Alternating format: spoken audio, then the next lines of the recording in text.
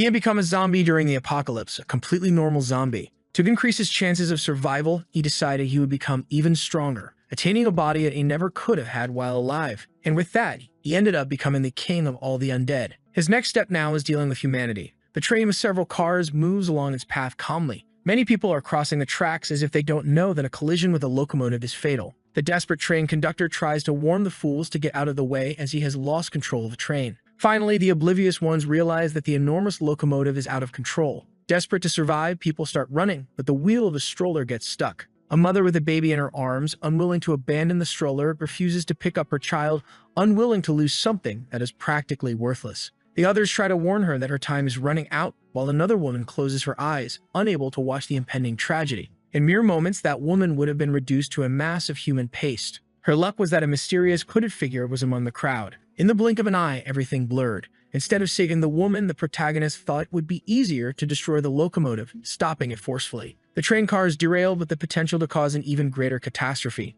However, the woman and her child were alive, struggling to comprehend what had just happened. Standing before her was that mysterious man, his face obscured from view. Turning to the woman, the protagonist asked if she was all right. Still in shock, the woman was deeply grateful for being saved. But her gratitude quickly gave way to an expression of pure terror. Even the infant in her arms was petrified. That being, he definitely looked just like a zombie. The woman's desperate scream echoed through the air. The protagonist's name is Zombie. His name is quite literally what defines him, a zombie. He had just woken up and was getting out of bed, unsure of his own existence or when he had even become such a creature. Despite everything, he had a dream, just like any other person. He wished to befriend humans so that discrimination would end. With that goal in mind, he had been working tirelessly every day, believing that one day, after much effort, he would achieve it. His confidence was unwavering, and he truly believed in his dream. While brushing his teeth, he lost another one because, after all, he was a zombie. In pursuit of his dream, he had lost count of how many people he had helped. A plane out of control was on a collision course with a stadium packed with people. The audience panicked, scrambling to evacuate, creating chaos and mayhem, until a small child pointed out the unthinkable. The plane had not crashed as expected. That massive object had been stopped by a single being, leaving the entire crowd in stunned silence. The building was engulfed in flames, fire raging out of control as a woman screamed that her children were still inside. To the utter shock of the firefighters, a zombie emerged from the building carrying 5 children. He wasn't that strong, or at least, not as he remembered being in life. It all started with a zombie pandemic. This was the beginning of the apocalypse. At the time, he was still a student. Everything happened so fast that he had no chance to escape. This led to him becoming a completely normal zombie, just like all the others. He was just another one following the crowd and moving only as directed by the greater mass. One fateful day, armed humans appeared, pointing their weapons at all of them. Zombies were exterminated in large numbers, treated like pests. Their bodies were burned and used as fuel, while the survivors became the engines of infinite energy mechanisms. Zombies had become a source of electricity for humanity, yet the protagonist did not understand why humans hated zombies or why zombies craved human flesh. To survive, he decided to change his behavior and began training rigorously. He lifted weights, ran, swam, and jumped every single day without fail. An independent life begins through one's own effort, and he did not feed on meat. His meals consisted of whey protein, which he consumed 3 times a day. Even though his exhaustion was immense, he continued training late into the night, until one day he had finally become truly strong. He had become practically invincible with an aesthetic yet monstrously powerful body. After gaining strength and knowledge, he decided to approach the nearest human city. He tried to make them see zombies in a different light. His desire was to live under human laws, to be a good zombie. Inside his home, he continued his daily chores, realizing that his food supplies had run out. With that, it was time to go to the market to restock. It was a beautiful day outside. The sky was clear and bright. The protagonist went to the market he usually frequented to replenish his supplies. The clerk who attended to him asked if it wasn't uncomfortable to wear that mask all the time. The protagonist replied that, contrary to what she thought, it was actually quite comfortable. The employees went to the truck to load his purchased goods. A suspicious glint outside revealed that the protagonist was being watched. Some journalists wanted to confirm if it was really him. They wanted to see what was beneath that mask. They were doing their best to gather any clues about the zombie's identity. Holding a flyer in his hand, he noticed that one of his friends was being sought again. That was Goo, who had probably done something to anger humanity once more. The cameraman wondered if this person was really the same one who had stopped an airplane with his bare hands, while his boss admitted that they could be mistaken. Maybe it had all been a media exaggeration. That's why they needed to uncover the identity behind this masked figure. However, they ended up witnessing something so absurd that it completely robbed them of their ability to speak. The citizen they had been observing had just lifted that truck with his bare hands. The protagonist patiently looked up as if calculating a trajectory. The ground beneath his feet began to crack completely. Suddenly, the truck vanished because it was now several meters high in the air. It was such an unbelievable sight that the journalists couldn't comprehend what had just happened. And in fact, it was such a powerful jump that the protagonist had managed to reach orbit. Far from there, a heavily guarded fence stood, with clear warnings that passage was strictly forbidden. On the other side of the fence, several erratic zombies wandered aimlessly. In their own language, a child told its mother that it was hungry. The mother told the little one to hold on just a little longer. Apparently, zombies were capable of reproduction. Don't ask how. Illuminated by the moonlight, the powerful zombie crashed into the middle of the devastated city. On his back was a truck completely filled with supplies. The vehicle was carefully placed on the ground. This brought joy to the zombies, who realized that their king had returned. A child asked why he didn't simply drive the truck like humans do. Unfortunately, he didn't have a driver's license, so he had to do things this way. This was a city he had conquered himself, far away from human villages, where zombies fed on eggs to avoid attacking people. Turning to the child, he asked where Goo and the others were. The little one said they were all in the hotel hall. The protagonist headed to the place to meet with these creatures. Everyone present was of an extremely high threat level. The mere gathering of such powerful beings was a calamity in itself. Even more absurd was the fact that they all greeted the protagonist as their supreme majesty. Handing the flyer to one of his subordinates, he informed them that Goo was once again being hunted by the humans. The powerful creature apologized, saying he always lost control whenever he saw a human. The protagonist walked over to a sofa and took a seat. One of his subordinates reported that their numbers were growing, but to stay hidden from humans, they had already relocated several times. The most reckless among them wanted to start a massacre. He was eager to use his chainsaw as soon as possible. After hearing this, the protagonist warned that humans could be terrifying as well. They were soon interrupted by a strange sound echoing through the sky above the city. The noise came from an aircraft approaching at high speed. Inside was a woman with two exceptionally well-raised twins. One could see their health and good upbringing just by looking at them. The woman stood inside the aircraft, radiating confidence, as if she were the true protagonist of this story. She seemed to be analyzing data on a massive screen, reviewing details of the current mission. Her staff assured the president that everything was in order, clear and stable, with no signs of interference. The equipment was ready for deployment. The payload had also been checked, a nuclear weapon programmed to detonate 20 minutes after activation. The protagonist noticed the unusual approach of the humans. High above, inside the aircraft, the powerful president crossed her arms, holding her twins close. She could hardly wait for the zombies to experience the devastating power of her nuclear weapon. She hated them all. As the aircraft drew closer, the sound of its engines became more deafening. One of the creatures alerted the others that humans were responsible for the noise. He wanted his leader's permission to eliminate them all, but the protagonist ordered that the priority was evacuating the citizens. His subordinate had to restrain himself. He lost control far too easily. Faced with this crisis, the responsibility of handling everything fell upon him. Inside the aircraft, the president attempted to communicate with the ground team. She informed the soldiers that they had 20 minutes to rescue any remaining civilians and evacuate the area. Repeating the order, the squad confirmed that they understood. At one of the aircraft's exits stood Marshall, one of humanity's greatest heroes, responsible for intercepting any powerful zombie that might appear. Clad in an impressive suit of armor and wielding a formidable sword, he patiently awaited the action. He assured the president that she could leave everything to him. If any strong zombie showed up, he would slice it down without hesitation. On the ground, the massive creatures did everything they could to continue fleeing. Elsewhere, they were being watched by a mysterious man with long hair. A bizarre-looking boy informed his superior, Faye, that the people from the Extraordinary Academy had found their zombies. A wonderful situation, because now they would get to play with these people. Pressing a button, a cage appeared filled with imprisoned humans. They were released in the middle of the zombie horde. The ground team detected human life signals and began preparing to move to that location. Properly positioned with their machine guns, they opened fire. Against safety protocol, a girl had removed her protective helmet, irritated that the zombie refused to die. The poor zombie boy shut his eyes in terror, convinced he was about to be killed once again. But standing in front of him was the great protagonist, whose sheer power was so overwhelming that even regular clothes became bulletproof just by being worn by him. A more determined soldier, unwilling to believe in the existence of invulnerable zombies, decided it was time to let his bazooka sing the song of his people. He unleashed a devastating blast of firepower against the creature. A massive explosion erupted exactly as the soldiers expected, and soon thick smoke filled the air. A soldier approached his superior, suggesting that perhaps this was no ordinary zombie, but an extraordinary individual known for saving people. He was famous for always wearing an incredibly realistic mask that made him look like a zombie. Now the soldier was completely terrified, realizing he might have attacked the wrong person. As the smoke cleared, the protagonist emerged completely unharmed by everything that had transpired so far. Inside the aircraft, the president continued analyzing the conflict data. She informed Marshall that a powerful zombie had appeared in the combat zone. The warrior immediately requested to handle the situation personally. Without any protective gear, he launched himself from the aircraft, diving straight into the battle.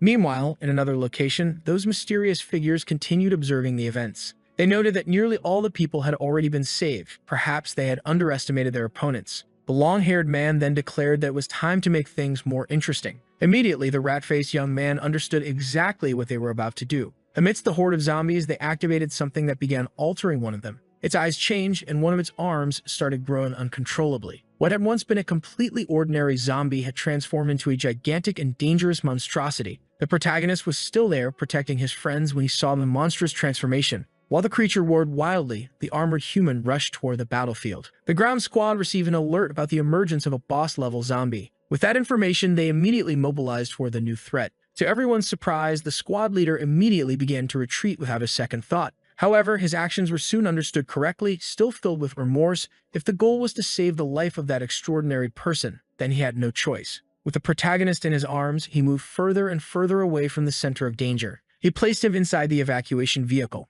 Once inside the armored transporter, he ordered the driver to speed up immediately. They had lives to save. It didn't take long for the vehicle to speed off, tires screeching. Inside the military truck, the girl expressed her curiosity about the identity of this person, especially why he always wore that same mask. Questioned so directly, the protagonist didn't know how to respond. At the heart of the battle, the ground troops were stunned. The monstrous zombie had just lifted an entire bus. Its strength was so overwhelming that it hurled the vehicle at the soldiers as if it were made of paper. Before disaster could strike, the samurai warrior arrived on the battlefield. With a single swing of his blade, he sliced the bus cleanly in two. The wreckage hit the ground, revealing how precise the cut had been. The soldiers cheered. If the samurai from the academy was here, victory was certain. Approaching the creature, the samurai ordered the soldiers to continue the evacuation. The monster was now his responsibility. Civilians were being evacuated little by little. The squad leader was informed that the dangerous zombie had already been intercepted. Among the humans, the protagonist recognized a voice that felt strangely familiar. The girl reassured him, saying not to worry,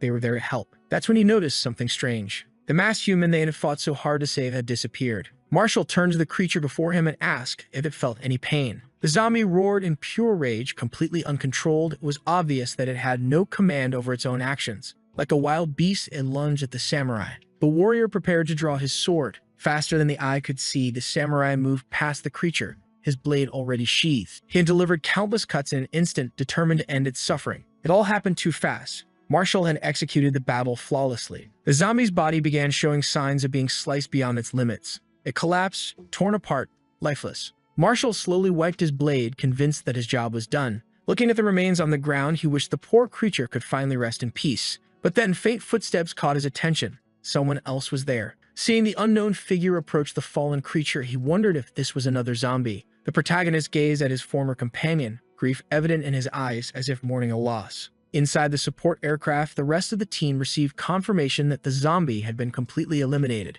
The president congratulated Marshall on his achievement, suggesting they record the event as part of his legacy. The protagonist apologized for what had happened. Not all of them were capable of controlling themselves. Hearing the mysterious figure speak in the plural, Marshall immediately assumed he was a zombie as well. Without a shred of hesitation, he had already unleashed his first strike against the protagonist. At that moment, the support team detected the emergence of yet another boss-level zombie. The young officer shrugged it off, saying there was no need to worry. Just give Marshall the order and he would finish the job. But the girl was already terrified. The samurai's signal had completely vanished. It had happened so quickly that even the president grew apprehensive about what might have occurred. Marshall's face was wounded as if he had been struck. His body was now hanging from the top of a streetlight, and the armor he once wore was gone. His life signals were faint. He had suffered severe damage. The situation was becoming dire for the humans as the evacuation had not yet been completed. Looking at the unfolding crisis, the president grew deeply and genuinely enraged. Someone needed to take action to prevent the worst from happening. Shocking her entire team, she descended from the aircraft, heading straight into the battle. Her team, alarmed, called out that she was being reckless. She couldn't just go down there all alone. She was already preparing her first strike, determined to assess the strength of this creature for herself. The protagonist was caught off guard. He hadn't expected another human to appear so quickly. The president, however, was even more astonished. Her blade had shattered as if it were made of glass. She took a moment to process what had happened, while the protagonist barely felt anything more than a slight poke on his head. Now she was truly frightened, struggling to comprehend what kind of creature could be as hard as steel. Realizing he was far stronger than she had initially assumed, she began putting distance between them. Her team warned her that due to the sheer force of her initial strike, they couldn't deploy reinforcements to assist her. Sheathing what remained of her broken blade, the president reassured them that she was fine. Seizing this brief window of opportunity, the protagonist tried to apologize, saying he had already done so with the samurai. She was stunned by his ability to speak, recognizing that this creature had to be some kind of mutant. This only made her draw an even more powerful weapon. With her enchanted blade in hand, the president prepared for another devastating attack. The protagonist grew desperate. He didn't want to fight and wished she would just listen. Brimming with aggression, the president declared that he could speak to the edge of her sword. Her first attack failed, he dodged it with ease, but that did not put an end to the battle. She had already repositioned herself, now she was behind him. He turned to find her poised to strike once more. Executing one of her signature moves, the president unleashed a sweeping slash. Everything around her was sliced cleanly by her blade, but the protagonist managed to evade the attack in true Matrix style. The strike was so powerful that even the surrounding buildings were severely damaged. Everything was happening too fast, and the protagonist was genuinely impressed by her combat ability. However, the president was growing increasingly infuriated, assuming that the creature was merely toying with her. Nearby, soldiers were retrieving the injured samurai. His brutal beating had been so severe that he could barely speak. Finally, the president received word that the evacuation had been successfully completed. Now she, too, could retreat. Deeply focused on the heat of battle, one of her assistants urgently asked if she had heard the order. But by then, she and the protagonist were already dashing through the abandoned city, moving like two ninjas. The protagonist did everything he could to get away from the furious woman. Meanwhile, the president grew even more enraged, realizing that the creature had no intention of engaging in combat. He pointed out that if he didn't try to run, she would never stop trying to cut him down. With just a few leaps, the protagonist managed to create an efficient distance between them. This only fueled her fury even further. This time, she was determined to show him the second extension of her techniques. At that moment, her legs revealed themselves to be prosthetic and steam began to escape from her body. Now fully powered, the president covered a massive distance with a single leap. The protagonist, who had thought he was escaping comfortably, was suddenly caught off guard by the president's reappearance. With rage overflowing in her eyes, she launched another devastating attack. She landed hard on the ground after executing her strike. Moments later, the protagonist also crashed down, hitting the ground like a sack of potatoes. Believing her target to be completely eliminated, the president sheathed her sword. She then ordered the aircraft to begin lowering altitude so they could retrieve him. The most disappointed person with this outcome was the rat-faced man. After all, every single citizen had been evacuated safely. But the story was far from over, as they still had a spy within the organization. The rescued civilians were celebrating, relieved to have been saved successfully. Inside the cockpit, the pilot suddenly heard something suspicious. Turning to the side, he was met with a disturbing sight. Someone had pressed a button that posed extreme danger to them all. The nuclear warhead inside the aircraft had been launched. Now it was falling, headed directly toward the survivors. Unaware of this, the civilians continued celebrating, assuming the mission was over. The pilot quickly informed the crew that they shouldn't be celebrating. There was a spy among them, and the warhead had been deployed. Hearing these grim words, the crew was left in complete shock. The rescued civilians were now overtaken by absolute terror. It was time to inform the president there was a traitor among them, and she needed to escape immediately. Unfortunately, she was paralyzed by the sheer horror of the situation. The nuclear bomb was descending toward the city, and nothing could stop it now. They were taking the necessary measures to minimize the damage, as extracting the president was now a top priority. She tried using her prosthetic enhancements, but immediately realized something was terribly wrong. Time was running out, and fast. The president was still outside the aircraft. At that moment, she struggled to activate the acceleration of her prosthetics. She had completely drained their battery while fighting the mutant she had failed to defeat. Apparently, she had forgotten to change the power cells in her prosthetics before heading into battle, a truly regrettable mistake. Still distracted by her dead batteries, she suddenly realized that the zombie was standing right beside her, completely alive. Without a word, he grabbed her abruptly, offering no explanation. He began spinning her like a centrifuge while the president screamed desperately to be let go. Then, with tremendous force, the zombie hurled the woman toward the aircraft. She crashed into the cargo bay, landing inside safely. Now, with her crew at her side and secured within the aircraft, it was time to escape immediately. Realizing what the mutant had just done for her, the president suddenly became overwhelmed with distress. Meanwhile, the nuclear warhead continued its descent toward the abandoned city. The protagonist remained calm and confident, patiently waiting for its approach. Once again, gathering a considerable portion of his strength, he shattered the ground beneath his feet. Launching himself skyward with a powerful leap, he raced toward the ballistic missile. Now the two were on a direct collision course. Steadying one hand, the protagonist already knew exactly what he was going to do. As if it were nothing more than a simple baseball, he caught the projectile with a single hand. A feat so incomprehensible that those who witnessed it were left speechless. Immediately after, a massive explosion erupted in the sky above the city. The shockwave was so intense that it sent the aircraft into a sudden burst of turbulence. Behind them, the iconic mushroom cloud began to rise into the sky. Watching the utter devastation unfold, the president had no way of knowing if her savior had survived. The city, already abandoned, was now completely obliterated. Buildings that had once been merely desolate ruins were now almost entirely erased from existence. All the president could do is stare, convinced that nothing could have survived that. But then, unexpectedly, a scorched leg emerged from the thick smoke. The protagonist's clothes were almost completely destroyed, with only the strategically essential areas remaining intact. He scratched a rather private part of his anatomy, seemingly unaffected, as if all that nuclear energy had only managed to cause mild discomfort. After witnessing this, the long-haired mystery man declared that it was time to leave. However, his assistant pointed out that there were still life signals within the blast radius. The long-haired man scoffed, saying this wasn't the first time they had fought against the Academy, nor would it be the last. One day, he would eliminate them all. Meanwhile, the hero's aircrafts set course back to base. Inside, the president looked utterly desolate. Some of the crew approached her, concerned about her well-being. One of them remarked that it was truly ironic. She had spent her entire life fighting against zombies, only to be saved by one in the end. Her assistant stepped forward, explaining that there had likely been a massive misunderstanding. The one who saved her wasn't a zombie at all. He was a masked hero who had recently gained a reputation and had actually been living in the city for quite some time. Holding a tablet in her hands, the president crushed it in sheer frustration. Back in the city, people began noticing something unusual. Among them, a nearly naked man was walking through the streets as if nothing had happened. The protagonist made his way to the nearest telephone booth. In the past, these booths were used for making calls as they were equipped with landline telephones. His subordinates informed him that everyone was safe and that they were now searching for a secure place to live. Pleased with the news, he assured them that he would reunite with them soon, just as soon as he found a place to stay. Finally, the protagonist arrived at his apartment. He entered the numeric passcode to access the interior of his home.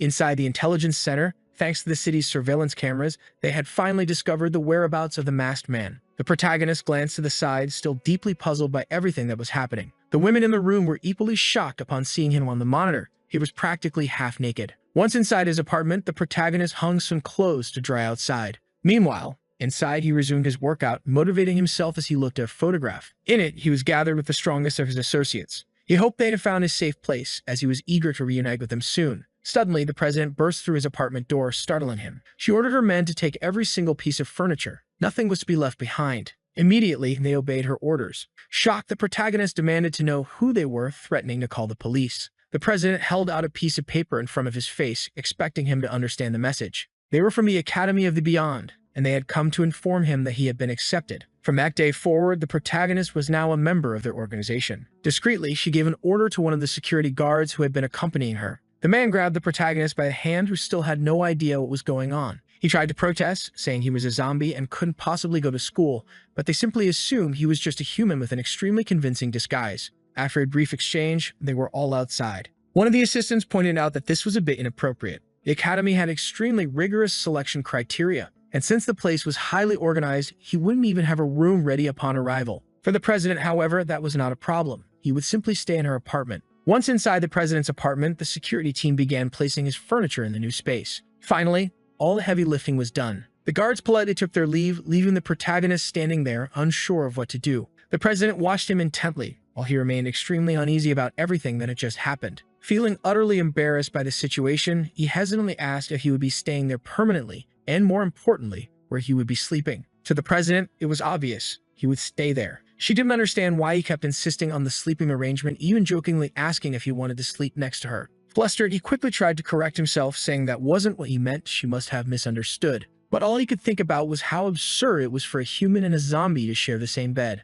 Sensing his discomfort, the powerful president reassured him that he would be sleeping in the guest room. After that clarification, he tried once more to explain his identity, insisting that he was, in fact, a zombie. While he was speaking, the president began adjusting her prosthetic legs. That immediately caught the protagonist's attention. He hadn't noticed them before. Seeing her remove one of the prosthetics, he instantly panicked, demanding to know what had happened to her legs. With complete nonchalance, she casually replied that she had cut them off herself. Then, tilting her head, she asked if he had a problem with that. Without hesitation, he quickly assured her that he did not. She let out a deep sigh, lost in thought as she recalled the events that had led to her decision. The zombie outbreak happened when she was just a child. Her parents were infected almost immediately, and they ended up biting her legs. To survive, she had no choice but to defeat her own parents and cut off her legs. That was why she harbored such a deep, genuine hatred for all zombies, dedicating her entire life to their complete extermination. After this brief but not so bitter explanation, the protagonist began sweating nervously, realizing it would be best to avoid certain topics.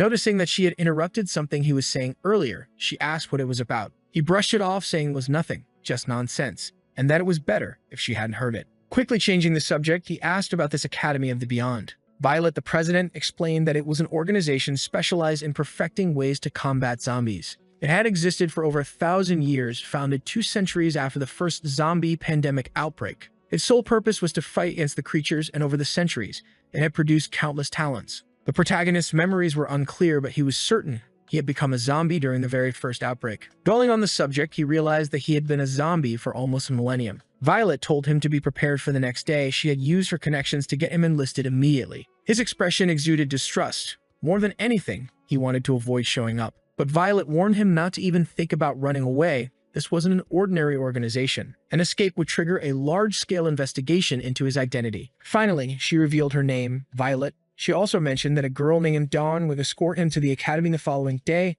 and that they already knew each other. Intrigued by this, the protagonist insisted that he didn't know anyone named Dawn. Just then, a familiar hair color appeared in the distance, accompanied by slightly revealing clothes. Dawn greeted the new student politely, while the protagonist remained troubled by the entire situation. He stared at her, unable to recognize her at all. This only made his irritation more obvious. He had forgotten everything that happened inside the armored vehicle. The truth was, he remembered perfectly well, but in his memories, she had been much smaller. Hearing this, Dawn had to put in serious effort not to think her future classmate was a complete idiot. She urged him to hurry. It was almost time for the entrance exam. The two climbed the stairs leading to a plaza in front of the academy. He hadn't known he would have to take an exam. Dawn assured him that it was necessary to test the student's physical abilities and skills in exterminating zombies. She used an old world record for the 100-meter dash as an example. To be accepted into the academy, one had to at least run faster than that record. Now the name Academy of the Beyond made more sense. Dawn figured he should have already realized that this was a place for extraordinary individuals.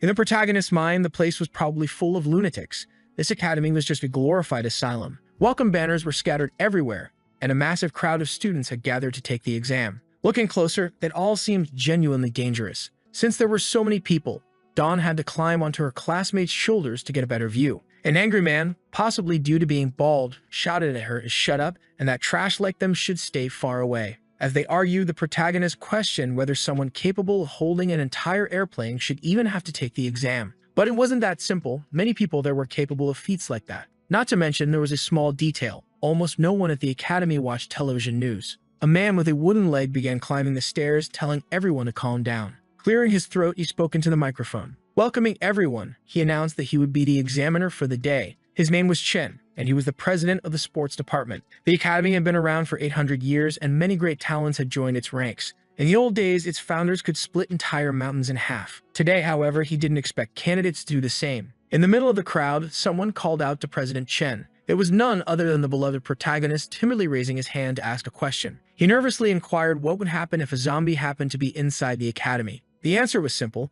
It would be completely dismembered and his body would be hung from the academy gates after being neutralized. The protagonist didn't quite understand that last part. What did neutralized mean? Professor Chen clarified it would separate the smaller head from the larger body of the zombie. Just imagining such suffering made the protagonist freeze in horror. Finally, the exams began, starting with the 100-meter sprint. The students took their positions, waiting for the referee's signal. The examiner fired the starter pistol, signaling the beginning of the race. The wind caused by the students' movement was so powerful that it distorted the referee's facial features. Among them was an exceptionally fast student, clearly leading the race. The boy moved like a lightning bolt, finishing in just 3 seconds. Crossing the finish line, he had to exert significant effort to slow down, tearing up the ground in the process, while the protagonist ran as discreetly as possible. Next was the targeting exam, where they had to hit designated targets. Shooting was considered the most basic survival skill in this world plagued by zombies. Somehow the protagonist found himself dragged into the evaluation, despite not knowing how he ended up in this mess. Preparing to take aim, he observed his classmates' technique. Dawn demonstrated incredible proficiency with weapons, showcasing skill far beyond the average level. She hurled several knives toward the targets. Each blade found its mark, slicing through the heads with extreme precision, as if guided by an unseen force. After achieving such a flawless result, she flashed a small smile. She had passed the exam with flying colors. Meanwhile, the protagonist was struggling to figure out how to properly use a firearm. He couldn't help but notice how energetic the other examinees were, and he felt a growing sense of unease. He had to remember Director Chen's words. After all, he was almost certainly the only zombie in the entire city. The next test was a simple throwing event. Candidates needed to throw objects at least 80 meters to pass, while 100 meters or more would place them in the top tier. The first few candidates stepped up to throw. This test proved to be more difficult than the others, and some students began to fail. The director called up the next group. The protagonist found himself trapped among these lunatics. To avoid drawing too much attention, he carefully controlled his own strength. As he completed the tests, Director Chen analyzed the protagonist's statistics, noticing that he was only doing the bare minimum to pass. However, he had received a direct message from Violet. She had assured him that this boy was incredibly strong. Knowing the president's word, Director Chen was certain this guy had to be phenomenal. The only explanation for his lackluster results was that he was deliberately pretending to be weak. One of the candidates stepped up for the final test, ready to throw his spear. He hurled it with the force of a projectile, and the spear cut through the sky like a bullet. It traveled at an incredible speed toward its target. Unfortunately, it struck the training dummy in a very fragile and delicate part of its anatomy. Watching that scene only made the protagonist more anxious about being discovered. The force of the throw was so immense that the spear dragged multiple dummies with it. All of them ended up impaled against a traffic sign. In the center of the city, people who had no idea that this was part of an exam were stunned by the sudden appearance of flying training dummies. Even Director Chen was impressed. This candidate's spear had traveled an astonishing 32 kilometers. That performance was definitely enough to qualify. Now it was the protagonist's turn. As he stepped up to the test area, the promising candidate who had just thrown his spear attempted to intimidate him. The protagonist calmly picked up the spear. He glanced upward, mentally preparing for his throw. But before he could do anything, Director Chen ordered him to stop. Since he hadn't interrupted anyone else during the entire exam, this immediately caught the attention of the other candidates. The director wanted to confirm something. Was this really the man known as Zombie, personally recommended by the president of fencing? According to her, he was incredibly strong, yet that wasn't reflected in the exam statistics. The director wanted to know if he was hiding his true power. Moreover, he was the same person who had earlier asked about zombies. Everyone here was giving their absolute best to pass, so the director wanted to know if he was also giving his all. Panicking under the scrutiny, the protagonist desperately tried to convince them that he was definitely a person. Absolutely, without a doubt, a real human being. If that were true, then the director ordered him to show the full extent of his potential. He didn't need to exceed 32 kilometers. If he could throw at least 10% of that, he would qualify. If he failed, the director would assume he had tricked the president, which would make him a suspected spy, one that would be severely punished. Terrified, the protagonist started thinking. He was still afraid of humans. After all, he had spent centuries running from them. He never wanted to be enslaved again. But he had lived this long with a clear goal in mind. Determined, he resolved to throw the spear as far as he could. Because of this unusual interaction with the director, all eyes were on him. For the first time in the entire exam, he focused seriously. He remembered the suffering of his strength training, the pain of the bench press, the agony of countless failed bicep curls. The sheer power within his body began to accumulate so intensely that the ground beneath him started to crack apart. Then he threw the spear. A massive shockwave erupted from the force, sending a wave of intimidation through the other candidates. His throw was so powerful that it destroyed a satellite in Earth's orbit. If it weren't for the moon acting as a barrier, the spear would have continued traveling into deep space. The sheer force of his throw violently launched multiple candidates across the field. The ground beneath them had been completely obliterated. Faced with such an overwhelming display of raw strength, even Director Chen was left utterly speechless. The fact was, if one could see the moon in greater detail, they would notice the damage left by the spear. All of this was caused by just a small fraction of the protagonist's power. After the shockwave, the other examinees began falling from the sky, as if it were raining failures.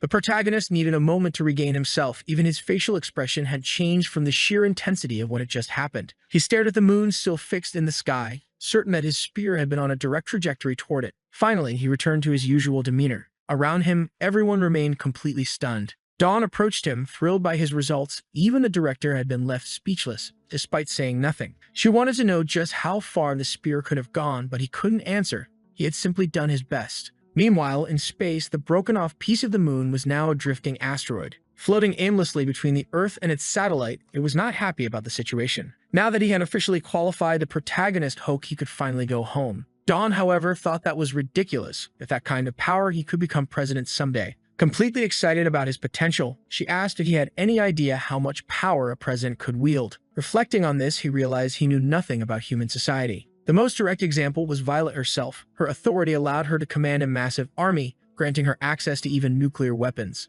Not only that, but she was the supreme authority over a city of 30 million people. Even though an elected official technically existed, he was just a secretary. The real ruler was her. The protagonist attempted to mention that he already had his own city, but Dawn ignored him entirely, driving him somewhere else. They had now arrived at the biotechnology department, the place where special weapons were crafted, also known as the logistics department. As they strolled through the facility, something peculiar caught the protagonist's eye. In front of him was a small photograph of what appeared to be a happy family. The picture belonged to Professor Jamie, who was presumed to be dead. He was the former president of this department. After losing his wife, he had become obsessed with crazy experiments, ones that involved both humans and zombies. Because of this, he had been fired for going completely insane. Just then, a woman wearing glasses greeted them, asking if they were new students and if they had passed the academy's entrance exam. And indeed, they had both been officially admitted. Zombie wanted to know who this woman was. Dawn explained that she was Professor Jamie's adopted daughter and that she was now the current head of the biotechnology department. Inviting them to sit down, she asked what kind of equipment they would need. With a gleam in her eyes, Dawn eagerly requested something that would allow her to carry even more weapons.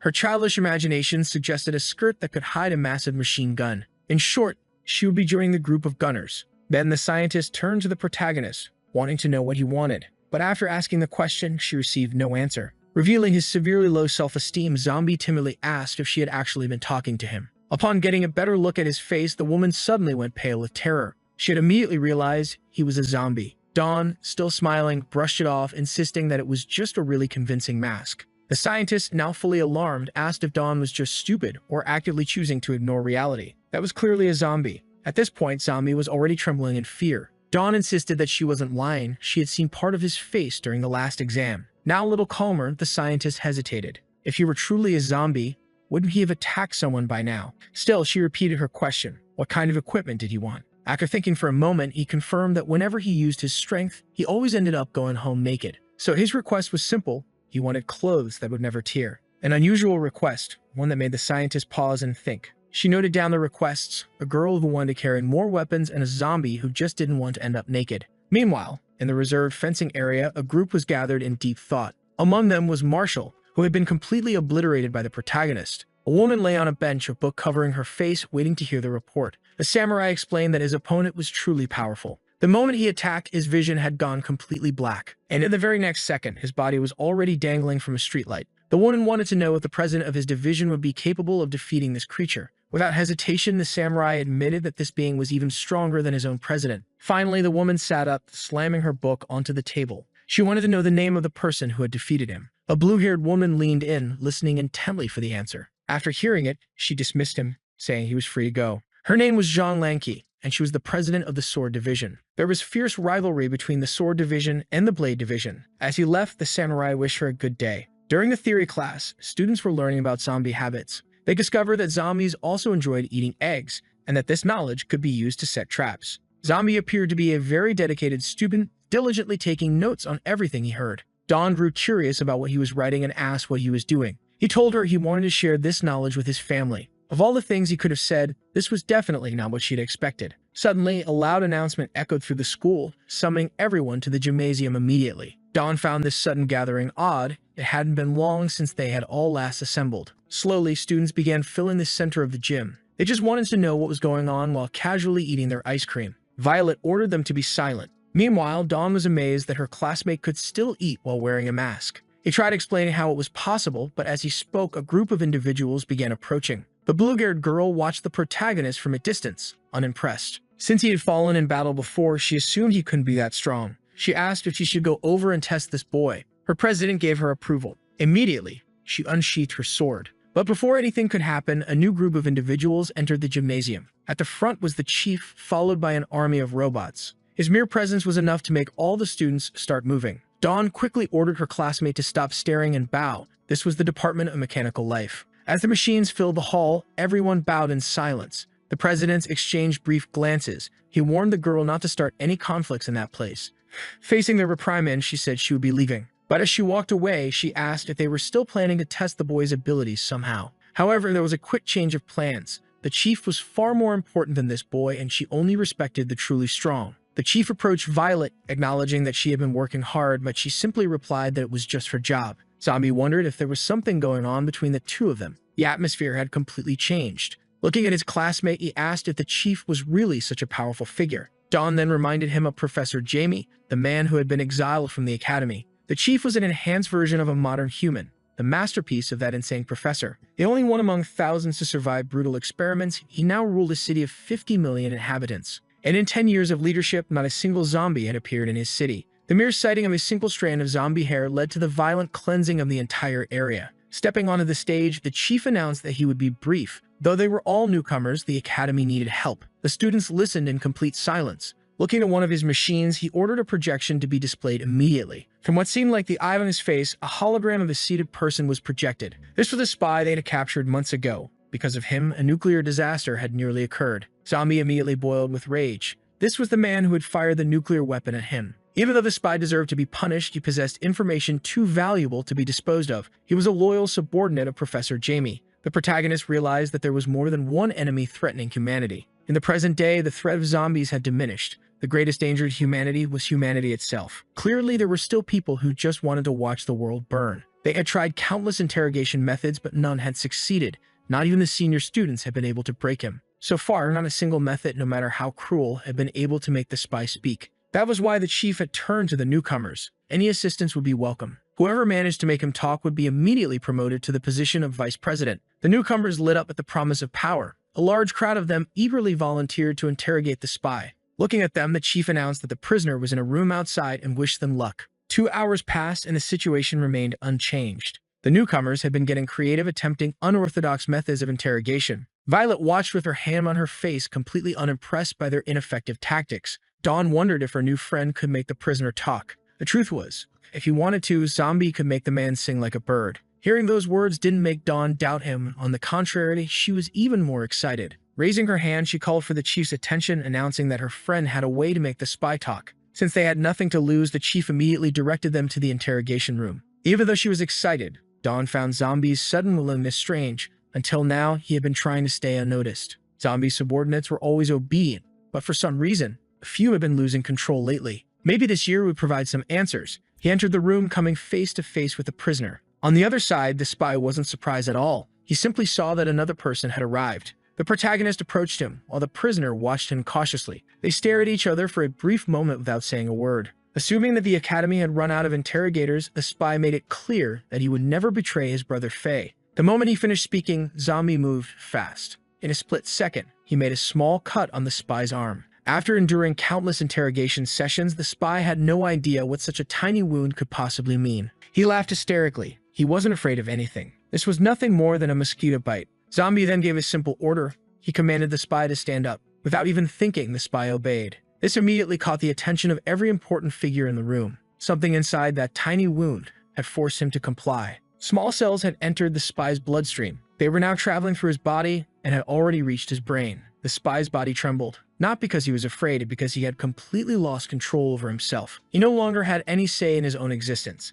Zombie's first question was simple: his name. The answer came immediately. His name was Sho Kai. Dawn was shocked. She had just witnessed her friend's ability to control someone's mind. Presuming that as Jamie's subordinate, the spy must know a lot, the protagonist asked if that was the case. The young man confirmed he knew almost everything. With that in mind, Zombie wanted to know why the zombies were losing control. The answer was a drug, one that had been secretly released into the city. Zombies who consumed it would go berserk, and in some cases, they could even be controlled remotely. They sent these zombies to attack humans, collecting combat data to analyze the Academy of the Beyond. The protagonist demanded to know why they were doing this. The spy didn't know the full answer, but he did know that his superior was excited. Jamie was gathering critical data for some unknown purpose. When asked where Jamie was now, the spy revealed that he was in a secret base 500 meters underground beneath City-ish. After hearing the answer, Zombie ordered the spy to turn his back to him. As he left the room, he spoke in zombie language, saying that humans were hateful creatures, and that the virus inside the spy's brain could end his life whenever Zombie wished. But instead, he hoped that the man would be able to change his path. The spy understood the message, and the door shut behind the protagonist as he walked away. Meanwhile, Professor Jamie was exactly where the spy had said. They had already received intel that their captured agent had revealed important information. The Academy of the Beyond likely knew their exact location now. Even so, Jamie remained deep in thought. This wasn't important to him. They had to continue their research. In fact, he was glad the Academy was coming to him. His assistant panicked. This was far too dangerous. But since the experiment was nearing completion, Jamie wasn't worried at all. Walking up to one of his creations, he declared that the timing was perfect. He wanted his enemies to witness this historic moment, the birth of a new form of life. Zombie walked out of the interrogation room as if nothing had happened. Outside, he was watched with fear by the other students. Whispers spread among those who had seen what he had done. Even Violet looked uneasy. The true scale of his power was starting to sink in. The blue-haired woman was just as intrigued by what had happened. It was unanimous. Everyone now believed that somehow he had the ability to control minds. The chief began clapping, saying that Zombie had done an excellent job. He declared that this new generation would surpass the old one. He hadn't expected such a talent to appear among the freshmen. Since he had promised to make him vice president, he would do it immediately, as long as Zombie was officially registered. Zombie, however, was more worried about James' whereabouts. The chief, however, knew he wouldn't run away. They continued walking, being closely watched by the blue-haired woman. Her subordinate found it strange. There wasn't supposed to be a procedure for becoming vice president. They decided to follow them. The group walked into an isolated area, an industrial zone. Zombie had no idea why they had gone there. He had assumed they were heading to complete his registration. The chief suddenly asked him, when did he learn to speak human language? Because he knew that Zombie was a zombie. Zombie looked confused. Was the chief really talking to him? Turning toward him, the chief raised his weapon. Yes, he said. I'm talking to you. Then he fired. A powerful shot struck Zombie directly. The blue-haired woman and her subordinate, who had been watching in secret, were nearly caught in the blast. By some miracle, they were unharmed. The weapon used was the chief's tachyon cannon, a weapon capable of disintegrating any form of matter. The chief declared that he would never be fooled by a zombie. He wanted to know what the idiots at the academy were thinking. How had something like this gone unnoticed? But in the end, it didn't matter, because all zombies had the same weakness, their heads. And with their heads destroyed, they stopped moving. This zombie had entered a place he never should have. The protagonist's hand was already reaching for the chief's face. A series of rapid movements followed, until a wall was obliterated, sending debris flying everywhere. The chief suddenly found himself with Zombie's hand gripping his throat. At that very moment, other figures emerged. The robots that always followed the chief appeared instantly. They fired their powerful beams without hesitation. A massive explosion erupted, engulfing the entire area. When the smoke cleared, the protagonist stood, holding a destroyed combat drone. Taking advantage of the chaos, the chief had escaped, jumping to safety. Dragging his feet across the cold concrete, he was still in shock. He couldn't comprehend what had just happened. His robots had been completely obliterated. That zombie should be dead. No headless body should be able to move. And yet, the headless body was still active. The blue-haired woman and her subordinate were just as stunned as the chief. Without saying a word, Zombie kept fighting. The chief had to stay completely focused, because he had barely avoided being decapitated himself. Somehow, he managed to dodge every attack thrown at him. Managing to buy some time, the chief prepared his cannon once again. He fired a new shot, but this time, he failed to hit his target. He was completely unable to understand why this zombie was so agile, even without a head. But there was no time to think. He needed to focus on keeping his own head. Once again, he gained distance to avoid being struck by the zombie. The subordinate assumed he was struggling, but the blue-haired woman stated that the chief was just getting started. People like him preferred to display overwhelming power. It was best to step back before they got caught in the conflict. Finally, something began to form on the zombie's body. His head had completely regenerated. Seeing it grow back left everyone stunned. The protagonist suggested that they talk, as he had no intention of harming anyone present. The chief remained silent for a long moment. He had just realized that his neck had been lightly wounded. Imagining that the zombie's true goal was to control his mind, he refused to comply. He removed his coat, revealing his robotic body. Model number 1. He gave the command, and a different robot began approaching. As it drew closer, its parts separated and began attaching to him. A transformation was underway, and the protagonist could only watch. He didn't know what he was witnessing, but the boy on the rooftop was in awe. Now the chief was covered in a sleek, high-tech armor. After all, he was a mechanical life form, and it was not in his nature to negotiate with zombies. As the first zombie to ever witness this form, the protagonist should feel honored. The chief was now faster and far more powerful, striking with devastating force. He positioned himself mid-air to land a crushing blow on the protagonist. His attack was so overwhelming that he managed to launch him high into the sky. The blue-haired woman and her student were shocked by the intensity of the battle. But the chief wasn't done yet. He hadn't shown the full extent of his offensive power. While the zombie was still airborne, he struck him multiple times. Each attack was precise and brutal, yet his opponent didn't even react to a single hit. This only made the chief even more confident, despite the fact that the zombie's body remained completely intact. This time, he struck hard enough to send his opponent crashing toward the ground. His body hit the concrete like a soccer ball. Moments later, the chief landed as well. To him, all zombies had to be exterminated. He crossed his arms in front of his chest, as if charging an attack of total destruction. Then he unleashed a deadly energy beam capable of consuming everything in its path. The blue-haired woman was stunned by such a display of power. It was the same beam he had used earlier, but this time, it was exponentially stronger. The shockwaves swept through the abandoned city. There was nothing left that could have survived that attack. The chief exhaled heavily, exhausted from what he had just done. He hoped his enemy was finally gone. But then, he saw him walking casually in his direction. The chief couldn't believe it. This shouldn't be possible. For the first time in the battle, the protagonist acted differently. He roared, completely enraged. The force of his scream violently pushed away the debris, The blue-haired woman had to shield herself from the dust. Even the chief had to cover his ears. The roar was too intense. The protagonist had transformed. Defying the rules of Dragon Ball, he now had a pair of ears and hair. Nobody had any idea what had just happened to the zombie. Showing off his new hairstyle, he approached the chief. At this point, the chief had accepted it. He had no idea what the being in front of him truly was. The protagonist's skin tone remained the same, but his hair looked like something that had been popular in the early 2010s. Slowly, the dust began to clear, and in the sky above them, the clouds darkened further. A massive whirlpool of clouds began forming. Dom, looking out the window, noticed something was wrong. The blue-haired president's student was also concerned. This wasn't normal at all. Inside the city, the bystanders were confused. They didn't understand why the sky had suddenly gone dark. It was the first time they had ever seen anything like this. Back in the battle, the chief couldn't say a word. He was dealing with a bigger issue, one that had just happened inside his underwear. The protagonist spoke. He had given this arrogant human several chances to resolve things peacefully. Now he wanted to know something very specific. Did the chief have an intense desire to find out if there was life after death? His entire personality had shifted. The blue-haired woman felt a deep sense of dread. She knew they had to leave immediately. The chief, despite his fear, refused to back down. Since his birth, he had never once felt threatened by any living being. And there was no way that some ex-bald guy would be the first to do that to him. Bracing himself, he challenged the creature to try something. Meanwhile, the blue-haired woman and her student continued their escape. There was no record of a zombie like this in the Academy's database, and they didn't even know if they were far enough away yet. Before she could say anything, an object suddenly flew past them. The battle's danger level was beyond anything ever seen before.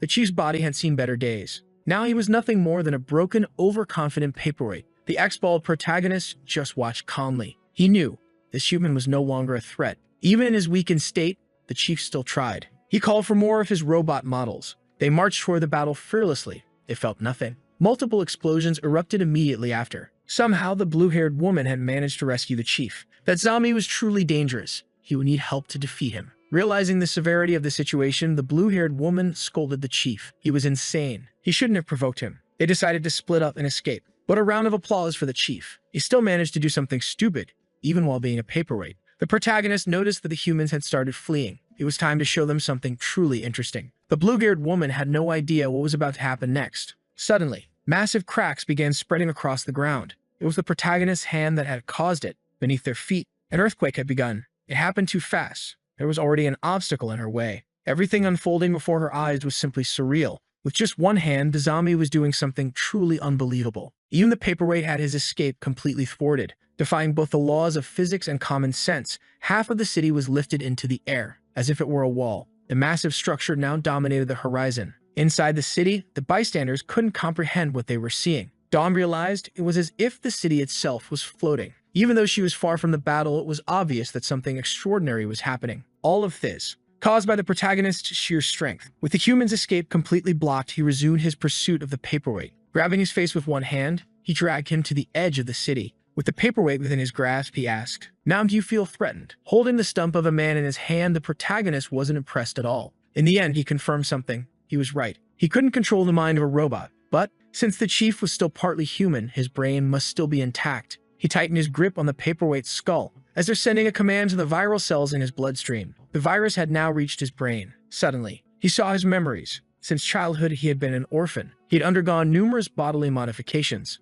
So many that there was almost nothing human left in him. The protagonist was certain. This paperweight's life was miserable. Staying alive was more painful than dying. Dropping him over the edge of the cliff, he said, "Seeing those memories ruined my mood." Luckily, he didn't fall to his death. He was saved by the blue-haired woman. She had witnessed the entire final interaction. She was stunned by the fact that the zombie could read memories. With nothing left to do there, he disappeared like a lightning bolt. The next morning, he woke up in a panic. He knew he had lost control of his emotions again. Being in that form was terrifying for him. He had to constantly remind himself he was a good and kind zombie. After packing his bags, he prepared to leave the human city. But as soon as he tried to sneak away, Violet appeared. She demanded to know, "Where do you think you're going?" Still shaken, he began to worry. He didn't want to silence a witness. Rushing toward her, he apologized for what he was about to do. But his attack stopped abruptly when he saw something strange. A document. It was his official appointment as vice president. The document was simply a formalization of what he had already earned. Holding the paper in his hands, he stood there, unable to comprehend the situation. He struggled to believe it was real.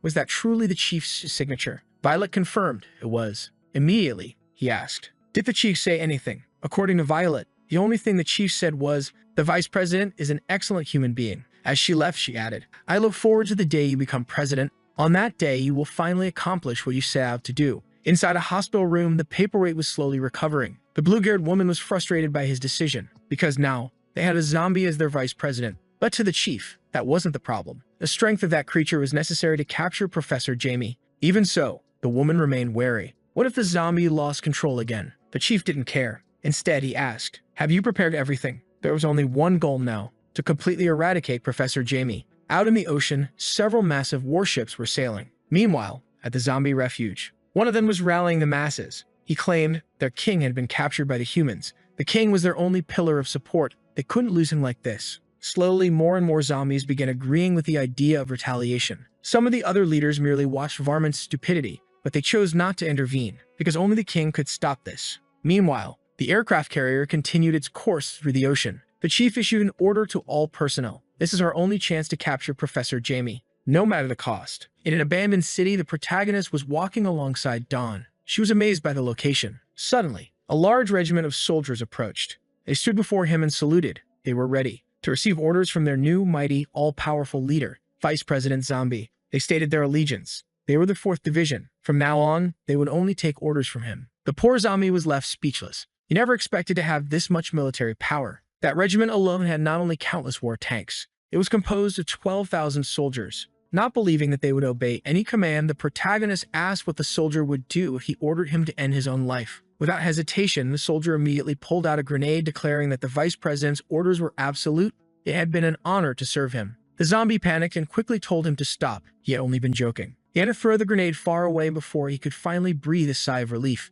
A side character with protagonist syndrome struggled to accept the vice president's authority, assuming he must be weak. He couldn't understand why someone so fragile was in charge of such a critical region. They introduced themselves as members of the Academy of Stainless Steel. They had been sent to assist with capturing the target. Dawn recognized them immediately. It was President Bang and Vice President Chui. They looked incredibly strong. Meanwhile, on the aircraft carrier, a samurai questioned his presence on this mission. He didn't understand why he had been deployed or how a newcomer had been promoted to vice president. The blue-haired woman reminded him that he had been sent to assist, not to voice his opinions. He needed to understand his place. Gang, however, was still confused. Why had a rookie been put in charge of such a strategic position? The chief casually replied, "If you don't believe in him, the rookie can beat you until you cry." Gang laughed, thinking it was a bluff. He was certain he was stronger than the chief. Inside his fortress, Professor Jamie observed a massive military mobilization. The city where he was hiding was completely surrounded by enemies. He authorized the release of the zombies. With a single button press, a horde of undead surged forward.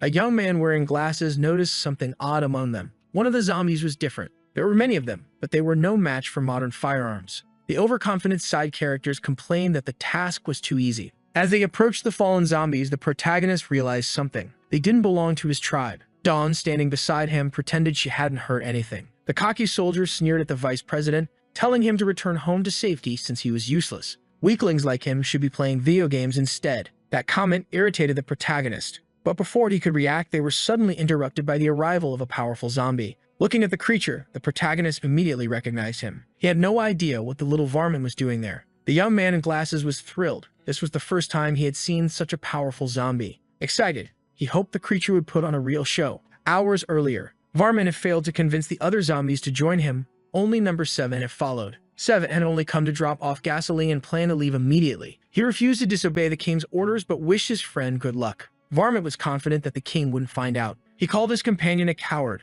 Brimming with self-assurance, he declared that he didn't meet anyone. He could wipe out the humans on his own. Then, he suddenly caught a strange scent. There was that smell that alerted the mad scientist to his presence. And just like that, the little varmint had encountered the human forces. Dawn had no idea what that creature was. Meanwhile, the protagonist was worried about his friend. Varmint began drinking straight from the gasoline canister. The liquid poured down his body from his ravenous consumption. Dawn was completely baffled by what she was witnessing. Finally, the zombie revved up his chainsaw. With a furious roar, he prepared to begin the slaughter. The sound was so intense that windows shattered, while Dawn covered her ears. Even the other soldiers had to shield themselves from the noise. The only one unaffected was the protagonist. The sonic shockwave was so powerful that it threw people flying in every direction. Dawn was growing more terrified by the second. This creature was dangerous. Varmint, filled with rage, declared his intent to eliminate all humans. One of the stainless steel soldiers was excited at the chance to fight. He believed he could win. The vice president didn't hesitate. He grabbed Dawn by the arm and started running. She didn't understand why they were fleeing. There were two powerful warriors who could help. With perfect calm, the protagonist explained.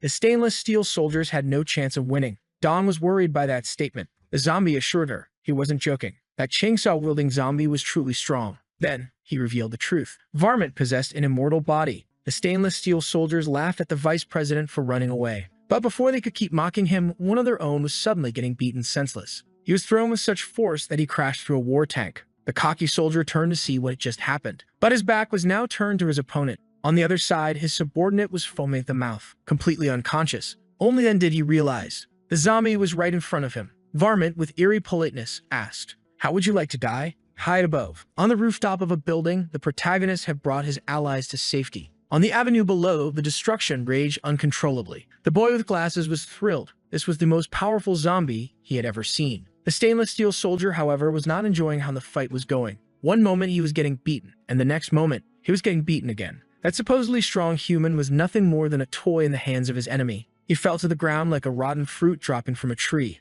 only to be immediately kicked in the head, like a penalty kick. His body flew across the battlefield, crashing into his already unconscious subordinate. Finally, the chainsaw-wielding creature approached, his weapon still revving viciously. It was in that moment that the stainless steel soldier realized he would never be able to wear that pair of underwear again. If not for the blade on his arm, he would have had a very unpleasant time. Up on the rooftop, the protagonist silently observed the battle. Dawn was nervous, but she was certain that soldier would not survive much longer. Below them, the stainless steel soldier did his best to turn the fight around. He stared deeply into the creature's eyes, only to freeze in terror and cry out for his mother. He didn't want to die like this. A genuinely embarrassing moment witnessed by two people who wished they hadn't seen it. Meanwhile, hidden in his laboratory, the mad scientist was delighting in the suffering of humans. The beating continued while the protagonist simply watched. Regular soldiers couldn't be deployed, they would be completely useless. Filled with fear, one of them asked the vice president, "What are you going to do?" In truth, the protagonist didn't understand why his own subordinate hadn't recognized him.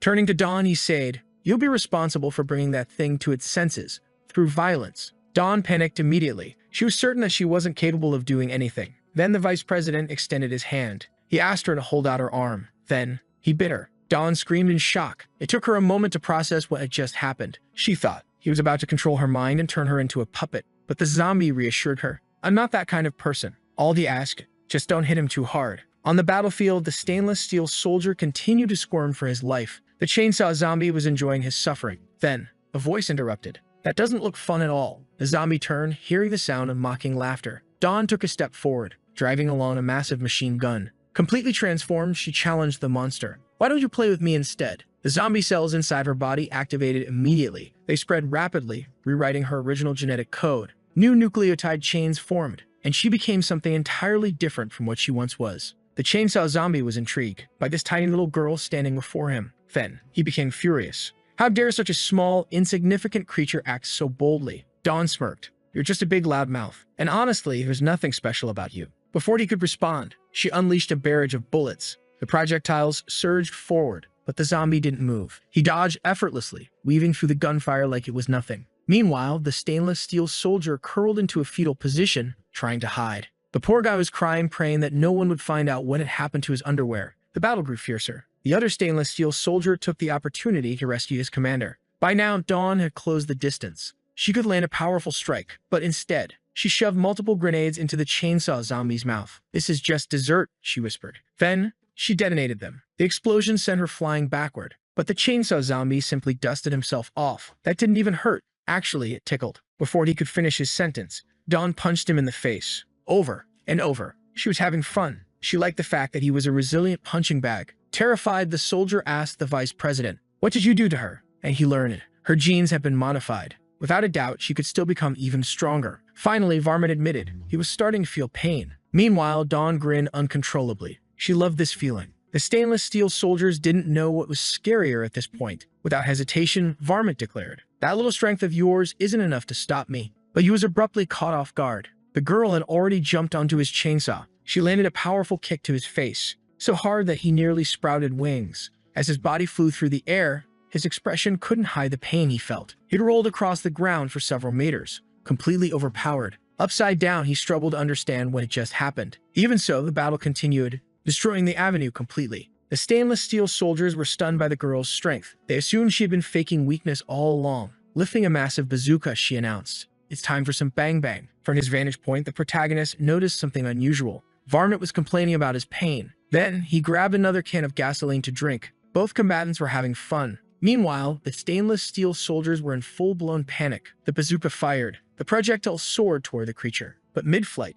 the missile was sliced in half. Varmint had moved so fast, it shocked the girl. Her body was shredded in the process. The air was filled with an overwhelming red mist. The stainless steel soldiers were horrified. To them, she was already dead. Varmint declared confidently, "I can't be defeated. Humans are wasting their time trying." Up on the rooftop, the protagonist closed his fist. That single gesture was enough to command the zombie cells to do their magic. Her body began regenerating completely. Varmint watched in disbelief. He couldn't comprehend what was happening. That's when Dawn spoke. "I become undead too." The stainless steel soldiers were completely horrified. With her wounds fully restored, the fight between them seemed endless. Dawn wanted to keep having fun. The stainless steel soldiers, however, were terrified. They had never seen so many lunatics in one place. At this point, all they wanted was for someone to save them. Varmint was shaken. He no longer knew who the real zombie was in this battle. The vice president watched carefully. Meanwhile, his soldier tried his best not to ruin his underwear again. He hadn't expected the girl to become so powerful. Her body was evolving rapidly.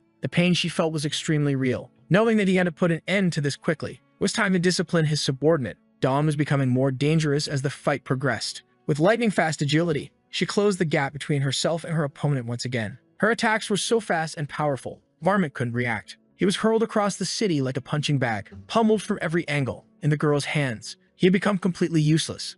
Lying on the ground, defeated, he struggled to understand what this creature before him was. He got no answer. Instead, his head was repeatedly smashed into the pavement. Finally, he screamed in desperation, "I surrender. Please, no more." He pleaded for mercy. "I'll leave immediately. Just stop hitting me." The vice president observed the situation calmly. Meanwhile, far away, the mad scientist was also watching. Finally, the girl planted her machine gun into the ground. Varmint sighed in relief. He had finally gotten a break from his punishment. Then, he took the opportunity to launch a sneak attack. This sent the girl flying backward, crashing into the bystanders, irritating the vice president with such reckless behavior. He was upset that she had believed those words. She shouldn't have let her guard down. Things would always return to normal. Hearing this reprimand, Dawn protested. "I didn't know that was going to happen." Varmint assumed she had been under the effect of stimulants, which had now worn off. He warned her, "Never trust the words of a zombie." The mad scientist was impressed by the creature's ability to launch a surprise attack. Meanwhile, the vice president was genuinely upset. Grinning maliciously, the mad scientist believed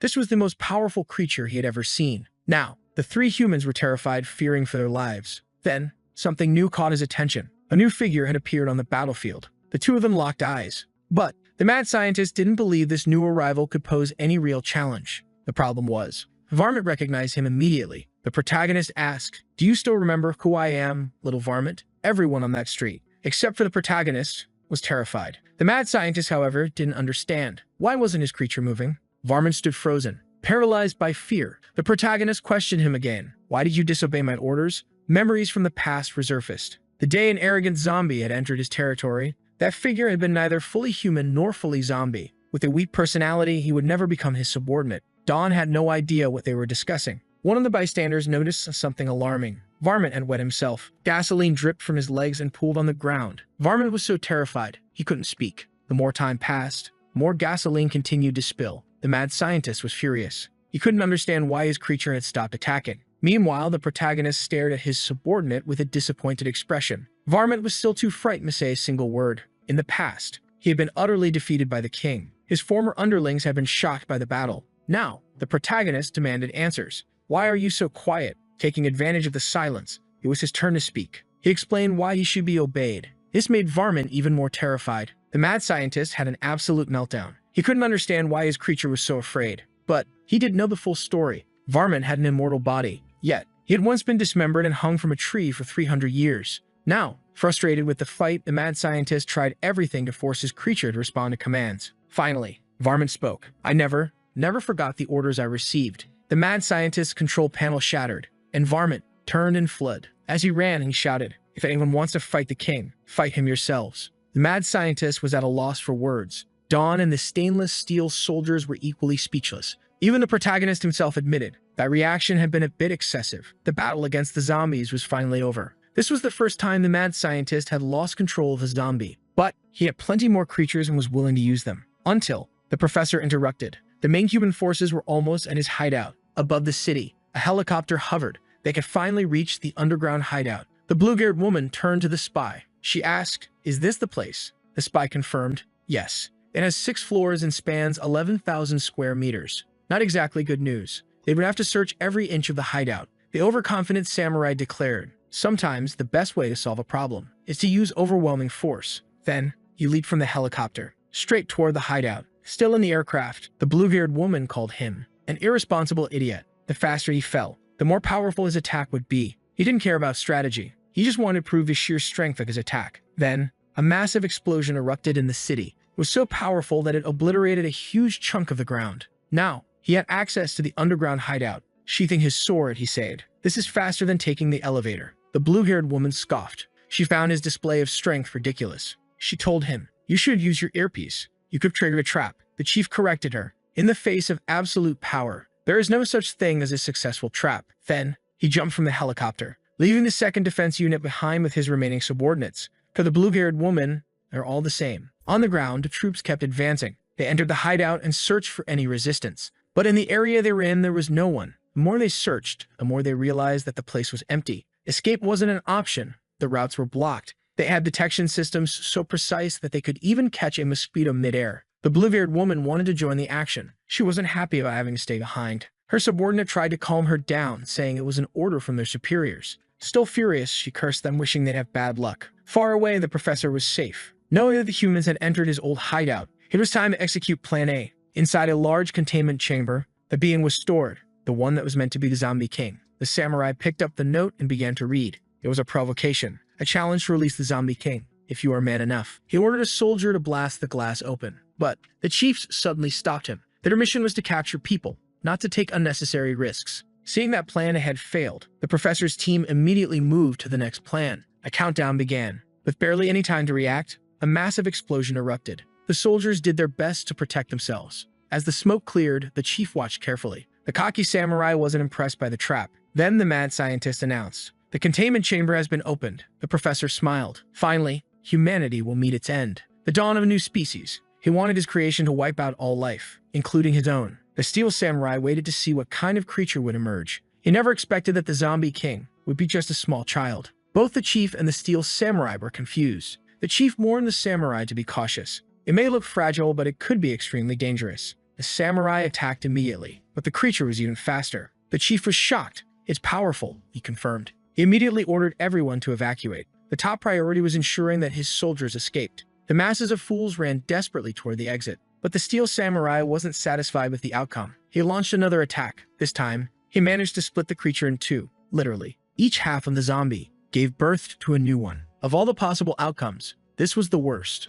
Now, they had 2 creatures to fight, but it didn't take long for them to merge back into one. The small zombie waited, watching how the humans would move. The mad scientist ordered the release of more zombies. This would create enough distraction for them to escape. Following the plan, the hordes of zombies began to flood the city. Both the president and the blue-haired woman watched the chaos unfold. The young officer reported, "There are too many of them. The situation is going to get worse soon." He wanted to set up a defensive line, but his commander ordered him to step back and just watch. Loosening her magnificent hair, she said, "This is just a warm-up." With her sword in hand, she was ready to start, wiping out zombies. With perfect posture, her threatening aura became evident. In the blink of an eye, the blue-haired woman was already engaged in battle. Her strikes were precise, swift, powerful, and so strong that they sent zombies flying. Her strength was incredible. She slashed through a tree trunk, causing it to bend from the force. Using the elastic energy, she propelled herself into the air. Her subordinate couldn't believe what he was seeing. Up above, she glided through the horde, striking down each zombie in her path. Her sword was the first thing to hit the ground.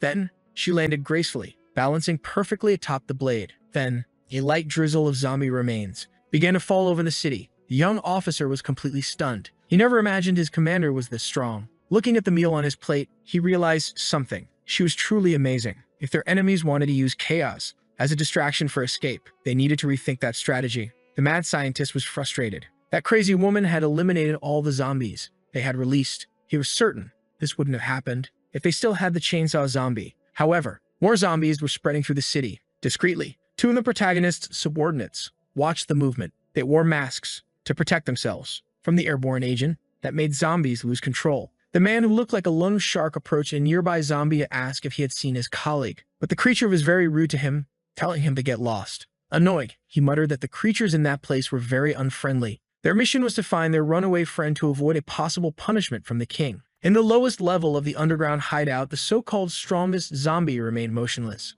The humans looked at the creature with slight apprehension, and the small zombie wanted them to keep playing with him like that. It seemed like some kind of provocation. It ended up working very well. The steel samurai declared that if that little zombie still wanted to play, he was still too soft. With his katana firmly gripped, he didn't hesitate to strike with precision. Once again, he managed to slice the little creature into two pieces. The small pieces bounced on the ground, until they merged back together, forming a single body again. The steel samurai was getting tired of this situation. He couldn't stand seeing his enemy constantly running away. He ordered him to man up and engage in a proper fight. It seemed like the little zombie would finally comply. He spit out his pacifier. And then, a metamorphosis began to take place across his entire body. To the human surprise, it now had very interesting attributes, revealing a form they had not expected to see in a zombie. In fact, it was really impressive how much it had managed to change its appearance. It seemed that the zombie was gradually learning how to control this new body. They had no idea how that was even possible. Smiling sweetly at the humans, the transformed zombie hinted that things were about to take a different turn. Using all the charm she had just gained with her transformation, she playfully asked the men to keep playing with her. The steel samurai declared that he would slice her up until nothing was left. He launched one of his most powerful attacks against her, but even at the peak of his strength, it was useless. His blade was stopped with just one of her fingers. He kept pushing against her, but the zombie showed no effort at all. Faced with this problem, he realized that his enemy was much more powerful than he had imagined. Looking back, he called out for the chief to assist him in the battle. Understanding the severity of the situation, the chief was already suited up in his most powerful armor. But he never got the chance to attack. He was suddenly struck by the zombie. He was sent flying hundreds of meters away from that place. The impact was so loud that even the protagonist's zombie subordinates wondered what it was. The same sound was heard by the presidents on the city's surface. His body had become a projectile, crashing into the top of a building and causing a massive explosion. After that, his body bounced across the city until it finally landed at the feet of the vice president's subordinates. They didn't know what to do with the human. They thought about helping him, but since they were zombies, they decided to leave him as he was. From beneath the city, smoke and debris began to rise. The blue-haired woman noticed that another projectile had been launched. She immediately recognized him. It was the chief of the Stainless Steel Academy. The samurai had been overpowered by his enemy, now barely able to move. Even so, he was doing his best to mumble a few words to his colleagues, and soon they came face to face with that female figure, extremely dangerous. On the other side of the city, a barbecue was being patiently prepared. They said this was the first time they had seen a barbecue being made with eggs as well. The extras were much friendlier now, and one of them had prepared a special tea for the vice president. After tasting it, he remarked that it lacked sweetness. Annoyed, one of the extras wanted to know who had made that tea, because for the vice president, only the best should be served. In the middle of their meal, they heard a high-pitched sound that made them uneasy. The female zombie continued to mock the humans. She took a threatening stance. The president knew that this being was different from the others and could be a major problem for them. The rivals agreed to a temporary truce. It was crucial that they work together at this moment. The zombie's face was now marked with a deep expression of contempt. Dawn felt the explosions coming from the other side of the city. They were getting closer. The vice president decided to take action. He informed her that he was going to check out what was happening.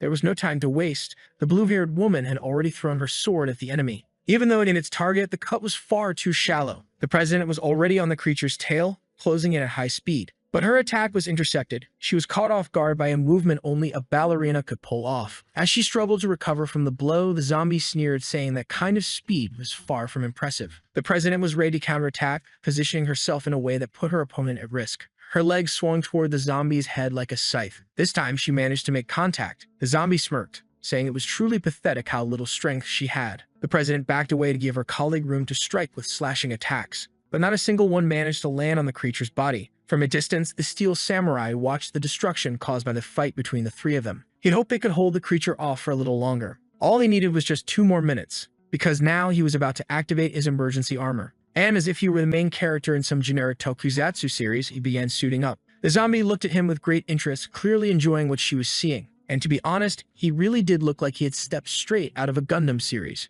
His powerful form was called Heart of Steel, and he was using its first version. The president was annoyed by this, realizing that the creature was ignoring them. They took advantage of the distraction to launch a combined attack against the zombie, who barely moved. Ignoring women awakens a violent reflex in them, and that was exactly what the zombie had provoked. But before they could land a blow, she revealed something unexpected, a massive tongue. It was merely a distraction for both women, as her transformation was still in progress, changing her entire body. The shockwave from the blow she delivered to the ground sent both women flying. What was once a woman had now transformed into a figure very familiar with Trembolone. Not clad in heart of steel, the samurai was convinced he could do something. The women were in shock. They had known that the zombie was capable of transforming. Frightened by what they were witnessing, they no longer knew if they could win this battle. The hulking zombie and the steel samurai, now in one of the coolest cosplays ever, were on a collision course. Facing each other, they decided that this fight would be settled with a single attack. Immediately, both of them prepared to end everything with one strike. But the zombie's strength far surpassed his. The clash between them sent a massive shockwave of destruction through the battlefield. The women nearby could do nothing to stop it.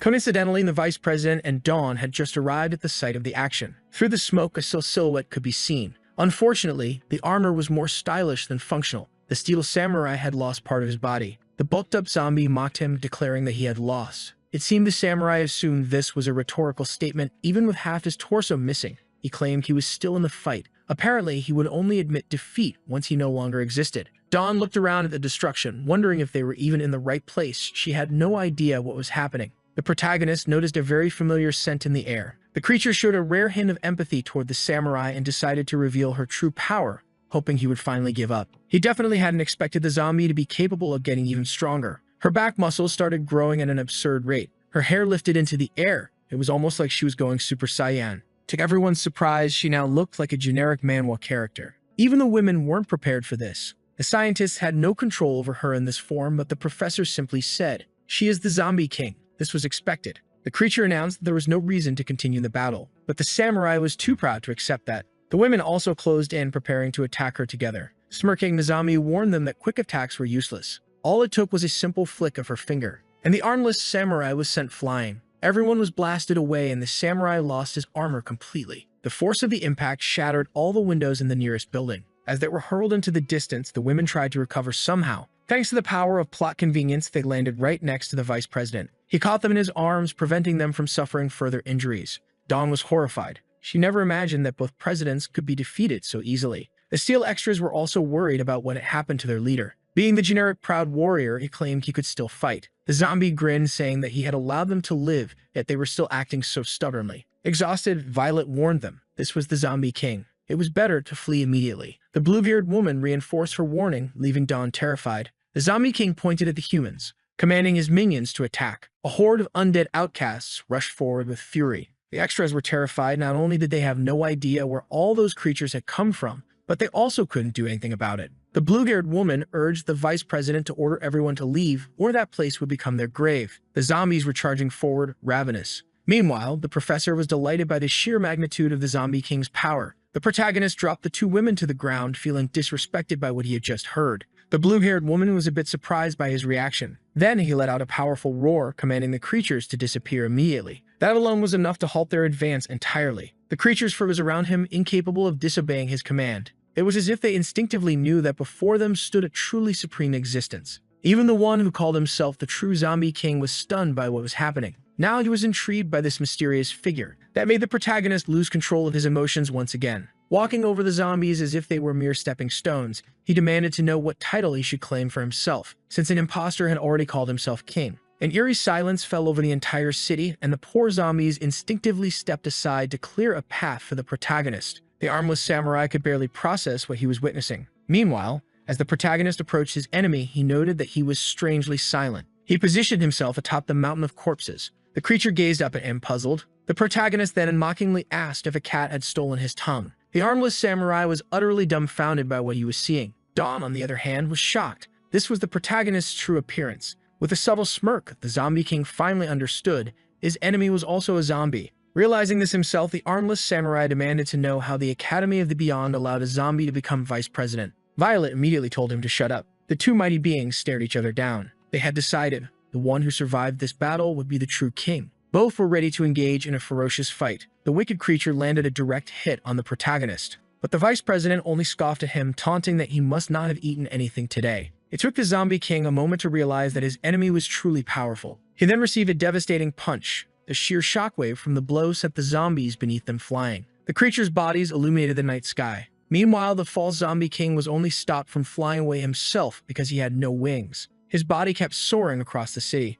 The distance he covered with just one punch was unbelievable. He was launched so far away that he left the continent and crashed into the ocean. His impact was so violent that he slammed into a battleship, throwing the entire crew into chaos. The shockwaves shook the vessel as the creature struggled to regain his bearings. Watching the battle, the mad professor was completely baffled. He had no idea how this was even possible. They never knew that guy was a zombie too. Despite the brutal impact, the attack hadn't done enough damage to finish him. The scientists couldn't even measure the potential of this new combatant. Meanwhile, the zombie king suddenly began lifting the entire battleship with his bare hands. Dawn became alarmed. She had just noticed something even more dangerous falling from the sky. A submarine was hurled into the middle of the city, and the zombie king grinned, declaring that he was in fact full energy. The destruction in the city was reaching catastrophic levels. Shaking with fear, Dawn muttered that it would be best to leave this place immediately. Elsewhere, the lone shark-looking zombie was repairing the steel samurai's body. His friend scolded him, telling him to stop welding immediately. He turned around and did as he was told. The chief was furious.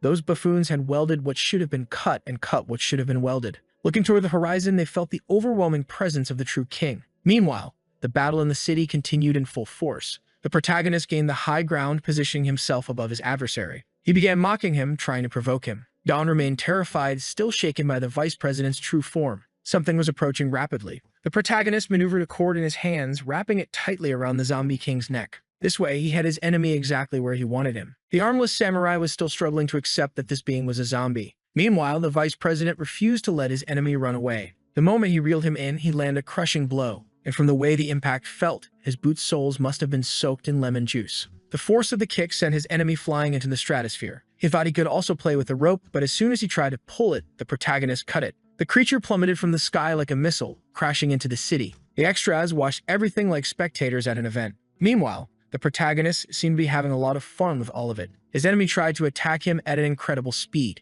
He claimed he wasn't trying to run away, he just wanted to change the battlefield. Now the two of them were much closer to the ocean. The protagonist had landed on one of the aircraft carriers. Some of the crew members noticed what happened, assuming he was just an ordinary person. Looking at his opponent, he remarked how much he seemed to enjoy throwing things around. Now the crew members started to panic, realizing that this was a zombie. Some of them considered abandoning the ship. The false king then said that he also liked throwing things. Back in the city, the chief was observing the fight alongside two of the king's subordinates. He said they should flee immediately. He knew the vice president was strong, but they shouldn't underestimate the mad professor. The lung shark-looking zombie told the human to shut up. He should be paying attention to what was happening. There was no existence that could defeat their king. Not even a god would be able to accomplish that. The protagonist, who had been on the aircraft carrier, suddenly vanished. He reappeared right in front of his opponent. The false king realized that he had become even faster. Then he was brutally struck in the face. The impact was so powerful that it launched him out of Earth's orbit. He soared through space until he realized that he was no longer on Earth. And then he noticed a massive object heading straight for him.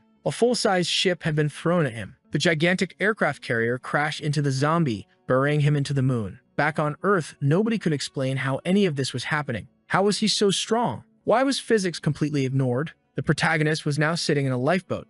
Meanwhile, the moon now had an aircraft carrier stuck to it. There was no point in trying to run anymore. Anywhere they went would be just as dangerous. The furious creature declared that this wasn't over. It began using all of its strength to break free from the aircraft carrier. After finally shaking it off, it used the moon to propel itself back toward Earth, and the protagonist was just waiting for it to get closer. Preparing himself for a jump, he began gathering his strength. Now he was also heading into space. He had to use the aircraft carrier to keep gaining momentum and return to Earth. The battle between the monsters was far from over. Knowing that the ship contained a nuclear reactor, the creature rushed toward it. Destroying part of its structure, he wanted the protagonist to experience its destructive power. The ship that had once been floating in Earth's orbit was now plummeting toward the ground. The impact created a massive explosion. Everyone watching the battle was utterly terrified. A shockwave of the explosion started tearing apart everything around it. It was so massive that it could be seen from multiple locations on the planet. Its mushroom cloud rose far beyond the clouds. The protagonist's friends and the humans all scrambled for shelter from the approaching shockwave. He stood on another ship preparing to close in on his enemy. His jump was so forceful that it made the entire vessel shake. And now the creature realized that he was once again face to face with his enemy.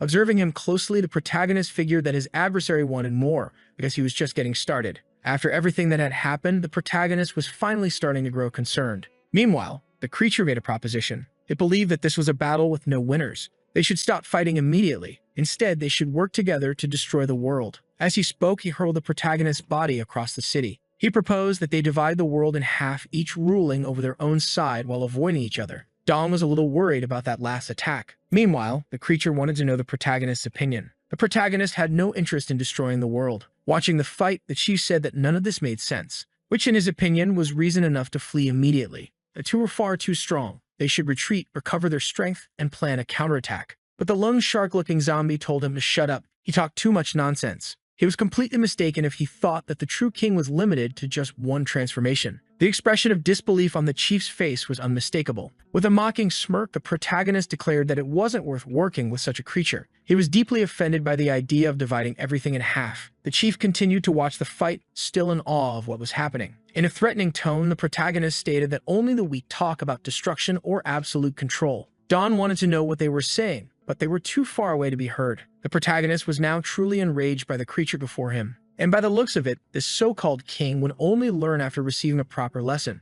The protagonist's face began to change, gaining color. As his appearance transformed, his power also surged. Observing the change, the women were completely shocked. The once gray-skinned being had now turned into a normal person. Was it really possible that he had transformed again? The protagonist now had a human appearance, but a rather generic one. His eyes strongly resembled those of a certain character from a story where the protagonist eliminated people by writing their names in a notebook. His menacing aura could be felt from miles away. On board the ship, the false king felt terrified. Meanwhile, back with the protagonist's subordinates, the chief was with them. One of them hurriedly woke him up, telling him to see for himself what was happening. He needed to witness with his own eyes the being they called their god. Even though the protagonist still had long nails, he had turned into a normal human. No one could explain why he now had a fully human body. As the battle raged on, rain began to pour from the sky, and the false king grew even more frustrated, unable to comprehend what kind of existence stood before him. It was impossible for someone to be both a zombie and a human at the same time. His attack was just about to strike the face of this new entity, but the protagonist did nothing,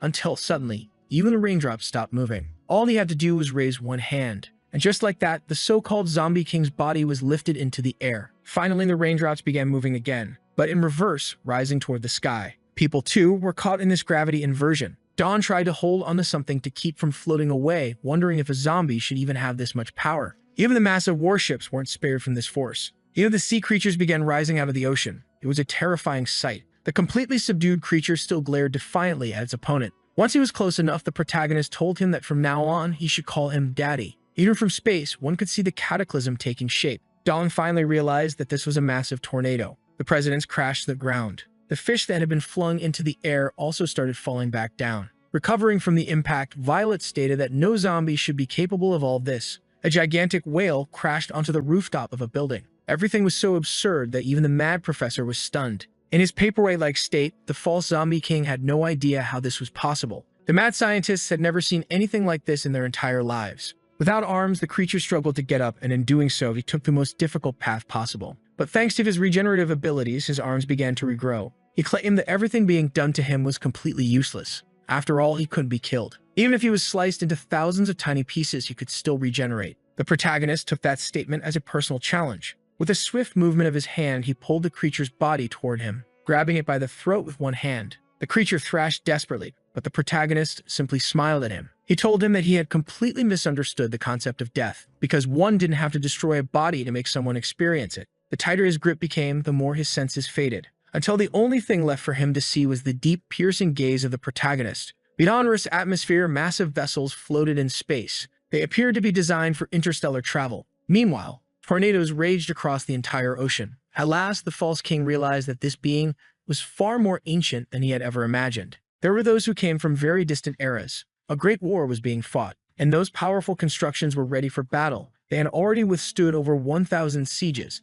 and this was the 6th time humanity had been wiped out. Even so, the protagonist's strength could not be stopped. All those spacecraft were completely destroyed. To his power, they were nothing. Upon gaining access to these memories, the creature began to lose its mind. And in its last moment of lucidity, all it saw were dark, abyssal eyes. Its body was now completely motionless, and from the expression on its face, it was as if its consciousness was no longer there. Still holding the lifeless creature in his hand, the babble seemed to finally reach a conclusion. Those who witnessed everything had no idea what had happened. The protagonist casually dropped the zombie. Its body plummeted toward the ground. It landed completely lifeless, revealing itself to be nothing more than an empty shell. The chief was curious. He didn't understand why the creature wasn't moving anymore. The lung shark chuckled, saying that it must have literally died of fear. The chief wasn't even aware that was possible. On the mad scientist's side, they were also in complete disbelief. This shouldn't have been possible. It was time for them to get to the helicopter. The entire fleet along this coast had been destroyed. This was their only chance to escape. It was now or never. The mad scientist attempted to flee but was immediately frozen in shock.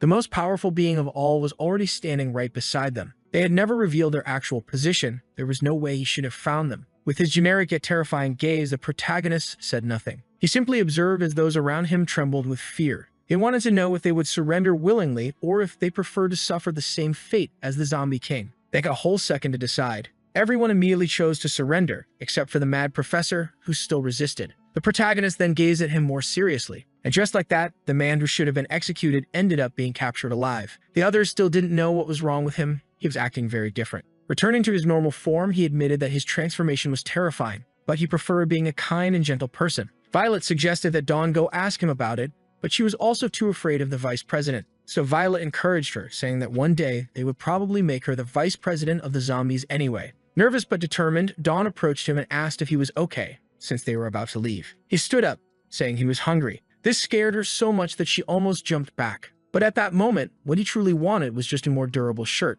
With that, she realized he was back to being his usual, calm self. She asked if he remembered anything, and he said he did, but his memories were a bit hazy. He had lost his sense of time, but was certain that he had faced many zombies like that one before. However, since they were all too weak, he never bothered remembering each of those encounters. Inside the prison transport vehicle, the mad scientist wanted to know what the professor was thinking. The professor smiled. He never expected that such a powerful being could exist. But he was certain that he would eventually obtain a sample of its genes and create an even stronger entity. The Zombie King had been defeated and Professor Jamie was finally in custody. With that, the protagonist was thrust into the spotlight. People wanted him to become a president as well. He would need to manage and protect his cities. If he failed to expand his population, he would lose the title. He chose City Etch, even though it was completely abandoned. This worried his superiors, who assumed he would lose his position quickly. But the protagonist was unwavering. He was determined to govern that place. After the formalities were settled, he was officially declared a president. A supervisor was furious about his decision to choose a deserted city and an idiot to lead it. Even Violet recognized that it was a risky choice.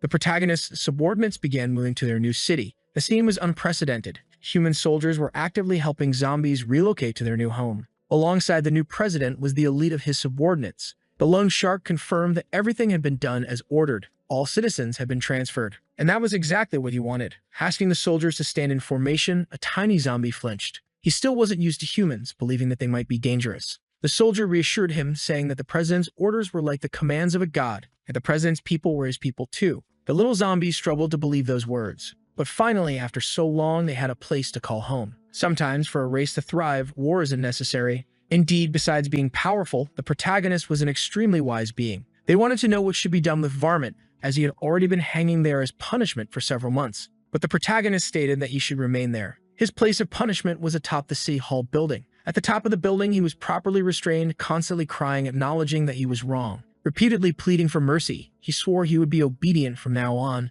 He didn't want to become zombie jerky. The citizens were overjoyed with the changes, finally having a home of their own. Meanwhile, Violet was training hard, determined to grow stronger, but she ended up crashing violently into a wall. She tried to recover from the powerful impact. After getting back on her feet, she coughed heavily. She had no idea how this could even be possible. On the other side of the battlefield stood Dawn, who had undergone a staggering power boost. Seeing this firsthand, Violet realized there was nothing she could do. This was power beyond what could be surpassed. It was as if Dawn had two completely different personalities. As Violet watched her closely, the smile on Dawn's face reflected a clear shift in her demeanor. Dawn declared that she could still fight. Violet, determined to improve, launched herself at incredible speed. She maneuvered to get behind her friend. But she was suddenly caught off guard by Dawn's completely unnatural head movement, something no normal human would do. This bizarre sight shocked the president, forcing her to abort her attack. She asked if Dawn was still human, but the shock made her forget about that for now. They were still sparring and Dawn launched an aggressive assault. Violet quickly switched to evasive maneuvers, dodging the gunfire. Dawn's machine gun was singing like it was on a live TV show. Dawn boasted that she was now strong enough to become a president herself. Then she started laughing sadistically, her machine gun still roaring. After dodging for a long time, Violet finally found cover. But it was clear that she was reaching her limit. Her frustration was only surpassed by the anger she felt toward herself. Determined to push forward, she demanded that Dawn show her strongest technique now. This triggered the zombie cells in Dawn's body, activating at full power. Violet rushed in, executing one of her best attacks. But Dawn mocked her, questioning if she was even trying. She wouldn't use her best technique against such a weak opponent. Then, in a terrifyingly unpredictable move, the president struck with precision. A clean cut severed Dawn's body in two. Despite the pain and the damage, all Dawn did was smile. Violet, stunned, questioned why her friend hadn't even tried to dodge. She was completely shaken by that insane regeneration ability. Dawn's genes were now practically invisible. For Violet, this was too much. She demanded to know what the zombie had done to her. Almost revealing her genes, Dawn asked if Violet finally understood that she could be a president too.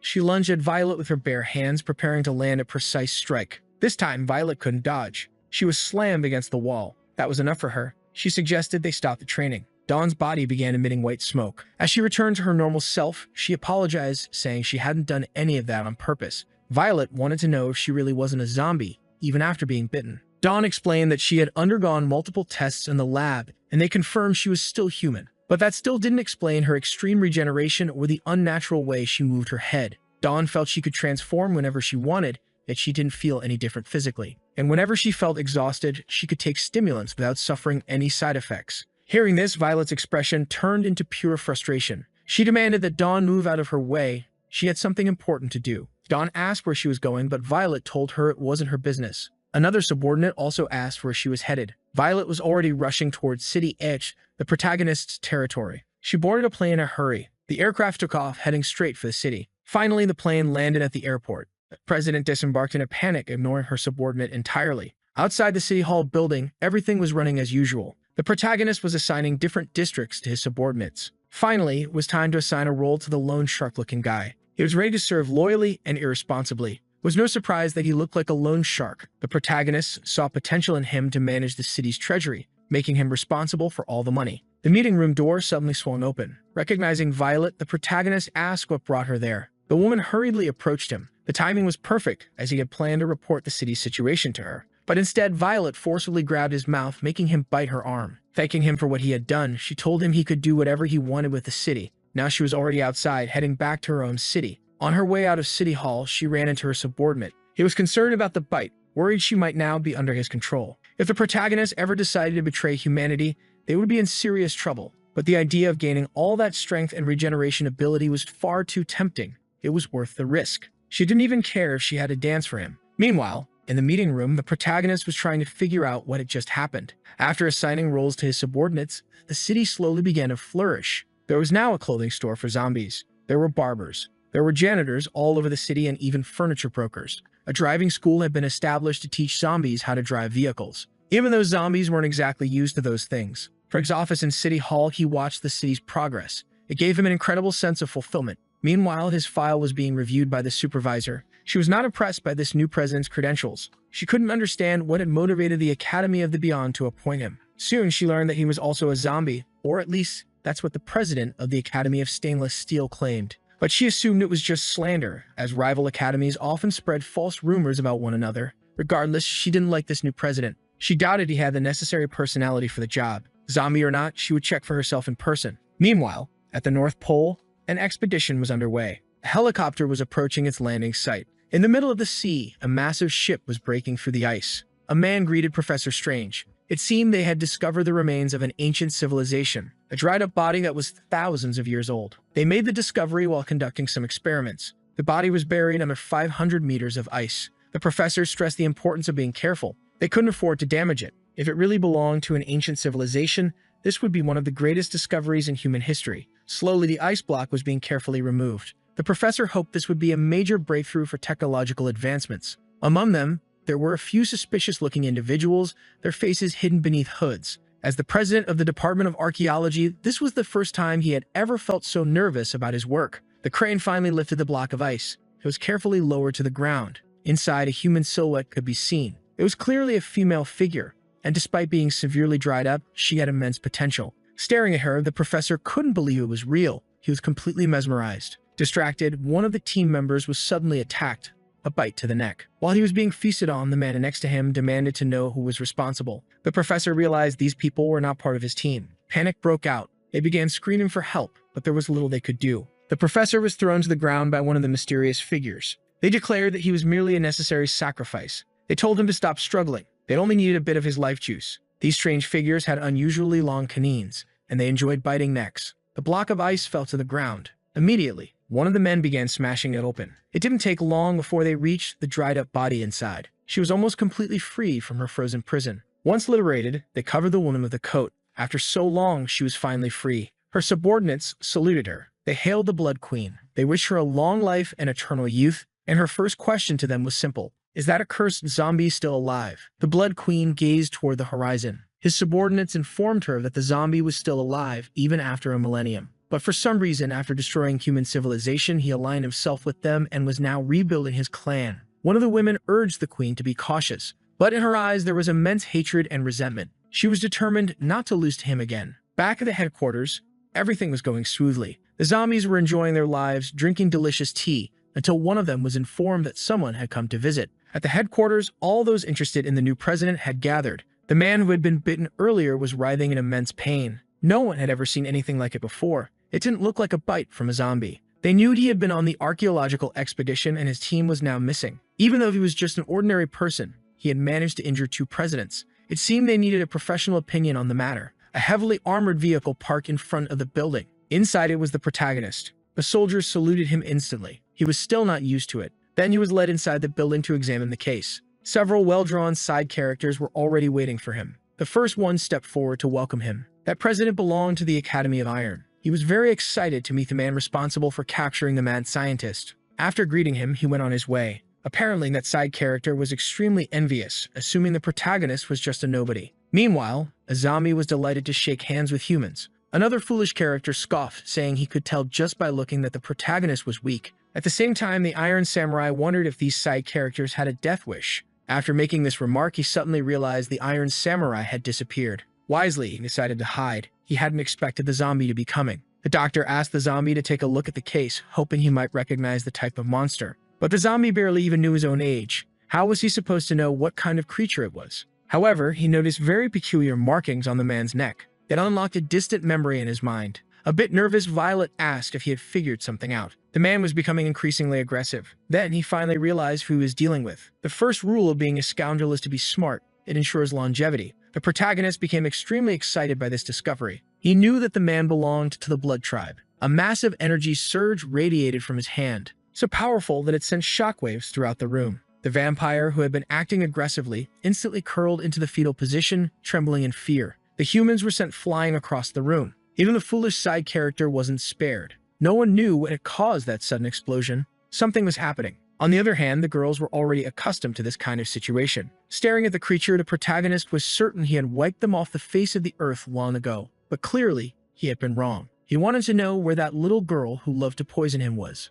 The vampire insisted he knew nothing. He had only been in this form for a day and desperately wanted to be spared. Finally, the zombie's energy stabilized. The other presidents were starting to have second thoughts about their initial impressions of the zombie. Meanwhile, the Iron Samurai was regretting not staying home. The worst of the tension had passed and the zombie had truly returned to normal. The girls approached him, eager to know if he had discovered anything. They wanted to know what the Blood Tribe was exactly. The protagonist warned them to be extra cautious in the coming days. His expression turned deadly serious, as if he was about to reveal something crucial. The girls braced themselves for a revelation that could change their lives. Then the protagonist said he had forgotten what he was about to say. Violet was furious at that unnecessary tension. She assumed that every time he transformed, his brain weakened. He tried to defend himself, saying he would remember soon. The other presidents now believed he really was weak. Hearing this, the protagonist shot them a sideways glance, which almost made them ruin their underwear. Meanwhile, in an abandoned city, the vampires were showing the Blood Queen their new home. Seeing that they basically lived on the streets, she was absolutely disgusted. Their living conditions were so pitiful that they even received alms without asking. The passers-by couldn't understand why beggars were on these streets. After all, the government-managed cities were well maintained. One of the queen's subordinates saw the small amount of money and was overjoyed, which only infuriated her even more. She didn't understand why she had been revived, knowing they were in a completely vulnerable situation. The girl stated that the last millennium had been incredibly difficult to survive. Ever since the zombie turned her into a dried husk, all they could do was watch from afar. After that, he started exterminating vampires. They had to do whatever it took to survive. To stay away from the zombie, they had to pretend to be dead. And because of his existence, they had been hiding for the past 1,000 years. No matter where they were in the world, they hid from both humans and the zombie. They had been living this way for so long that her friend had turned into a complete idiot. The queen declared that reviving her had been pointless. Back then, she was already no match for him, so there was no chance she would be now. Then the idiot finally spoke up, saying they had revived her because they had obtained a crucial piece of information. They had heard about someone who could make her invincible. The girl confirmed that it was true. Now the queen was interested. She wanted to know who this person was. "It's that man," the idiot said, showing her a photo of the mad professor. Inside the headquarters, the humans were still gathered. They had gone to see the mad professor, who remained completely restrained. To the zombie, it would be better if the prisoner wasn't alive anymore. But Violet argued that they needed to uncover more about his hidden experiments. Not to mention, the professor still had many spies. The protagonist stated that the professor could easily escape from this prison. A poorly informed side character scoffed, claiming it was impossible, as the professor was under extremely tight security. Since it was the zombie who had captured him, they decided to take him on a tour of the facility. The prison had been built especially to contain him. The depth of the facility was 3 kilometers underground. It had 1,500 floors and 100,000 armed guards. Even with an elevator, it took half an hour to reach the lowest level. Not to mention the wide variety of weaponry in place. But that was just the beginning. There was a president assigned to every 100 floors, totaling 30. Additionally, there were 2 exclusive warden presidents overseeing the entire prison. With this level of security, an escape was unimaginable. To top it all off, there was a massive bomb installed in the facility. The professor was physically attached to the detonator. Even if he were freed, the explosion would completely erase him from existence. Even a god wouldn't survive such an explosion. It seemed like the protagonist was slightly impressed. But in reality, he found humans to be a bit too paranoid. He was almost embarrassed with them. They were way too ridiculous. In a dark alley near the prison, the Blood Queen was also watching the facility. She was shocked by the level of security. "Humans are such hateful creatures," she muttered. Meanwhile, a side character told the president that an inspector was heading to the protagonist's city. She should inform her boyfriend. She immediately denied that they were dating. She also didn't understand why she was being told this. The inspector was informed that the city was full of zombies, but the side character wasn't concerned. To him, the only thing that mattered was absolute strength. After hearing that, the president made a peculiar expression. She realized that this fool would soon learn how things really worked. That particular city was very well structured. The zombie was surprised by how prosperous human cities had become. Meanwhile, the mad professor remained in his unbreakable prison. Inside the prison, a man was on his way to deliver food to the professor. One of the scientists believed that there was no hope left for them, but the professor still desperately wanted the zombie's genes. This terrified his subordinate. He was convinced that they would all be executed soon, but the professor was confident. As long as the humans didn't have access to his research, they wouldn't get rid of him. He had already ordered his spies to store all the important data somewhere, even he didn't know where. He was determined to make these fools regret leaving him alive. The zombie was too strong for them to extract a genetic sample. It was probably impossible to create anything stronger than him. But to the professor, that didn't matter. He only needed to find a test of subject that was already powerful. That would make his work much easier. However, there was one problem. This was a maximum security prison. The scientists had no idea how they would escape. The professor fell silent, because he already knew what was happening. The food delivery robot was approaching them. It was small, moving very slowly. It was so cautious that it almost seemed suspicious. Even the robot itself seemed hesitant. Watching this scene, the mad scientist was completely confused. But the professor casually swallowed a bite of food. A tiny probe had been hidden in one of his teeth, and he continued acting like nothing had happened. He was secretly communicating with the spy, wanting to know where the zombie king's body was. He learned that it was being stored in a laboratory on the 200th floor of the prison, guarded by 2 wardens. The body remained completely unresponsive. The professor ordered his spy to continue following his instructions. Meanwhile, in the city, the zombie was joyfully strolling through the streets when his phone rang. It was Violet. She informed him that an inspector was on her way to his city and would be arriving any moment now. That auditor's job was to evaluate the citizens' quality of life and lifestyle. If she found out that he was a zombie, he would be immediately fired. Extremely anxious, he asked if she would believe him if he simply claimed to be human. Violet scolded him, reminding him that his entire city was full of zombies. She urged him to do something about it immediately. After hanging up, he was covered in fear. He imagined that everything was already over. He had no idea what to do and no clue what was even within his power. Then, as he looked into a shop window, something caught his attention. Inside, there were tons of makeup supplies. The inspector arrives. The inspector finally landed at the airport. A plane was already prepared to take her to City Ish. Her biggest concern was the weak personality of this new president. That's why she was eager to fire him. Meanwhile, in the city, to the president's surprise, several vehicles suddenly started falling from the sky. This unusual sight was the work of the protagonist. His subordinates were curious about what he was up to. Those trucks were packed with makeup. It was meant to be used to disguise the citizens since an inspector was on the way. Realizing the urgency of the situation, the lone shark immediately started organizing teams to ensure the task was completed on time. This was crucial if they wanted to continue living in the city. The trucks carrying makeup were quickly dispatched to different districts. Some zombies were skeptical about whether this strategy would actually work, but the loan shark never questioned his king's orders. He was certain there was a reason behind this madness. Immediately, all the zombies got to work. A young child asked what was going on. His mother explained that the king wanted them to disguise themselves as humans. She walked over to a distribution point and picked up some makeup. Her young son was very excited about the task. After asking him to wait a moment, she transformed completely. City-wide makeover. Finally, all the makeup was distributed. Of course, some zombies struggled with their disguises. They pointed out that Goo's disguise wasn't very convincing. The zombies snapped back, saying it wasn't their business. Those two specific cases were going to be a problem. The solution? They turned them into dogs. Meanwhile, the inspectors should have already arrived. The two zombies didn't like their new dog disguises, but the loan shark reminded them that when they were alive, that's exactly what they were. The inspector's deception. Finally, the inspector's plane landed. But what the zombies didn't know was that she had actually arrived in the city by train instead. She deliberately avoided her official transport, believing that her travel information had been leaked. By arriving this way, she could investigate more effectively. A bias against the new president. One of the side characters wanted to know why she hated the new president so much. Apparently, she believed he was weak and unqualified. Besides, very few people ever impressed her. And in this particular case, she was already biased against him. Overhearing the conversation, she asked what was wrong with having an opinion in advance. Ever since the High Superintendent abandoned his authority, she believed that any random fool could become president. She firmly believed that only the superintendent could lead humanity toward a prosperous and glorious future. Back in the city, the protagonist continued eating his meal of eggs. Now that the inspector had arrived, it was time to get to work. As they discussed the matter, a side character mentioned that it had been a long time since they had seen the High Superintendent. He had gone off on an expedition and was expected to return soon. At the airport, the city's team was still waiting for the inspector's arrival. They started finding her delay suspicious but decided to keep waiting. The first inspections begin. Two of the inspector's assistants headed to a store to begin the evaluation process. There, they noticed something unusual. Every single product in the store was made from eggs. This deeply disturbed one of them. He declared he couldn't even bear to look at or hear about eggs, which confused the inspector since that man was blind and deaf. Interviewing the citizens, meanwhile, another assistant interviewed a citizen about the Zombie King's administration. He asked if the citizen had ever had any complaints. The citizen replied that the king was wonderful. He gives free houses and eggs. Right in the middle of the interview, the citizen's arm suddenly fell off. This was definitely not something the inspector had expected. He panicked, deeply concerned about the man's condition. But the citizen simply picked up his arm and walked away. He casually explained that it was just a prosthetic and that the inspector shouldn't worry. Still, the assistant remained extremely confused. They couldn't find a single sane person in the entire city. It was the first time the inspector had dealt with such ridiculous humans.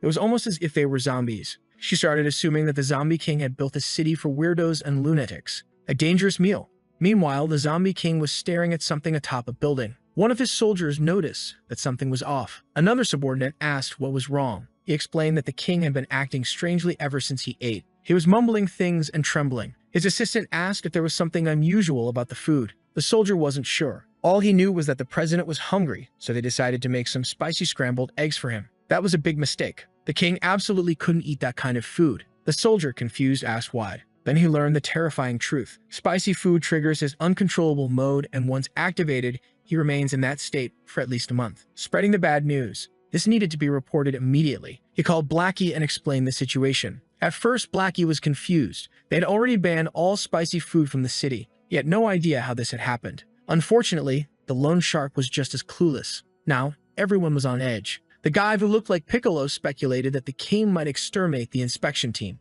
And honestly, that was a real possibility. The inspection team's journey continues since there wasn't much else to see at their current location. The inspection team decided to move on. That's when they noticed a strange object in the sky. It was a truck. It crashed near them, sending debris flying everywhere. Moments later, the Zombie King himself arrived. The inspectors were baffled. There wasn't supposed to be a truck there. Now standing before them, the president seemed excited. He declared that he would personally take the inspector on a tour of his city. The inspection team struggled to recover from the shockwave. They had no idea what had just happened. Even more concerning, they didn't know who this man was. An oppressive presence. The Zombie King's gaze locked onto the inspector. His eyes were piercing. His presence exuded overwhelming pressure. For some reason, she felt intense fear. She didn't recognize this man. That disappointed him. He expressed his frustration that she had forgotten about him. After all, he was the zombie she had been searching for. That revelation horrified her. This wasn't the image she had of him at all. In fact, she could have sworn he didn't look like this before. He explained that he had simply removed his mask. That was the only difference.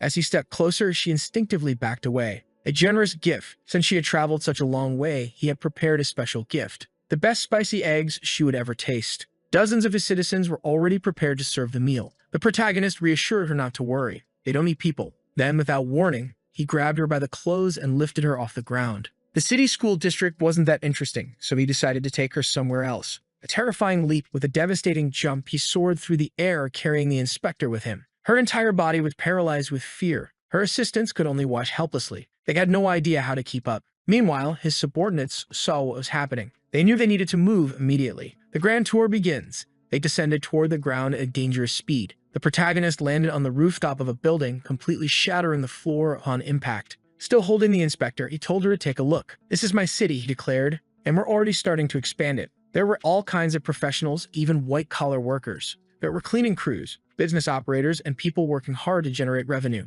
He was about to explain the city's laws and regulations, but the inspector was still paralyzed with fear. Since she wasn't moving, he continued dragging her through the streets. Law and order, Zombie Edition. He pointed out how everyone obeyed traffic laws. There were no infractions. Then, a truck driver suddenly panicked. Only his leg was visible, as if the rest of his body had been removed. The Zombie King calmly explained how lawbreakers were dealt with. They get launched into the sky. To demonstrate, he sent the truck flying. Even though it didn't have wings, it soared into the air like a rocket. The inspection team witnesses the madness. The inspection team was about to take a taxi when they noticed what had just happened. Now they could clearly see a truck embedded in one of the city's buildings. Blackie had acted quickly to save the driver's life. The inspector assumed that the driver had been executed, but the Zombie King confidently denied it. "That's impossible," he declared. "My subordinates possess unparalleled power." A sudden interruption, just as the inspector's assistants arrived to help her. The protagonist casually threw her in their direction. Even though the driver had been rescued, a bus remained stuck in the building. Once again, the protagonist reminded them that if they thought they had lived long enough, they just had to get in his way.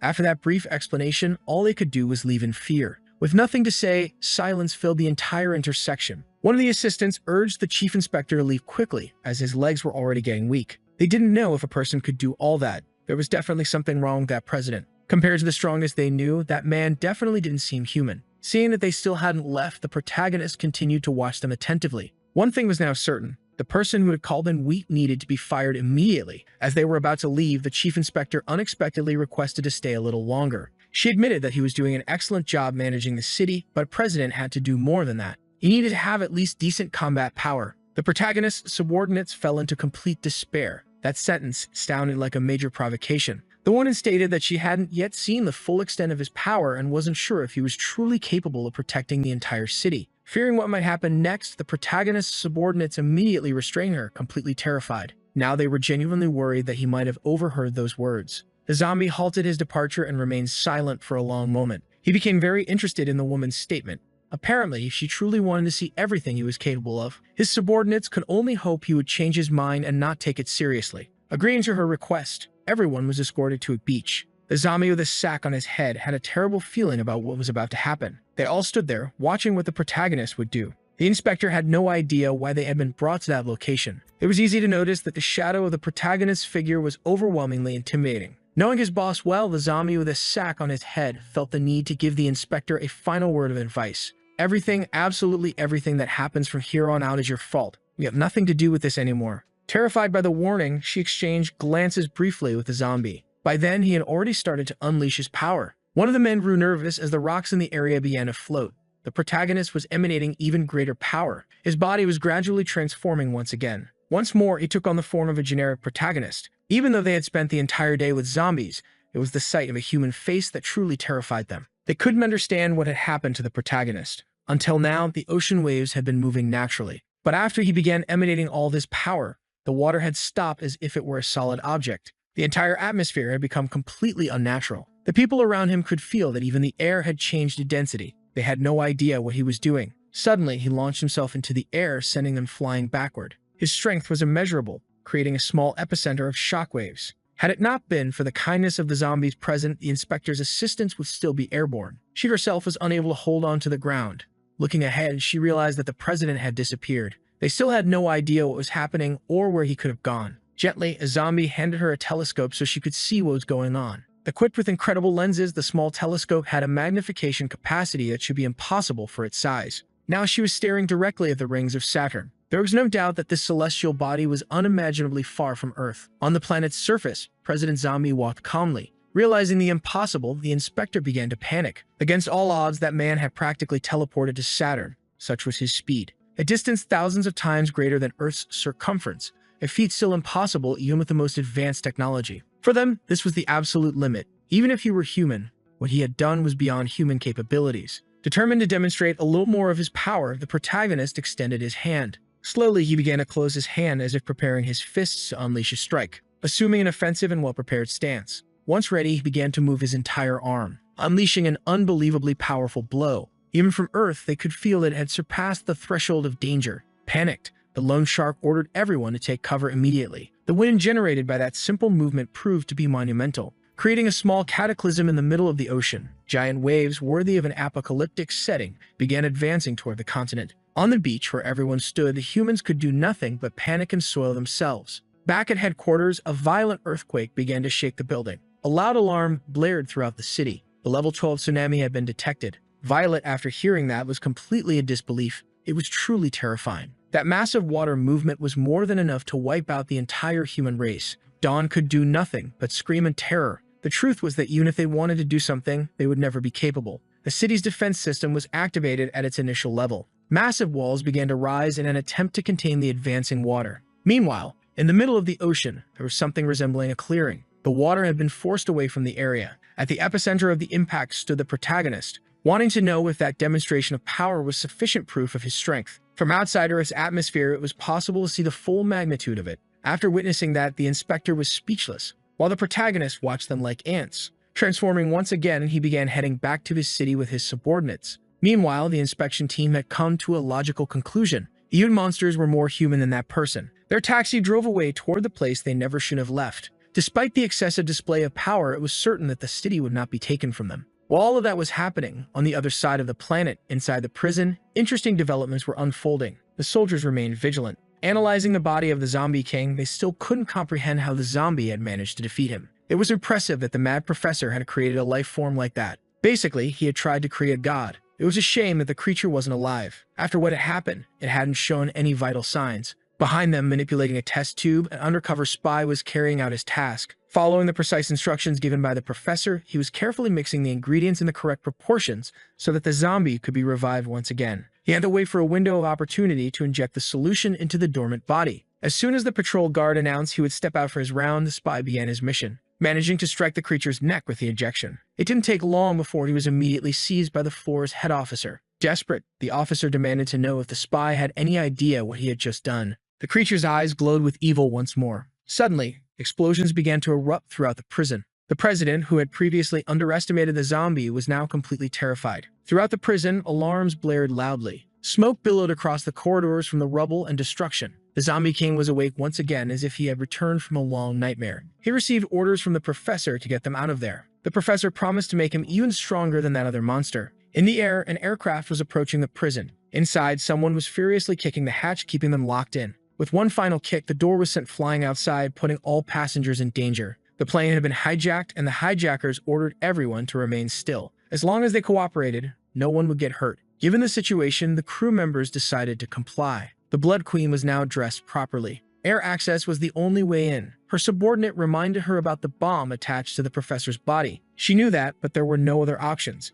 She believed it was nothing more than a human trick. If she couldn't handle it herself, she wouldn't be worthy of being called a queen. As soon as they flew over the target location, they jumped from the aircraft toward the prison. The queen's orders were clear. They must be even more brutal than the humans. Inside the prison, several presidents were alerted to the invasion. It all seemed like a grand conspiracy to trigger a mass breakout. Everyone needed to be on high alert. The vampires had already entered the facility, encountering heavy resistance from the soldiers. One of the humans told everyone to stay calm since there were still 30 presidents inside the facility. In the lower levels, they realized that prison break might be underway. The Blood Queen didn't seem impressed by anything happening around her. She was in the upper levels, and between her and the professor, all of the presidents were stationed to secure the facility. Down in the lowest level, where the true prisoner was held, one of the presidents had already received his fair share of beatings. The Zombie King had done it with ease. He hated the professor, and his true intention was to leave him there to rot. Giving a subtle smirk, the professor seemed like he had expected this reaction. His bespectacled lackey began to panic. The professor said that this was his creation. It wasn't just some zombie capable of defeating him. It was better not to try anything foolish in his presence.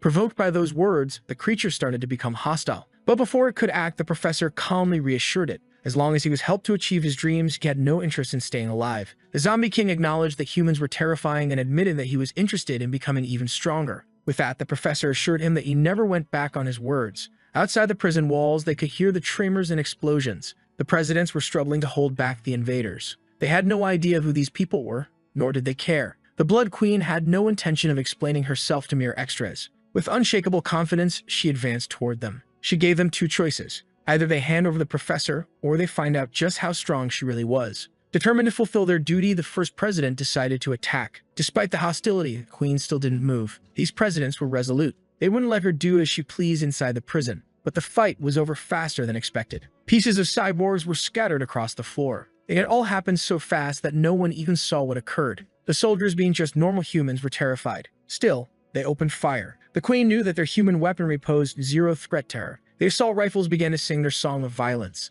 But the bullets hit her skin and fell to the ground. They couldn't even tear her clothes. She was completely unfazed. Not even a single blink was necessary. One of the vampires stretched out her hand, mocking human technology. More explosions erupted inside the prison. Meanwhile, on the lower levels, the professor's rescue mission continued. The mad scientist was shocked that the bomb hadn't been triggered. That's when the mad professor revealed that they had a 2-second window after the power ran out. Now they could continue their escape. The scientist was worried about making that creature even stronger, but the professor had 2 more bodies even more powerful than that. Finally, they managed to free the professor from his prison chamber. The initial sight left the Zombie King intrigued. The humans there already seemed defeated, and judging by their condition, the enemy was really strong. Something else was happening here. A mysterious figure stood among the bodies. The Blood Queen finally revealed herself. She had come to meet the professor. She told him that anyone unable to even touch the zombie in his second form was unworthy as an experiment. The scientist panicked, wondering how she knew about that. Meanwhile, the Zombie King wondered who this woman was.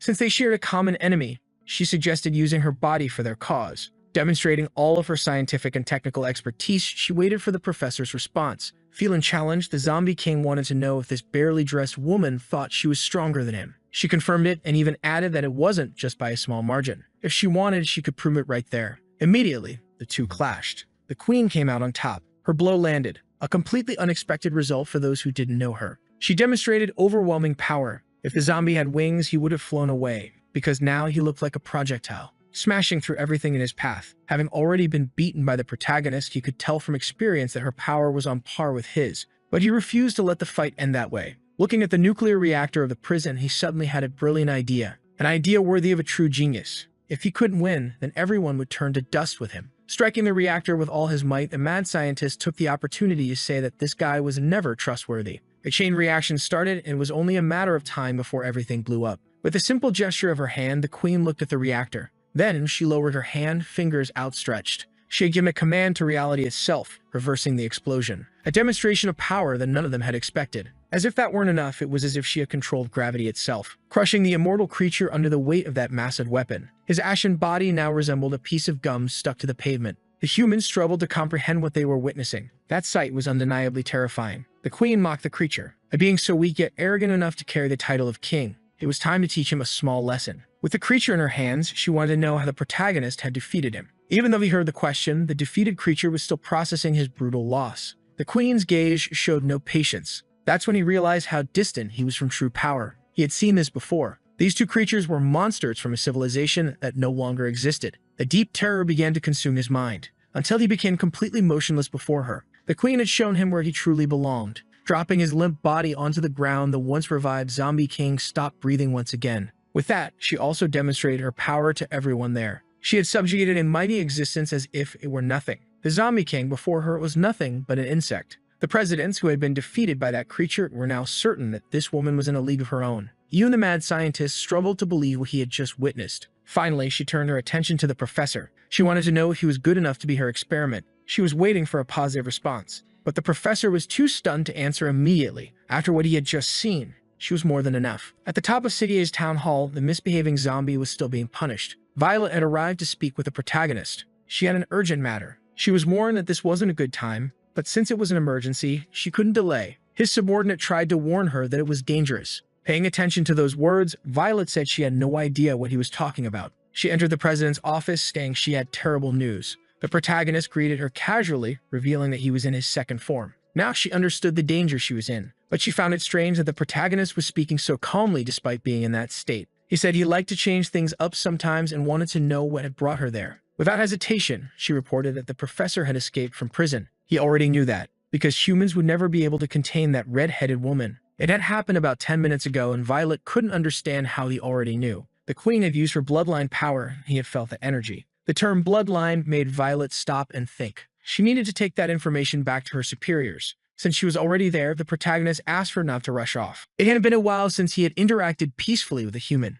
Out of all possible things, that was not the request she expected. Shaking off his hand, she said she already knew what had happened to the inspector, stating that she didn't have time to play tour guide with him. They were in the middle of a crisis and she was needed elsewhere. That's when the protagonist asked if she wanted to know how he used his bloodline power. That question piqued her interest. She never imagined he possessed such an ability. Fixing his gaze on her threateningly, the protagonist simply smiled. Violet was left speechless. Faced with the opportunity to learn, she agreed to go on a date with him. Inside the hospital, chaos had taken over. They were trying to revive the defeated presidents. Despite their severe injuries, they were still breathing. The doctor noticed that the chief wanted to say something. Approaching him, he leaned in to listen. It was crucial to speak with the department head. Meanwhile, the villains were finally gathered in a safe location. It was deeply disappointing that the queen was now wearing more casual clothes. It was the first time the professor had analyzed such an astounding body. The vampire warned that the experiment better work as they were not patient. But the scientist insisted that the professor's research was the cornerstone of human progress. There had been a previous success achieved by the protagonist himself. Even if she was a vampire, the experiment would work.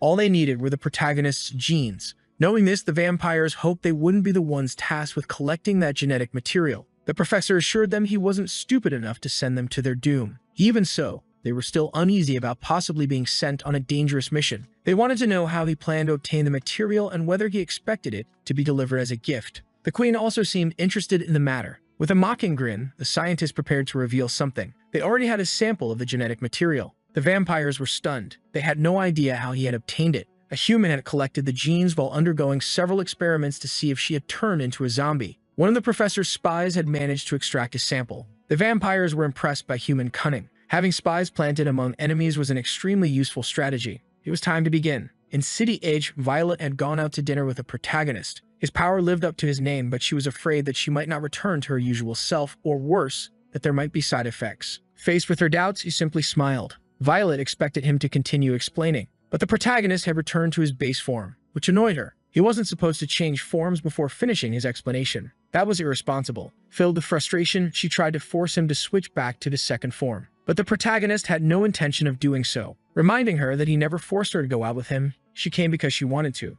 Asking the waiter for some pepper, she learned that all of it had been confiscated from the city. After that meeting, 2 long months passed. It was the second time the woman had visited the man in the hospital. His final order had been for the message to be transmitted. After that, he lost consciousness. She did as instructed, using satellites to classify the message as a code red emergency. It was truly remarkable that a single woman had done all of that in the prison. The vampire had reversed a nuclear explosion. Moreover, she didn't seem to belong to this era. The woman already knew that, and all of this information had been passed on to the department head. In the underground of an abandoned city, several electronic devices were still active. It looked like a secret underground city with extremely advanced knowledge. One of the men seemed to have received a message. Approaching the department head, he reported that there was an ongoing emergency. Dressed in an incredibly cool suit of armor, with a hairstyle that would only make battles harder, the department head finally appeared. Among the ancient ruins, they had found human remains. Among them, a mummy. This was the only genetic material they had managed to find in this abandoned city. A soldier reported the details of the emergency. Professor Jamie, who had been imprisoned, had escaped. This news was so shocking that even the other soldiers looked uneasy. Before them lay a body from an ancient era of humanity. Upon closer analysis, they noticed 134 fractures. Certainly, they had been caused by a monster. This brief description sent shivers through the soldiers. More terrifying still, the body had been burned until it was completely dried out, preserving it for thousands of years. Now it was nothing more than an empty husk. Examining the area, it was clear that a great battle had once taken place there. The creature that had destroyed this highly advanced civilization was truly formidable. There was nothing left to search for. The department head wanted to know more about the emergency. He learned that several presidents had been injured in the incident. The headquarters was in a state of emergency since its combat power had been weakened. Realizing this, the department head decided it was time to return. Before they left, one of the soldiers noticed something. There were inscriptions carved into the ground of the ancient city. This activated a long-dormant system. Metallic spheres began to float, and a hologram appeared before them. It was astonishing that this technology had survived for so long. The figure within the hologram remarked that it was the first time they had seen a human with such a powerful body. The soldiers urged the department head to be cautious, but to him it was just a projection. Shrouded in mystery, the holographic figure studied the men. It claimed it could make the department head even stronger as long as he swore to protect humanity. To him, that was only natural. His desire within those ruins was to better understand history and to learn how an entire civilization had been annihilated. Behind the mysterious figure, a film began to play. The humans waited patiently to see what would be revealed to them. Unexpectedly, the figure that appeared behind them was none other than the protagonist. It was so bizarre that it almost felt like a bad joke. 1,000 years ago, Earth wasn't limited to just 2 large continents. There were 8 oceans, 7 continents, and multiple nations. Humanity had united to the point where they could produce incredible items. They had reached a level of knowledge that allowed them to construct space stations. Their technology had advanced beyond imagination, allowing them to create incredible weapons. They had even fought against aliens, and yet the technology of those extraterrestrials was no match for what humanity had developed. Even monsters hidden in the depths of Earth feared mankind. But there was one being they had never been able to defeat: the zombie. After hearing his brief history, they wondered why they had failed to stop him. But he was the answer to everything. He was the reason for all of it. It wasn't hard to believe, but it also wasn't the answer they had expected. One soldier suspected they were being deceived. The person in the photo didn't even look strong. To the department head, the ancient civilization wouldn't waste its time telling lies. The academies exist to resist zombies. Yet despite humanity's efforts, they had never managed to wipe them out. Perhaps this person was the reason their goal had never been achieved. The department head wanted to know what their next move should be. Their time was running out. They had focused on technology, but now, after seeing such a powerful body, there was hope. The union of a strong physical body with the technology of the past. They could defeat that creature. Then, a gauntlet emerged. It was the technology of the ancient civilization. The holographic projection warned them not to forget. No matter what race appeared on Earth, humanity's greatest enemy would always be the zombies. The department head ordered a soldier to take the artifact, but he was hesitant. Holding the object, he promised that humanity would not disappoint them. All that remained in that place was the dried-up corpse. There was nothing else of value to collect. A soldier asked if they were going to hunt down the person in the photo, but their immediate priority was dealing with the professor's escape. The world was too big. Finding a single zombie would be like searching for a needle in a haystack. On the phone, Violet received an important call. Finally, the department head had returned and was calling for a meeting with all the presidents. The zombie was surprised that he was also required to attend. He had no idea who the department head even was. In the professor's lab, his experiments seemed to be progressing successfully. He smiled enthusiastically, believing he had finally reached his goal. The queen's body was being enhanced. Bit by bit, the protagonist's genes were being assimilated into her. Meanwhile, the queen's vampire underlings were growing tired of waiting. The entire wealth of their tribe amounted to a single coin. Even if they had 10 jobs, they wouldn't be able to feed their people. Even that coin had been obtained through begging. Their lives had become so miserable that they wished it would just end. One companion reminded them that they were strong. They should find another way to make a living. The idea seemed like a joke. They couldn't think of anything profitable. So his companion suggested something simple. Let's rob a bank. On their way, they passed a bank. Inside, the people seemed incredibly slow. A simple withdrawal took almost an hour. They had never seen people move so sluggishly. With their skills, they could rob the place in 10 seconds. They would never be caught. All they had to do was take the money and leave. That was all it took to convince the vampire to commit a small crime. Meanwhile, at headquarters, everyone was gathering. A soldier informed the department head that all the presidents were present. The meeting could finally begin. The department head put on his extremely cool helmet. Now he was ready. This was the zombie's first time having to obey his superior as a president. Meanwhile, the Blood Queen continued being enhanced by the protagonist's genes. In a specific city, filled with slow-moving people, someone was preparing to rob a bank. It was the Queen's underlings. They were analyzing the people's movements. Everything truly seemed to move at a different pace. Now they were ready to execute their plan. The entire operation had been meticulously planned. There would be no room for mistakes. The bank had been studied. There weren't many people inside, and they were professionals at robbing banks. From the top floor of a building, the lone shark waited for updates about the city. The reports from last month were finally available for review. At last, the robbers had put their elaborate plan into action. They entered the bank heavily armed without realizing it was the Bank of City Edge, the Bank of the Zombies. According to the soldiers' calculations, the economic assets of the city exceeded 430 billion. The loan shark ordered a recalculation. They couldn't afford to make any mistakes since they were subordinates of the strongest being. The soldiers, enthusiastic and determined, agreed without hesitation. Meanwhile, on the first floor, the vampires announced the robbery. It didn't take long for them to gain access to the money. The amount was truly staggering. The loan shark noticed suspicious activity in the city. The vampires were already escaping, celebrating that they would never have to live in poverty again. Then an important alert arrived. Blackie was informed that they had just been robbed. That couldn't be real. It was unacceptable that something like this had happened in this city. Faced with so much money, the vampire leader couldn't hide his happiness. For a brief moment, he felt a threatening presence calling his name. It was familiar. He had felt this before in his life. Then he realized who was furious with him. He couldn't believe his underling hadn't checked who owned that bank.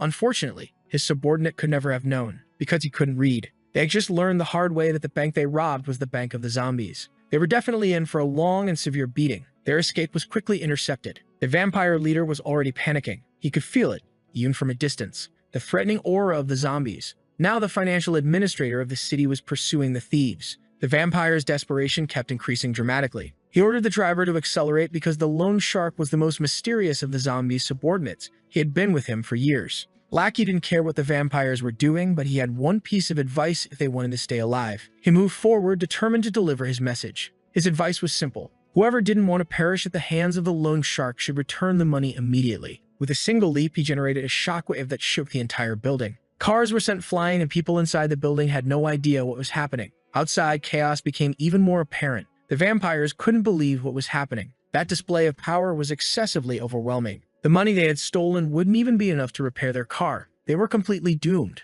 They knew it. The lone shark was out of control. Blackie remained firm in his demands. The vampire leader ordered them to split up and warn the queen about what they had done. He decided to stay behind, saying he would hold off the pursuer. He was curious to see if he could match his strength, but Blackie reminded him none of them were authorized to flee, and they were definitely not on equal footing in this fight. The lone shark began to use his fists to collect the debt. Seeing the brutal scene, the other vampires started to panic. Their leader was already completely out of combat. At the headquarters city, the presidents remained gathered. They were waiting for the department head to arrive. When he finally appeared, he was immediately saluted by everyone. He was aware of the professor's escape, but had an even more important matter to discuss with them. He revealed the artifact recovered from the ancient ruins. They were intrigued by the golden gauntlet. It was a piece of technology from ancient times. All the presidents were stunned by the discovery. The department head said he had found it in the deepest part of the canyon. One of the supporting officers believed this could change the battle against the professor, until the department head stated that it would be used against an even greater evil. According to the message left by the ancient civilization, there was a far greater threat on Earth, the one responsible for the destruction of that civilization.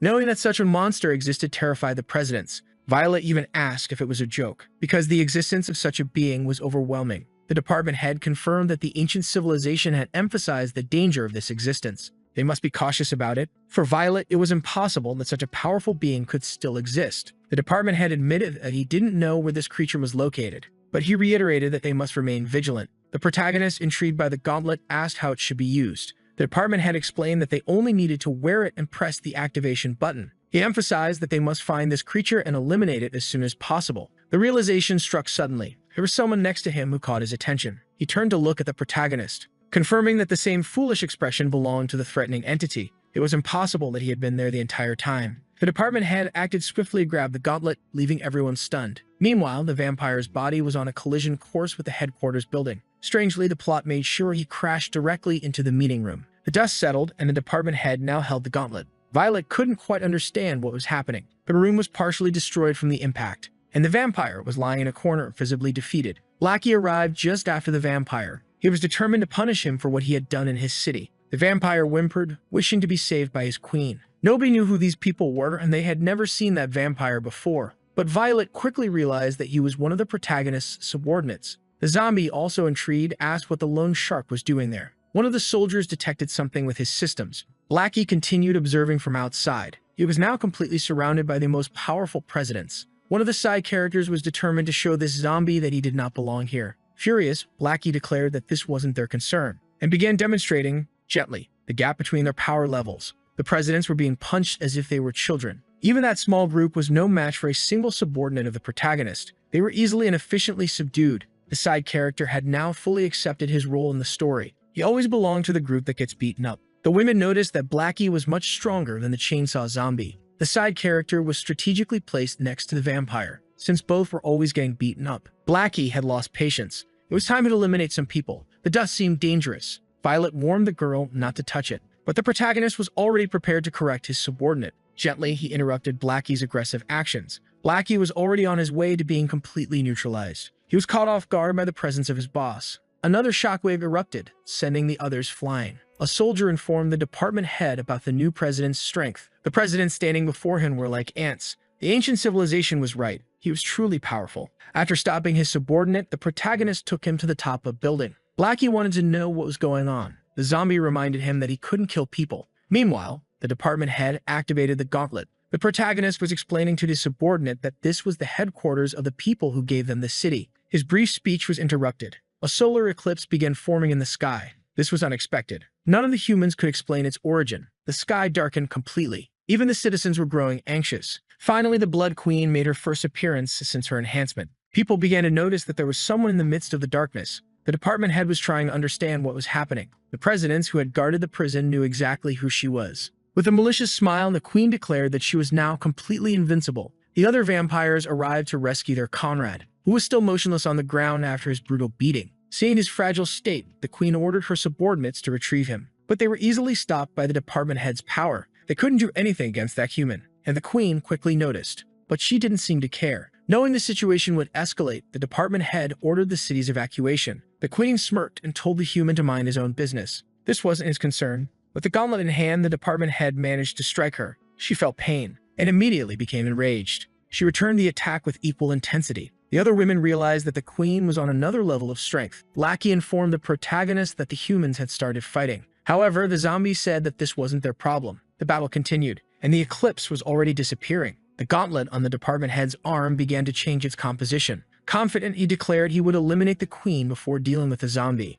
"That's quite bold of you," the woman said as the protagonist's friends started wondering which zombie he was referring to. Focusing all the power of the gauntlet, the department head aimed to settle everything with a single strike. But the queen was unfazed. She also wanted to finish things quickly. Like two Dragon Ball Z characters, they were on a collision course. The queen prepared a devastating blow, while the department head did the same. They were mere moments away from clashing above the city. The resulting shockwave was absolutely overwhelming. As expected, the gauntlet was overpowered by the queen's fist. The department head was sent flying across the city, crashing catastrophically into a building. With his arm shattered and the gauntlet destroyed, he struggled to recover. The queen wasn't even slightly impressed by such a mediocre display of power. And the department head was beginning to believe that the so-called ancient technology was a scam. "If this is what I was relying on, I shouldn't have even tried," he muttered. The queen acknowledged that he was the strongest human she had ever faced. 1,000 years ago, their battle might have had a different outcome, but that wasn't the case in the present. Now she would send him into an eternal slumber. Before she could land the finishing blow, she felt an ominous threat approaching.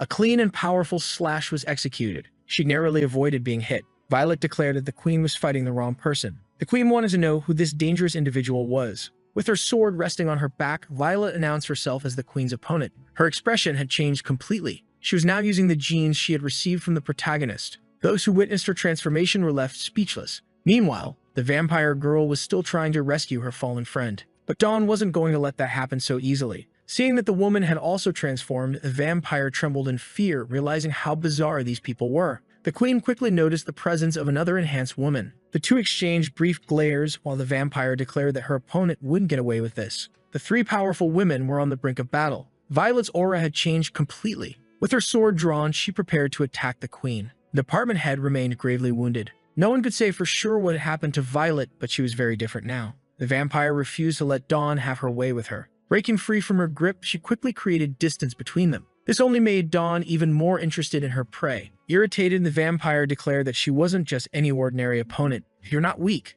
then prove it," Dawn challenged. Seeing the vampire's attack approach, she wasn't impressed by its speed. She intercepted it with ease. This was a fight with an already determined outcome. Dawn started overpowering the vampire effortlessly. The observing presidents had no idea she was this strong. Performing bizarre acrobatics, the vampire attempted to evade the attacks. But there was a hidden trick in her movements. Using a small amount of her own blood, she created clones of herself. But none of them were a match for Dawn. The clones quickly vanished, and the vampire now doubted whether Dawn was even human. The Blood Queen was preparing to fight. Violet also made a move with her sword, but her power was immense. She sliced cleanly through the buildings behind her. Now the main headquarters was on the verge of collapse to the absolute horror of the presidents. The sheer power was absurd, reminding them of something familiar. The queen recognized what had happened. This woman had also been strengthened. But the queen's desire remained unchanged. She wanted revenge on her oldest enemy. She opened her eyes, revealing that her pupils had transformed. She had been waiting for this moment for a long time and was willing to do anything to achieve her goal.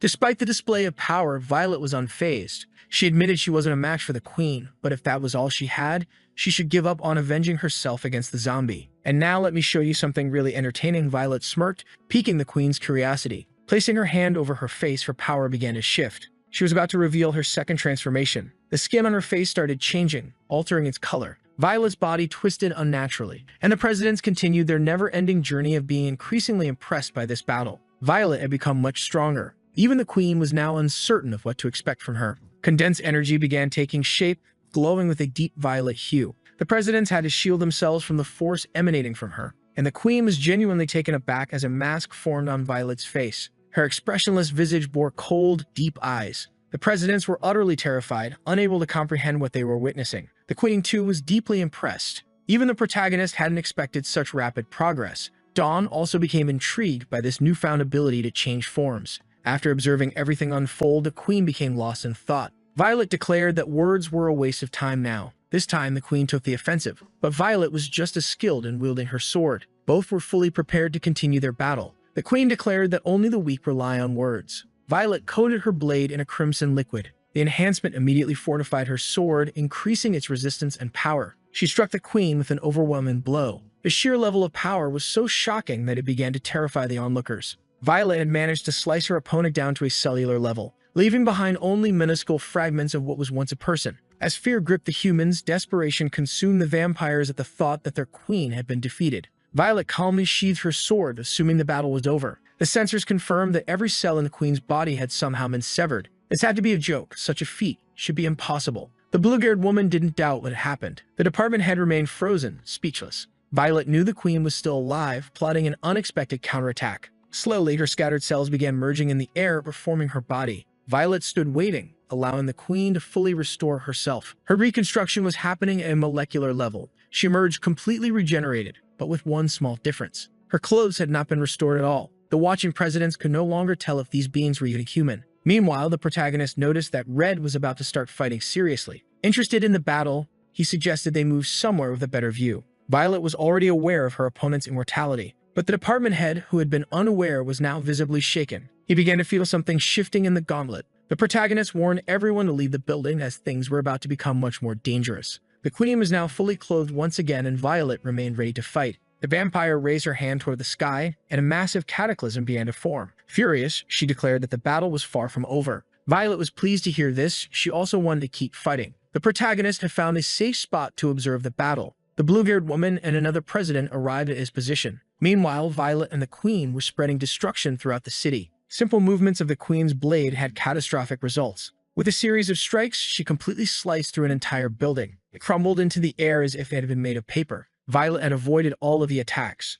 and now she was closing in on her opponent. Their blades clashed with intense force. But this time, the human was caught off guard by a surprise attack. However, she wasn't about to allow herself to be defeated. She retaliated with a devastating strike against the queen. The watching presidents could feel their souls nearly leaving their bodies. Only one person was truly enjoying this battle, the protagonist, who continued to watch gleefully. Violet's slash extended for thousands of kilometers. The queen realized the sheer magnitude of that strike. She was far from pleased with how things were unfolding, but her determination never wavered for even a moment. The protagonist remained thoroughly entertained by this overwhelming display of power. The blue-haired woman couldn't comprehend how the queen was still alive. The department head struggled as the gauntlet refused to detach from his arm. Meanwhile, Violet remained fixated on her objective, defeating the threat before her. The queen had no intention of making her job easy. Even knowing that Violet had a second transformation, she did not believe the human could match her. This time, taking the offensive, she was determined to end everything. She'd executed a devastating palm strike capable of leveling an entire city. Her attack was overwhelming, and the bystanders knew that if they were caught in it, they'd be done for. Violet failed to defend herself against the strike. Her body absorbed the impact almost entirely. The queen waited for a reaction from her opponent. This left the humans deeply worried. Violet remained motionless after the attack. The department head continued to struggle with the gauntlet, which was now harming his arm. A voice announced that it would take control of his body. He had no idea who the voice belonged to, even as he felt himself losing control. Then he realized it was the same voice from the hologram he had encountered. Violet managed to briefly recover, agreeing with what the queen had said. The two women observed each other with cold gazes. Pulling the sword from her body, Violet acknowledged that she couldn't harm the queen. But that wasn't the only thing she had to say. The queen also couldn't harm her at all. The blue-haired woman realized what had happened and demanded that the protagonist give her the same power. But he refused, knowing that the consequences were often far too violent. While they were distracted, something massive occurred. Neither Violet nor the Queen had been aware of what had just happened. Even the bystanders couldn't determine what had caused the strange sound. Outside the Earth's atmosphere, colossal limbs began to appear. Something had been revived. The sheer size of the being rivaled the planet itself. Its shadow stretched across entire regions of the globe. Panic immediately gripped the citizens, who had no idea what they were witnessing. Back in the city, destruction continued to spread. Only the protagonist seemed capable of surviving it. He quickly noticed that people were in danger. Moving at immense speed, he reached them. One by one, he hurled the humans far away from the danger zone. The zombies understood that the entire city had now become extremely hazardous, and that monstrous figure had locked its focus on the two battling women. It was a robot of unfathomable proportions. Both the Queen and Violet had to pause their fight. Neither of them knew what had brought this colossal machine into existence. Inside the robot, even the department head was at a loss for what was happening. The man from the hologram apologized and it had been necessary to deceive him. He had to sacrifice himself for the sake of humanity. Some of the presidents had managed to reach safety, thanks to the protagonist. The most cowardly among them wanted to know what was happening. The others had no words left. Outside Earth's atmosphere, the colossal robot ascended. Violet had no idea what was going on. Within the robot's massive fingers, the protagonist was being held. Passengers aboard nearby aircraft were utterly stunned by the surreal scene unfolding before them. Gradually, the protagonist's expression began to change. Faced with this new enemy, the women seemed to silently agree to a temporary truce. The robot assured them that this had nothing to do with them. It was controlled by a humanoid figure of regular size, yet strong enough to restrain the two women. Due to their proximity, Violet ended up being captured. The Queen as well. The controller of the robot declared that they had been studying zombies for centuries. It was disappointing that the women had attacked using nothing more than stimulants. Throughout this dialogue, the protagonist remained in the robot's grasp. But now he had entered his first transformation. With much greater strength at his disposal, he began twisting his torso. The force of his rotation surged through the robot's fingers. The power traveled up his arm in an instant. The robot's controller had not anticipated such a rapid escalation. The protagonist was already advancing toward the core of the problem. At a terrifying speed, he closed the distance. But he was suddenly intercepted. The robot countered his approach. This ancient existence had waited an entire millennium. At last, the day had arrived. The women, who had proven themselves overwhelmingly strong, had been completely subdued. And the protagonist did not like being delayed one bit. The time for his rematch has come. The man desires to finally defeat the zombie and witness its true form. Granting his request, the protagonist transformed into a generic character. Even though the robot's hand is enormous, it is incapable of stopping him. The protagonist hurled away with little effort. Observing this while completely immobilized, the Queen couldn't help but be surprised. For now, the battle taking place is between the zombie and the giant robot. The ancient existence felt it was being utterly underestimated. And indeed, none of it was impressive to the zombie. Still on Earth, the blue-haired woman couldn't hide her shock. Climbing up the robot's body, the protagonist made his way toward its controller. A small crack began to open, revealing a massive compartment. Inside the larger robot, several humanoid drones were ready for battle. Faced with all of this, the presidents felt technologically primitive. Even with superior numbers, the drones could do nothing against the protagonist. He continued destroying them as if they were made of clay. On the arm of the larger robot, they tried to delay him in every way possible. But there was nothing they could do against absolute power. In his most powerful form, the zombie was utterly overwhelming. He was even capable of damaging the largest of the robots. Recognizing his anniversary, the ancient existence realized that its enemy wasn't using his full power, summoning even more giant robots to Earth. The battle became increasingly absurd as time went on. The ancient consciousness revealed that it remembered its last night. It had been able to observe everything that had happened. That powerful form was not the zombie's final form. Imagining that he could become even stronger, human common sense could no longer contain their fear. The protagonist was struck by a blow from one of the robots. Those celestial bodies clashing were destroying Earth's cities. The force of that impact had planetary-scale consequences. The protagonist was thrown toward the moon, causing massive destruction. His body ricocheted several times across the lunar surface. Even so, none of it affected him or changed his expression. Trying to regain control of his body, the department chief disagreed with such destruction. But the ancient entity was determined to eliminate humanity's enemy at all costs. The robots continued their relentless pursuit of the zombie. The most astonishing thing was that even on Earth, the presidents seemed to know what was happening. It was possible to see that on the moon there was a massive robot resembling a human. The ancient man remained determined to eliminate humanity's enemy, but protagonist continued to dodge every attack. Once again, he managed to get close to one of the robot's faces, preparing to deliver another one of his powerful blows, striking the construct directly in a devastating manner. His unprecedented strength caused irreversible destruction. The ancient entity was running out of resources. The department chief said he had read the reports. Since becoming president, the protagonist's conduct had been impeccable and just. He continued trying to regain control of his body. The city under the protagonist's administration kept progressing with no evidence that he had harmed humans. In fact, he helped them quite frequently. This made the department chief consider the possibility of coexistence, but the ancient entity refused to accept such a thing, redirecting its violent drive to attack the protagonist. It claimed they had already attempted peaceful coexistence in past eras, but just looking at the protagonist was enough to understand the reality. There was no way to coexist peacefully with someone so powerful. Zombies were supposed to be an insignificant race, and they always have been, until the protagonist appeared out of nowhere. Since then, humanity's fate had depended on this person's mood. An entity like that could not continue to exist. He did not belong to humanity, and that was why he deserved to be destroyed immediately. Changing form, the robot was now preparing to unleash its most powerful attack, divine punishment. Several robots like it began appearing in the lunar atmosphere. Their swords pierced through the entire planet. Massive waves of electrical energy surged from the moon. Even so, none of it could stop the protagonist, who recognized the human had been striving for strength. But just because he was bigger or had greater numbers didn't mean he had attained it. This realization left the ancient entity terrified. All it took from the protagonist was a simple snap of his fingers. Immediately, the robots were destroyed until they turned to dust. Massive earthquakes were spreading across the lunar surface. The effects of this magnificent battle were already reaching Earth itself. Faced with the imminent danger, the presidents decided they had to help evacuate the citizens from the city. Finally, the protagonist had approached the main body. Landing an indefensible blow on its face, he directed his enemy toward Earth. It fell into the ocean like a meteor. Meanwhile, the protagonist decided to land on the continent.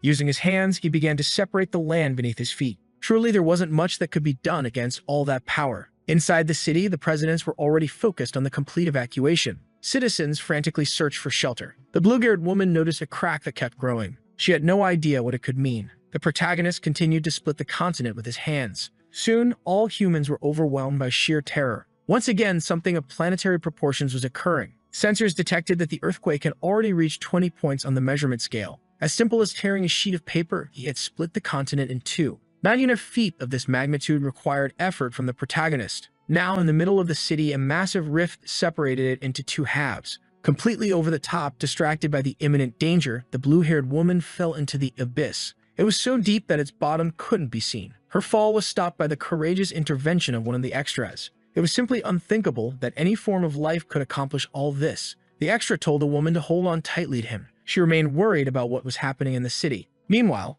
the consciousness of that ancient human struggled to recover. His body was being brutally struck by the protagonist, his hair having grown significantly. That man's body was hurled toward a distant mountain. Almost out of strength, he tried to mend his wounds. Turning to the head of the department, he asked if he now understood the magnitude of that destructive power. But he couldn't hear the response as he saw the approach of a colossal tsunami. The protagonist now had hair as long as Goku's older brother. It was hard to imagine what kind of life form he truly was. Having been free from her restraints for some time, Violet watched the unfolding battle. The Blood Queen had never seen that form before and questioned whether this was really the zombie she knew. This was exactly what the ancient human had witnessed. This was the true form of the zombie that had destroyed everything. Knowing his opponent was now at full power, he charged at him. But the protagonist didn't even bother to move a single muscle. Blackie, watching his boss, began wondering if he had lost control. He needed to act quickly, or that human was going to lose his life. The ancient consciousness was using all its power to end the fight, apologizing for what it was about to do to the department head's body. Beyond his sheer coldness, the protagonist's facial expression was unreadable. All he did was make a small gesture with his hand. That alone was enough to completely destroy the ancient armor. Then, by clenching his fist, he increased the intensity of the attack. To the hologram man's shock, his body was completely twisted. He was launched toward Earth in a devastating impact. His armor was utterly eradicated. Even at its most powerful form, the armor was unable to subdue the zombie. Despite everything, the department head was still alive. Looking at him, the presidents grew sorrowful, believing there was no longer any hope for him. Blackie knew they couldn't be responsible for eliminating a human leader, and the protagonist was aware of that too, which was why he snapped his fingers. Immediately, the wound on the department head's chest began to heal. With the injury restored, the only remaining problem was his freefall from an almost stratospheric height. The protagonist concentrated on regeneration. Gradually, the void was being filled once again, and the presidents watched everything in stunned silence. Even the Blood Queen was impressed by that display of power. Violet was no different, equally awed. The department head regained consciousness, somehow returning to life. Looking to his side, he realized who had done it. The protagonist remained focused, doing everything possible to complete the regeneration. Finally, the head of the department understood how things were. He also understood why the ancient civilization was so determined to erase him from existence. What they felt about that zombie was the most genuine fear. With that, the protagonist had concluded his participation in the battle. There was nothing else left to be done. and the presidents observed that unusual conclusion to the events. Violet immediately emerged from the ocean to meet the zombie. She appeared completely transformed, still with a mask on her face. But he had already returned to his base form, wanting to know if she had gotten used to using the power of the bloodline. She sighed deeply, saying that it was thanks to him that everyone's home had been completely wiped from existence. If he could have ended it in a single blow, he should have done so from the start, but the zombie didn't want to scare people. Unfortunately, he ended up scaring the vampires. The Blood Queen did her best to hide. That event caused the southern continent to shift 130 kilometers, completely changing the Earth's climate and creating the deepest trench. Since they evacuated the city in time, there were almost no casualties, and the zombies were tasked with rebuilding the destroyed cities.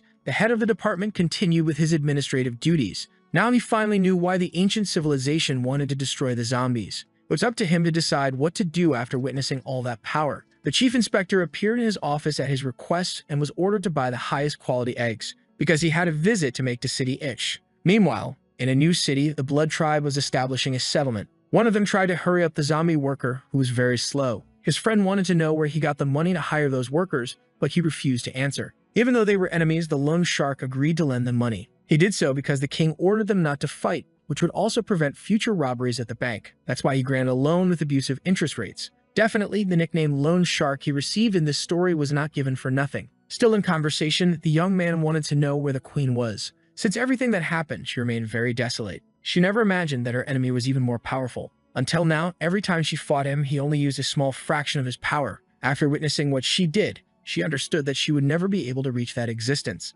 Now everything was calm in City Itch. But amid the ruins of the ancient civilization, people were searching for valuable items. It was the mad scientists, and they seemed to have found what they were looking for. Before them was a small body that had been incinerated. Professor Jamie carefully observed his great discovery. He would not give up on achieving his goal as long as there was life in his body. The alarm clock rang in the protagonist's room. Waking up in a good mood, he gently turned off the alarm. But he still hadn't gathered the strength to get out of bed. The protagonist's name was Zombie. As he walked to the refrigerator, he acknowledged that he didn't know his age or have any memories of his human life. The only memory he had was of when he was a student and became a zombie. At first, he was as ordinary as all the others, just like those who have nothing special. But to avoid becoming a perpetual energy engine, he decided to get stronger. He stopped attacking people and started eating protein powder meals. Eventually, with much training and dedication, he became a zombie version of Saitama. His power was unprecedented. His first transformation was astonishing. His second transformation was terrifying. And in his final form, he was a walking cataclysm.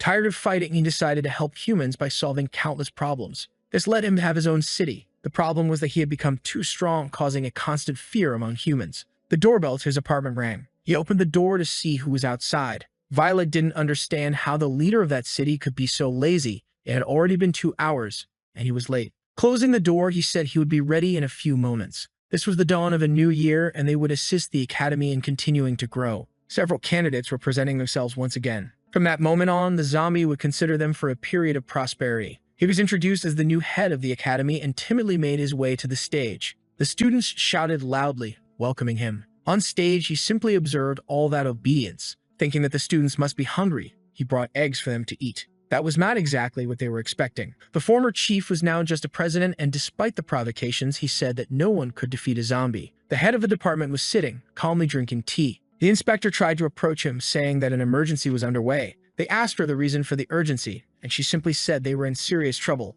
The supreme president was calling them. That even surprised the head of the department. The head of the department took over the call from that point on. He said he was about to send his report, but the situation was urgent, and he hadn't had time for that, though he would comply with the orders he had received. The inspector wanted to know what was going on, and he said that everyone was aware of the incident involving the ancient civilization. She didn't know how that was possible since they hadn't told anyone. He reminded her that the event was so grand that it could be seen even from the other side of the earth. According to the news, a great battle took place suspected to have involved the ancient civilization. That's what the reports were saying. Moreover, the exchange meeting was about to happen. That reminded him that he wanted to know where the eggs he had ordered were. The inspector had them properly stored. He was preparing to go to City H. Since he had made the zombie the head of the academy, he figured there was no problem asking him to do that job. As soon as he rang the doorbell, he was surprised by Violet. Even more surprising was that she was dressed as a waitress. Seeing that peculiar outfit, he began making assumptions about her. The woman said it was all just a big misunderstanding. Soon, the blue-haired woman also revealed herself, greeting the head of the department.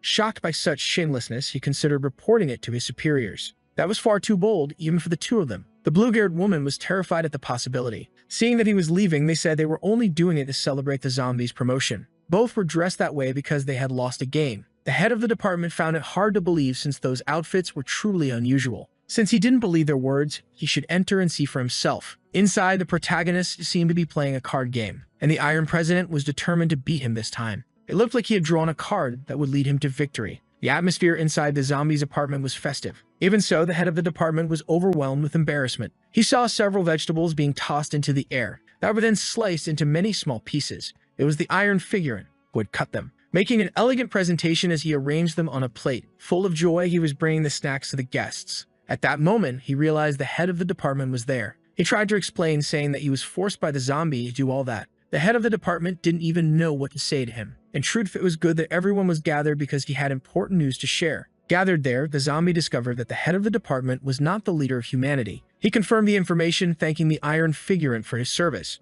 There were several provinces in that region spanning thousands of kilometers. Seeing that he was about to remove his mask, everyone immediately focused on that revelation. The head of the department removed the lower part of it, stating that he was merely the leader of the province. Seeing the curiosity of his companions, he asked if something was wrong, but they looked away. Currently, the planet had only 2 continents, and because of that, only 2 countries as well, Country A and Country B. They resided in Country A. As a great scholar, he began recounting the early history of these 2 countries and the conflicts between them. The zombie wanted to know more about the exchange meeting. It was a friendly celebration involving sports, as if it were a great global military exercise held every 4 years. Hearing this, the zombie thought it made no sense at all. The last competition had been about eradicating zombies. A single member of the neighboring country had managed to exterminate 8 million. Impressive numbers for the protagonist's base form, which was not so confident. Since he had been promoted to the position of chief, he should participate as well. The zombie realized that this girl truly believed he was human. The head of the department said that it was up to them to propose the event this year, and he would never put the zombies in danger. The protagonist wanted to know more about what federalism and monarchy meant. In another part of the country, important people were aboard a plane. Those girls had been categorically summoned there. That was the headquarters of Country B, and they had images of the battle that took place on the moon. The man asked them to analyze the images as they had been received from Country A. The girl handled the photo without showing any impression. She and her twin sister did not seem impressed by it. Even so, they continued examining the photo with great attention. They realized it was related to the technology of the ancient civilization. Their intelligence suspected that Country A was in possession of that technology, which represented a strategic disadvantage for them. They would soon be receiving the president of the other country, and he asked his best subordinates to set aside their issues with their sister. He wanted them to investigate everything at the event in a very clear manner. The king had a particular opinion regarding their sister's participation in religion. If they executed their mission well, he would request a royal pardon for her. After hearing what the prime minister had to say, they agreed to follow orders. In a secret laboratory, they were preparing more of that solution capable of enhancing strength. The professor observed the experiments with great attention. Source number 1 had already received the serum. He was awaiting the results from sources 2 and 3. A technician reported that source number 3 was being prepared. Sitting in a chair was the body they had found in the streets. Referring to the professor, the technician stated that the body was already properly prepared. That was perfect, but the scientists doubted they could successfully revive a mummy that was 1,000 years old. However, in the field of biology, there was nothing the professor couldn't achieve. He ordered the process to begin immediately. The technician started operating the lever that activated the entire system. From the other side of the room, they heard a very intense scream. Even witnessing all that, the scientists still doubted their success. If they managed to resurrect such a powerful figure, it would truly be a complete miracle. Energy and serum began to flow into that dried-out body, until finally the process was complete. With great curiosity in their eyes, they waited to see the results of their actions. A faint cough could be heard, and the small scientist was extremely excited. Contrary to what he had imagined, the revived person appeared to be extremely ordinary and unremarkable. His expectations were shattered, and he thought the process had failed. He had expected to resurrect an ancient and powerful figure, but all they had was a middle-aged bald man. The scientist wasted no time in approaching the newly revived man. He wanted to know who he was and where the powerful figure had gone. The bald man said that he was indeed from the ancient civilization and wished to be spared. The scientist called him a liar since he looked nothing like the image they had. The man said he was just an engineer. He didn't know how to fight. He designed armors, and there was nothing wrong with making cool armors. Outside the lab, the professor continued observing with great interest. It seemed even he was caught off guard by this. Seeing that the professor had turned his back on him, the bald man suggested they have a conversation since they were both men of science. That piqued the professor's interest a little. The two exchanged glances briefly, as if analyzing each other. Approaching him, the professor asked what he wanted. Even though their starting points were different, they could work together. But since he had already been defeated by the zombie, the professor wasn't interested. The man said they had already analyzed the zombie's genes. The professor's method was flawed. What was truly terrifying wasn't his strength, but his ability to become indefinitely stronger. Hearing that, the professor showed more interest. For all intents and purposes, those were the two most intelligent men on Earth. The professor was a master of biology and already had the zombie's genome. Meanwhile, that man had extensive knowledge of engineering and also knew how to use the zombie's genome. That was enough for them to create a new form of life. After presenting his proposal, he wanted to know what the professor thought about it. The professor took a moment to respond, but he had no reason to refuse that suggestion. That marked the beginning of a great and promising collaboration between the two. The head of the department's proposal was not well received. No one believed he would send the zombie as the president's bodyguard. After all, that charming figure with multiple personalities could be a danger. But the head of the department had no choice.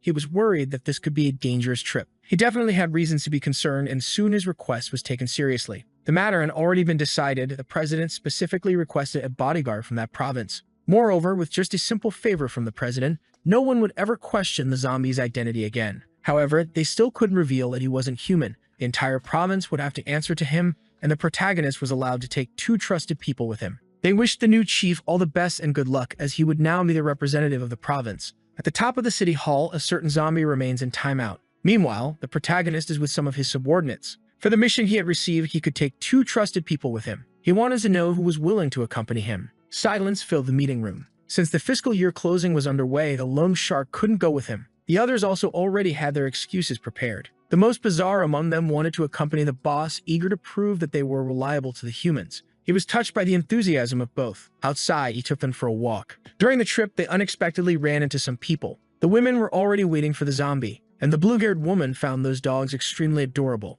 She approached one of them to give it some affectionate pats. The grotesque dog responded that if she did that again, it would chew her up until there was nothing left. She was immediately startled by the animal's words. She never imagined a dog could talk. Violet had to explain to her that it was, in fact, a zombie. It was time for him to follow her now, as the president of the country wanted to see him. Finally, they appeared to be in another location. Other bodyguards had already arrived as well. Like all provocative extras, they assumed he would give up on the responsibility. They couldn't believe how the former chief had been replaced by some nobody like him. But what was even more bizarre was that the president had so much trust in such a small province. After all, they could easily beat that new chief with their hands tied. The protagonist made sure to demonstrate who was actually the strongest in the room. The impact was devastating. That extra had now become part of the decoration. Violet placed her hand on her forehead in disappointment. Meanwhile, the other bodyguards were also very impressed. The blue-haired woman already knew something like this would happen. In the presence of the president, he was finally received. Even so, he still felt quite shy about the situation. The president had received good recommendations about the new chief, who was supposedly the perfect bodyguard.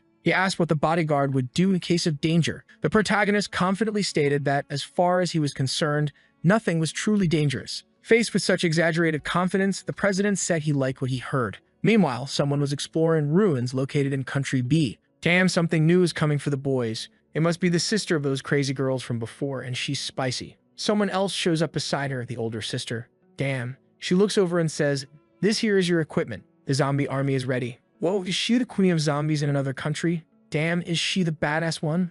Like, the badass? Alright, good job. You can lead the rest to me. The world is so beautiful. Why do humans like to fight each other so much? The guy, I don't know.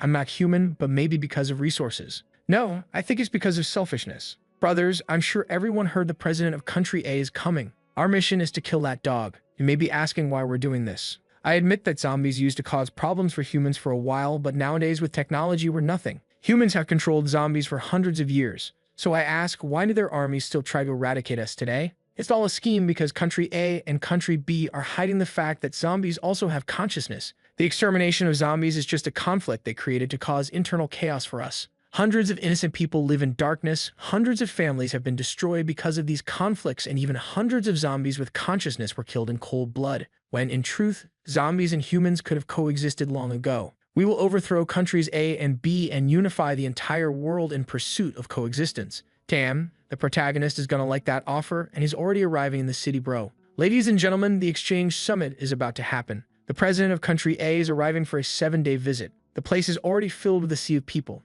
This is Country B's reporter bringing the news. At the same time, Country A's reporter is also giving the news. Our president will stay at this hotel and meet Country B's prime minister tomorrow morning. A kid watching the news, someone calls him. Hey kid, come eat, okay? why are you watching that news? I just want to see what our president looks like. The father, aw man, such a big event, but I heard there are some strange things going on. The woman replies, yeah, our country is still too weak. Another huge plane arrives. Look at the sisters coming. What did the prime minister ask for? Just that we protect the president. We can't let him get hurt the moment he arrives. The other asks, wait, are you saying our sister might try something? Considering her personality, she won't even let the plane touch the ground. Down below, some guys are talking. All preparations are ready. We're gonna send the president straight to hell. Everything's shaking. Hey man, what's going on? Wait, are you hurt? We can't make any mistakes. The guy, Inside that plane, there's something scary and familiar at the same time. Oh damn, is it the protagonist putting on a suit? The guy radios it in. We're fine. Continue with the plan. He's just feeling uncomfortable.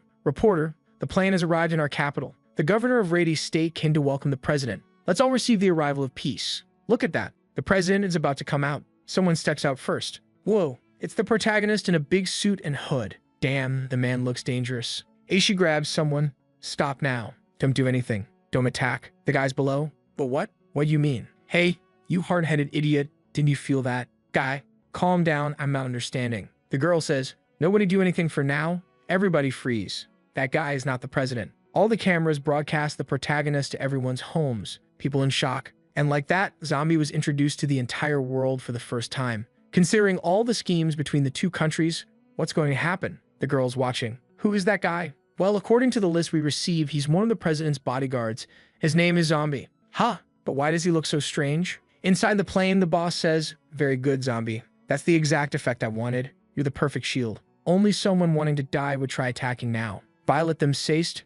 President, you weren't like this. You sent him just to be a meat shield. The protagonist stands there just accepting the job. Well, look around now. I want you to protect the president's body so no sniper bullet can reach him. Protagonist, I could stop a missile. Is there really such a big need to block a little bullet? Hey, Zombie. You need to protect the president. His body isn't as strong as yours. And with that, the president steps out. Everyone give a warm welcome to the president of country A. He must be tired from the trip, so he'll now head to his hotel. Tomorrow, we'll conduct the long-awaited interviews. The president steps down, and a guy says, Mr. President, this is the governor of Rady State. He came just to greet you. Violet, wearing a full suit, she's totally nerfed like this, says, stay alert, Zombie. The girl up above thinks, what was that oppressive feeling I just sensed? Am I imagining things? The protagonist is completely calm, hasn't even done anything yet. In the sister's plane, strange. Why hasn't our sister done anything yet? I don't know, but she just wasted her best chance. I already prepared a car full of listening devices. We only need to listen to their conversations about the ancient people, and we have plenty of time since it's a 7-day trip. Some men arrive. Mr. President, we prepared a car for you. No need to worry, we have our own private vehicle for transport. The protagonist receives a message. Let the president take the other car and cut their communications. One sister says, hey, they didn't bring that many bodyguards. Do we really need this much preparation? How can you be so careless knowing that country's military strength? I saw Violet and Lank with him. Did you forget what happened at the last meeting? One guy reports, Intel. The car we prepared didn't work. They went into another one. She asks, wait, which car did the president get into? We need to listen in. I don't know what's going on, but they blocked our communicators. She slaps him. Oh, damn it. Meanwhile, the group gives the call, split into 2 groups. Zombie will use the hidden route and take the president to the hotel. From here on out, Zombie, nobody leaves. Nobody can get close to the president. Lanky and Violet will take the original path to draw their attention. Ash tries speaking to his sister. Sis, what do we do? Do we continue the assassination? She says, listen, someone among them is acting strange. I want everyone frozen in place now. The guy complains, but I can't hear anything clearly. Everything's broken. And this weapon is crap. Shouldn't we just go ahead and wipe them out already? Relax, sis, I'll kill everyone. Girl, you're going to get beaten in 2 seconds. Back in the plane, the president lands safely. Do we really need to be so cautious and even cut communication? Yes, we have our own secrets. And do you really think the situation is secure? Just like we have issues with Dr. James, they also have hidden organizations that might attempt something. Inside the car, the protagonist, the president, and another man ride. The president asks, Chief Zombie, you're a zombie, right? You'll protect me, correct? Bro's like, yes. Haha, interesting. Then I'll count on you. I only have one question. You wouldn't suddenly get the idea of destroying everyone and ruling the planet, would you? The protagonist replies, no, I'm not interested in that at all. Oh boy. Meanwhile, the sister, the one I hope would do something cool, is still shaking there, doing nothing. Sis, we can't contact Xiao. Looks like the president's people are messing with our communication. Damn it, he must have gone to hijack the vehicle. The sisters say, I have a bad feeling. We should hurry to that location. On the way, Lanky and Violet are there. What's that sound? Whoa, look who's arriving. I can't even tell who's strong or weak anymore. Now the question is, will the girls win or will they get beaten? Although Violet has the blood, so he'll probably just get beaten up again. Poor guy. Hot girls raining from the sky. She looks... Wait, what is that? What is that thing? The other sisters arrive. Violet, Lankin, this guy, he's extremely dangerous. The big zombie says, foreigners from the other side of the world, today, you will witness the power of Country B's zombies. Lanky, huh? A zombie? Yes, a zombie under my sister's control. The guy forms some black stuff in his hand, something like an eye or a lump, then flicks it like a lighter and unleashes a stream of flames. But honestly, that doesn't look too intimidating. The girl warns, careful with that fire. It never goes out. Violet, huh? Snow, rain, what are you two doing here? Like walks toward the fire. Girl, you haven't been bitten, so if you're not immune, you're going to get burned. The eldest sister speaks, you two must bring Axel back. If he keeps causing destruction, the president will have a reason to capture everyone. All right, we're going. The guy says, you can let me go. I'm feeling better now. The protagonist is still just sitting in the car. He looks over at the guy passing by and the man freezes. Back in the fight, look at Lankin's big sword coming through. She's got several Mao. You're underestimating us. A guy with a grenade on his back jumps in. Then boom, smoke grenade. She gets disoriented. When she opens her eyes, something's on her face. Damn, she was cut, beaten, and smashed. Lanky, I told you be careful. Yikes, the blade is already dripping. Who's next? He says, yeah, she's completely wrecked. Good thing she drank the protagonist's blood, otherwise she'd be done for. Violet is in shock. The sisters are already coming to help. The swords are electrified around him. The sisters step in front. Go now and take her. What are you doing here, Violet? Take her to the infirmary. You still have a chance to save her. Damn it. In the end, we're going to have to use our own power. We don't want to kill you. Leave this place immediately. Stop talking crap. If you weren't the younger sisters of our leader, you would have been dismembered a long time ago. A lesson will be good for youngsters like you. Don't blame me for not warning you. Whoa, he spreads oil around, forms that eye thing again, flicks the lighter, damn. He's burning, man turned into Ghost Rider. The little sisters are all shocked. They're not used to seeing zombies transform. But Violet in the back is stone-faced. The big zombie, what's wrong? Never seen something like this before? You were favored by your sister and now think you're invincible. The girl looks back, why are you still here? And Violet is already laughing with her hand on her face. But Lanky beside her says, Violet, step aside. You helped me last time too. Oh damn, he's mine. What's her deal, bro? Violet says, screw it, pulls power, I'll transform. Both of them go full demon mode. What the hell? Leave one buff girl for the boys. The sisters are shocked. What the hell? Are you two? Are you even human anymore? Ghost Rider. Hey, what's happening here? Why am I feeling a sense of familiarity? No, wait, we're not the same type. Like them, Sazy. Why are you stalling so much? Didn't you say you were going to kill us? The guy charges. You're bluffing. I'll finish you. Explosion. Flaming blossom bullet flies straight toward her, but she just absorbs it. Holy hell, she got the sucking talent. This girl is insane. Want to use it on me? The sisters. What? She absorbed everything. That's crazy. The skull guy. Huh, you're pretty inters. Take this flying kick, bro. Didn't even finish speaking. He's receiving calls in his ear somehow. Show, can you hear me? Hey man, is that really the force of a human's kick? The sister tries to reach him. If you can hear me, respond immediately. You need to return. I'm very, very busy right now. Lanky is just standing there waiting. The protagonist, meanwhile, is receiving messages. Zombie, Violet, and Lanky seem to have run into a problem. Okay, has the president arrived at the hotel safely? Our bro replies, yes, we just arrived at the destination. Could you go to Violet's location to help and see what's going on? All right, I'm going to check if everything's fine. Are you sure you can lead the president here? Don't worry, this is our territory now. It's safe. Okay then, I'm going. Lanky is still there. Flashback. Dawn says, Lanky, what are you doing? I don't care about anything anymore. She's a department head just like me. How could she be so much stronger? Dawn tries to warn her, we haven't researched this properly yet. You don't know what could happen. Shut up. Slam. She takes the blood. Now she's totally unhinged. Violet, Lanky, you have to control your emotions. Ghost Ride them, Caesar. Haha, this is good. This'll be fun. The sisters who haven't done anything are just watching. And Lanky, with her new talent, is absorbing everything, going insane. But she also spits the fire back. Return to sender. The skull guy is shocked. Here she comes from above, smashes a kick into his mouth, slams his face into the ground, buries him. She's going feral, bro. This sensation is incredible. Curl, calm down. The skull guy, W, what's happening? What species are you? Violet, Lanky, you need to control yourself. If this continues, you'll become irrational. Lanky says she'll swallow him quickly. Damn, I'm next in line. The sisters are still stunned. She says, I'm going to eat you, come here. Damn, skull guy is scared. Didn't expect her to be like that, huh? What the hell? She's a zombie. The president, Show, can you hear me? Abort the mission, you lunatic. Something terrifying is heading your way. Oh boy, who could it be? Look at how the boy arrives. He hits the ground, smoke rising. Skull guy, I can still fight.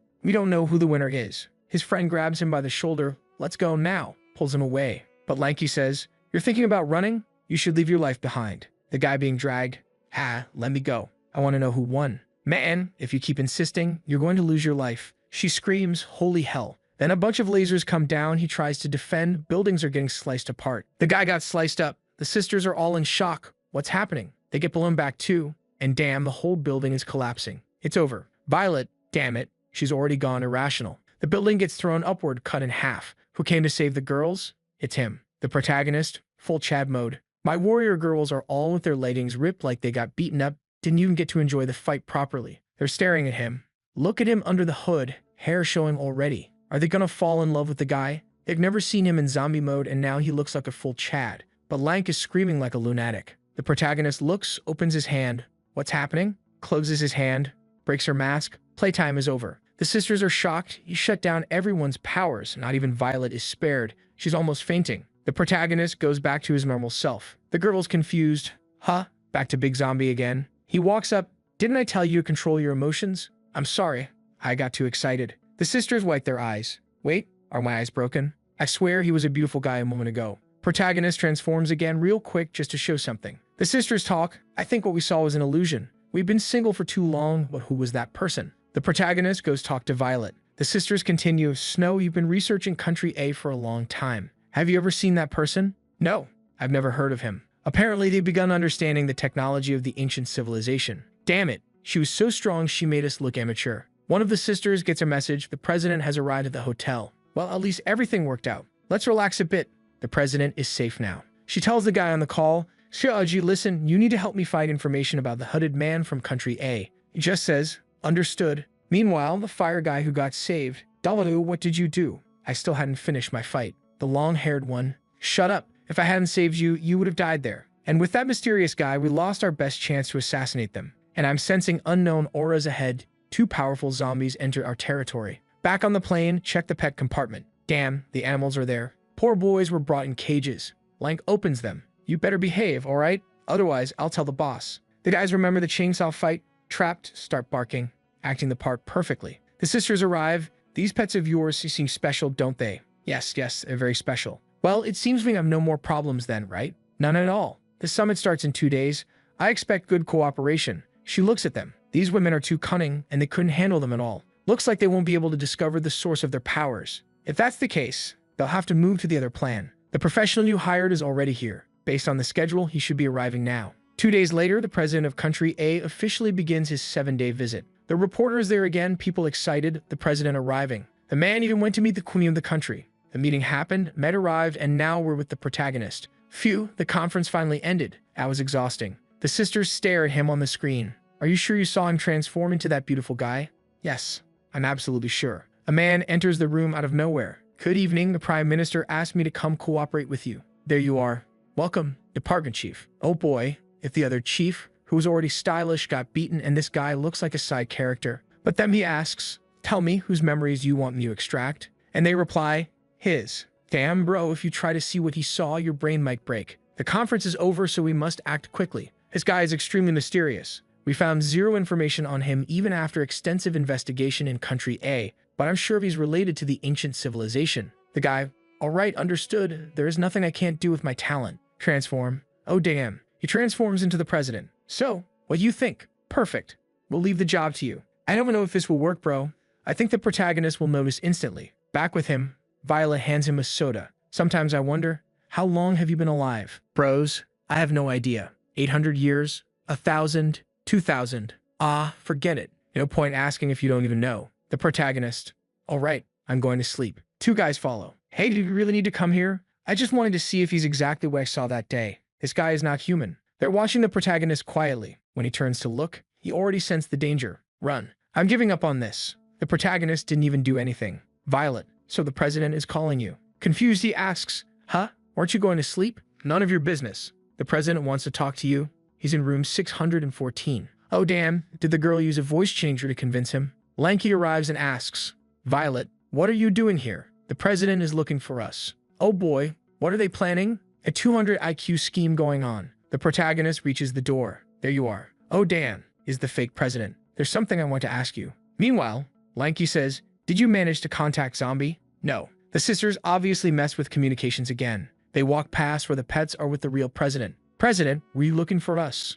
"I need to pee." "What can you do, right?" "Must stay protected." They take him to the bathroom and come to a dumb conclusion. "All right, I guess we don't need to go in." "Hey, it's our territory, isn't it?" And of course the guy's inside. "Hashi, you brought me here. Why are we running?" "I just wanted to confirm something and see if there was an opportunity." He replies, "How? Didn't you see that terrifying guy was here? We already lost our best chance. There's no opportunity left." But that's when the little president arrives. Phew. He looks around. "Don't worry, big bro." The two girls outside just watching. Boom. The president gets kidnapped. Who would have thought? Do you remember how last chapter everyone was in that building? The president had just gone to the bathroom to take a leak when suddenly someone appeared out of nowhere and snatched the guy. The guy started jumping from rooftop to rooftop celebrating, saying they were way too lucky. Those guys volunteered. That's when Lanky and Violet went to check out the bathroom, curious what the president was doing in a place that was making so much noise. But when they arrived, they were met with the wall exploding and got a shock. An alarm sounded, everyone was on high alert, and Violet was already trying to contact the zombie.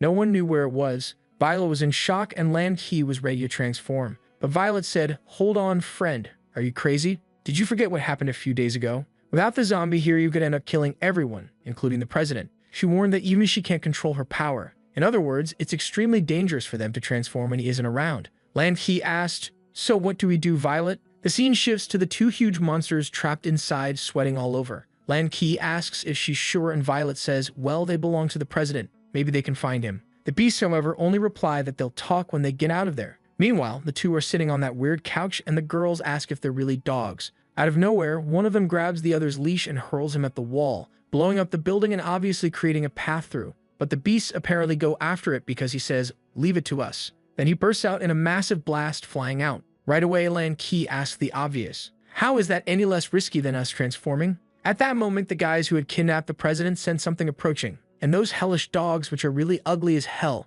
tell them to leave that man behind if they don't want to die. The masked guy is shocked, thinking the country's people are raising zombies to hunt them down. The two charge forward like Goku and Vegeta. Lanky wants to know what they're going to do now. With not many options, they start chasing two, and the fight is on. Night falls, and there we are among the zombies' ruins. The guys who kidnapped the president ask, "Hey, are you sure that's the president?" He just tells the bastard to stop standing there and get ready because people are coming to cause trouble. Then two massive zombies land. Everyone's shocked, wondering if these are the bosses from Base A. I keep calling them dogs because in theory, they're the protagonist's pets, but obviously these aren't dogs. One of them says, "Hand over that person if you want to avoid a war. Otherwise, you'll have to deal with an attack from a foreign zombie nation." The bandana guy says, "A war? Why would that happen? Humans haven't even started fighting among themselves. So why would we do that? Why are you helping the zombies?" The beast replies, "Me? You're helping the humans too, you idiot. Just look at yourself." The masked man tells him to shut up, while the long-haired guy says he's only working for the survival of the zombie community. He's got a grand plan in motion, but the dog just laughs. Then we get a flashback, with the protagonist wandering through a desolate world. The first half of the dog's life was just as an ordinary bird. That sentence makes no sense, right? But anyway, originally he was a crow living among his community, cleaning up corpses for humans. Since they consumed the bodies, they actually helped reduce how many humans were getting infected. But the crow hated humans because he wanted to become one himself. He wanted a pair of feet and wanted to be like them. Basically to lose his wings, his freedom, and work all day. Honestly, I'd rather stay a crow. Actually, forget that, because he and his friends got gunned down. Yeah, better to be human after all. The protagonist was walking around, his clothes in tatters, when he lifted a rock and felt a strange trace of life. That's when he found the crow, took it in his hands, and said that from now on, his name would be Lang. Then he told him straight up to learn that hatred and destruction are never the answer.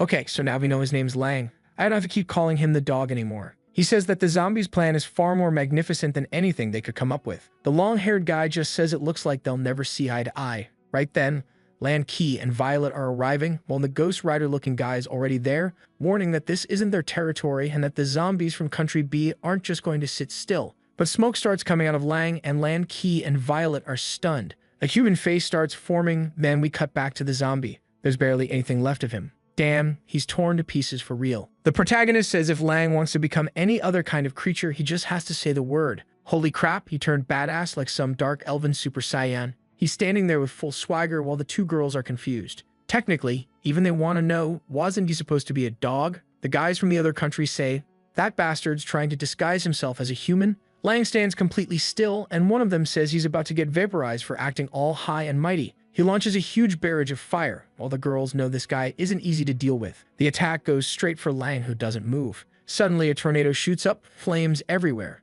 But apparently, he's still just standing there in the middle because Ghost Rider charges at him. Lang stomps the ground and slams a punch right into his gut. Everyone's in shock. The fool sent flying, blowing up the whole city. The long-haired guy can't believe the power he's seeing. Lang moves forward while the other zombies tremble. Looks like he threw one punch and leveled all the buildings, zombies flying everywhere. Far off, Ghost Rider's already done for, and the long-haired one says something's wrong at powers over the top. Lang's just charging up that aura while the guy orders everyone to get ready. All the zombies from Country B have to attack and drive him out. Then he uses the Thousand Blades dagger art. All those blades fly toward Lang, but most of them either shatter against his body or he destroys them easily. The guy goes in to punch him, but Lang just stretches out his arm and blocks again. The long-haired one's in shock. Nothing he's doing works. Meanwhile, Lan, Key, and Violet say they have to find the president. The masked man's trying to escape while the long-haired one orders everyone to stop the two of them. Zombies come rushing from all sides, but then dog number 2 suddenly sprouts wings out of nowhere. Dude pulls out a gigantic hand. What the hell? And crushes the whole city. The two girls are left frozen in shock. The creature literally turned into a final boss, towering as high as 10 buildings stacked on top of each other. It's crushing one of the buildings under its foot while the long-haired guy realizes it's one of the oldest species known as an aberrant. Lan, Key, and Violet, however, want to know why they were locked in that cage if they had that much power. The creature doesn't say a word, just stands there, while the masked guy wonders how they're supposed to escape from a legendary species like that. He tells the bowl cut guy to keep taking the president while he stays behind to help. It's the only way to win against something like that. If the zombies from Country B didn't win this battle, it would be the end for everyone. The long-haired one can't believe monsters from the ancient era still exist. And on top of the giant creature's head, whose name I still don't know, Lang lands. Meanwhile, the bowl cut guy arrives at the base and speaks with the boss lady, who looks perfectly healthy, telling her he brought the president and that they were under attack. She immediately orders him to kill the man, demanding to know why he brought him to her. But he explains that Augie and Aishi were in danger, so he had to help them as fast as possible. He's asking something about how much he needs to open this thing.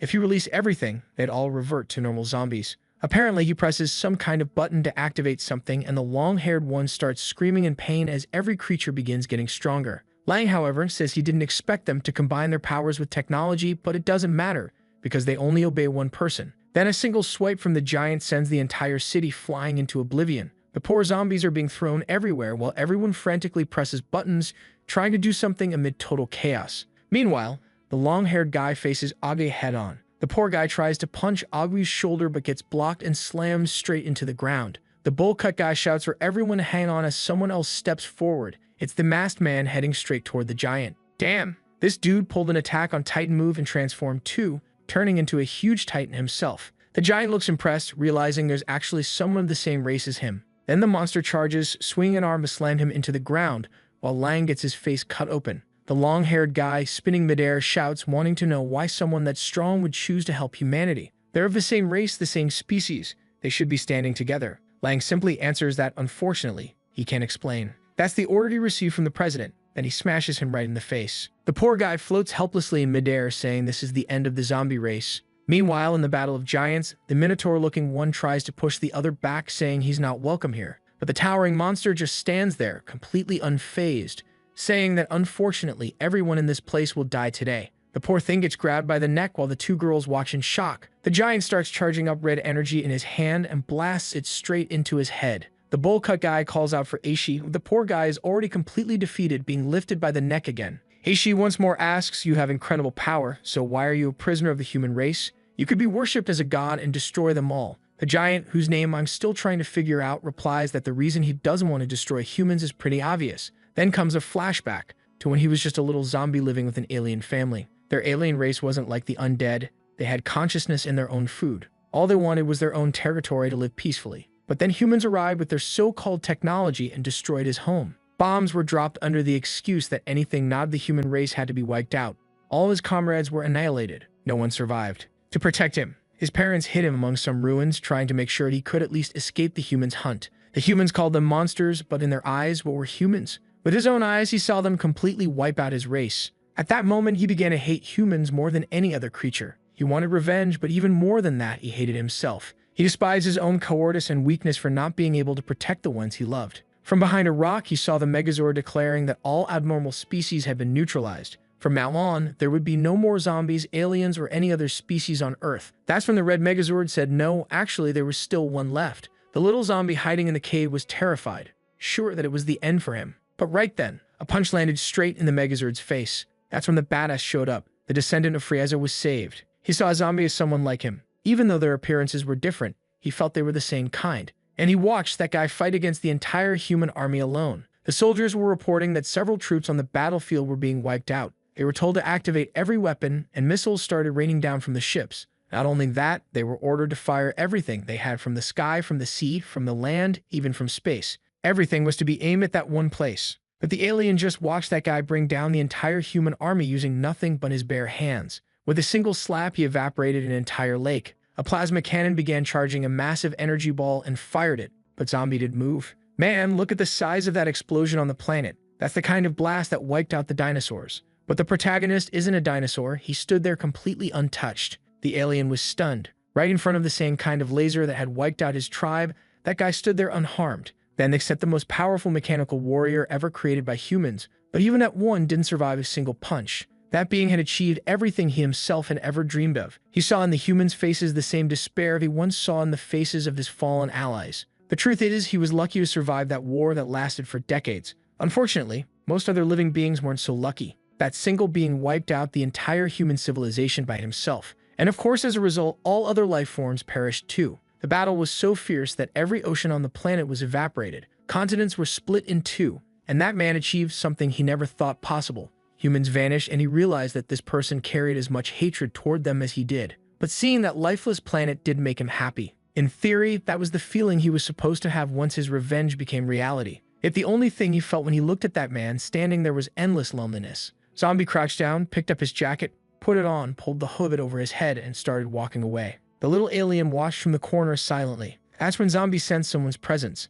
It wasn't the aliens, it was the moment he saved Lang. That was when he began learning from the boss that hatred and destruction never solved anything. He learned that hate and destruction would bring nothing good to this world, so he decided to follow the boss and obey him, choosing not to become a threat to humanity. Back in the present, he asks Aishi if he understood everything he said. The two girls are watching it all as the creature gets slammed into the buildings. But Aishi says he's lying, something that powerful couldn't possibly exist in this world. Then the scene shifts to Zombie standing face to face with the president. Naturally, the man's in shock and reverts to his normal form. The cap-wearing sisters want to know what's going on. He understood the hypnosis. They tell him to answer that he doesn't know why he transformed back, but the guy just says that all the ancestors have been killed. They tell him that makes no sense, order someone to call an ambulance, and immediately run off saying they have to save him. Zombie suddenly wakes up. Wait, was I asleep? Where's the president? Meanwhile, the doctors are rushing the unconscious man away with the sisters, saying they have to save him. He can't die now. Then someone calls the protagonist asking if he can talk, and he tells him to go ahead. That's when he gets the news that the president's been kidnapped.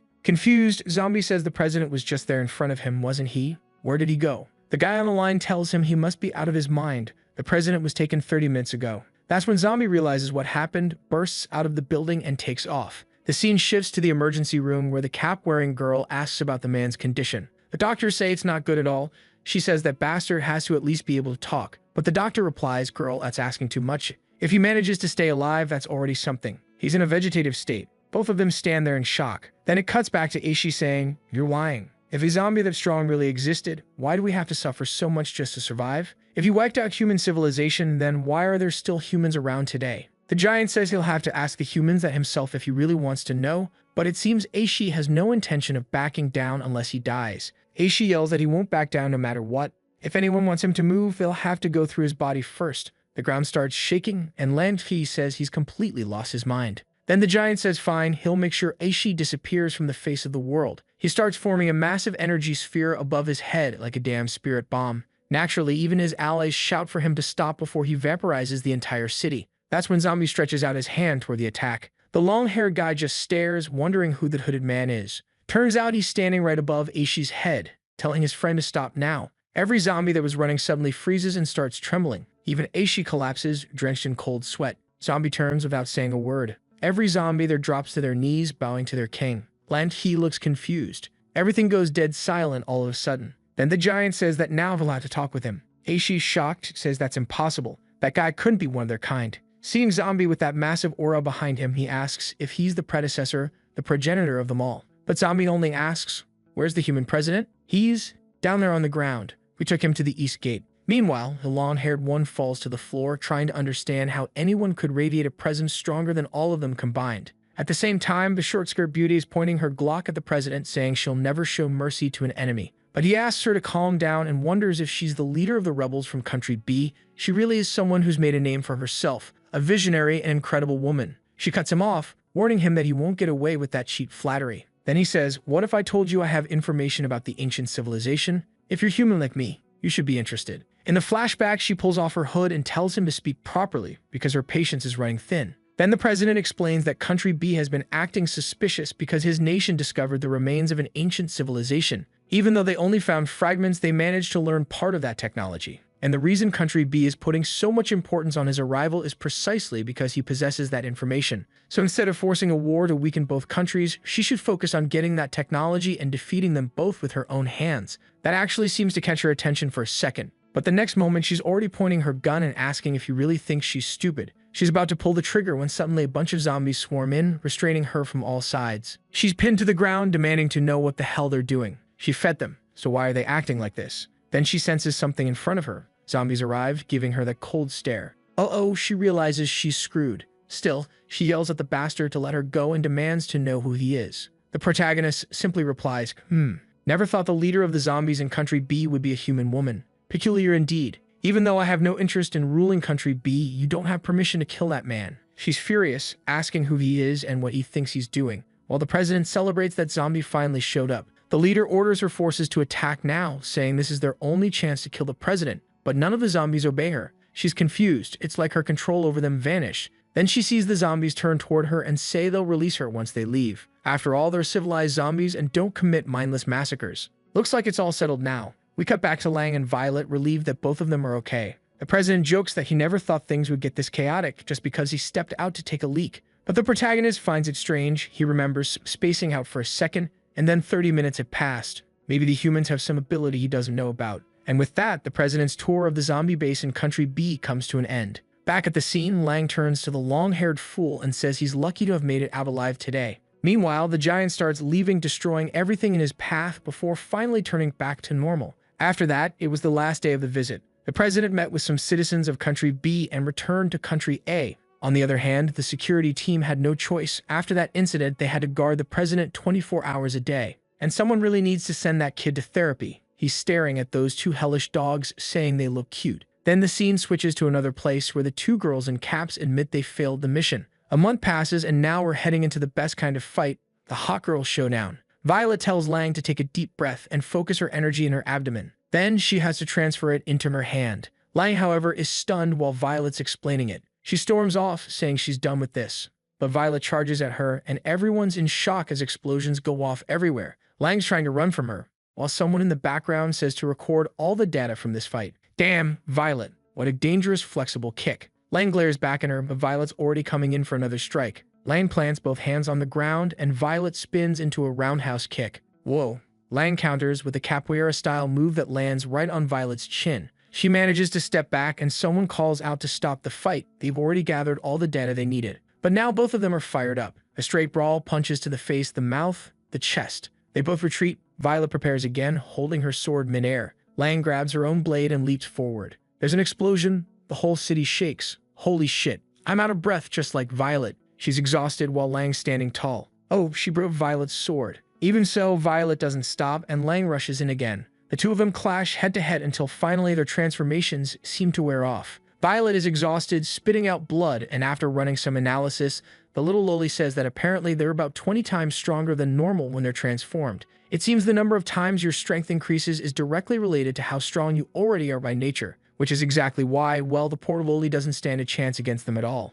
On top of that, she's also curious because both of them just had their hearts pierced, yet regenerated even without being transformed. That basically proves that neither of them are human anymore. Looking through the documents, Lang immediately realizes that this is the price of obtaining such power, but Violet refuses to accept that. She insists she still has her consciousness and her body is alive. She's not like those mindless creatures that can't think for themselves. As far as she remembers, only those without consciousness were called zombies. Her friend says, well, she's not completely wrong with the DNA. Still, Violet cuts her off, saying there's no more or less about it. What they really need to focus on is creating equipment that helps them control their emotions, because yes, they're still human. and man, they're definitely going to lose it one day and have to rethink that idea. After all those messy events during the Country B visit, they finally got something rare, a period of peace and rest. Zombie's all cozy in his pajamas, celebrating. Then the doorbell rings and Violet walks in, saying the president's been looking for him. It's time for his meeting. Great. And in the next panel, that damn doctor's up to more nonsense again. He's there celebrating with a group of scientists. The bowl cut guy asks, "Hey, Crondome, were you focused on building mechanical suits and stuff like that? Why are you working on biological things now?" But the bald man replies, "Kid, you don't get it. This here is liquid metal nanotechnology. Apparently, this was how the ancient population built their technological empire. It's a liquid metal that can float freely in space and even change its form based on thought. And breaking something like this is about as hard as crushing an entire planet." Bull cuts in shock, saying it's kinda exaggerated to claim something like that existed in the past. Not to mention, it's way too advanced for what they're used to. Could the people of the past have really been that advanced? But the bald guy says that's exactly what was happening back then. Technology was insanely developed. No matter what desires they had artificial intelligence machines to make it happen. Basically, everyone was nothing more than spoiled giant babies. Yeah, honestly, wouldn't be surprised if that's how it goes in our own timeline. The problem is, even after reaching the pinnacle of technology, they still couldn't win against him. Bullcut says if he's that powerful, then how are they supposed to beat him? How is it being like Zombie even created? The bald man says they didn't create him. Apparently, Zombie is a creature that's been evolving since the very beginning of the planet. Just like humans, he's been walking this earth far longer than they could imagine. Bullcut asks if there really was another civilization before theirs, and here comes the bald guy with the story, saying he'll explain. Like every civilization, it all began with agriculture. But one day, out of nowhere, a virus infected one of the farmers, and he turned into a zombie. Back then, they looked very similar to humans, and they used weapons to stop them. But to completely eliminate the threat of zombies, humanity took a very different path. It didn't have powerful bodies, so they pushed technology to the absolute limit. After 1,000 years of development, technology advanced in leaps and bounds. And in that process, they discovered something that shocked everyone. The reason humans turned into zombies was because they already had the virus within their genes. It wasn't caused by any external mutation. And from that discovery came something even more terrifying. It already existed within civilization since its very beginning. Basically, it was a strange variable that had evolved from the first humans that ever lived, and the knowledge they had about this being was completely superficial. By examining all the genes they possessed, they discovered that 6 human civilizations had existed before, and all 6 of those civilizations were created, destroyed, and somehow connected to him. In short, he's wiped out more than one civilization for sure. The doctor tells him to explain properly, and the bald man says he already knows the rest. When they saw a being that completely defied logic itself, humanity started focusing on technology as much as possible. They began tracking his movements, and wherever he went, they would disappear to make sure he didn't see a single human. The idea was to study his behavior and his genetic structure. They pushed technology and science to the absolute limit, believing that no matter how strong he was still a carbon-based creature and couldn't surpass the speed of light. But in the end, they always failed. Whenever humanity was on the brink of destruction, they buried some nutrients along with human embryos. And that's how the evolution of everything began all over again. The doctor asks if they really are the embryos that were buried. He doesn't look too happy, wanting to know if that means they were basically some kind of synthetic species. The bald man says that's not exactly it, and he doesn't need to get upset. There were plenty of men and women reproducing freely. It's just that they needed an extremely modified genetic lineage. For example, a genius like him is incredibly rare to appear. And that's exactly where the human race holds its advantage. The doctor tells him to shut up, saying he's tired of this story. They were supposed to come take a look. He's almost finished. There's a little green zombie strapped inside a machine with restraints on all 4 corners. Bullcut looks at it and says, seems kind of weak to me, I don't know. But the scientist says it's only halfway done. This is the body he managed to create using zombies' genes. The bald man suggests injecting nanominal into it. That way, they have a mechanical zombie with perfect modifications, not only an immortal body, but also made of the most durable material that exists. Literally, it shouldn't be any weaker than the real zombie. The nerdy one says they're out of their minds. If this is a copy of Zombie, there's a chance this creature might carry the same ideas as him. And if it decides they're the villains, it could kill them all without hesitation. The doctor agrees, saying it really can't have the same mindset as the original. The bald man suggests giving it the same mentality as the zombie from his own era. But did he forget that the zombie from his era also destroyed everything? I mean, not that I want the enemies to win, but come on, use your brain. Buddy. Bullcut complains about that exact thing, saying it could end up joining the real zombie. But the bald man says the zombie from his era didn't think about anything. The only thing he remembers is that whenever he saw a human, he'd start a massacre. Bullcut is stunned, but the doctor seems fired up, saying what it thinks doesn't matter. They just need to make sure something like this gets created. The rest will be left to fate. And now it makes sense why humanity's been wiped out 6 times with geniuses like these running the show. The scene shifts to the ocean, where the protagonist wonders why Violet brought him there. Shouldn't he be at the office? There are massive ships around, and then the president turns around all cheerful, greeting Zombie and saying how glad he is they finally met again. He's so happy Zombie saved him, says he missed him so much and all that. He grabs our boy by the arm and says he's got a gift for him. And why the hell is the artist hiding the president's face so much? Kinda suspicious. The president, the same one, is now giving Zombie an entire naval fleet as a gift. 60 warships, each equipped with aircraft. On top of that, from now on, he's the commander-in-chief. Half the country's forces are under his control. He's going to have to protect everyone and make sure no one dies. Zombie just lets out a woohoo, like he's all excited. Except he's totally not. Violet tells him to act a little happier. She doesn't even have one ship, and he's already getting 60. Basically, he now commands all the military forces on land and at sea. The president tells everyone to greet their new commander, and the whole crew shouts, "Good morning, Chief Zombie." Music starts playing, everyone's celebrating, and he's presented with that massive warship. Meanwhile, somewhere else at sea, look who it is. The gorgeous little villain telling her crew to drop the pride. They weren't hired just to sit around eating. And who's back? That's right, the curvy queen herself, beautifully drawn as always. Damn, what a sight. One of her men behind her tells her to calm down, that they can talk things out and understand why they were called there. The rebellion leader explains that the exchange between Country A and Country B is about to begin. When it starts, she wants the queen to sneak aboard the enemy's ship and make them fire at each other. The short guy in the group says she can count on them to make it happen. He just wants to know how much they're getting paid. She says 3,000 gold coins, but the queen better wipe that sour look off her face. The friend tells her, "Come on, queen, calm down. We need the money, remember? Black lent us cash, but the interest is 40%. It'll take us a millennium to pay that off." The queen steps closer, but Avi jumps in front and says it's best to stay at least 5 meters away from the boss. The stunning beauty asks if they're scared she'll eat their big sister or something. They reply that they're allergic to ancient creatures, so it's safer to keep their distance, but the boss tells them to let that weirdo through. And the queen steps up and gives her a sharp peck. Well, not literally a bird, but you get the idea, saying she has no clue what the human is plotting. But there's only one person in this world who could defeat her. The rebellion leader says she doesn't care. She just wants that chaos to happen. Deal made. And that's the situation with the Ice Queen. Sadly, to pay off her debts, she's had to toss a bit of her dignity aside. Don't worry, queen. Dignity's overrated anyway. If things get too hard, just open an OnlyFans and you're set. Next scene, the trade event between Country A and Country B is about to begin, and everyone's recording the ships. Even though the two nations are far apart, every 4 years they hold these events as a gesture of peace and goodwill. This time, the goal is to capture new islands and showcase their military strength to reassure civilians that their families are safe. Meanwhile, the folks from Country A are gathering on Guo Island. Different departments are there for a beach volleyball match. And bless that artist, he actually threw in a beach episode out of nowhere. Land K's all geared up, while the Cap sisters declare that even if it's just an exhibition match, they won't accept defeat. Our poor protagonist looks all skinny and worn out, while Violet, well, she's towering as usual. The samurai guy, clearly a man of culture, says matches between women are always a delight to watch. The crowd's watching too, wondering who that weird, scrawny guy is. And who's his partner? That guy from way back, the one Zombie humiliated at the start. The captain from the academy. Man, it's been ages since we've seen him. This is a fight where everyone wins. Lam Ki tosses the ball into the air and Violet leaps up for the first serve. You guys watching are just like the audience there, taking screenshots left and right. Shortcut for anyone who doesn't know, Windows plus Shift plus S. Violet smashes the ball. It rockets past the Cap girl, who jumps up to block it, and she actually catches it. Then one of the sisters jumps to hit it back too and sends the ball flying. But Lan Ti immediately moves to intercept back and forth, side to side, until it smacks Zombie right in the head.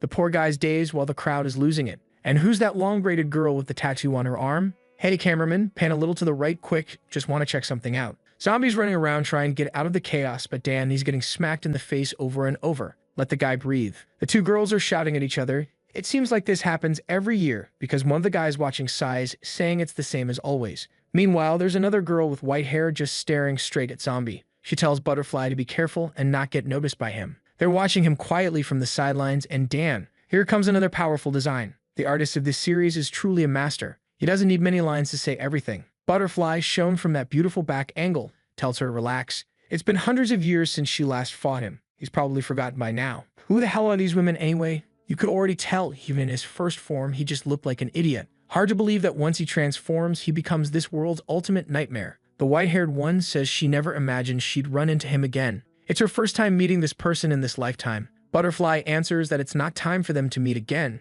He's far too dangerous. That terrifying memory still haunts her. All of them were forced to flee their planet because of the pressure and destruction he brought. The pain of abandoning their home world still weighs on her. She's never forgotten that moment. Nearby stands a massive muscular guy, looks straight up like Hodor from Game of Thrones. Butterfly tells him to calm down, then sits on his arm, saying their goal here isn't to challenge him. Acting rashly would only bring catastrophic consequences. She says she's going to rest, but Nae, the white-haired one, protests that she doesn't want to stay there alone. Butterfly replies that one of them needs to stay behind, observing from a distance. The most important thing right now is finding out the limits of that bastard's power. Zombie, however, is still there in his first form, all innocent looking. Back with the scientists, the bald guy says the design's finally ready. He really is a genius. It's just a shame he can't stop being bald. Bowl Cut, though, is more curious about the old civilization. What are they like? How did they live? But the bald one says unfortunately he has no idea. Looks like nothing was left behind. Basically, what they're doing now is starting civilization over from scratch. Back at sea, the cargo ships are moving out.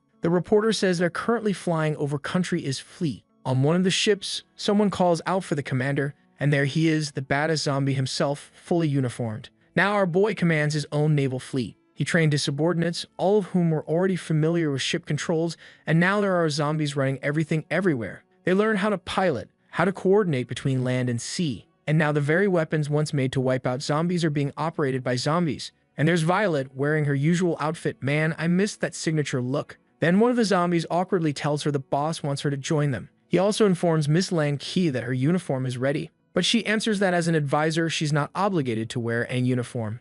Oh, come on, just put on the new outfit so we can check out the design. In total, the protagonist was commanding 3 massive military cargo ships, and apparently there's going to be a competition, according to the reporter. It's meant to test cooperation between nations and see how well they can adapt. The participants in the middle fleet are our boy zombie Violet and Lan Qi. The next fleet has those 3-horned samurai guys, and last but not least, a bunch of poor souls who look absolutely terrible. Over in Country B, we got the Stocking Sister teamed up with the samurai guy, plus 3 random girls I've never even heard of, and this totally not suspicious group right here. The reporter says she couldn't interview everyone since they're focused on the competition. At least she got to meet the leader of the second country, who seems like a really friendly guy. She asks his thoughts about the event, and he casually says everything's fine, that people should fight less and live more peaceful lives. That way everyone could just stay home, relax, and eat. The kid watching from home thinks that guy clearly has a few screws loose. Then she goes to interview the towering Violet, who just says if all the ships don't end up at the bottom of the sea, she'll consider this whole thing a success.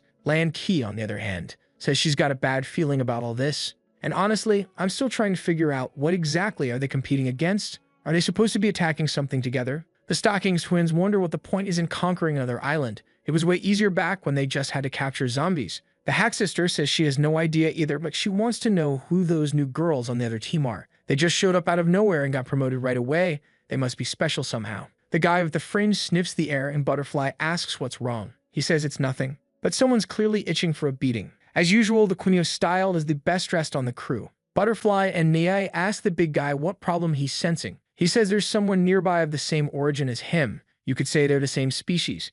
He's not sure why, but her aura feels weak right now. Butterfly looks startled but tells him not to worry. She's so weak at this point she could vanish any moment. Meanwhile, a helicopter and several ships approach an island in the Atlantic Ocean. A girl with binoculars informs the lieutenant that the exchange event is about to start. The lieutenant immediately orders them to open fire, and the first shot is fired. Damn, it looks like they're actually shooting at Country B's ships. I'm still trying to wrap my head around this, but it really does seem like a competition. And one of Country A's ships already went down. The samurai guys ask why they aren't fighting back yet. Are they just going to stand there and take it? One of them checks through binoculars and says the enemy's still too far. The guy in a helicopter starts commentating, saying Country B won't be able to hold back now that Country A made the first move to claim the island. The crowd watching is going wild, cheering for them to go all in and destroy the enemy. Meanwhile, the thick-eyebrowed officer orders everything to fire. Bombs are splashing into the water. Everyone's watching. It's total chaos. The bandana samurai asks if they shouldn't step in to help. The sausage-headed guy's ship looks about to sink, but his comrade replies that whoever steps onto the island first earns 40 points. So for now, they'll let everyone else fight while they move closer. Oh, now I get it. The fringe guy's shocked because apparently the island they're standing on is the one where the competition's happening. Explosions everywhere, while the sausage guy yells for everyone to move aside. He's gonna handle this himself. Suddenly, something flies past, and the enemy girl looks up just in time to see him transform mid-air, his body swelling with muscles. It's a full-on side character battle, and the ones suffering most are the poor spectators forced to watch this mess. Then the sharp-toothed girl says she'll deal with it herself and shoots into the sky like a bullet. We've gone straight into Dragon Ball territory. They're trading blows mid-air. She kicks him right in the face. The crowd's cheering while the samurai team watches, saying it looks like their leader's getting beaten up. At that same moment, the Cap sisters notice the samurai team's watching them too. Everyone's keeping an eye on everyone. One of them tells the others to pick up the pace, since whoever steps on the island first gets those 40 points. Meanwhile, on the island, the nerds banging on the door shouting they've got a problem. There's a human army coming this way. The scientist looks confused, trying to understand what he's talking about. He goes to the window to check and sees the fleet approaching. The samurai's ship is speeding up, racing against the Hat Girl's boat. The scientist asks how they were found, and the nerd goes, "Were they exposed?" The human replies that it's impossible. He picked the safest island on the planet, some totally isolated random spot nobody would be interested in. Then we flash back a few months to the Prime Minister of Country B talking with the President of Country A about where to hold the next event. Apparently, the last time it was in Country A's territory, and it turned into a disaster, so the President refused to have it on his turf again. The guy from B said fine, but he didn't want it on his territory either. So how about that random island? It's not part of either country, and since the rest of the planet is already claimed, this place is perfect. The poor scientist is freaking out, saying this doesn't make any sense. He asks if the bald guy finished the program, and the bald guy who keeps losing hair says he's almost done, just finishing the code. The only problem is there are a few ARM modules still to install. While they're all stunned, the reporter broadcasts that troops from both countries are arriving, and it looks like the top generals from Country B are finally entering the fray. The city's buzzing with anticipation, but the reporter can't spot Country A's flagship. Scene cuts to a freezing cold place where Violet asks why they're even here. Lankly agrees and tells them to explain, while the little zombie warns they're about to crash into an iceberg. Poor Loli says that's exactly why you shouldn't let a zombie steer a ship. The protagonist seems totally lost with no idea where they are. Violet says they're looking at a freaking penguin, and Lankey tells the zombie to explain himself already. Turns out they're at the opposite pole of the planet. Everyone's ragging on him.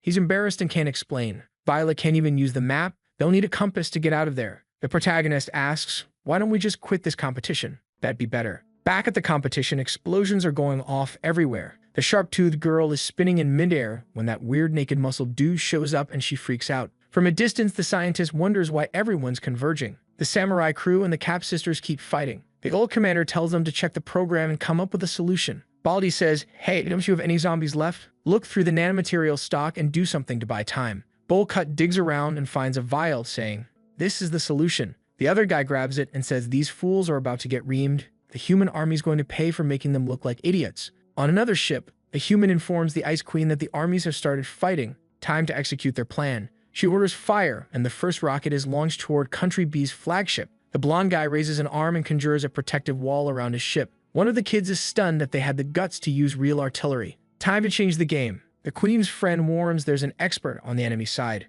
Right then, the big bruiser heads over to a kid on the ship and tells him to steer the boat toward the other one. The poor kid starts to argue that he's the commander and they should obey, but the bruiser just grabs him by the face and lifts him up. The kid's head's about to explode. The gray-haired guy tells the Queen they can't let anyone find out they're just trying to cozy up to that army. While the bruiser is crushing the other guy's head, the two girls glare at each other, saying they want to turn the other into ashes. The ships seem to be closing in on each other while the bruiser cheers, saying now both armies look like they'll take this seriously. Meanwhile, at the other pole, zombies casually fishing. Whoever's alive is terrified. The poor folks who think the ships are about to collide know they're going to die and are freaking out. Then the Queen stretches out gracefully while the other lunatic leaps. She comes in with a flexible flying kick. Wait, how did that hit him? The guy was already launched way up. She gives him a stare. He lands upright right in front of her ship, which is already cracking all over. The reporter's amazed, saying you don't even need the captain's fight. Just these subordinates are incredible. The Queen swings her arm and creates a whirlwind near the enemy ship. At the same time, the blonde guy raises an arm and forms a protective wall, while also using something like a Gara move. The Queen got caught in a total death trap. Everyone is stunned, asking if this is really the strength of someone who isn't even ranked a general. Then the guy checks the files and finds no record of a white-haired girl representing Country A. Meanwhile, other ships rush forward at full speed, but the samurai crew knows something's wrong with that island. The ninja asks what's happening, and when he looks, a giant leg and a horde of zombies are approaching. It's about to be an attack on Titan-style rumbling. The scientist tells the bastards to charge. Meanwhile, the protagonist finally reels in a little fish. The samurai are now in shock, trying to figure out what's happening on the island.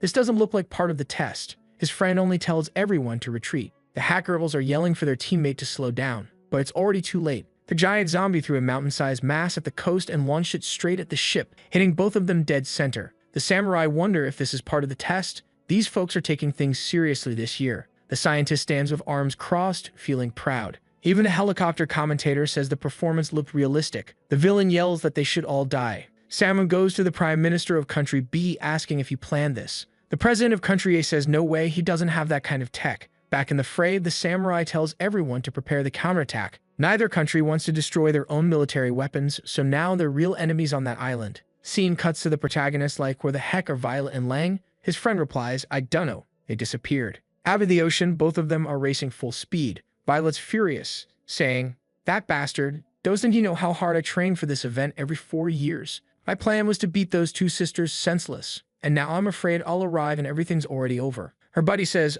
Captain, we're out of fuel to return. She screams, no way. She refuses to quit now. So they drum 1, 2, 3, 4, and the zombies pull that giant cargo ship with raw rowing power all the way to the other side of the planet. Got it. Meanwhile, Baldy shouts, all right, finished, everyone, finally. Bullcut says, hey, you better not let that thing arrive alive, or we're the ones who'll die. Baldy replies he already ejected it straight into the ocean. They even flash a Google Maps image for us. Scene shifts to a warplane where Ogby says, hey bro, what do you think those hired guys are doing down there? Ashik answers, I dunno. Maybe they've reached the enemy, but wait, what's that thing up ahead? On the beach, there's a strange capsule. Inside the capsule, someone with a robotic arm slams their hand against the wall, forcing it open. Outside, the two are trembling. The figure steps out, giving off a dark, ominous stare. Then the scene cuts to the protagonist's base, where the vampire-looking guy is stunned as everyone arrives looking pale and terrified. For some reason, everyone's sweating cold. What the hell is that? Is that the guy who came out of the capsule?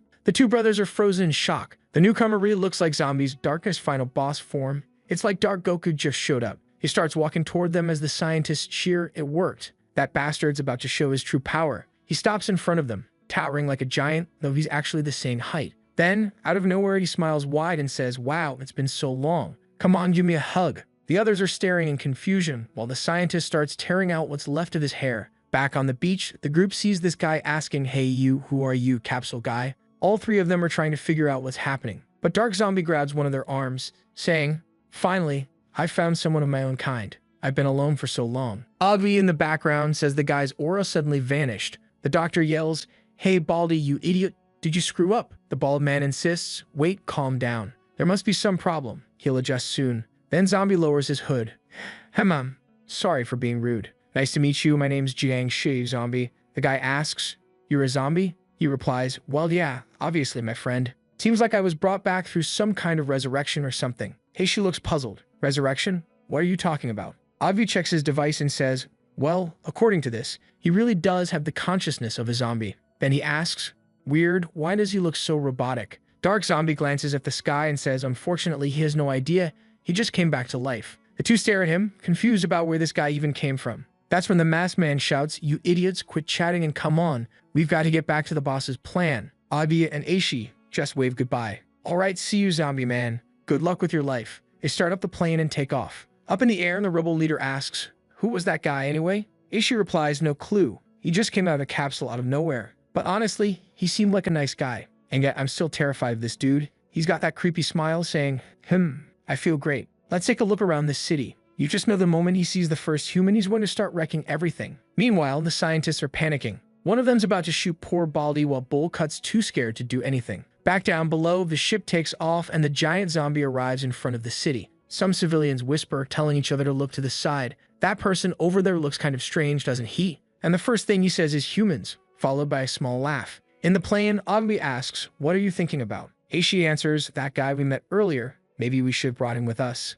He looks so weak. He's probably going to die to humans like an idiot. And then here we go. Dark Zombie starts charging up for an attack while the scientists watch closely. He slams his fist into the ground, cracking the world in half and raising it upward. Just like that, 1 billion people dead. What the hell? Cars, buses, everything's flying into the sky, reaching the height of the aircraft, nearly colliding with it. Ogby and Aishi stare, completely lost. And wow, the art looks awful in this panel, but I get the idea. The planet's split in two. I forgive you, artist, it probably would have been too much work to draw that properly. Our boy, the Black Zombie, literally flipped the planet's tectonic plate with a single punch, and now it's raining people everywhere. Chaos, destruction, nothing left standing. I have no idea how anyone's still alive in that world. Every fight ends with 1 million casualties. Even the girls who were on the other side of the planet, still out on their ship, turn their heads to the side, wondering why half the continent is upside down. Meanwhile, the Ice Queen says, no one in this world can stand against me. Wait, what are you zombies?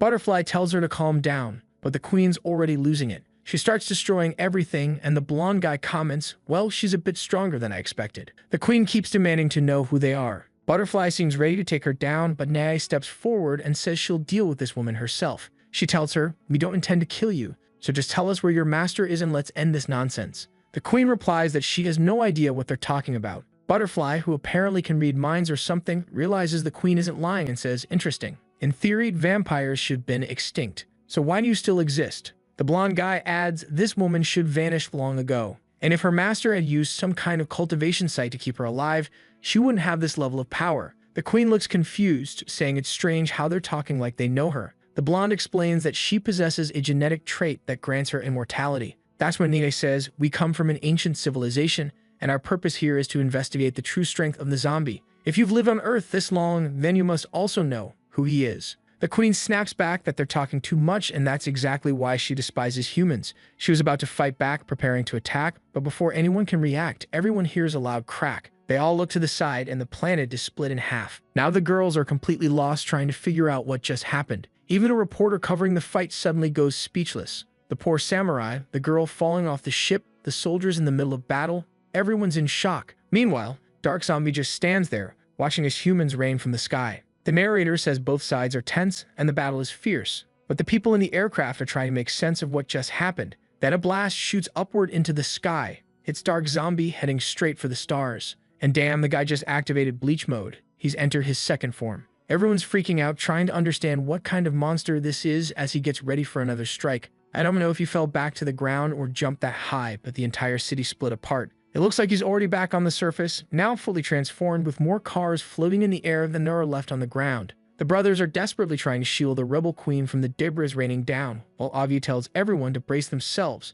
because a massive energy bubble is forming in the middle of what's left of the city, which has already been completely wiped out. Poor Viola and Lang, they don't stand a chance. Dark Zombie stands motionless in the center of the crater, staring down everything around him. Even on the ships, everyone, including the resurrected blonde, looks completely horrified. The blonde guy mutters that this was the zombie's power and that the entire city of Guadalcanal has been erased. Holy hell, he can feel 30 million lives vanishing at once. The news is already broadcasting it. Everyone's trying to process what just happened in the blink of an eye. The masked man crashes to the ground, shielding the human girl, while Agi and Aishi rush to help, asking what the hell he's doing. Dark Zombie turns toward them and declares that humans deserve death. Agi, Aishi, and the masked guy say nothing. Dark Zombie asks why he can still sense human presence. Why haven't they been completely wiped out? The group hides the girl, whispering for her to stay still and not even breathe. Then Aishi finally says, dude, this is insane. You've lost your mind. It's impossible. There aren't any humans left alive. Maybe what you're sensing is the human sent on me because I lived among them for a long time. Avi tries signaling to the masked man to get the hell out of there. But before he can, Dark Zombie stretches out his arm and demands an explanation. Holy shit, he grabs him by the neck, pulling him close, ordering him to explain why he's been spending time with humans. Aishi asks if they are brothers, but Dark Zombie says coldly, I'll kill you and create zombies that don't care about humans. His brother notices how completely different his personality has become. Why is he acting like this? Ivy tries reasoning with him, saying he's overreacting. There's no way a zombie like him could be contaminated by humans. Then he tells him to head southwest. Apparently, there's a city there with 70 million people. 70 million, he's going to wipe out 70 million just to purify himself. And immediately, Dark Zombie responds by taking off into the sky. Down below, the masked man releases the rebel leader who yells that they need to stop him. If their goal of coexistence between humans and zombies is going to work, they can't let this monster do what he's planning. Heishi shouts, are you out of your mind? How are we supposed to stop that guy? There's not a single creature in this world that can stand against someone like him. In half an hour, the entire human race will probably be gone. The rebel girl runs to the cameraman and shouts, listen, everyone. Go home and hide underground, some terrifying humans trying to wipe out the whole species. Get in a bunker or find a hole. If you don't, humanity's finished. Meanwhile, a kid watching TV tilts his head. What the hell? Why does everyone on TV sound insane these days? At that same time, up on a nearby mountain, a kid tells his director that the live stream just hit 100,000 views. The director grins as they film a girl doing a TikTok dance. He cheers, streaming pretty girls really is the secret to getting rich. Then he slips in an ad selling some miracle cream. It's not 9.98, not even 2.98. Today, this cream that made this lady shine like a goddess is only 98 cents. And right at that moment, Dark Zombie appears. The director turns around. Just a shockwave from his presence sends everyone flying. The poor guy ends up face to face with him. The live stream's still rolling as the orange-haired girl stammers, asking who he is and what he wants. He just stares at her, raises his hand, and bam, one flick of his finger completely vaporizes her. The director's frozen in horror while his friend desperately searches for a place to hide. But he's grabbed by the shirt and dragged toward the edge of a cliff. The TikTok camera's still recording everything. Dark Zombie lifts his hand, gathering black energy in his palm. The director's shaking, trying to comprehend what's happening. Meanwhile, back at Zombie's base, someone remarks, "That's his power. In theory, that guy's supposed to be the king." On TV, the anchors are panicking too. Nobody understands what's happening. It seems to be somewhere in Country B, but who is that dark figure? Dark Zombie extends his finger and the impact shoots toward a city. In an instant, everyone walking around turns to nothing but ash. Then he clenches his fist. An explosion bursts out, powerful enough to rival a nuclear blast. "Hey Zombie, maybe get out of the North Pole already. By the time you're done, half the planet's going to be gone." The masked man and his allies realize that hiding isn't an option anymore. The blonde guy tells the Ice Queen they all need to stop him. If not, he'll wipe out every living human.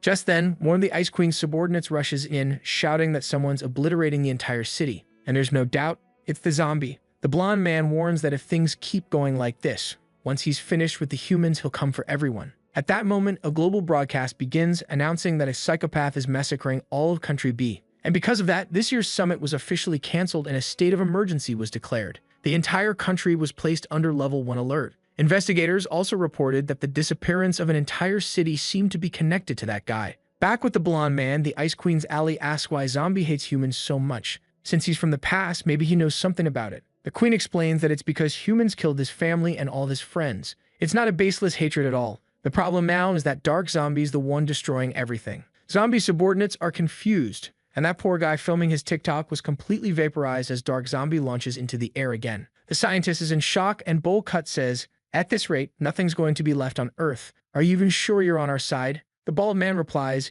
"Kid, you don't understand anything, but let me explain." He turns on the microphone and says, "Hello world. Allow me to introduce myself. I am an ancient human you've probably heard of, and I'm speaking to you from your future to share some crucial information. First, take a look at this video of the creature destroying all these fleets and cities. He represents the zombies that have been erasing human civilization for countless generations. Because of him, humanity has never been able to progress. He still lives among you watching, ensuring that no human race ever truly thrives. That's why we developed a being capable of fighting him on equal grounds. But don't worry, I've already sent countless human embryos and fertilized cells into space, so that in a few million years, humanity will rise again without the existence of zombies. For the good of humankind and the future of this planet, everyone should say farewell to their families and die peacefully." The entire population is left stunned. Meanwhile, our dear zombie is calmly sitting up north in the Arctic. Dark Zombie stands still, staring blankly as TV anchors report that statistics are still incomplete, but it seems countless cities have already been completely wiped out.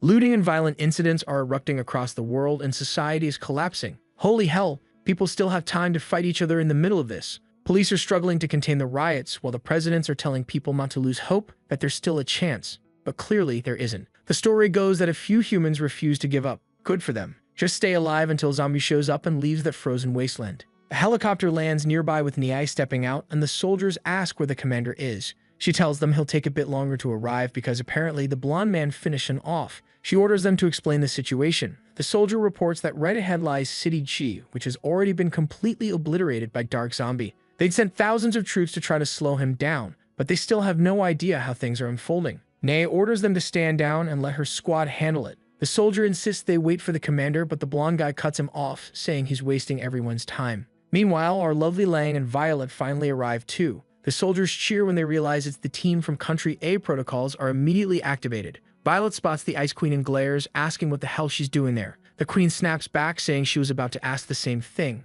Why has Violet's leader gone completely insane? Violet's like, "What the hell are you talking about, crazy?" Butterfly steps in, asking how they even know each other. The Queen explains they had a few minor disputes in the past. In this, the guy with the white helmet is excited, saying, "Hundreds of generals are arriving besides the lieutenants.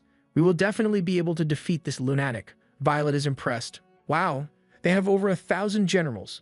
This Country B is really powerful. However, at that moment, Langy tells him to shut up and take a look at that.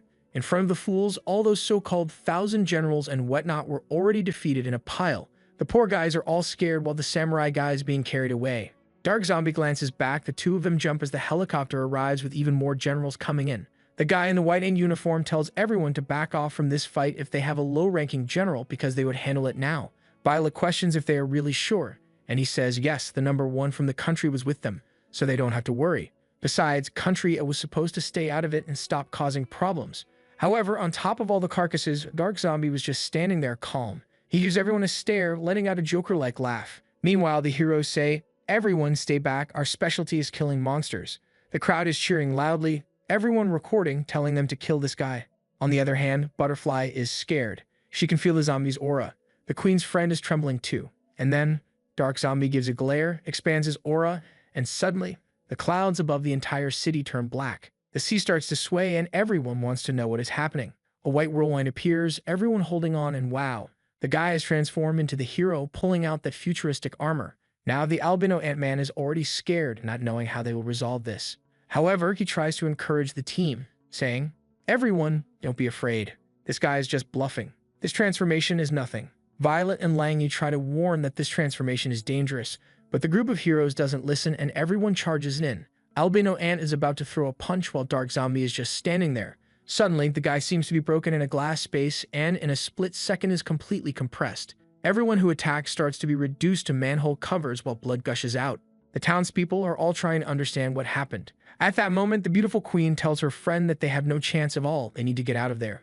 Bow. However, the guy opened a wound in her chest. "Oh, what a waste, zombie." Dark Zombie doesn't do that, man. The beautiful giant queen falls to her knees, wanting to know how this happened.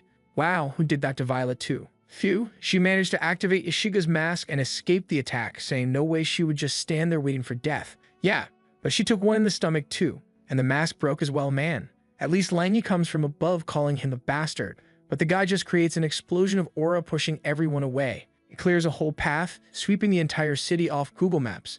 Langy is all beautiful and wrecked against the wall. Meanwhile, down at the hero's base, the sack-headed guy recognizes that this was the king's fourth form. The vampire also realizes that the aura is exactly the same. It can only be him. Then the sack... No, not the sack. The guy with the sack on his head says that now that the king is not there, it's the vampire who commands and what the orders are. He's a bit confused. Says that, well, if it really is the king, they have to support him, especially since they follow that guy. Moreover, the zombie had already done this evaporating the land thing more than once or twice. The Dragon Ball lizard agrees, and the sack guy says that's fine then. However, at that moment, Lang appears saying they disagree. Did they really think this guy was the king? What kind of stupid joke is that? This guy clearly just took some of his genes and looks. They must have forgotten how much the king worked to create this world in peace. He would never do something as stupid as destroying and killing everyone like that again. The king was someone who was seeking the truth, a person much nobler than that monster in steel skin. Lang remembers when they were found, our boy holding a little bird all cute. Lang is the only one who recognized. Wow, we're already in the battlefield and the butterfly, who I haven't seen attack yet. I wanted to see how strong she is. Hasn't done anything, the girl is already down. Meanwhile, the dark zombie is holding the buff blonde by the head, saying, "Yeah, even in my primary state, I would have wiped everyone out here. This is boring, it feels like I'm bullying kids. Well, stay here for some training. I'll be back after I've evaporated all the humans." In the city, everyone hears this and immediately the dark zombie takes off. Nyai apologizes, saying she couldn't do anything. While Violet says it's impossible, there was no way they could win, no one could withstand a single attack. Phew, the queen is recovering, guys, you can relax. We're back in Antarctica, the little heroes are calm when something blinks. But that's when a message through the SpaceX satellite starts telling all the viewers that the world is going through an unprecedented crisis. In half an hour, thousands of cities had already been destroyed, and the next target was city number 3 on the northern parallel. Actually, number 30, a city that is in City H, which is the zombie city of our hero. And the dark zombie just landed there. Lang immediately appears telling the vampire, "Dude, do you really want to let this guy destroy the entire king's city? If you won't, we will." The shaken one says, they're a bit crazy. And the vampire says it's fine, soon they will understand what is going to happen because they are too young. Meanwhile, that gigantic one is already transformed, casting a shadow over the entire continent. While the message continues, half of the global population has already been annihilated. This is the most severe disaster humanity has ever faced. Meanwhile, observing the city, the dark zombie finds it interesting that humans and zombies are living together. Then, Lang appears and asks, "King, did you forget about us?" The dark zombie, confused, asks, "Who are you? I don't even know you." While Violet tries to get up, the president of country tries to inform all of humanity that as long as they can hold the light of victory, they would not be exterminated. One of the refugees tells them to take a look, and then Lang charges towards the dark zombie, but he just expands his aura and the guy is knocked away. At the same time, something lands on top of another building. and he has arrived in military uniform and all. The president is saying that in the face of disaster, everyone is equal. They didn't have time to mourn those who died. All they had to do now was not lose hope that they could survive this. Lang was thrown, and the little hero caught him from behind, while something was hitting the giant's face. The poor guy fell and probably killed about 30 million citizens, really useless. But then the dark zombie starts walking, saying that the guy is actually interesting. Lang calls for your majesty, and the zombie just tells him to evacuate everyone from this city and get out of there because he was going to handle this. Immediately he charges, and the dark zombie is there laughing, saying it's interesting that he arrived. Now it was time for him to eliminate the entire city. The vampire is a bit confused because they both have the same genes. So what were they going to do? The true and original just tells him to evacuate the entire population. And the vampire takes off while the Dragon Ball guy wants to know who they are going to listen to. He just tells them to evacuate the country anyway, because it seems like the true one has arrived. Meanwhile, the dark zombie continues laughing while helicopters film the whole event. In a split second, he jumps off the giant's forehead he was on and punches him. An explosion happens and everyone is scared, but when they stop to take a look, the zombie is there standing still, not moving a muscle, blocking the punch.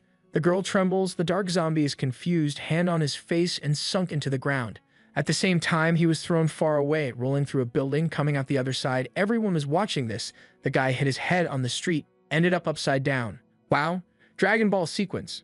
Before falling, the little hero approached again. In midair, he closes his fist, drives one into the chest, already going for the second form. Laughing maniacally, the guy takes off, Team Rocket style. Then he gets ready in style while the dude is in outer space laughing, saying that now it got interesting. It felt like fighting against himself. Yeah, that's pretty much what's happening. In the city, everyone wants to know who that guy in uniform is, while the little guy is on the ground laughing. His crew is evacuating everyone from the city. At that moment, one of the guys points out that he remembers now. That guy was the bodyguard for the former president of country A. The helicopter guys keep saying it looks like a fight between monsters has started. At that moment, from the top of outer space, the dark zombie comes down like a comet. However, the little guy runs towards him. The dude is coming, burning through the atmosphere, but our boy meets him in midair. They both give each other a stare. It's Dragon Ball, and an honest exchange of punches to the face. Both are pushed back while the entire population watches confused. The dark zombie prepares another attack. Our little guy responds, and now it's punch for punch. Explosion of law. Whoa. Half the city goes away with that, buildings being thrown everywhere, even the zombie being tossed. The population is somewhat incredulous that the whole place is being swept away. Meanwhile, the samurai guys are like, in this demon fight, how are they going to get involved? At that point, the samurai says he finds that island very suspicious and maybe they should attack it. Violet stands up, says she understands, while the scientists are celebrating, saying, "Finish that bastard." More people recognize the little guy as the one who was the bodyguard, and in the blink of an eye, it seems the whole place has disappeared. Where are the two? Amidst everything, our boy had advanced once again. Wow, he looks a bit worn out, huh? Oh man, and where's the long-haired dude? To be honest, he looks more swag without a shirt and with long hair, like Goku Super Saiyan for real. On the other hand, wow, the dark zombie is missing half of the boy's torso. And now the population is celebrating because, man, this population, poor thing, half of them ends up in the fight. Everyone is cheering. Go zombie, you're our hero. Finish him. And then the little guy asks, "You said you're like me? To me, you're still inexperienced." At that moment, a purple energy ball comes his way, but he slaps it upwards, creating an atomic explosion. Man, everyone is left wondering if that really happened, and behind the little guy is just Oppenheimer. The dark zombie advanced once again. Suddenly, he comes in with 5 explosions in the air, jumps towards the guy who manages to intercept him with a single punch right in the mouth. The dark zombie seems like he's going to hit him in the jaw, but our boy dodges and delivers an honest sequence of punches. At that moment, the dude comes with a finger against his punch. The little guy notices something, and the dude is holding his hand there, creating a yellow triangle. The true, unique, and original starts to disappear, and wow, now it was him who had his entire torso, head, cerebellum, everything disintegrated. The dark zombie continues using something with that yellow hand of his. The scientists are cheering, and another explosion sweeps across the continent, cutting through space. In front of the dark zombie, only the crater of everything that was destroyed remains. Everyone wonders if the guy who was fighting has been disintegrated, while the scientists celebrate, saying it's a good thing the zombie couldn't advance to the next form. However, the word tells them to look up in the air and zoom in 1,000 times to see those tiny particles. The people, on the other hand, are already falling in despair. As the fusion particles and cells begin to reconstruct, a skeletal arm appears, energy flows around it, and at that moment, the little guy is back. Wow, in this creepy version. The scientists, they're screaming in despair, while our little guy looks like the colossal titan. I don't know how those helicopter guys are still managing to record everything. Oh man, and the little guy continues in the hairy colossal titan transformation. The The dark zombie is just watching this, and now the little guy is showing some skin. The scientists wonder how it's possible for something to regenerate like that while he's almost finished, just missing half his face. At that moment, people recognize him as the person from the ancient video. Alright, someone shared with all humans the person who destroyed everything. And there he is, the being who had wiped out the last civilizations. At that point, everyone loses hope. On both sides, the most powerful were someone who would end them. At that moment, Violet and Langy know that now the little guy has been completely exposed. And from what the minister said, something is wrong with that island, probably someone who created that machine. In this, the protagonist comes face to face with the enemy and in the same second, charges towards him. Before the dark zombie could do anything, he crouches and delivers a blow to his stomach. It creates an explosion of flames, a laser shoots up to the sky, the guy is launched again. But this time he ends up on the moon, hits Mars, I don't know, crosses the moon of Mars, and ends up on Saturn. Holy shit, how many planets is he going to pass? And how is the protagonist seeing all this? And the zombie somehow went to fetch him, found him on the other side, and hit him again in the face. The poor guy is there colliding with some planets that I don't even know which ones they are. Meanwhile, down below, Butterfly says they need to get out of this place as fast as possible. At this rate, they would die there. The protagonist, however, sees the dark zombie flying towards another planet. He made a turn, but our boy went the other way and found him halfway. Only now he's in the middle of outer space, looking around trying to find this guy. Suddenly, dark zombie lands back on Earth where it all began. In the same second, the zombie is face to face with him again. But then the dark zombie strikes him to the ground and the army that was previously dead seems to be resurrected there in red, as if it were a kind of zombie. Naya notices this, while the rest that is alive starts to hide. In this, the zombie stretches his arm to the side, and there in the destroyed cities, the cells that have been completely evaporated begin to reconstitute some half-zombie humans too. The little army of his is formed while the population is in shock, wanting to know if everyone on this planet is going to become a zombie. The two continue to stare at each other, and in this, Violet glances back and sees the protagonist surrounded by a green aura. The crazy guy not only turned everyone into zombies, but he's making everyone take on Ichigo's mask. The poor Langy and Violet are in shock that everyone has the same ability as them. The protagonist just points his finger, and in this, his troops advance along with the dark zombie's troops, and the honest exchange of blows begins among the resurrected. And the dark zombie seems to smile and says it got interesting, advancing towards the protagonist for another honest exchange of punches. Once again, part of the city is being swept away, and I don't even know how any buildings are still standing. Langy and Violet already know that if a victor isn't determined soon, everyone will disappear along with the world. Clearly, the planet wasn't prepared for two individuals like this to exist. Some ships approach the scientists' island who are there in shock, saying that the zombie needs to die soon or they will be captured. However, the white-haired scientist is saying it's better for them to retreat. At the same time, the samurai is already there killing some of those zombies that were on the island. While the scientists burn all the papers, they get into the helicopter to try to escape with what's left. At the same moment, the scientist is already in the helicopter saying they need to take off. The guy says he's trying, but they aren't getting anywhere. That's because Langy is holding the wheels down below. Wow, he slammed him to the ground, exploded everything, and at that moment, the tough one arrived. Violet already grabs the damn bald guy, asking if he's the Dan Elder. She thought it was someone more worthy and not an idiot like him who created that monster. Meanwhile, the protagonist and the monster continue to stare at each other. She's telling him to stop that guy, but he explains that there's nothing that can stop a zombie like that. In this, Langy tells Violet to let go, that she has a way to make that guy talk. The guy is there in shock as she approaches, and I'm scared too. What is she going to try? She did that attack that invades the body's cells, and suddenly he's surrounded by the green aura. Violet is impressed that she can do it. Langy explains that it just can't be sustained for long. The scientist was in shock when he sees the bald guy talking. Inside the box, there's a nanobot that would make all the zombies' genes disappear from that creature. Obviously, in this way, he would soon be destroyed. In an instant, Violet finds the button and says it must be this one, and she's going to press it. I'm thinking it's a trap. The guy is there screaming, telling her not to do it, while Violet, now out of nowhere instead of pressing it, says she's admiring this research. The two continue to stare at each other while the fight rages in the skies. The protagonist is right there in front of the fight when at that moment the button is pressed. At that moment, the dark zombie is saying, "So this is the feeling of oppressing everyone. Now I understand." But nothing happened. Violet wonders why, and the scientist says there's something confusing about the physical body and the zombie's genes. That container shouldn't exist.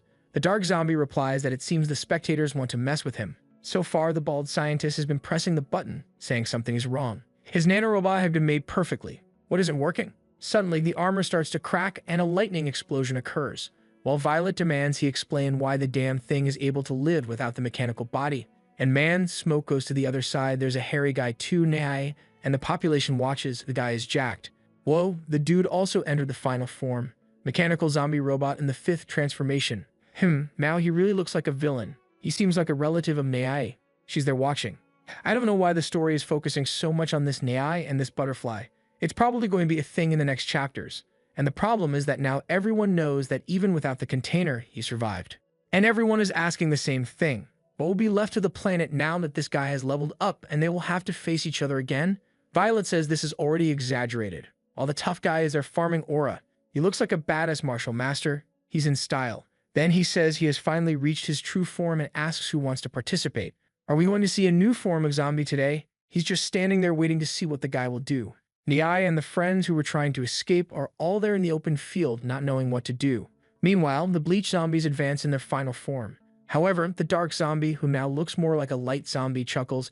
Everyone is disintegrated, and the remaining particles are also disintegrated. Wow, the dude is now overpowered. And at that moment, the sack-headed guy is there saying something is wrong. The energy was perfectly identical to the boss's. The vampire says, "Boss, you need to stop fighting at this pace, or everyone on the planet will die. But there's not much he can do. If he stops, the guy will keep going." The zombie is just stretching his hand towards the guy, but suddenly, he swipes it across his face and chuckles. Whoa, another transformation is coming. His face starts to turn red. Out of nowhere, a tornado appears in the sky and energy rising to the planet. Wow, the entire planet. Oh my, the entire planet turned red. Holy cow, what's happening? An energy is coming from the planet connecting to the sun. The sun is red too, although the sun is already somewhat red and yellow. Wow, now the protagonist has white hair. Man, now the protagonist has become badass. Wow. Meanwhile, the dark zombie is in shock, saying he doesn't remember having this transformation, while the protagonist is flying there in that aura formation. Everyone is shocked, saying they won't be spared. The citizens are confused, and even the dark zombie tells him to explain. If he wants me to disappear, you'll have to give me a reason for this so-called evolution. The protagonist then says, after destroying all those planets and civilizations, I conducted my own research. The dark zombie says he understands. Now was his true form. Alright, but he still feels he can stand up to him. However, the protagonist just says no, he wouldn't be able to. In a split second, the dark zombie is advancing towards him. He moves forward smiling, but the zombie is just standing there looking at him. In an instant, he seems to be hit by something and appears at the top of the planet, floating. Man, he's being taken further and further away. What's this? Wait, I don't understand. Is the protagonist holding the planet? Holy crap. Everyone is distorted, and he grabs the planet, closing it in his hand. I didn't understand what happened. In a split second, everyone is on the ground trying to understand what happened. They're all dizzy. Smoke starts to clear, and the protagonist is gripping the dark zombie by the neck. The girls don't understand what happened in an instant. And the crazy guy is there without half of his torso, but smiling, saying it was impressive. Somehow, these reporters and the two of them are still alive, watching everything. While Violet says it seemed like for a second, he was controlling space itself. Alangi agrees it seemed like the whole Earth was crushed or something like that.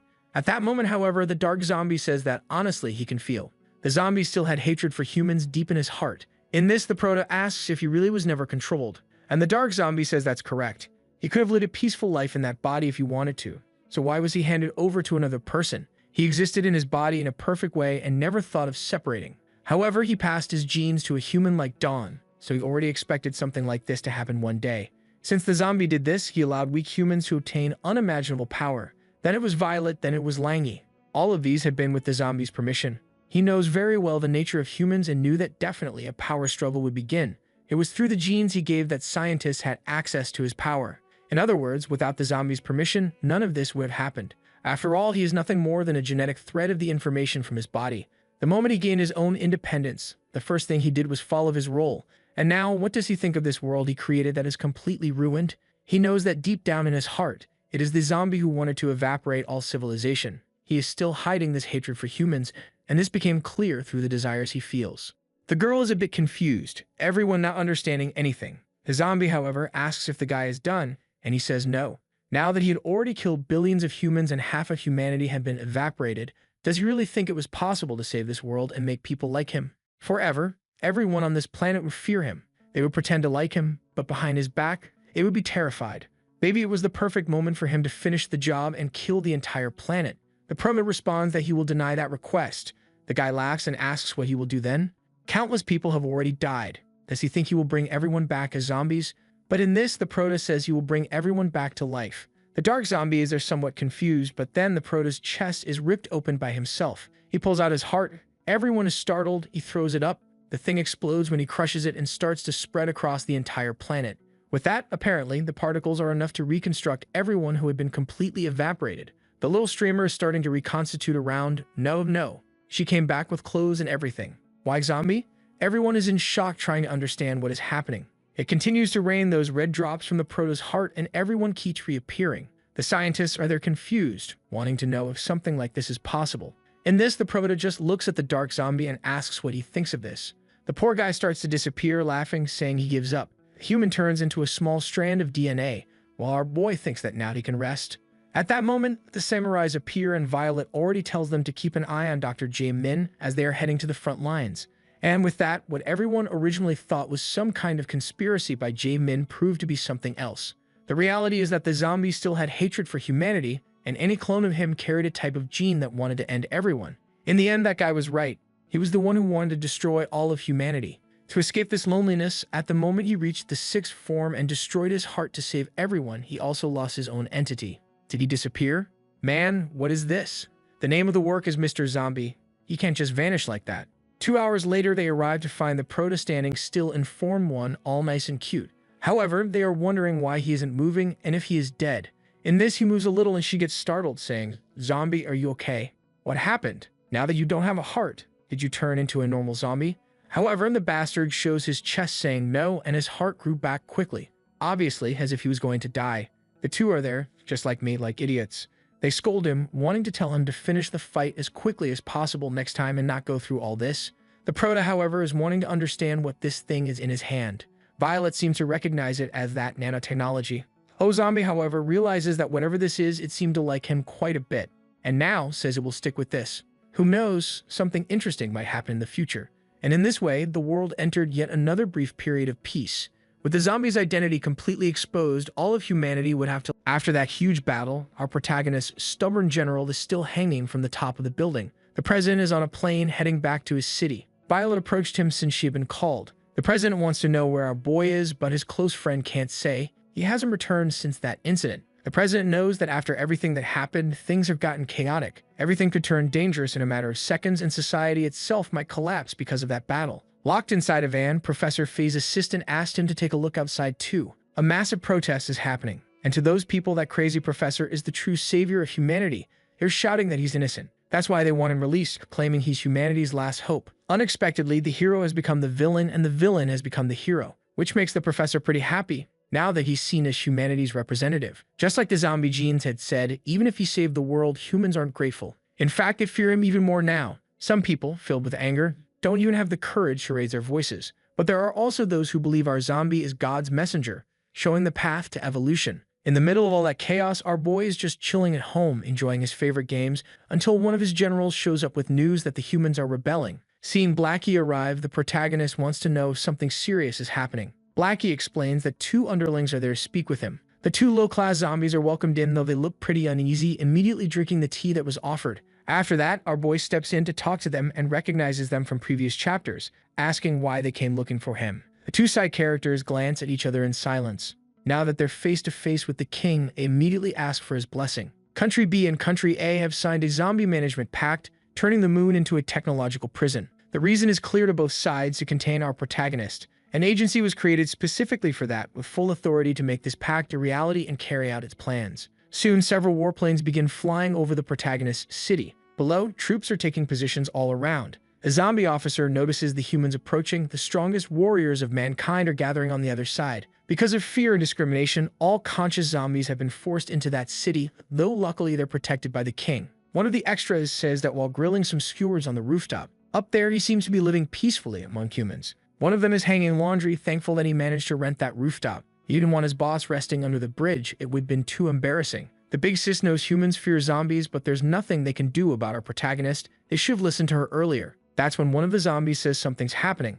Lots of humans are gathering to attack. Their mission is clear: capture our protagonist. After watching through her binoculars, the big sis comes to the obvious conclusion: those people are idiots. Meanwhile, in the same city, Violet is already on the move. Using her agility, she leaps down across the buildings, heading straight for the center of the conflict. As she flies through the city, the destruction is visible everywhere, and something's coming right toward her face. It looks like an attack. A massive explosion happened right after that, and the one behind it was Dawn. Armed with her machine gun, she demanded to know why Violet brought so many people to that place. While the girl with mannequin legs kept dodging, Dawn asked if she even knew who was responsible for saving the planet, but our friend didn't answer. She chose violence instead. After landing several hits on Dawn, she said it was all for humanity's survival and that she didn't have time to waste. Dawn's arm started regenerating and she got ready to dish out more violence, though she wasn't expecting others to show up. The impact of their arrival on top of that building was brutal. It was our protagonist's subordinates. That sudden intervention left Dawn completely confused. All the other powerful humans were there too,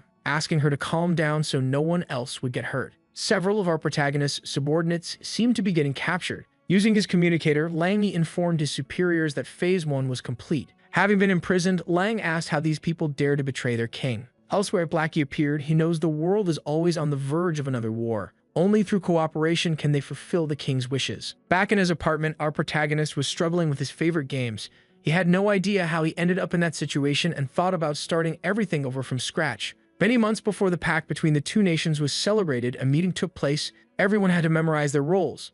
Violet would appear in the city center, Lang would come next, and after that, she'd be intercepted by Dawn, who would then be restrained by Blackie and the others. Every line of that plan had to be memorized perfectly. Meanwhile, they were testing the efficiency of the Supreme Prison. Our protagonist was about to unleash an incredibly destructive blow. He threw his punches with nuclear-level force, leaving all the extras absolutely terrified. The shockwave from his power ended up destroying part of the room. Violet, along with her beautiful twin assets, couldn't withstand that pressure. After the catastrophe, she could barely believe her eyes. Our protagonist had destroyed everything with a single strike, leaving everyone speechless once again. And as if that wasn't enough, he went on to cause destruction on a planetary scale. Our protagonist was amazed by this technology. It seemed humanity had fully absorbed the lost civilization's nanotech. Maybe this was the first step toward making humanity stop fearing him. But those who had witnessed his power again disagreed. Violet started shouting furiously at him, saying no defense could withstand that. That's when the samurai said it was pointless to try and eliminate fear. If that footage ever leaked to the public, people would be even more terrified. Someone then mentioned they'd need a thicker material,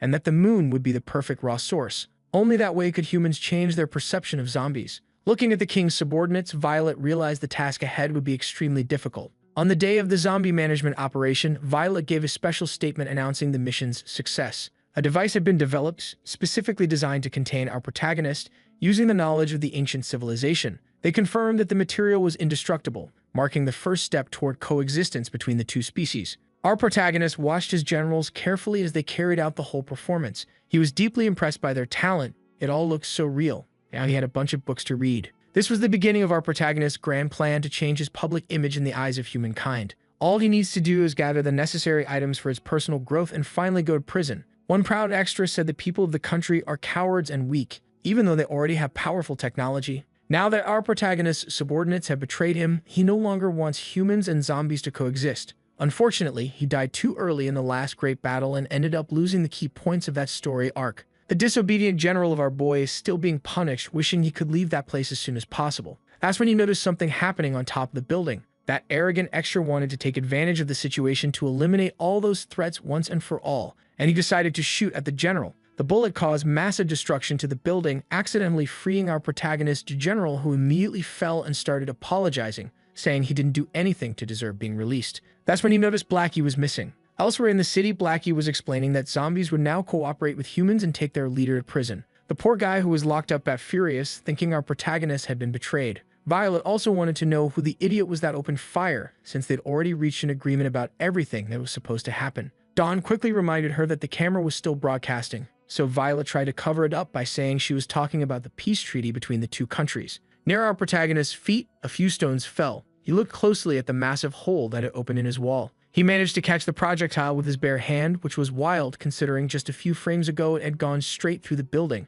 To our protagonist, though, it was just a small setback. He believed everything would turn out fine. But before he could finish speaking, someone blew up the plane flying over the city. It was his stubborn general, now completely enraged. As soon as our boy saw what happened, he looked visibly upset, because now, once again, a zombie was attacking humans. Blackie immediately recognized that pattern of attacks. Only one person could have done it: Vermont the fool. They saw someone being thrown from afar straight toward them. It was that same arrogant extra, now lying on the ground, completely knocked out. Since no one knew why Vermont was doing all this, Blackie decided to observe a bit longer. Our protagonist remembered that his general had been hanging there the whole time and didn't know about the plan they were trying to carry out. With his dog-like loyalty, Vermin couldn't accept that his leader had been betrayed even after cooperating with humans, and now he was determined to wipe everyone out. That's when our protagonist's friends realized he was completely out of control. Within seconds, the poor guy caused massive destruction, and the equipment that was supposed to take our protagonist to prison started falling from the sky. He needed to act fast before things got any worse. Now caught up in all that emotion, he ended up feeling a bit excited. Poor Vermin got hit in the head, a blow far worse than all the damage he caused. The shockwave spread even more destruction across the city, and in the middle of it stood our protagonist. But now he was in his form with black hair and gray skin. The humans who saw the transformation up close were terrified. Our boy asked what they were staring at. It was time for them to try capturing him. After all that chaos, our protagonist finally surrendered. Right at that moment, he was already being sent to the moon. That day would go down in the history of civilization. Reporters everywhere were eager to cover what would happen next. They wanted to know whether the law could possibly regulate this new situation. Blackie announced that they'd chosen to side with humanity, and from now on, zombies will have to follow the law. Everyone will be able to keep an eye on our protagonist, since peace is a dream shared by all. Right after that, he left the press conference, leaving the reporters buzzing with anticipation. Inside that place is our protagonist, now accompanied by his most loyal subordinates. They're apologizing for what they just did. Since there were a lot of people outside, they ended up acting a bit harsh toward him. But to our boy, all is forgiven. In fact, he's completely absorbed in the performance and asks if he came across as helpless and friendly. Showing them the footage of what happened, Don disagrees with the helpless part. Honestly, our boy is the very embodiment of violence. He had thrown himself to the ground earlier, acting like he wanted to know what was going to happen next, basically provoking the humans to capture him. Naturally, they were terrified by that. Dawn said they were lucky not to have been annihilated on the spot, and she wanted to know if he really believed people would buy the story that he'd been captured. Our protagonist apologized, saying there had been a few incidents that day and he just hoped they weren't too serious. Violet pointed out that everyone already knows how strong he is, that he puts immense pressure on everyone around him. That whole performance was just meant to hand out a bit of moral bread to the extras. At least phase 1 is complete. Now they have to continue things on the moon. Everyone's already prepared, and they're about to start filming a zombie reality show, broadcasting our protagonist's daily life to the world. Blackie has a list of everyone who'll be helping, since the whole plan has been carefully put together. There's a huge team working behind the scenes. Our boy's only worry was that there might be haters online, but Blackie's already taken care of that. He's got professionals for that kind of thing, people whose job is to make those overly brave keyboard warriors disappear. He immediately got scolded by another general, who told him to stop making that loan shark face. Meanwhile, Violet seemed quite pleased with her new assignment. She's been put in charge of monitoring our protagonist, which means she'll be staying in prison with him. Our boy hopes she'll do her job well. The woman believes that once people get to know him, they'll realize he's just like everyone else. She barely had time to finish her sentence before our protagonist grabbed her by the arm, ready to head for the moon. All it took was a single leap. He completely ignored the friction that could have easily killed Violet on the way up. Our boy landed safely on the lunar surface, to Violet's complete shock. He even managed to bring his luggage with him and looked genuinely thrilled to have arrived at his new home. Since the ancient humans were wiped out long ago, it's been ages since he's seen something like this.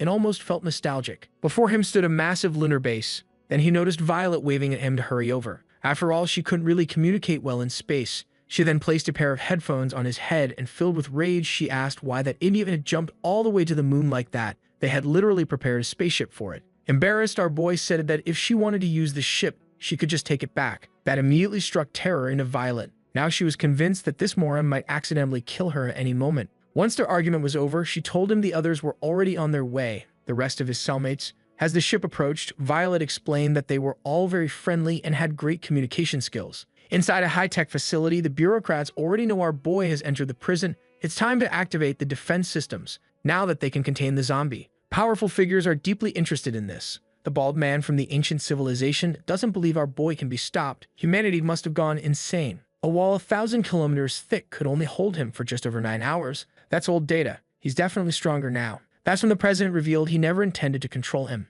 In fact, the lunar prison was our protagonist's own idea. Hearing that left the bald man from the ancient civilization completely confused. The president explained they've been improving their technology. Soon they'll be able to travel through space and colonize new planets. If our boy ever loses control, the lunar prison will buy them time. Another bureaucrat said he never wants to see the protagonist again. He wants to colonize the stars and leave that monster in the past. That made the bald man grin, saying they thought the same way in the past, and it led to their destruction. Those words made everyone pay attention. Now we shift into a flashback. A little boy asked his mother what they were doing. She explained that humanity was searching for a new home. Those ships could reach the edge of the galaxy. Everyone was happy, believing they'd finally abandoned that cursed place, leaving the monster behind. But to their horror, the ships suddenly came under attack. They had no idea what was happening, and countless human lives were lost. A massive crystal sphere began covering the entire solar system, and one by one, all the arcs were destroyed. Then something even more shocking occurred. There was someone standing at the edge of the solar system,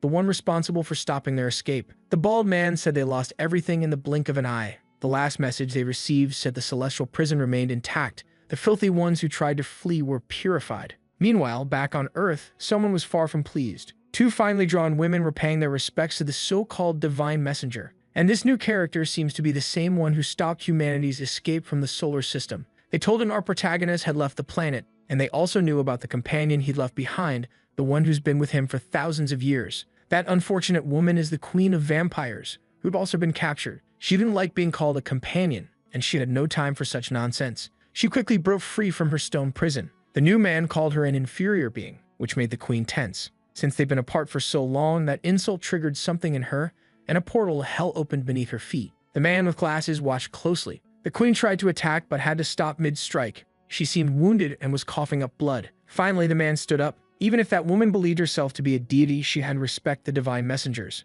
Now this self-proclaimed messenger of God took the queen for a little stroll. He didn't even bother giving her any clothes. In front of them stood the Human Academy. The women explained that they'd told him the truth about that place. The queen said if he was looking for our protagonist, there must be clues ahead. The humans had managed to master the ancient civilization's combat abilities, so he should proceed carefully. But this so-called messenger of God, good grief, he's got the face of a demon. After hearing their warning, he entered the academy, where he was immediately attacked by the locals. One of them fired multiple projectiles at him, and soon he was surrounded by waves of powerful assaults. A brutal surge of energy rushed toward him, but the messenger didn't even flinch. These people had no idea who they were up against. At that exact moment, several slashes started to land. The maskless samurai decided to jump into the fight too. But in truth, he was somewhere else entirely, using his techniques to slice up some sashimi. Meanwhile, humans were celebrating our protagonist's departure from Earth. The maskless samurai took that as the perfect opportunity to gorge himself. One poor guy there looked a bit down about it. He knew our protagonist had contributed a lot to humanity's progress.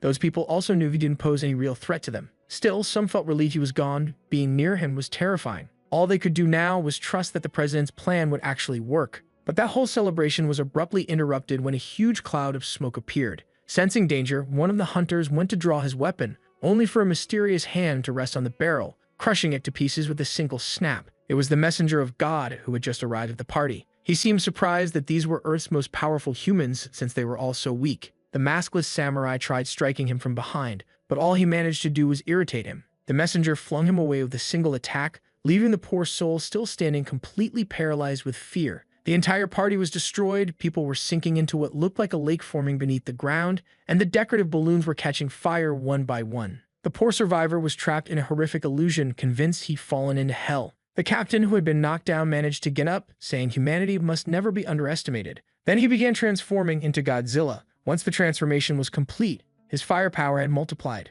That was the power of the ancient civilization's nanotechnology. The captain was ready to unleash high-quality violence. Through the smoke, another massive hand appeared. A metallic creature resembling a tiger was ready to fight, charging up energy in its mouth. The messenger of God observed it all, remarking that after all these centuries, humanity still hadn't changed. The maskless samurai wanted to know why his ally already had mastery over nanotech. He wanted a bit of that power for himself. Then Captain Godzilla fired his attack, and the metal tiger prepared to blast as well. But the messenger didn't look even slightly intimidated. He blocked both effortlessly, summoning a giant hand from the ground that grabbed the metallic tiger, crushing its arm to pieces. It looked like everyone had been defeated by him. Not even the captain could move anymore. The messenger commented that 1,000 years ago, humans had to rely on spaceships for attacks like these. His secretary added that civilization had evolved and now focused on individual combat power. But to him, it made no difference. For inferior beings, being wiped out by zombies was only natural. Not knowing who these new characters were, the man with the bandana nervously asked for their identities,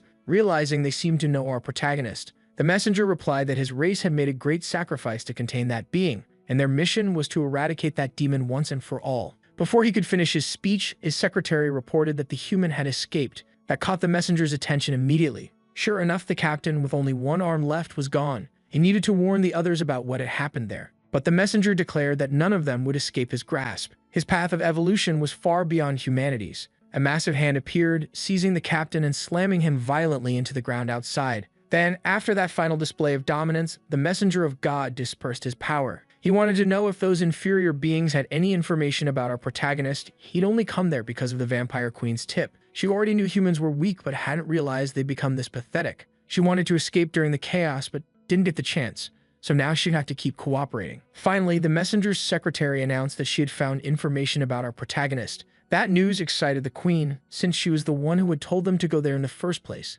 The messenger of God asked what it was, and his secretary told him to read it himself. It turned out to be the script for the reality show that would take place in our boy's prison. They had decided to broadcast it on television, live for the whole world. The host told viewers that this was the best show on air right now. Over 8,000 criminals had been transferred to that prison, and this show would broadcast everything live, revealing the true nature of evil. While the queen and the messenger's secretaries were visibly uncomfortable with the show, he seemed completely focused on it. The host explained that those dangerous inmates would surely clash with our protagonist, even though it was said that he could coexist peacefully with humans. In the cafeteria, our boy asked for extra eggs. He wanted to use the opportunity to relax and do some exercise. Public reactions to the show were mixed. Some people questioned its purpose, while others demanded that our protagonist be permanently banned from Earth. Just those few seconds were enough to make the messenger of God furious. His secretary reported that thousands of comments had already been made tarnishing our boy's reputation. They did it to fight against the so-called enemies of God's tribe, but the messenger was annoyed at being interrupted. He was deep in thought. Watching that broadcast, he was getting more and more irritated. Meanwhile, our boy thanked the woman in the cafeteria, completely unaware that another inmate nearby was fuming. Violet was managing the entire production of the show, directing everything from behind the scenes. She ordered the cameras to switch angles so that our protagonist could get his makeup done. The moment he vanished from the screen, a team appeared to fix his appearance. But the messenger of God stayed uneasy. He couldn't believe things were truly that peaceful. That existence, someone capable of destroying worlds, caring about human opinions, impossible. A being who delighted in taking lives could never just play along. Maybe thousands of years in confinement had finally driven him insane. That thought sparked an idea in the messenger's mind. He believed our protagonist was trying to uncover the secret of the human soul, using this whole setup as an experiment to break the barriers that had been placed on him, so he could keep destroying and exploiting human generations. The messenger found it terrifying, what our protagonist might be capable of. To him, that creature was the true enemy of mankind. Now convinced he had uncovered the truth, the messenger vowed he wouldn't let our boy escape so easily. He wanted to send him his most sincere thanks. With that, his energy shot toward the moon. The same inmate sitting near our protagonist suddenly clutched his head in pain. It felt like he was losing control of himself. The other prisoners noticed something was wrong. Meanwhile, our protagonist calmly continued eating his eggs until someone suddenly burst in, interrupting him. Violet immediately focused on the event. A strange man was staring straight into our boy's eyes. With a transformed appearance, he said it had been a long time since their last meeting. Meanwhile, inside the lunar prison, the reality show kept airing. Our protagonist's generals were watching closely, and before long, they started celebrating too. The show had been on for 3 days, and so far, our boy hadn't caused any trouble. Public opinion might finally start to change. Inside the prison, a few inmates had to be disciplined. Viola was assigned to handle it. She was doing everything she could to keep our protagonist calm. That's when a guard came in to report that something was going wrong. The messenger of God wanted to know if our boy still remembered them, but all our protagonist wanted right then was to finish his meal. He didn't seem to remember any of those people. At first, the messenger felt insulted, but then realized it made sense.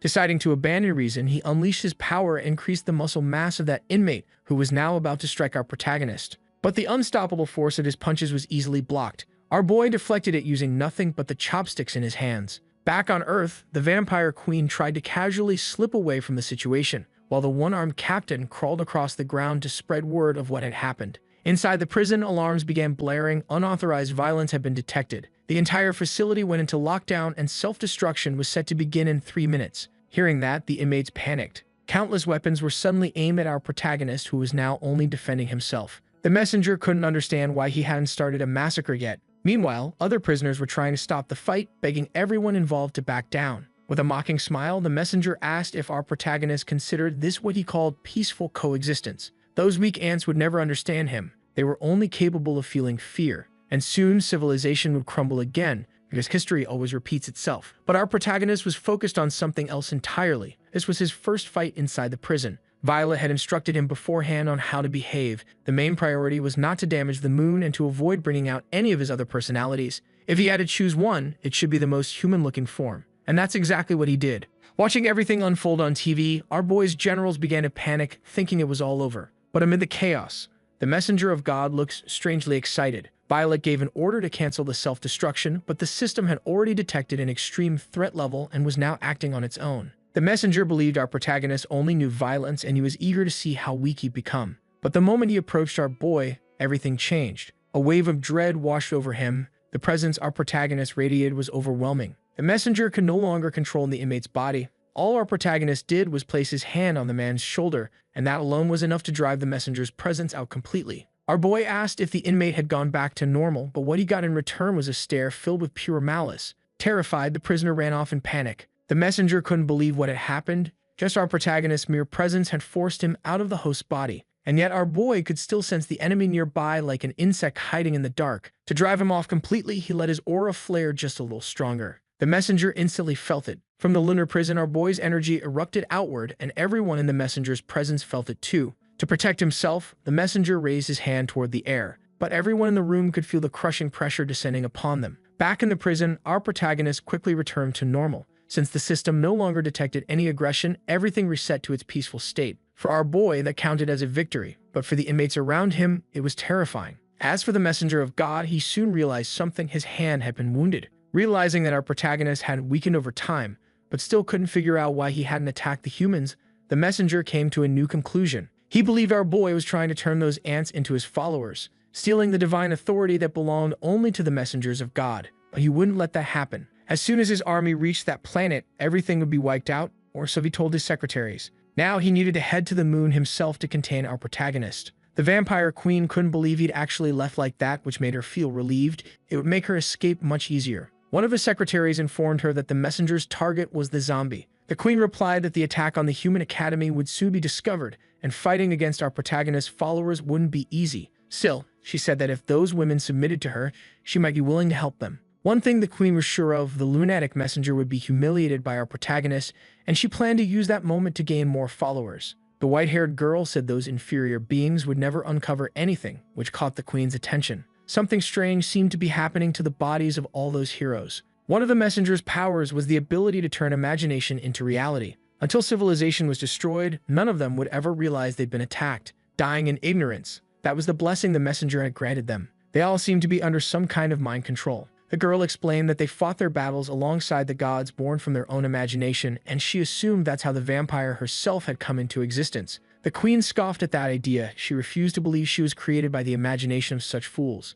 But the white-haired girl told her she had to believe it. For her race to continue existing, the queen had to stay with them. For the greater good, none of those people would be leaving that place alive. Outside the building, a young woman approached a massive crater in the ground, striking a few suggestive poses as she was photographed. The man taking pictures didn't even notice the captain approaching him until he grabbed his ankle, terrifying him. Everyone soon realized that part of a body was crawling nearby. They all rushed toward the man. The captain said he needed to be taken to Guangzhou province to the special agency. Out in space, someone was reflecting that true power lies within the spirit. Imagination is the spark that makes everything possible. With it, they created countless gods and civilizations and used that same power to imprison the first demons. They conquered the stars, but never forgot their war against those demons. That was exactly what the messenger of God intended to continue doing. Looking at our protagonist, he was convinced that the so-called peaceful coexistence was nothing but an act. His subordinate, the messenger named Varro, wouldn't allow that to last. Once again, he used his power to take control of someone, strengthening the body of another inmate.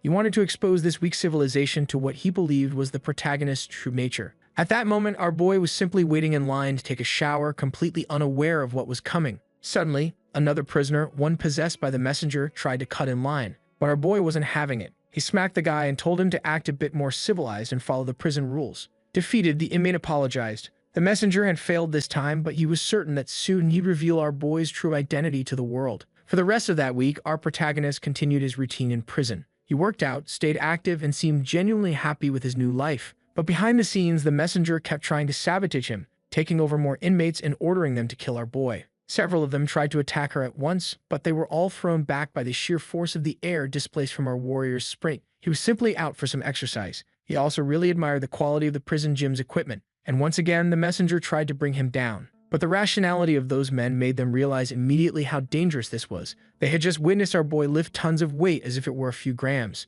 That was too much for anyone to handle. The messenger tried to pressure his pawns into attacking, but those men had already made up their minds. They weren't about to try anything. To our boy, though, that was just the warm-up. Now he was ready to start the real training. No matter what he did, there was always someone around to train with him. which made him genuinely happy. He thought he was making new friends in this peaceful world, when in reality, everyone was terrified of his physical strength. The messenger couldn't understand what was happening anymore. That demon was supposed to have already shown his true nature. Inside the prison, Violet answered a call from Dawn, who wanted to know if there was anything to worry about, but everything seemed fine. Dawn had heard that some people were trying to provoke our boy. Still, after watching his behavior, Violet said he was just trying to adapt. Over at headquarters, the masked samurai commented that the attack they'd seen had been very real. Several heroes had gathered in that hall, and the poor captain was having his body completely rebuilt. Worried, Lamy asked how the investigation into the academy was going, but so far, no one had found a single clue. The victims of the attack were behaving perfectly normal, which made the situation even stranger. It was already odd enough that they were getting a visit from the Minister of Intestines. Yes, that was actually his name, the man in charge of the investigation. He reported to his superiors that there were no signs of an attack, suggesting they might have overreacted.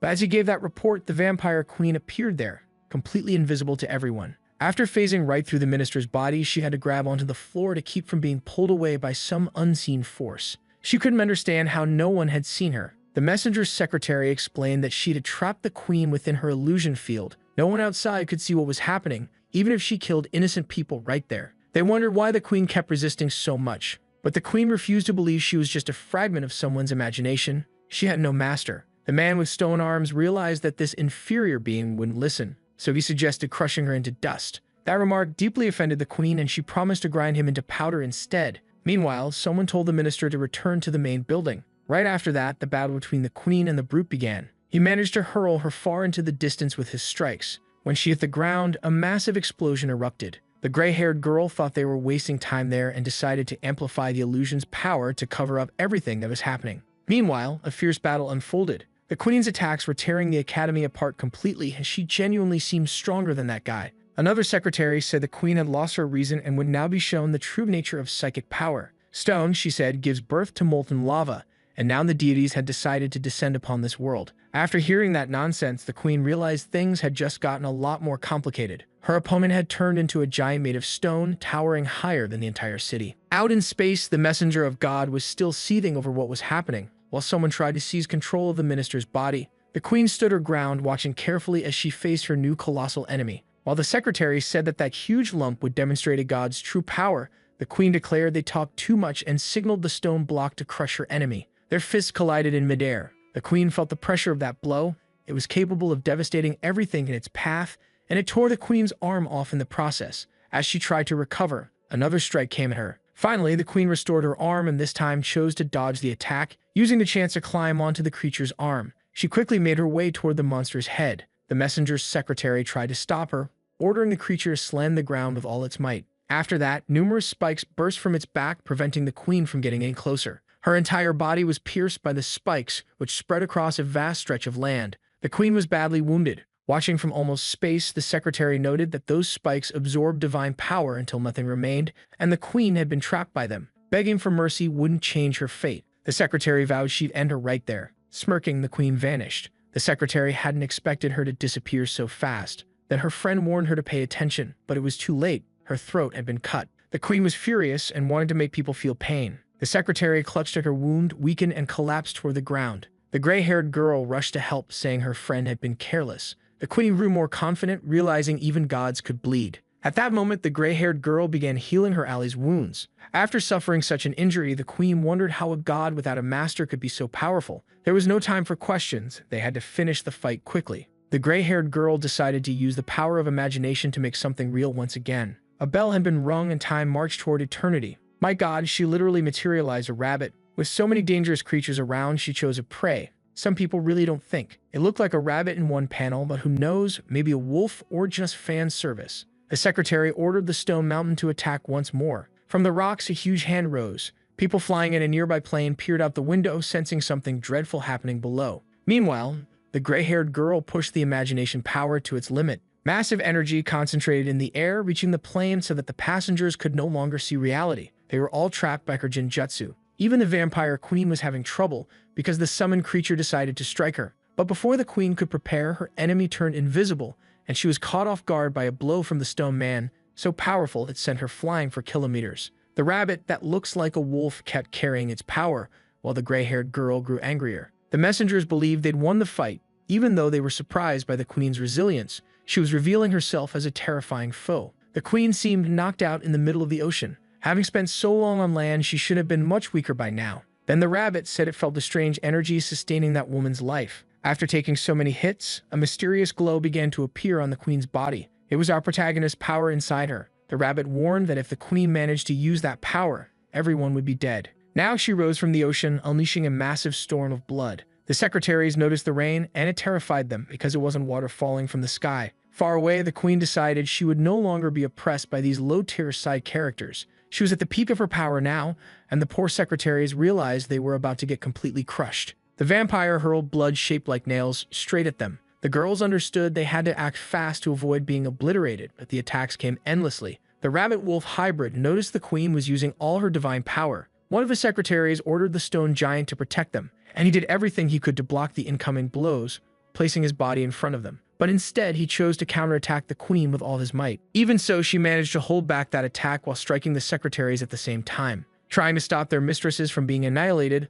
the fan service rabbit finally took action. After the massive explosion, the stone man returned to his original form. His entire body had been destroyed. Huge chunks of debris flew toward the city, and for the love of God, I could have sworn the city had already been destroyed. But apparently, that's happening right now because those rocks have to fall somewhere. The man who had sworn to defeat the queen was now completely drained. The gray-haired girl tried to use a spell to turn back time, but her power had reached its limit. She couldn't restore their bodies anymore. She had spent every ounce of her energy. The creature she had summoned knew that once it vanished, its remaining energy would flow back to its source. Once again, the secretaries wondered how the queen could possibly be so powerful. The only explanation was desperation. Since she had no master, she had burned through all her energy to destroy the stone man. The queen was pleased with her victory, but her body began to fade away. The gray-haired girl sensed someone approaching. When she turned around, she saw a figure glowing against the sunlight, someone coming closer at incredible speed and completely naked. He now knew who was behind all of this, and he was about to show them the warmth of humanity. The girls froze in pure horror at the sight.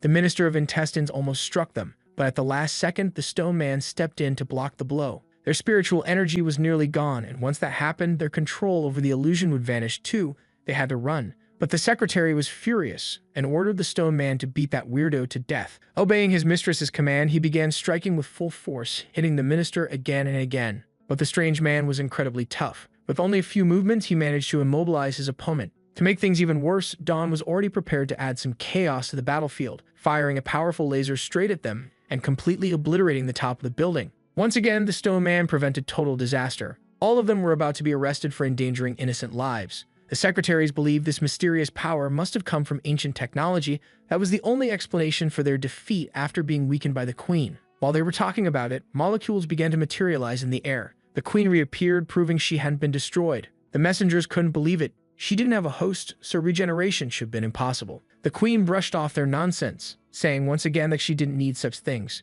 She was the queen of vampires who had fought the zombie for thousands of years. But she admitted that using his genes was truly fascinating, and it was time to take a little more. Meanwhile, something far worse was happening on the moon. The reality show featuring our protagonist was still being broadcast, and it seemed to be a massive hit with viewers. And on that day, a live variety show was about to take place. The audience had to decide who was the most likable participant. Our protagonist was the first to perform. Outside the prison, the messenger of God watched everything closely, realizing that our protagonist wanted to become a celebrity. But what truly infuriated him was being ignored for so long. He had been taking control of inmates to attack our boy, who so far had handled all the provocations with ease. He was even progressing through the stages of the show. The messenger finally decided to settle things personally, sending his power directly toward the prison. Approaching Violet, our protagonist asked if his performance was good. She told him he was becoming very popular, and little by little humanity's perception of him was improving too. The host then announced the start of the second stage. It was time for our protagonist to return to the stage.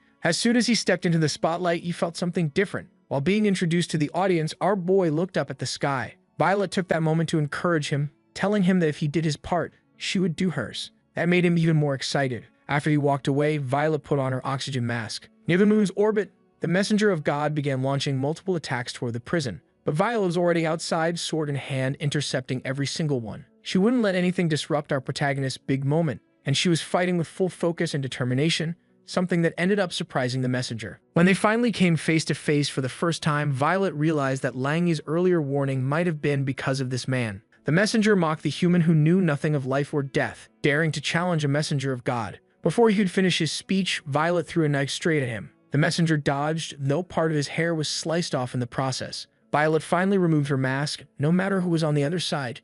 She wasn't about to let anyone interfere with our boy's plans. She was doing this not just for him, but for everyone's survival. At first, the messenger was irritated, but he managed to stay composed. Since that woman would die anyway, he decided to demonstrate the power of his civilization. Showing his ability to turn imagination into reality, his body began to undergo a brutal transformation. Violet was shocked as she watched he to transform into a monster, a creature so massive it looked capable of swallowing planets whole. Meanwhile, several people gathered at the agency created to contain our protagonist. In the center of the room, someone was being held prisoner, and she was not happy about it. It was the messenger's assistant. Next to her, slightly injured, was the Minister of Intestines. Blackie wanted to know if she was responsible for attacking the academy. The samurai knight warned everyone not to drop their guard around her. It had taken an elite team to defeat the stone man she had summoned. The gray-haired girl had been seriously injured but managed to escape, and even the vampire queen was helping with the hunt now. Blackie knew the zombies couldn't take part in this operation since fighting could damage their image in front of the humans. But when it came time for interrogation, he'd be more than happy to help. The assistant, however, said she wouldn't speak.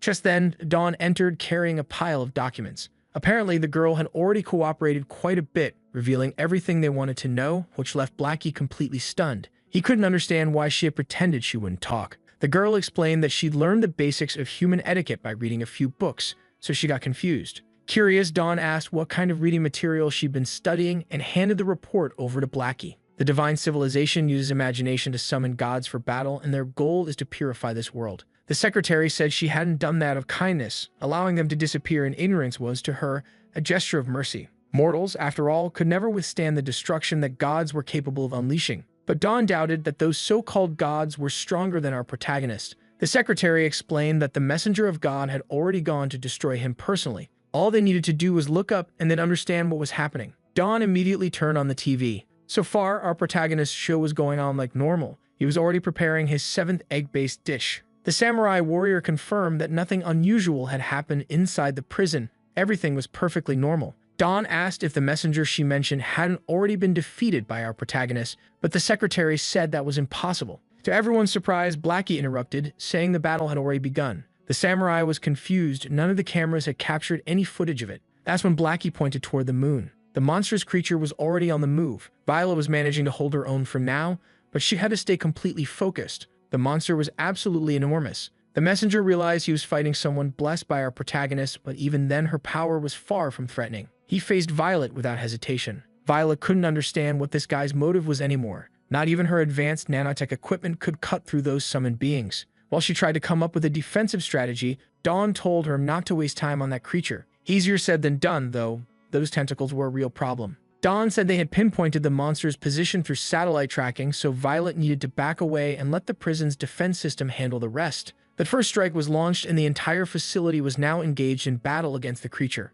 All Violet had to do was retreat a little. For just a few seconds, she might be able to pull it off. But the genes of our protagonist were becoming more active inside her, making her body weaker by the minute. Even so, she had to keep trying, even if only for a short while. Then the messenger of God realized she wasn't infected at all. She carried our boy's genes. And at that moment, they had become a burden on her. Furious, the messenger said he had wanted to end her life painlessly. But now that she'd accepted the demon's genes, things would be different. He gathered all his power into one hand. The creature was about to wipe everything out in a single blow. The messenger was ready to destroy it all. His demonic summon began drawing energy directly from the sun, firing a massive attack straight toward the moon. But Violet refused to let that place be destroyed. She positioned herself against the oncoming blast. Yet the sheer force of that energy was too much, even for her transformed state. She was thrown violently aside as a devastating strike closed in. On Earth, people tried to comprehend why the moon had exploded like that. All of the lunar prison's defense systems had been wiped out. Dawn was panicking, desperate to know what had happened to her friend.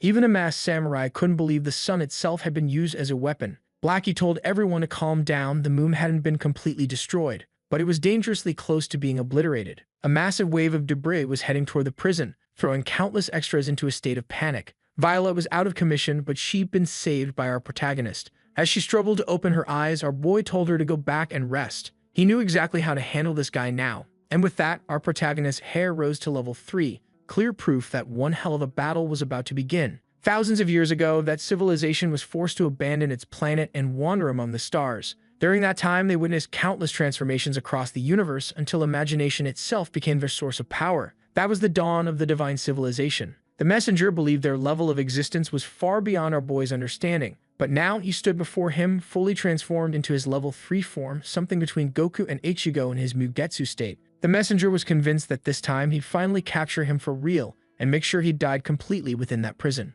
On Earth, people were terrified of what was happening on the moon. They'd been told an alien civilization had launched an attack. Everywhere, bystanders were panicking. The messenger ordered his beast to strike. A massive surge of power engulfed Earth's satellite, and an ocean of flames rushed toward the lunar prison, sending all the inmates into total panic. None of them had imagined things would escalate this far. Violet demanded that the broadcast continue. Humanity needed to see their savior fighting to protect them. On the news, reporters narrated our protagonist's bravery in real time. Out in space, a fierce battle was unfolding. Our boy decided it was time to go on the offensive. Charging straight toward his enemy without hesitation, he cut through that demonic creature as if it were made of paper, leaving the messenger of God completely speechless. Even he had been struck by the blow. Meanwhile, our protagonist remained completely unharmed. When he looked back, he saw the massive destruction he had caused to the creature, and that same damage was mirrored on the messenger's body. Wounded and stunned, the messenger could only reach one conclusion. A demon was still a demon. And now our boy held the messenger's heart in his hand. But instead of crushing it, our protagonist calmly returned it to him. The messenger, still disoriented, had no idea what was happening. His monstrous summon suddenly reawakened, but before it could act, it was torn apart by another brutal strike. Our boy stood face to face with his opponent. With overwhelming strength, he grabbed the messenger by the mouth and slammed him straight into the lunar surface. While that battle raged back on Earth, humanity had begun constructing a secret evacuation base. There was a ship there capable of carrying 30,000 people. The bald man from the past said it was pointless, but still chose to help push their technology forward. The mad professor had developed a drug to help humans hibernate during space travel, since time itself was their greatest enemy. The president celebrated since all they wanted was to escape the cursed planet. They planned to make their move while our boy was occupied on the moon. They were also told that the energy of a dying star had been detected, and it came from our protagonist's hands. Hearing that, the room fell silent. The most foolish among them told the women present not to interfere with their plans. Back in space, the monstrous dragon was barely holding on, and the poor messenger couldn't take another hit. Finally, our boy let go of his transformation, returning to his usual friendly zombie self, apologizing for hitting too hard. Defeated, the messenger still couldn't comprehend his words. Since our boy had pressing commitments with the reality show, he started heading back to the prison. But before he could leave, the messenger called out to him. In the records of their civilization, the messenger said, our boy's power had been witnessed countless times. They had never stopped researching him. And only after facing him directly did the messenger finally understand. He was far more terrifying than the myths had ever described. Struggling to stand, the messenger began regenerating his heart. Our protagonist couldn't understand why he hadn't fled yet. Then he saw it, a dark energy gathering across the moon, bringing that dangerous dragon back to life once more. The messenger of God had made up his mind. He was given the mission to hunt down beings like our boy, and that's exactly what he intended to do now, using his new brutally powerful transformation. Things on Earth, however, were far from calm. After the news of the attack, panic spread across the population. The messenger's secretary had been tasked with sowing chaos, and she was pleased that she no longer needed to. In her eyes, this fragile civilization would collapse on its own soon enough. Breaking news began to spread everywhere. The messenger had been defeated by our protagonist with a single punch. The terrified citizens were stunned, dropping whatever looting they'd been doing and rushing back to their normal lives. Watching this, the secretary couldn't believe the situation had been resolved so quickly. Dawn remarked that for our protagonist, world-ending events were basically just another Tuesday. Still, no one was certain whether the fight had really ended with one punch. None of the cameras were transmitting anymore, but Blackie spoke up, saying the battle wasn't over. He could still feel a deadly energy coming from the moon, something far more dangerous than what he ever sensed from their own side. Now our boy had to face an unbelievably powerful creature. The messenger of God was preparing to unleash his ultimate technique, a heat so intense it could melt any substance in the universe. It was the very temperature of the sun itself. He used the concept of lunar heat reflection to forge a blazing blade in his hand. No matter how strong our protagonist was, this attack would surely end him. But before the messenger could strike, our boy's personality shifted again. Even so, the messenger managed to land a brutal slash across him. But instead of being angered, our boy actually seemed to enjoy the fight. He reverted to his brooding, sad boy self, confusing the messenger completely. Taking advantage of the moment, the messenger immobilized him entirely, slicing our protagonist's body into pieces, only for him to regenerate instantly. Before our boy could counterattack, his opponent vanished, flying off toward the moon's orbit. But moments later, the messenger was blindsided. Our protagonist had already caught up, returning to his level 3 form and unleashing a relentless beating. Now the tables had turned. The messenger was the one being torn apart. The level 3 version of our boy was utterly merciless. The messenger realized this battle wouldn't end quickly. The two exchanged blows at incredible speed, but all the messenger managed to hit was the tip of our protagonist's finger by accident. He was being completely overpowered, eventually hurled toward Earth. The impact in the ocean was catastrophic. News broadcasts warned that Earth was now being affected by the lunar conflict, urging everyone to seek shelter. A tsunami of absurd proportions was approaching, and even aircraft risked being swallowed by the waves. Despite all that damage, the messenger of God kept fighting, channeling his imagination once more, this time determined to cause as much destruction as possible. Our protagonist, meanwhile, was fascinated by his opponent's abilities. Then suddenly, he remembered who these beings really were. The messenger prepared to wield his bone sword again, executing a devastating strike aimed at our boy who hovered calmly in the sky. But the attack missed, though it was strong enough to slice the moon in half. The sight sent everyone on Earth into panic. The planet's natural satellite now hung above them in two broken pieces. Even after that, our protagonist remained completely unfazed, while his enemy desperately searched for a way to win, summoning over the Earth a colossal demon with 1,000 faces. The monstrous being could be seen by everyone still alive below, filling their hearts with terror. Through it all, our boy continued his deadly battle with the messenger, who had now reached his most powerful form, finally managing to withstand the blows of the undead warrior who had once saved the world. He wanted to push our protagonist to his absolute limit, convinced that his body, reinforced by divine imagination, could not be defeated. The blade he'd forged was also capable of stopping our boy's regeneration. His abilities had been refined over millennia for one purpose: to destroy this great evil, and the messenger of God was determined to complete his mission. But our protagonist dodged each strike with incredible speed. After wandering through space for so long, they had learned how to fight demons like him. Wanting to end things quickly, the messenger ordered the 1,000-faced demon to devour everything, starting with our boy. The creature's tentacles wrapped around him and pulled him in, but instead of being eaten, he was placed on a strange platform filled with a thick alien liquid. Gradually, it covered his entire body. That was the process of devouring all things, and soon the zombie found himself swallowed into the demon's inner world. Inside, a humanoid figure began to take shape. It was the embodiment of his enemy's mind, one that truly believed it had the power to fight back against such threats. That dimension had been forged from the collective greed and desires of an entire planet's population. Those who entered it could never escape, no matter how much they tried. The messenger reminded him that he hadn't looked like this when he destroyed their civilization, and demanded once more to see his true power. Outside, the massive demon continued consuming everything, its body swelling as it devoured chunks of the moon.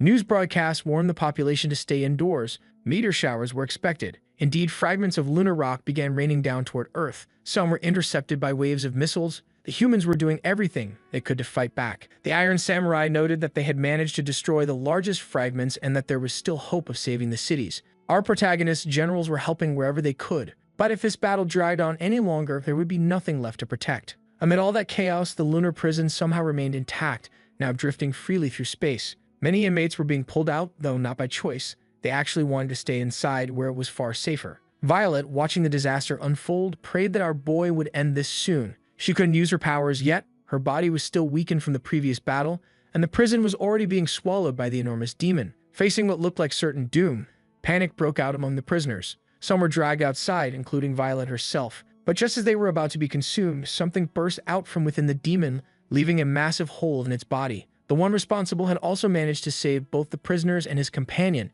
It was our protagonist, standing on a random fragment of the moon, and he was not in a good mood. The messenger of God was astonished that our protagonist still had the nerve to worry about those extras, but now he paid for his arrogance. Our boy was done with the noise. Since his enemy wanted to see his original form, he'd grant that wish, and he better watch closely. Viola was stunned as she saw his body begin to change, his hair turning silver gray. He had just returned to his supreme form. The prisoners who witnessed it felt pure terror. This was the very being who had once destroyed half of humanity. Without any warning, the story shifted to a flashback, back to the peak of the divine civilization. A mysterious figure sat upon a throne. The messenger, Varro, had requested an audience with the one who ruled from the sacred seat. The divine entity knew that Varro had annihilated an entire planet and consumed its souls to strengthen his own spirit. That's exactly what happened. He fed on the despair and fear of 10 billion lives, and it took him centuries to digest them all, just to obtain the power of the 1,000-faced demon. He also spent thousands of years studying our protagonist, so he could finally be effective against him, now wielding the power to defeat him even at his strongest. Confident in his strength, the divine entity had allowed him to act, granting him the chance to avenge his fallen people. The messenger truly believed that this time, things would finally go his way. But now that we're back in the present, it's clear he was terribly mistaken. His eyes were filled with terror. What he was seeing should have been impossible. Once again, our protagonist had beaten his enemies to a pulp. He couldn't understand why the messenger looked so shocked. After all, he had always been their worst nightmare. Yet the messenger stubbornly insisted he was a genius that he trained for millennia. Refusing to accept defeat, his body began to swell up. Violet noticed the sea of blood around them starting to boil. Maybe this enemy was planning to self-destruct. But even that didn't scare our protagonist in his supreme form. He decided to crush the fool's head instead, blowing apart a chunk of his body and slamming what was left into the ground with a devastating impact. The shockwave was so powerful that even though sound can't travel through the vacuum of space, the impact was somehow heard all the way on Earth. After that brutal beating, the messenger still had the audacity to claim he hadn't been defeated. His life hadn't truly ended. His body and mind were one with the thousand-faced demon, and as long as it existed, so would he. Then, all around them, countless bodies began to rise from the ground. To our boy, it was pure arrogance to show his face again. Now he'd vent his frustration by crushing that grotesque mass to avenge his fallen subordinates. The messenger realized that even in his supreme form, our protagonist deeply cared about his underlings. He had only revealed his full power once before, after his followers were executed thousands of years ago. Apparently, this group also had a part in that tragedy. The messenger said that the woman who once defied their people was among the souls trapped within the demon. That's why they couldn't be destroyed. Her consciousness was bound to him, inseparable, and he could feel her presence. To our protagonist, she had been a friend. And after destroying that civilization once before, he couldn't believe they still hadn't learned their lesson. With a single punch aimed at the air, straight out of a Saitama playbook, he unleashed a path of pure destruction. The messenger found his words entreating, noticing how much our boy cared for these so-called lesser beings. Now he had a message for humanity. In 1 minute, that massive blood-red moon would crash into Earth, wiping out all life completely. The people fell into panic. The Prime Minister, terrified of his mind, desperately tried to flee the planet, but others held higher priority than him. Back in space, the messenger waited for our boy to destroy him, ready to give up all hope of saving his old friend. He would have to choose save Earth or lose the chance to rescue her consciousness, which was slowly dissolving in despair. The gigantic thousand-faced demon drew closer. The messenger couldn't understand why our protagonist cared so much about humanity until suddenly he vanished. He reappeared between the massive demon and planet Earth. This time he was ready to deliver some serious violence, striking the monstrous red moon with such force that he pushed it back through sheer power alone. And in the process, he destroyed a good portion of the demon's mass as well. Violet could feel the shockwave and countless fragments of the creature scattered across space, struggling to pull themselves back together. Meanwhile, our protagonist floated in Earth's orbit. The messenger looked at it all with a twisted smile. His friend was gone forever, and now all that remained was vengeance. But our boy knew that his destructive form couldn't grant that kind of salvation. His words began to make the messenger uneasy, realizing that he intended to approach things differently this time. A glowing red mark appeared on our boy's forehead, and his form changed again, now resembling something of Shirado. Elam raised his hand toward the vast emptiness of space. Dozens of faint souls drifted around him, and through his power, he brought them back to life. In his final moments, the messenger admitted he had never seen that form before. The battle had finally ended, though the damage left behind was immense. Our protagonist had not only resurrected his friends, but also restored the moon. Once again, he showed humanity just how overwhelming his power truly was. Slowly, everything began to rebuild, and for the first time in ages, people managed to live peacefully again. The reality show starring our protagonist concluded successfully, and he had now become a full-blown celebrity, a moment of celebration for his allies. His subordinates were overjoyed that their king had finally been accepted by humans. Gon admitted that if it hadn't been for that last enemy, things wouldn't have fallen into place so quickly. The messenger's secretary, still imprisoned, only wished for a moment of peace. The Iron Samurai received an official document from Nation B, written in very diplomatic terms. The zombies were eager to know what it said. Apparently, the prime minister of that country had abandoned Earth, taking several influential figures with him and leaving the nation impoverished. Now, Queen Talisha wanted to invite our protagonist to become their new prime minister. It was strange considering that nation's original goal had been to exterminate zombies. The Minister of Intestines remarked that if he accepted, he might even become president one day. Some zombies were suspicious of how easily they were being welcomed this time. After all, their earlier attempts had sparked mass protests. But after our protagonist's latest show of strength, there was no one left who could oppose him. Our boy was a being of many sides, and even restoring what was once lost was within his reach. Humanity had simply decided to accept him for what he was. In every sense, this was the beginning of true coexistence. His wishes had finally become reality. Now the Iron Samurai wanted to know where he was. Dawn explained that Violet had been experiencing side effects since her resurrection, and our boy was helping her recover. Somewhere out in the ocean near an aircraft carrier, something unusual was happening. Violet appeared to be training her movements fast and precise. Our protagonist threw rocks in her direction, helping her learn how to control her new psychic abilities. Violet followed his every word, wearing her zombie mask and wielding her powerful sword. She was ready to block any attack. Then, a red formation appeared across her back. She lunged forward with fierce determination, slashing her blade toward him. But according to him, it still wasn't enough. She needed to learn how to channel his genes to strengthen her physical body. As soon as she released her full potential, Violet's mask shattered completely, leaving her weakened. Our boy realized they had failed once again. But before he could say anything, she used her psychic powers against him, trapping him within a barrier so she could strike. The moment of contact finally happened, but it didn't cause any damage. The sad boy version of our protagonist realized she'd lost control and was attacking wildly. That was as far as they got that day. To contain her, our boy switched to his level 3 form, hitting Violet on the head to calm her down. She ended up being thrown deep into the ocean. Sometime later, a few people arrived at headquarters. It was our protagonist alongside Violet. According to him, that day's treatment session was over. Violet was taken straight to the infirmary, where she was now being treated by Dawn, who already knew the training had failed again. Violet explained that whenever she releases the power of the genes, her body starts to break apart and she loses control. That's because of the 10 billion souls collected by Varro, which are now fused with her consciousness and can't be separated. If she doesn't strengthen her body to the level of a chief zombie, she'll end up exploding sooner or later, and the blast would be strong enough to engulf the entire Earth. Desperate, the captains begged her to keep trying, but only she knew she'd been getting pummeled by our boy every single day. Faced with this problem, our protagonist came up with an interesting idea. He suggested they try using the Divine Civilization's technique to control the power, since he had already seen their cultivation methods before. He casually pulled his brain out of his own head, saying he was going to create a dream for her that would take her back to that lost era.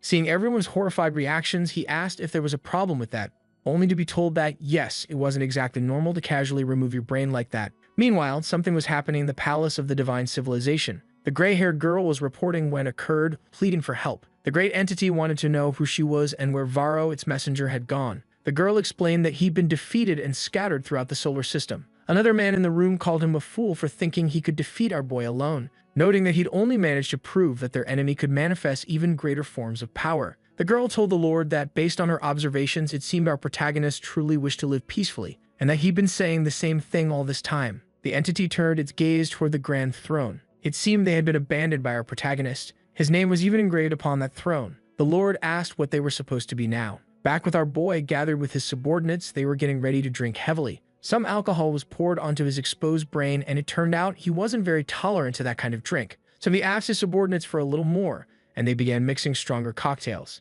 Violet didn't understand why they were doing this, but since it had been so long, there were many things our boy couldn't remember, and whenever he got drunk, his memories became a bit clearer. The Iron Samurai thought the method was weird, but our protagonist assured him he wasn't a habitual drinker. He avoided alcohol because once, after waking up hungover, he discovered he'd accidentally destroyed a volcano. Dawn started feeling like things were about to get dangerous and asked if she could leave, but the Iron Samurai wouldn't allow it. They were there to record every important piece of information. Our boy noticed his brain was finally in the right condition. He began seeing flashes of memory of his past birthday celebration, of the time he had to discipline vermin, and of a fight where he accidentally sank an entire continent. The humans who witnessed those last memories were understandably terrified. Finally, our boy found what he'd been looking for, the memories of the Divine Civilization. The world was in ruins, zombies roamed everywhere, yet humanity wielded incredibly powerful psychic abilities. The problem back then was that many zombies lacked intelligence, even though they were extremely powerful. They constantly destroyed humanity's remaining shelters. One of the few ways humanity managed to survive was by gathering its heroes. Our boy's memories begin when he encountered a certain squad. They were all running for their lives from a rampaging dinosaur. The group had gone there to retrieve treasures from an old laboratory, but everything went wrong. Instead of treasure, they found a troublesome zombie, and that was our protagonist. Now he was running alongside the heroes, terrified of the zombie they were talking about, not realizing they were talking about him. In desperation, one of the girls asked why a zombie was running with them, leaving our boy confused since he didn't even know he was one. Meanwhile, the dinosaur was closing in for the kill. The red-eyed boy shouted for his team to stay alert, but the enormous creature's attack was already upon them. The girl was certain she'd be wiped out. A massive path of destruction followed the beast's strike, sending the survivors flying from the shockwave. The red-eyed boy panicked, believing the worst had happened. But then something unexpected occurred. The creature's attack had been stopped by something. The group couldn't believe what they were seeing. That small zombie had stood in the way of the attack to protect a life. Our boy remembered it vividly, the burning pain in his hands. Violet realized he'd had human companions in earlier eras and was now remembering them. He was also recalling the massive villain from back then. The zombies of that age were monstrously powerful, and he had been just one among many, a fact that terrified the humans even more. Finally, he found the right part of the dream to recover his lost memory. He wanted to uncover how to control psychic powers to help Violet. There was another way to experience dreams by living them fully. When he placed his hands on that small sphere, something strange happened to everyone. The giant dinosaur was charging again, and our protagonist stood before it. Now Violet was inside the dream too. At first, she could hardly believe it. Our boy had replaced himself within that memory, and she now had to play her role in it as well. They all had to prepare for the coming battle. That day, they had barely managed to defeat the creature, so Violet couldn't afford to be careless. Our protagonist planned to block the monster's attack and create an opening for his allies. The red-eyed boy couldn't believe how reckless the zombie was being, but he decided to cooperate anyway. The whole team prepared for combat. Our boy was thrilled to face his old rival again, but the fight ended after the first strike. Everyone stood there stunned. Our protagonist immediately sensed something was off. That enemy wasn't nearly as formidable as he remembered. For those watching, it was hard to believe what had just happened. The zombie king had been obliterated with a single blow. Our boy struggled to understand if that was real. In his memories, it had taken everything he had to win that battle. Since it happened thousands of years ago, the only possible explanation was that he'd become absurdly stronger. But he insisted that wasn't the case. Even though he kept up his training and maintained a disciplined diet, he knew that if he wanted to unleash an even greater power, there was still something more to it. He needs to change forms, and when he does, his personality shifts along with it. In his current form, his powers should feel different, but now he's starting to think maybe he's just acting. Either way, he's not going to overthink it, because after that battle, he gained new allies. They're all incredibly strong, and fighting alongside them was actually pretty fun. He believes he'll eventually learn how to control his powers. What he didn't expect, though, was for the humans to start running away. Violet was the first to point it out. People were panicking, completely terrified. That left our protagonists speechless. After their frantic escape, they found a spot to rest. No one could explain how an X-level zombie got obliterated in a single strike. That little zombie's power exceeded every known stat. Still shaken, one of the girls couldn't tell if he was actually dangerous, since he had just saved her life. But her friend went straight to the point.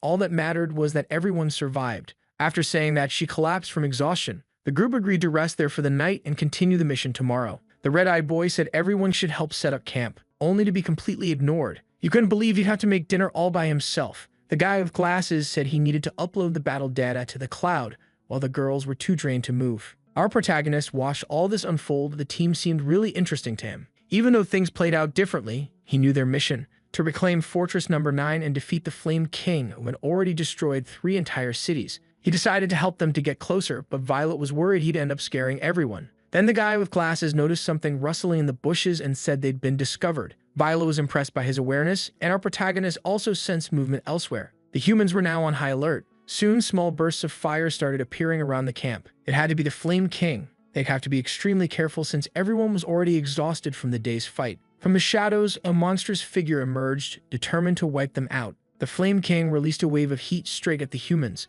Their only choice was to keep fighting. The busty girl was the first to strike, and it caught the Flame King off guard when her attack actually blocked one of his moves. While he was ranting, more attacks rained down on him. The red-eyed boy knew they couldn't let the creature find their position, but the Flame King effortlessly defended himself. They soon realized they couldn't hurt him at all. The Flame King laughed, declaring that nothing they did would matter, then unleashed an even stronger blaze. Faced with that overwhelming power, the humans began to panic. Still, the red-eyed boy was just looking for one opening, one chance to land a hit. He managed to strike the creature's head, creating a shockwave that tore through the area. Even so, it wasn't enough to wound him. The Flame King dismissed the attack as pathetic. The boy retreated, realizing victory was impossible. The Flame King decided it was time to incinerate everything in sight. That's when our protagonist finally stepped in. He started throwing light punches at the monster, not wanting to frighten his new allies this time. The Flame King looked confused by his behavior, while the humans noticed that a few odd-looking zombies had followed them. As the Flame King tried to intimidate our boy, he just turned toward the humans with a friendly smile. He asked if he could help them in this battle too. Since the Flame King was being completely ignored, he cranked his flames up to an extremely dangerous level, leaving those poor humans terrified. Knowing how strong our protagonist was, they started begging him to step in. But he didn't want to be their leader. He just wanted to fight alongside them as a comrade. After that intense battle, the hero squad was hiding out in the city. The massive feet of some huge creature were crushing everything in sight. Their next target was a giant boar, and they had already located it. The guy with glasses and his partner charged in first, launching several energy waves at the beast's body. Its legs were pinned down, leaving it unable to dodge the boy's blade as he rushed forward, though even so, his sword couldn't pierce its thick hide. When he landed, he looked back only to see that the zombie had broken free from all those bindings. The creature charged forward in a frenzy ready to devour someone. The boy shouted a warning that it was advancing, but Violet remained calm, confident she could handle it. She waited patiently for the boar to come close, gripping her massive sword tight. The clash between her blade and its tusks was brutal. The creature's raw power was overwhelming. It pushed Violet back several meters. She had to admit its brute strength was frightening, on par with the subordinates of our protagonist. While she was holding it off, the young boy moved back into position. He and his partner were ready to attack again, this time with full determination. They both struck the boar's head in a lethal blow. The beast stopped moving. The battle was over. Everyone returned to the ground safe and sound. The mission was a success, and the girl with generous proportions praised Violet, saying letting her join was the best choice they'd made. She just couldn't understand how she'd never heard of Violet before. While they talked, the guy with glasses sensed something off. Something was approaching from the right. Another demonic boar appeared, and they had to run immediately. The creature charged in, furious, leaving a trail of destruction behind. But then it stopped, sniffing the air, and it found the heroes group. This one was a twin-bodied king. That's why the previous hero squad sent to fight it had vanished. The red-eyed boy ordered his team to retreat while he stayed behind to hold the creature off. He started giving a noble, heroic speech when our protagonist suddenly appeared beside him, ready to fight. With just one hand, he grabbed the giant boar, stopping it in its tracks. Behind him, the young boy kept shouting for his team to run. But when they saw what was happening, they knew there was no point explaining anything. The shockwave that followed said it all. Even Violet wasn't sure whether our protagonist's presence brought relief or worry to these new companions. Now that the mission was over, they'd all headed back to base. The red-eyed boy and his curvy partner were ranked S level, the guy with glasses was level A, and the smaller girl was level B. The system also acknowledged that they were joined by 2 additional members and congratulated them for helping humanity. That refuge was the Esper Association, the largest human stronghold left in that ruined world. Soon, they would meet its leader. Our protagonist was loving this new adventure. Violet admitted that even though she was helping in battle, she still couldn't control her new powers. She was relying purely on her physical abilities for now. That was enough to satisfy her. But our protagonist assured her that this was exactly why they'd come here. She needed to learn how to master that technique. After all, this place was where humanity researched psychic power. While listening to that explanation, Violet started looking around at the people in that place. It looked like a normal hero academy, and she wanted to know if it was really okay for our protagonist to walk around there. The last time he'd shown up at an academy, things hadn't gone so smoothly. He'd gotten into some serious trouble. To be fair, he hadn't always known how to behave around humans. There was even a time he almost ended up on a pyre, but his new companions saved him, and eventually the people accepted him. That was when they began a great journey to fight the zombies. In the end, they defeated the primordial demon that had caused the entire apocalypse. Now our protagonist feels confident in his former companions and has decided to leave everything to them. But things began unfolding differently this time. Because his power is so immense, it had to be reported. They also shared details about his positive behavior, explaining how he's been helping humans up until now. To Violet, her suspicions turned into certainty. His overwhelming power is far more a reason for concern than comfort. He never wanted to be like this, but somehow that zombie king disintegrated just from touching his fists. Frustrated, our protagonist decided he'd restart those memories from scratch, hoping the adventure would turn out differently. Determined, he closed his eyes and began to focus. After meditating for a moment, he opened them again, only to see Violet standing outside his cell. He was desperately trying to return to reality, but nothing he did worked. Outside, Violet watched awkwardly while he kept shouting commands for his body to wake up. When she asked what was happening, he admitted he couldn't wake up at all. At first, Violet didn't understand what that meant, but when realization struck, she panicked. They were trapped thousands of years in the past. Meanwhile, in the real world, his subordinates were still making drinks. The Iron Samurai found it strange that they vanished upon entering that dream, though since it involved their boss, they figured anything was possible. Still, a strange pattern appeared in his brain. It looked worrying. A dark, ominous energy began radiating from it, quickly spreading across the sky. The bystanders who saw it panicked as the phenomenon intensified. Soon they started being pulled toward it, desperately grabbing onto anything they could to avoid being sucked in. Dawn and the Iron Samurai also had to stay cautious. They weren't even sure if being pulled into it was supposed to happen. Before the catastrophe struck, a reporter had been praising the city's prosperity, explaining that it represented true coexistence, zombies and humans living peacefully together. They interacted completely normally, just like in any other place, and our protagonist was even popular among the children. She was about to start an interview when something appeared in the sky above the city. Dark, sinister energy engulfed everything, lifting the entire city off the ground. Horrifying creatures emerged from the clouds as the city was carried upward. When it was over, the reporter lay unconscious and her crew didn't know what was going on either. Gradually, they realized how dire the situation was. The reporter pointed back toward the road they used to get there. What used to be a road was now a tunnel. No one could explain why everything had changed so drastically. As they tried to figure it out, a strange noise echoed from that tunnel. To their horror, several zombies appeared. But something was off, because the zombies from this city were supposed to be friendly. Before things could get any worse, the subordinate nicknamed Juiceman showed up to save the day. They'd been tasked with protecting all the humans, and using his overwhelming strength,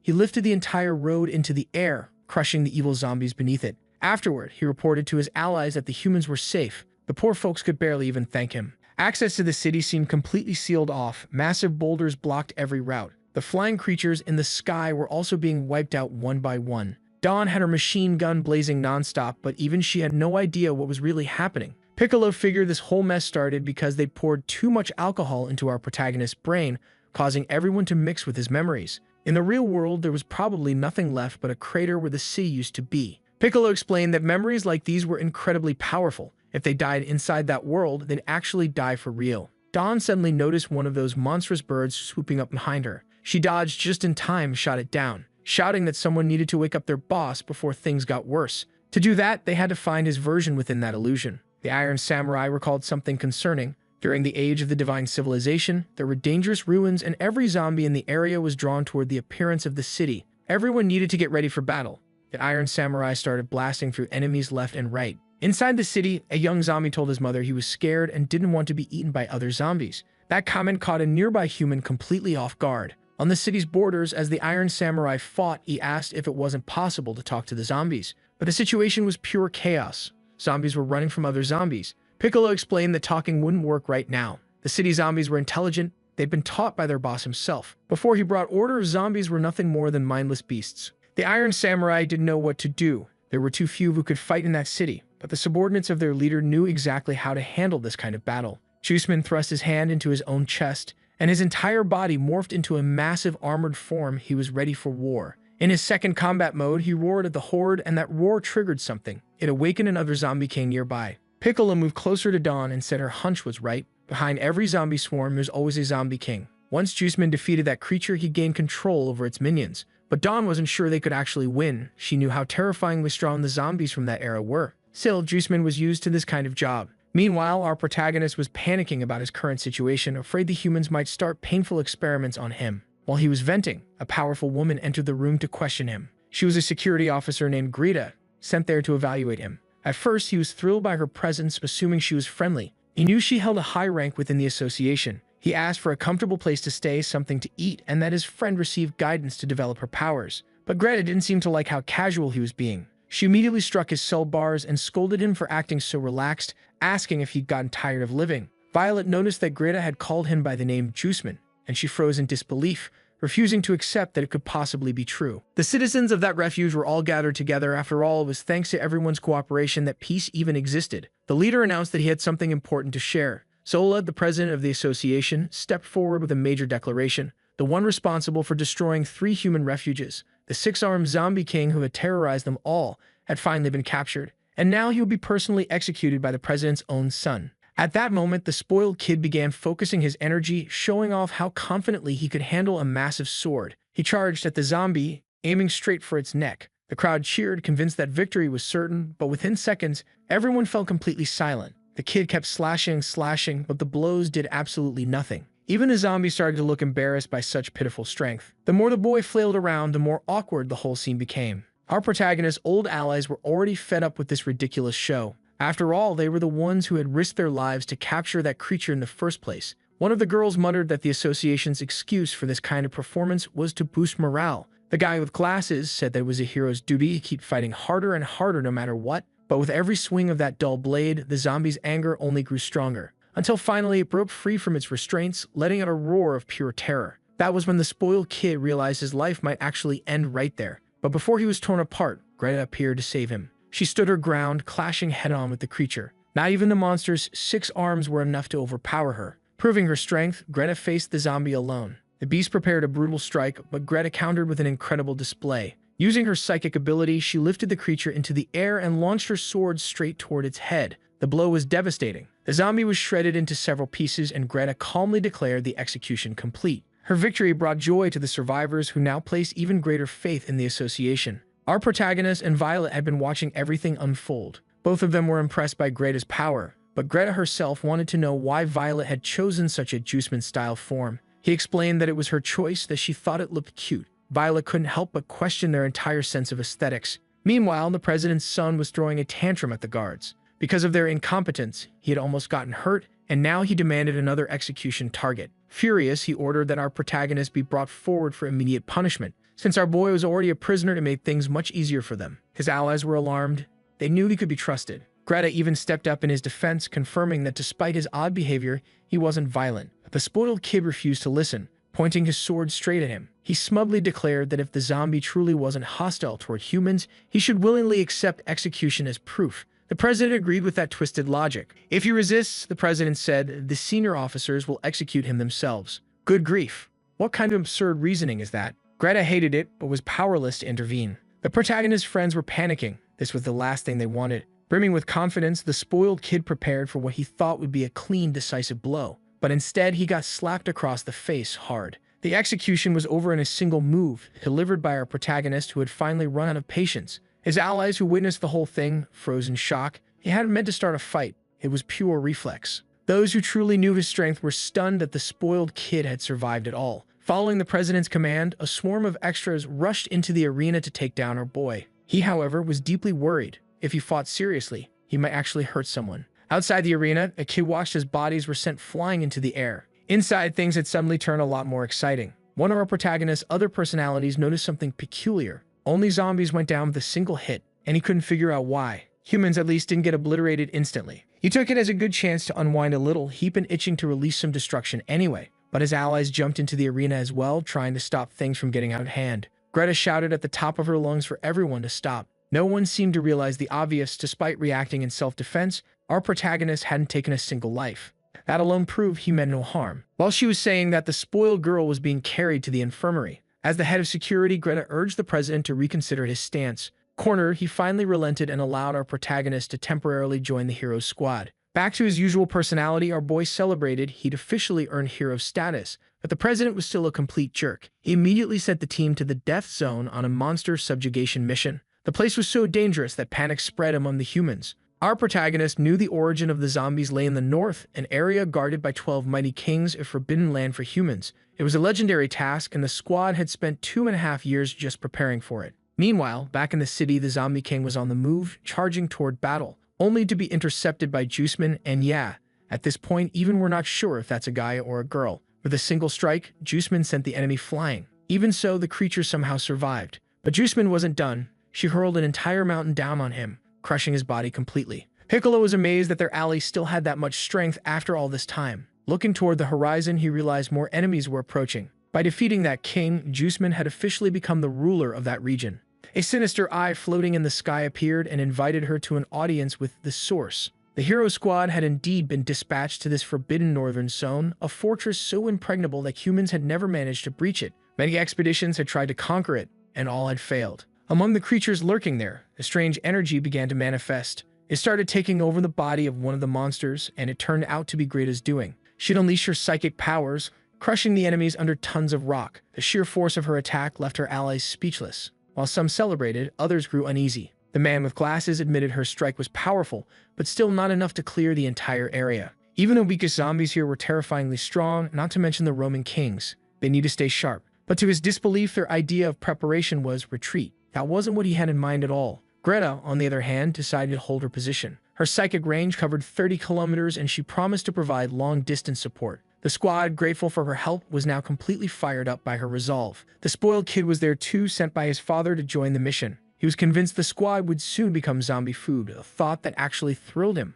Honestly, it was amazing he hadn't been wiped out by his own teammates yet. Since they were far from the association, they decided to just beat the crap out of him right there while Greta completely ignored what was happening. After that well-deserved beating, the brat swore he wouldn't forget it. At least he was being removed from the area. But the truth was, despair had already settled over the hero squad. The red-eyed boy apologized for his mistake, admitting that bringing their protagonist to the association had been his decision. The guy with glasses quickly made it clear that none of this chaos had anything to do with their protagonist. The association would have sent them to the death zone eventually. Even the girl agreed. Every squad that became too strong eventually got sent there. Rumor had it this was all part of the association leaders' plan to eliminate potential rivals before they became a threat. Faced with that kind of corruption, things really did seem bleak. Still, the red-eyed boy decided to muster up some courage. Once they cleared that region, everything would be fine again. All they needed was enough strength to do it. Near that region's fortress, our boy decided to buy himself a house. The real estate agent seemed a little nervous. so he explained that he was just wearing a mask. He only looked like a zombie. After counting out the money, the man approved the purchase. But when he went to check the property, he was shocked to see that the house had been moved. Turns out, our protagonist had placed his new home right on top of a skyscraper, complete with hot springs and restaurants nearby. He just wanted to live comfortably since the pay for exploring the death zone was generous. Violet, on the other hand, found his calmness suspicious, but he explained that he needed time to gather intel and prepare for the mission, so he was setting up his own base. In the past, it had taken them months to get ready, and every day had been packed with work. Even so, he remembered those days fondly. He'd also received a few textbooks from the association. For Violet to study properly, she needed a peaceful environment. They had been in this world for so long that she'd almost forgotten why they were there to begin with. But since our boy was practically running on energy drinks and coffee, he was sure he'd wake up soon. On his way to buy eggs at the market, he told her to study hard. But as he walked down the city streets, he was nearly hit by an attack from the red-eyed boy. It startled him so much that it triggered one of his personality shifts. He figured that guy must have just been in a bad mood or maybe didn't want eggs for dinner. The red-eyed boy stopped mid-attack. He knew full well how much the protagonist's power changed between forms. Using his speed, he vanished in front of him, trying to launch a surprise strike, but our boy easily blocked it. He really was a combat machine. The red-eyed boy insisted he wasn't finished yet. He dashed forward again with incredible speed. To our protagonist, the whole thing seemed to be happening just because he was tired of eating eggs. He suggested they fried him this time and reminded him to be careful around the residential area. Even so, the kid kept attacking. No matter how fast he moved, he couldn't land a hit. The difference in strength was terrifying. Finally, he admitted he had a request to make. When our boy looked into his eyes, he realized this wasn't a real fight. It was a friendly duel. In the past, the two of them had needed a fierce battle like this before they could truly respect each other. Now our protagonist was getting fired up again, thrilled by the rush of combat, and so he decided to switch into his supreme power form. Now they needed to head somewhere he could freely unleash all that pent-up desire for violence. The poor red-eyed boy had no idea what awaited him. He was taken straight into the Death Zone forest, the perfect place for our protagonist, who was already fired up and ready to fight with everything he had. There he didn't need to hold back, but the red-eyed boy just wanted to confirm the extent of the hero's strength. He wanted advice on how to become as powerful as him. The moment he said that, he almost got hit by a blow strong enough to obliterate molecules. Still, he stood there waiting for an answer. Our protagonist reverted back to his base form. He didn't really know what kind of advice to give this kid, since the red-eyed boy was already the strongest among his peers. It didn't make sense for someone like him to ask for help now. Maybe in this memory world, the order of events had shifted, changing the kid's personal development. Still, the boy kept asking for guidance until our protagonist placed both hands on his shoulders and promised to help him regain the experience he'd lost. He pointed at a nearby zombie and ordered him to defeat it. Doing so would naturally make him stronger. But that wasn't just any creature. It was one of the forest lords, the Devourer King. The boy froze, terrified, unsure how he was supposed to fight something like that. He couldn't understand how such a monster was lurking so close to the human fortress. Meanwhile, back in the new city where our protagonist now lived, people were going about their daily lives. Violet, enjoying a hot bath, took the opportunity to study. She was slowly learning more about the theories behind mental power, how fluctuations of energy could manifest in countless ways. But the theory was tough. It was still easier for her to just slice things apart with her sword. Even so, after finishing her reading, she decided to put it to the test. She stood up right away and went straight to the heated water. It was the first time she'd managed to truly relax since arriving in that world. At least it was a good place to train. Closing her eyes, she started following the tutorial she'd memorized, trying to make the water vibrate. So far, nothing happened, so she focused even harder. Then finally, the water in her hands began to ripple. A huge smile spread across her face. She was thrilled, thinking she had potential for this technique. But her joy was interrupted when another woman who had also been there pointed out that the ripples were actually caused by her. Violet had no idea when those other girls had even arrived. The smaller one noticed the books she'd been studying and asked why she was using material meant for children. The more curvy one remarked that Violet had only relied on brute strength so far, and this talk about her psychic powers seemed pretty suspicious. Though honestly, what really raised eyebrows was how quickly she'd gotten close to them. So even started wondering if she was a spy, but the smaller girl disagreed. She could feel Violet's mental energy. That's when they noticed her legs were prosthetic. Violet explained that she lost them when her parents turned into zombies. After being bitten herself, she had to cut them off to survive. Her story hit them hard, but Violet made sure to reassure them. Soon, the girls began teaching her how to properly use her mental abilities. The first requirement was pure mental focus. The second was to imagine and acknowledge herself and visualize a stronger version of who she already was. One of the women asked what it was that made Violet unwilling to let herself grow stronger. Now Violet found herself wondering the same thing, staring down at her reflection in the water, at the image of her zombie self, and realizing she might have been rejecting it all along. While they were talking, a strange noise echoed through the room. One of the women asked who had come in. But before anyone could react, a massive chunk of ice came crashing toward them. Even though it was huge, part of it instantly began to melt. The woman's body turned into flames, surprised that there was a zombie outside capable of using elemental power. A mysterious voice praised her quick reaction, but said that it would only delay their deaths. That was the Ice Demon, one of the lords of the Death Forest. Violet drew her sword and charged in, while the Ice Demon hoped this fight would be entertaining. A massive block of ice dropped down, completely freezing the area they were in. Meanwhile, a zombie attacking the city started complaining about all the noise, growing more irritated by the second. That's why he was slaughtering those people. He considered their lives worthless. The poor guy with glasses didn't even have the strength to fight. He couldn't sense the enemy's approach at all. 3 powerful zombies had appeared out of nowhere, and the strange one said he had received an order, one he must obey no matter what. It was time to unleash the attack horde against the fortress. Cracks started spreading along the outer walls. Back in the forest, that dangerous zombie kept yelling non-stop, and all the noise was driving our protagonist crazy. He was trying to immobilize his opponent since he knew that just touching him would end the battle instantly. Once he managed to restrain the creature, he told the red-eyed boy to go in for another attack, but the kid was already questioning whether this training was really effective. Our protagonist explained that fighting stronger enemies was a far better workout than doing push-ups every day. He even suggested breaking the creature's arms and legs to make things easier. Once it regenerated,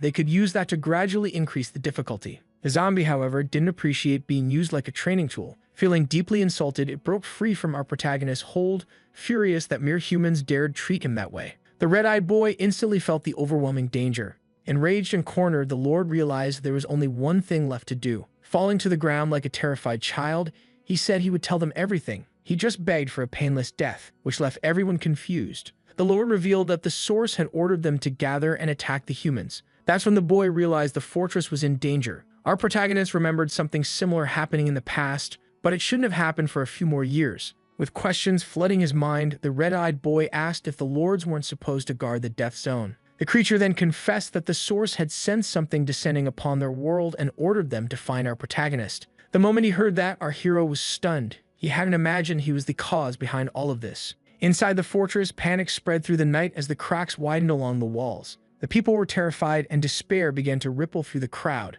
Zombies had already invaded. Anyone who wanted to live had to flee. Chaos consumed the fortress in seconds. In the middle of the escape, a small child tripped and fell. A zombie lunged forward, ready to devour her, but nothing happened. Greta had stepped in. She'd unleashed her power, lifting all the dangerous creatures into the air, smashing them against boulders until they were nothing but zombie paste. Greta was going all out, pouring everything she had into it. The sky itself filled with a massive vortex of spinning stones, dragging every zombie into destruction. But as she finished, she noticed something was off. Something was preventing her plan from being fully realized. It was that same twisted zombie who despised humanity. Furious at being interrupted, he launched his disgusting tentacles straight toward Greta, but she knew exactly what to do. Gripping her sword tightly, she prepared to strike. With her overwhelming power, she managed to paralyze the creature, trapping it inside its own body. But Greta wasn't done yet. She summoned multiple blades that surrounded the massive monster. It was time to punish the one responsible for breaking through the wall. The creature's body was violently slashed apart, and even while gravely injured, it growled that her ability was detestable. Something strange was happening to its body. Free from its cocoon, it revealed its true form, one that looks suspiciously like something I won't even describe, but if you pause for a second and think about it, you'll probably get the idea. It also seemed capable of manipulating gravity somehow. One thing was clear. During this battle, the fortress was getting completely destroyed. Everything around was being torn apart by the sheer power of both sides. Greta was eventually forced back down to the ground, realizing that one of her arms had been wounded. The infection from the zombie venom was spreading fast. This enemy was a lord the association had known about for years, one who despised humans deeply. For the survivors, the situation had become catastrophic. Everything was being wiped out. Greta told everyone not to panic. She was still standing and would hold the lord off for as long as necessary. But the president's son demanded that she abandon the battlefield and protect him instead while he escaped. Using his father's position to save himself, he didn't care at all about the innocents left behind. That only made Greta even more furious. Still, she turned back toward the battlefield. She was the only remaining officer in the city, and her pride wouldn't allow her to retreat. However, the poison had already begun to take its toll. Her body showed signs of exhaustion, just as her enemy had predicted. Greta's grip on her sword weakened. The toxin spread rapidly through her veins. She was becoming a prisoner inside her own body, fully conscious but unable to move. The Lord taunted her, saying that soon her muscles and bones would melt away. Yet he assured her that if she somehow managed to escape alive, he wouldn't chase her. His orders were to find the one who enjoys living among humans, and bring as much destruction to this place as possible.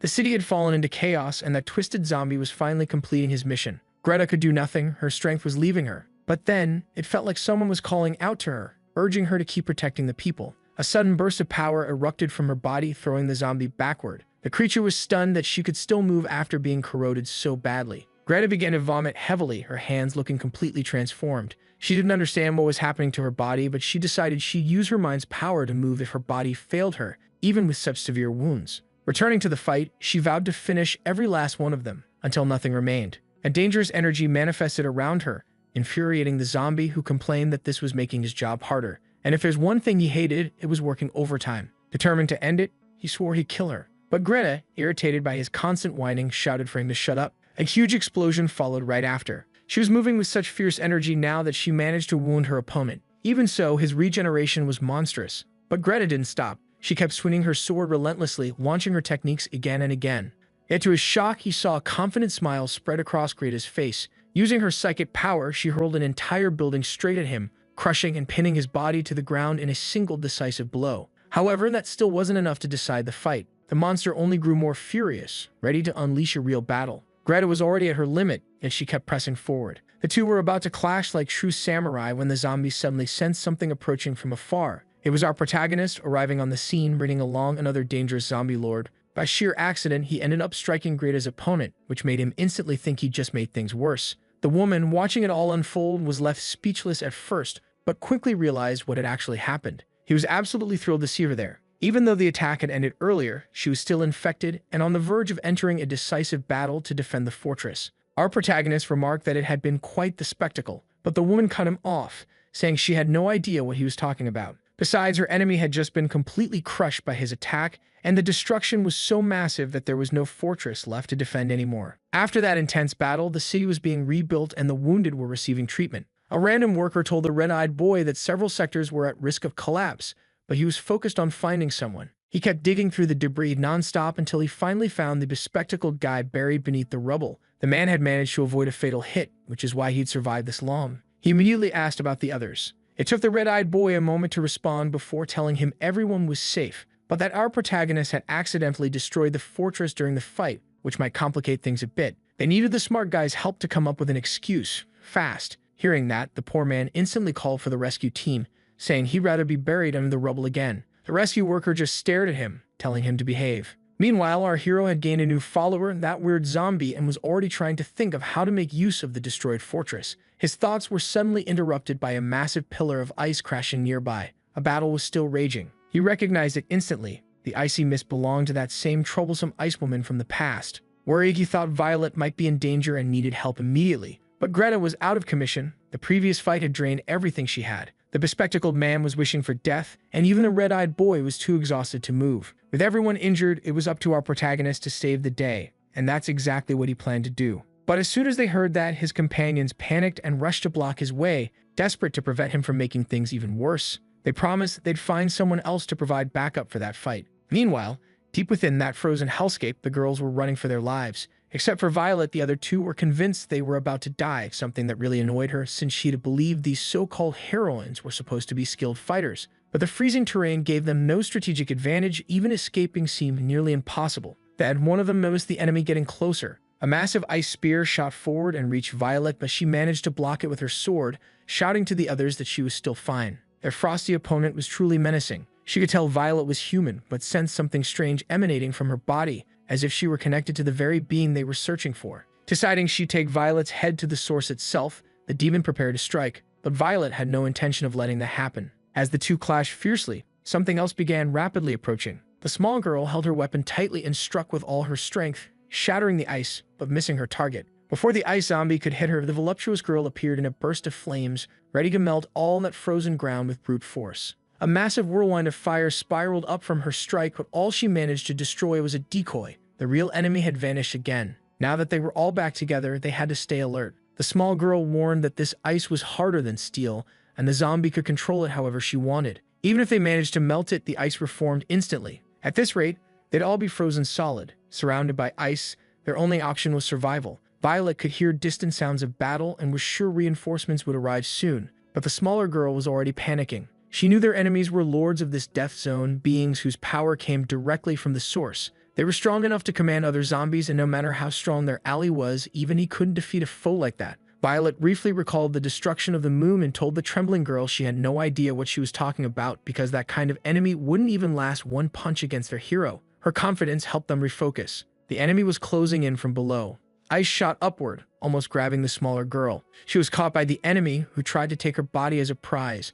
But before the ice zombie could escape, Violet sliced through the ice, freeing her. That only made the Ice Queen more eager to fight, expecting the humans to risk everything to save that useless girl. While distracted, her skull was suddenly grabbed by the fire girl, who crushed it in her hand and shouted that the little one wasn't useless at all. She was her most important companion. Immediately after that, she unleashed a blazing tornado, melting a huge portion of the ice around them. Violet had to leap back from the heat, yelling desperately to make sure her teammates were okay. Luckily, both emerged from the steam, but the fire girl was badly wounded. Violet rushed to them, her face filled with worry, trying to understand what happened. Realizing how serious the injuries were, she said they needed to find help immediately. That made the small girl break down crying, believing she really was useless, but her friend quickly comforted her, assuring her none of it was her fault. They were all caught off guard by the attack. Any one of them could have been taken by the Ice Queen. Still, the smaller girl couldn't hold back her tears. When Violet looked up, she noticed something forming above them. The ice was gathering again, shaping itself into the Ice Queen, who sneered that she regretted not killing the girl earlier. By now, she had turned most of the city's water into thick ice, completely surrounding her victims. They were now trapped inside a frozen cocoon designed to make them slowly freeze to death. The Ice Queen prepared to deliver true despair, launching sharp, deadly ice spears toward the human girls. Putting on her bleach-style mask, Violet got ready to fight again. She wasn't going to hold back this time. Charging forward in her most aggressive form, she went straight for the enemy. The Ice Queen smiled with delight. That was exactly the kind of power she wanted to see unleashed. She decided she'd take Violet's head for herself. Massive ice spikes shot down from every direction, slamming Violet into the ground once more. Frustrated but not defeated, Violet realized this enemy wouldn't be easy to approach, yet she still managed to calm her friends, telling them everything would be fine. She knows that if she uses her second form, she'll be able to unleash a furious attack, but she'll be left completely drained afterward. With few choices left, she told the girls to find a safe place to hide until help arrives, help that should come from their hero. The fire girl was amazed by Violet's faith in him. While melting the spear embedded in her own stomach, the fire girl said it must be nice to know someone you can trust your life with. Holding the small girl in her arms, she said she was sure they'd be rescued soon, but she herself wasn't going to hide. She'd fight to her last breath, wanting to be someone worthy of trust too. Then she erupted into flames like the Human Torch, proving that trust works both ways. Violet hadn't expected her to join the fight again, and that declaration made her realize how much she'd come to rely on their hero's power. Without warning, the story shifted into a flashback. A young Violet, legless and alone, laying in a hospital bed, staring at the missing parts of her body. Even as a child, she had the courage to cut off her own legs to stop the infection from spreading, dragging herself to an academy for help. It was a truly tragic fate. Now her old professor entered the room, asking if she wanted to try the prosthetics he had designed. The procedure would involve removing each nerve and running electricity through her body, an excruciating process. But Violet didn't hesitate. She wanted power, enough to destroy every last zombie. Seeing this vision from her past, Violet finally remembered who she was. Everything she had was taken by zombies. Enduring that pain had made her stronger, determined to stop another tragedy from happening. Maybe that's why she couldn't properly use her powers now or awaken the psychic potential within her. Her younger self confirmed it. Violet's hatred for zombies ran deep. That realization left Violet unsettled. Staring at her past self, she realized she couldn't fool her own heart. Outside, the fierce battle raged on, Fire Girl versus the Ice Queen. The fight was brutal. Furious that she'd been tricked by another decoy, the Fire Girl crashed back to the ground, asking if the little one was okay. Shivering and nearly collapsing from hypothermia, the small girl whispered that she was fine. She just wanted to find the enemy's real body. The Fire Girl promised to drag that witch out of hiding, but she didn't know what was happening to Violet, who was lost in her own thoughts during such a crucial fight. Completely distracted, Violet didn't dodge in time. Her friend screamed for her to move, but it was too late. She was impaled through the abdomen, skewered by an ice spike rising from the ground. With one cruel motion, the Ice Queen ripped out Violet's heart, thinking her opponent was paralyzed by fear. All she needed to do now was claim the body. That brutal sight ignited a storm of rage in the Fire Girl, who charged in and gave the Ice Queen a dental appointment from hell. No anesthesia, just pure fury. She struck over and over while the city around them froze solid. Realizing how dangerous that last hit was, the Ice Queen fled the battlefield. Desperate, Violet's friends tried to wake her, though they knew she had no heart left.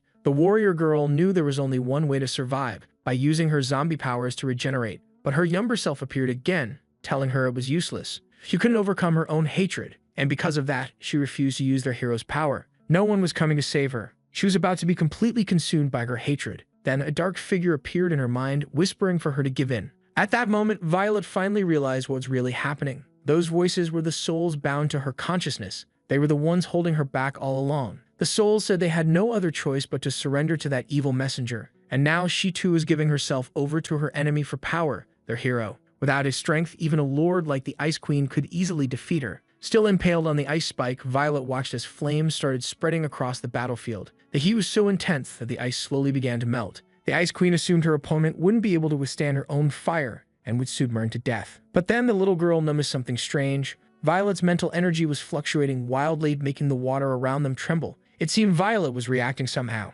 Even the Ice Queen found it unsettling. Suddenly, the ice spike piercing Violet's abdomen shattered completely, and then a third eye opened on her forehead. Her power surged to its limit, darkness swirling through her body. For a moment, time itself seemed frozen. Violet could move freely within it now, walking calmly toward her opponent. The psychic energy of 10 billion souls pulsed through her. It might not have been as destructive as the power the divine messenger once unleashed against their hero, but Violet was enjoying this new form. The souls, now subdued, couldn't believe what they were witnessing. All that vast psychic energy was under her control. They couldn't take her over anymore. Holding the Ice Queen in her sights, Violet felt a strange gratitude toward those voices. They had helped her remember who she truly was and why she fought. She didn't hate zombies, she just didn't want anyone else to suffer like she had. Like their hero, she shared the same dream. Her trust in him wasn't built on his strength, but on his kindness. That's what allowed her to finally accept this power. And so Violet unlocked her stage 2, her awakened form. With the strength granted through their hero's influence, she could now completely suppress that mental interference. Those once tormenting souls would now serve her, and her alone. Overflowing with power, Violet was ready to deliver a beating worth remembering. Watching her, the Ice Queen couldn't understand when it happened. Violet seemed like a completely different person. Everything around her felt distorted, almost unreal. The Ice Queen thought about retreating, but before she could act, terror flooded her mind. Her arm was gone. When she looked back, she saw it flying through the air, still not understanding how she'd been hit. It had happened too fast for her senses to register. The little girl was in awe of Violet's speed. She'd fully awakened her ability just like them. But the fire girl pointed out something strange. There had been no air displacement at all. This power was beyond anything they could comprehend. Racked with pain, the Ice Queen tried to keep herself together. She froze the wound shut and glared at Violet with fury, vowing to unleash her ultimate attack, the Arctic Tempest. But Violet, now in her most brutal form, was completely untouchable. Every single ice spear around her stopped in midair as if time itself obeyed her will. She walked calmly through the storm, blade in hand, closing the distance. And when she reached her, Violet struck, a single clean motion aimed at every vital point at once.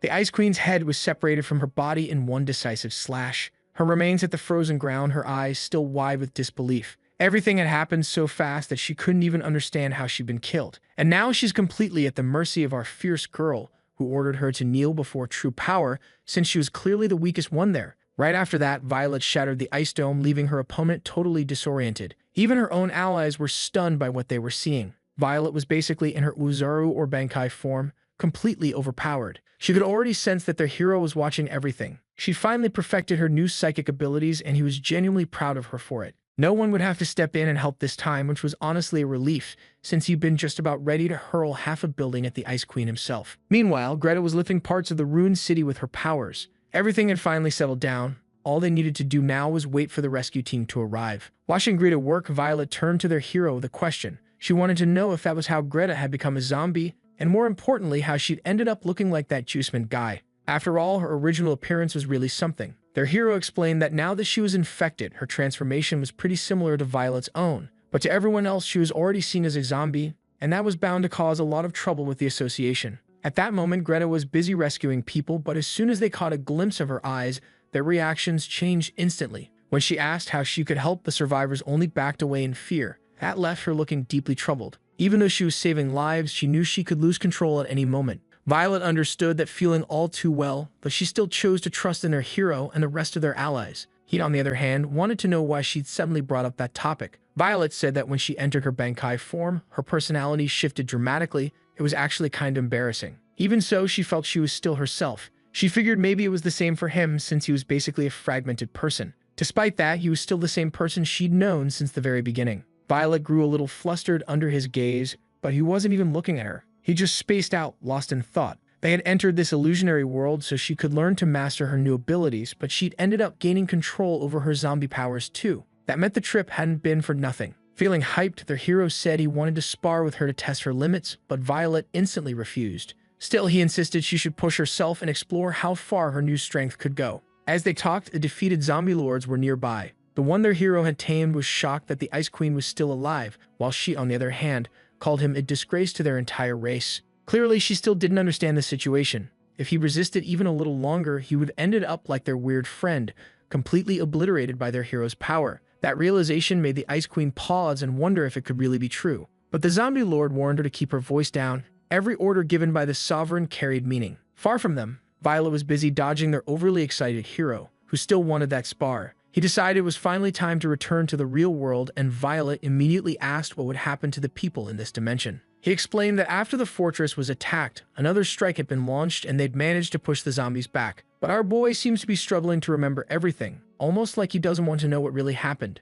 They defeated the source, but it's as if it was never truly destroyed, and the more he tries to think about it, the worse his headache gets. He starts realizing that he was the one who devoured the source and used his amnesia as a way to seal those memories away, so it would never surface again. But that experience turned out to be dangerously risky, because the seal that holds the source is now on the verge of breaking. The place they once visited was supposed to be off-limits to all humans, since a creature lives there that can wipe out every form of life. And that's not even counting the other lords who are absurdly powerful. An evil eye watches the region closely. Everything alive that steps foot in that land meets the same fate. Among them stands someone who looks suspiciously like our beloved Piccolo. He immediately puts a cap on his head, pretending to be just another tourist leading a sightseeing trip for zombies. He explains that 1,000 years ago, this region was considered forbidden land. Everyone's amazed by the strange birds and the zombies wandering about, and they've got plenty of questions. The dangerous feral creatures nearby are watching them carefully, but the rational zombies are treating the whole thing like some kind of safari. Dawn asks if it's really okay to be doing this. The zombie horde disguise seems to be working, but they're clearly too different, especially since there are a few humans mixed in, which could make things a lot worse. Piccolo assures them that in this era, brute strength is all that matters. Duels between lords are fought fairly, no one interferes, and with Juiceman's power, nobody dares stand in her way. No creature alive would ever question her authority. Standing tall in her powerful form, Juiceman demands obedience. From now on, those minions belong to her. Their silence is the confirmation she wanted. Still, she asks for a word from the defeated lord. He admits he understands completely. The rule was set by the source of all zombies, and no one dares defy it. The Iron Samurai believes their hero was the only one capable of keeping such creatures under control, meaning this source must be unbelievably strong. Piccolo says the battle against the source was the riskiest thing their hero ever did. He entered that region with his allies and somehow managed to defeat it. But to do that, he had to challenge the source itself. At first, their hero was completely overwhelmed. His companions fought desperately to buy him time to regenerate. The battle grew fiercer with every passing moment. The source seemed utterly indestructible. Then their hero returned to the fight, stronger than ever, unleashing pure violence. Even then, he kept getting knocked down, regenerating, and evolving mid-fight, each time becoming more powerful than before. The battle lasted a full 7 days, and that entire region was wiped off the map. When he was finally out of strength to heal himself, he still managed to win, barely. The Iron Samurai admits the story is terrifying and asks if the source was completely obliterated. But according to Piccolo, that's not what happened. The source couldn't be destroyed, so their hero sealed it instead. Now everyone wants to know where it's being kept. But so much time has passed that even Piccolo doesn't remember, and their hero didn't either. As they're discussing all this, the ground starts to shake. A sinister smile echoes through a chilling voice, one that knows exactly why their hero can't remember. Because he would never risk doing something that dangerous again. After all, that voice is his most horrifying memory. Everyone's panicking, trying to figure out what's happening, when Dawn suddenly spots something emerging. Something starts materializing right in the middle of that field. The source declares that it can't be destroyed by our boy,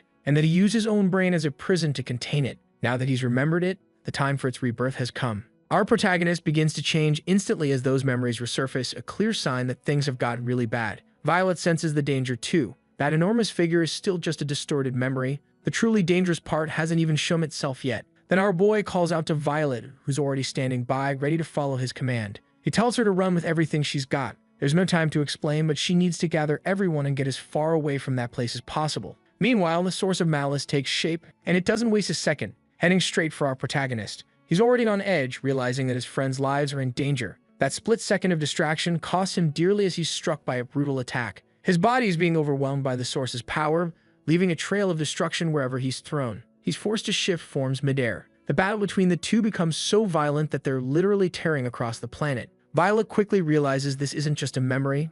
our protagonist actually sealed this monstrosity inside his own head. His old companions now understand that this is the true source itself. Our boy notices that his allies haven't escaped yet, which makes everything even more dangerous. The source mocks him for still finding the time to worry about others and laughs at the idea that he ever had the guts to imprison it within his own mind. If it breaks free from that prison, it will take full control of his body. Right now, he's fighting just to keep hold of his sanity. But this battle has raged for millennia, and his body is starting to give in. Strange markings crawl across his skin along with metallic ornaments that seem to grow out of him. The source believes victory is finally his. After seizing control of our protagonist's body, the source starts floating ominously, radiating malice. Its presence alone splits the sky with lightning. The hero's old companions can only watch in horror, convinced the fight is over. They've never seen this form before, and the energy pouring from it is pure terror. Violet, too, is frozen in disbelief. The aura she feels now isn't like the destructive power of her friend's supreme form.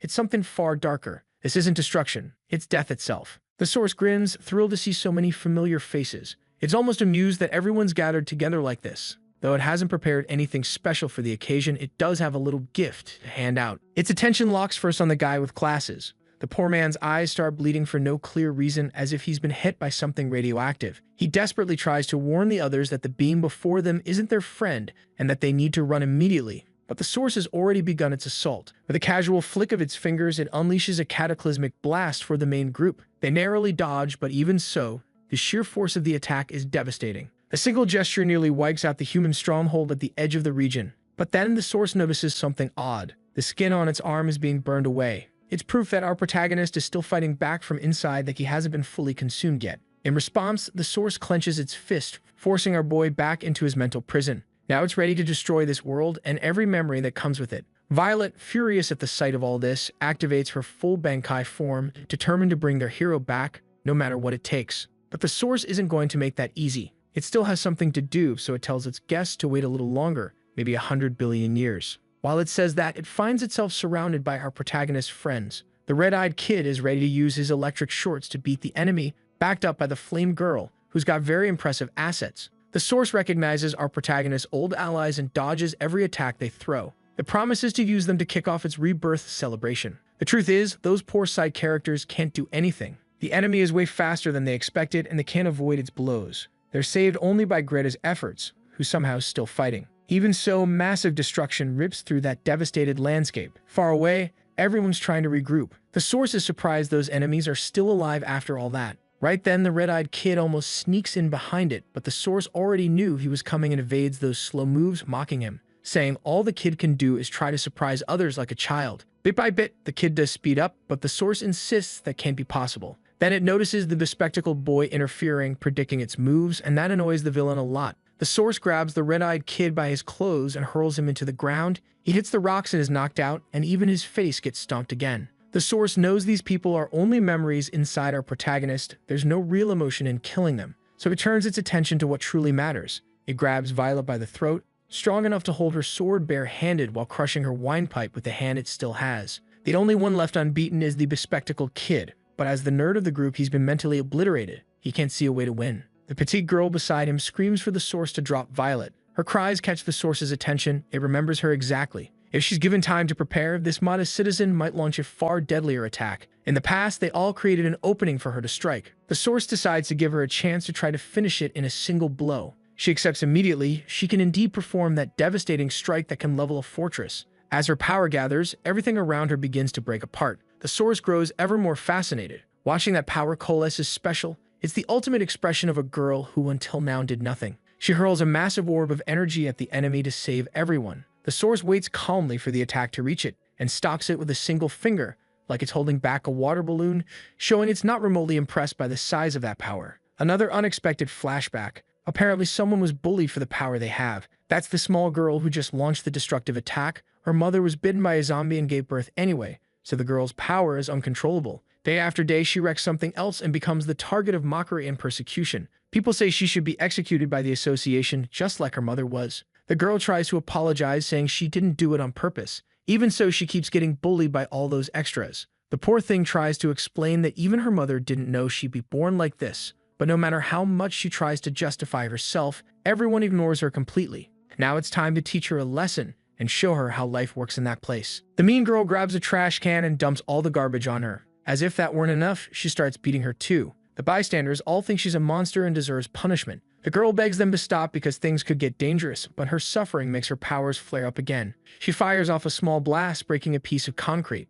Everyone falls silent for a moment, but the bully quickly realizes nothing serious happened, only making her angrier. The poor girl gets beaten even harder, like she's some kind of scapegoat. Because her destructive power is uncontrollable, she's suffered her whole life. Many times, she wished she didn't have these powers at all. A monster like her shouldn't have even been born, they said. But for the first time ever, she wishes she were even stronger, strong enough to save her friends. So determined, she decides to use her own life force to fuel her next attack, unleashing her most powerful move against the source, no matter the cost. Her body begins to fall apart, but she's completely focused on defeating the enemy. Her friends watch everything unfold. It actually looks like the little girl is winning. She's putting every ounce of strength she has into this attack, but the source remains untouched, effortlessly withstanding it. Now it says it's time to get serious. Slowly, it pushes the massive energy sphere back with just one finger. The girl can't even speak, shocked at what she's seeing. Walking toward her, the source mocks her. It's strange, it says, how she turned her own body into fuel for psychic power, risking her life for nothing.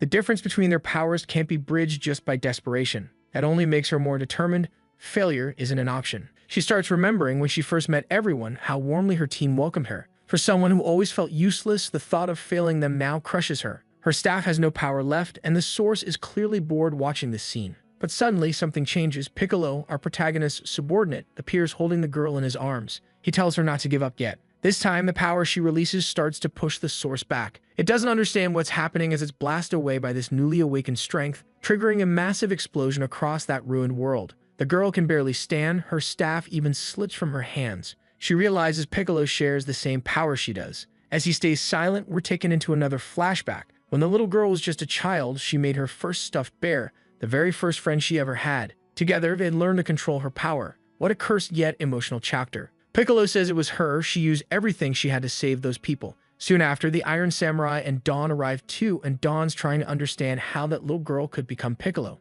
Honestly, it's pretty bizarre. Someone behind them said that in the last battle, she burned through her entire body until it became pure energy. The one explaining it was Juiceman, who, with the help of the Sovereign, managed to create a new body for her, shaped through the stuffed doll she once had, a form born from the image she carried deep in her heart, a person she always wanted to be, strong, confident, capable of protecting others and herself. Damn, that's the kind of thing that really hits hard. After being pushed back by the previous attack, the source finally realized that what truly caught its attention had just arrived. In the real world, it's already been a week since the city disappeared, and now everyone is speculating about what caused the event. Those outside are trying to uncover the truth, but all that remains is that strange symbol in the sky. Blackie keeps staring at it, trying to make sense of it. He sends a portion of his power toward that dimension, but before it can make contact, the energy is completely undone, returning to him instantly. That only makes him more uneasy, realizing he still can't get close. Reporting to the special agency, he confirmed that the dimension was created from the power of our protagonist.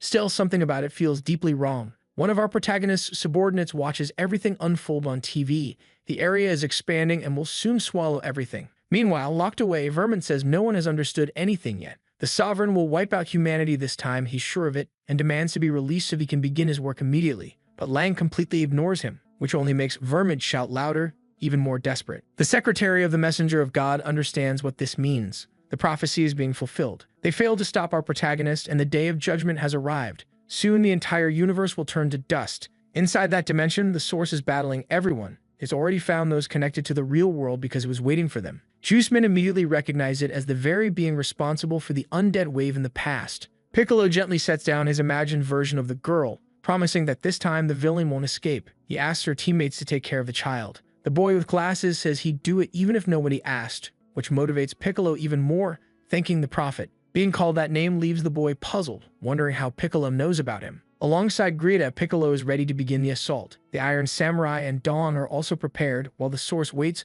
hoping these new challengers will prove at least a little stronger. Juiceman is the first to strike, her massive fists ready to crush the source. The clash between them is absolutely breathtaking, and now the two are trading blows like Dragon Ball characters. The shockwaves from their punches destroy everything around them, but the source manages to grab its opponent, landing a direct hit right where its head should be, only to realize that wasn't the weak spot at all. Juiceman counters with an even stronger hit, taunting that such an obvious weak point wouldn't work. The source grows more intrigued, admitting that our protagonist's subordinates are indeed well trained. Before it can react again, a burst of fire shoots toward its face, Dawn's machine gun blazing, but every bullet misses. The source catches the weapon midair and starts spinning Dawn around like a toy top until she's too dizzy to hold on, forcing her to drop the gun. The Iron Samurai rushes in to catch her and immediately charges his laser arm, unleashing a deadly beam straight at the enemy. The blast obliterates everything in its path, yet the source remains completely unharmed, only more fascinated by their overwhelming firepower. Now it was Piccolo's turn to step in, unleashing every ounce of his power.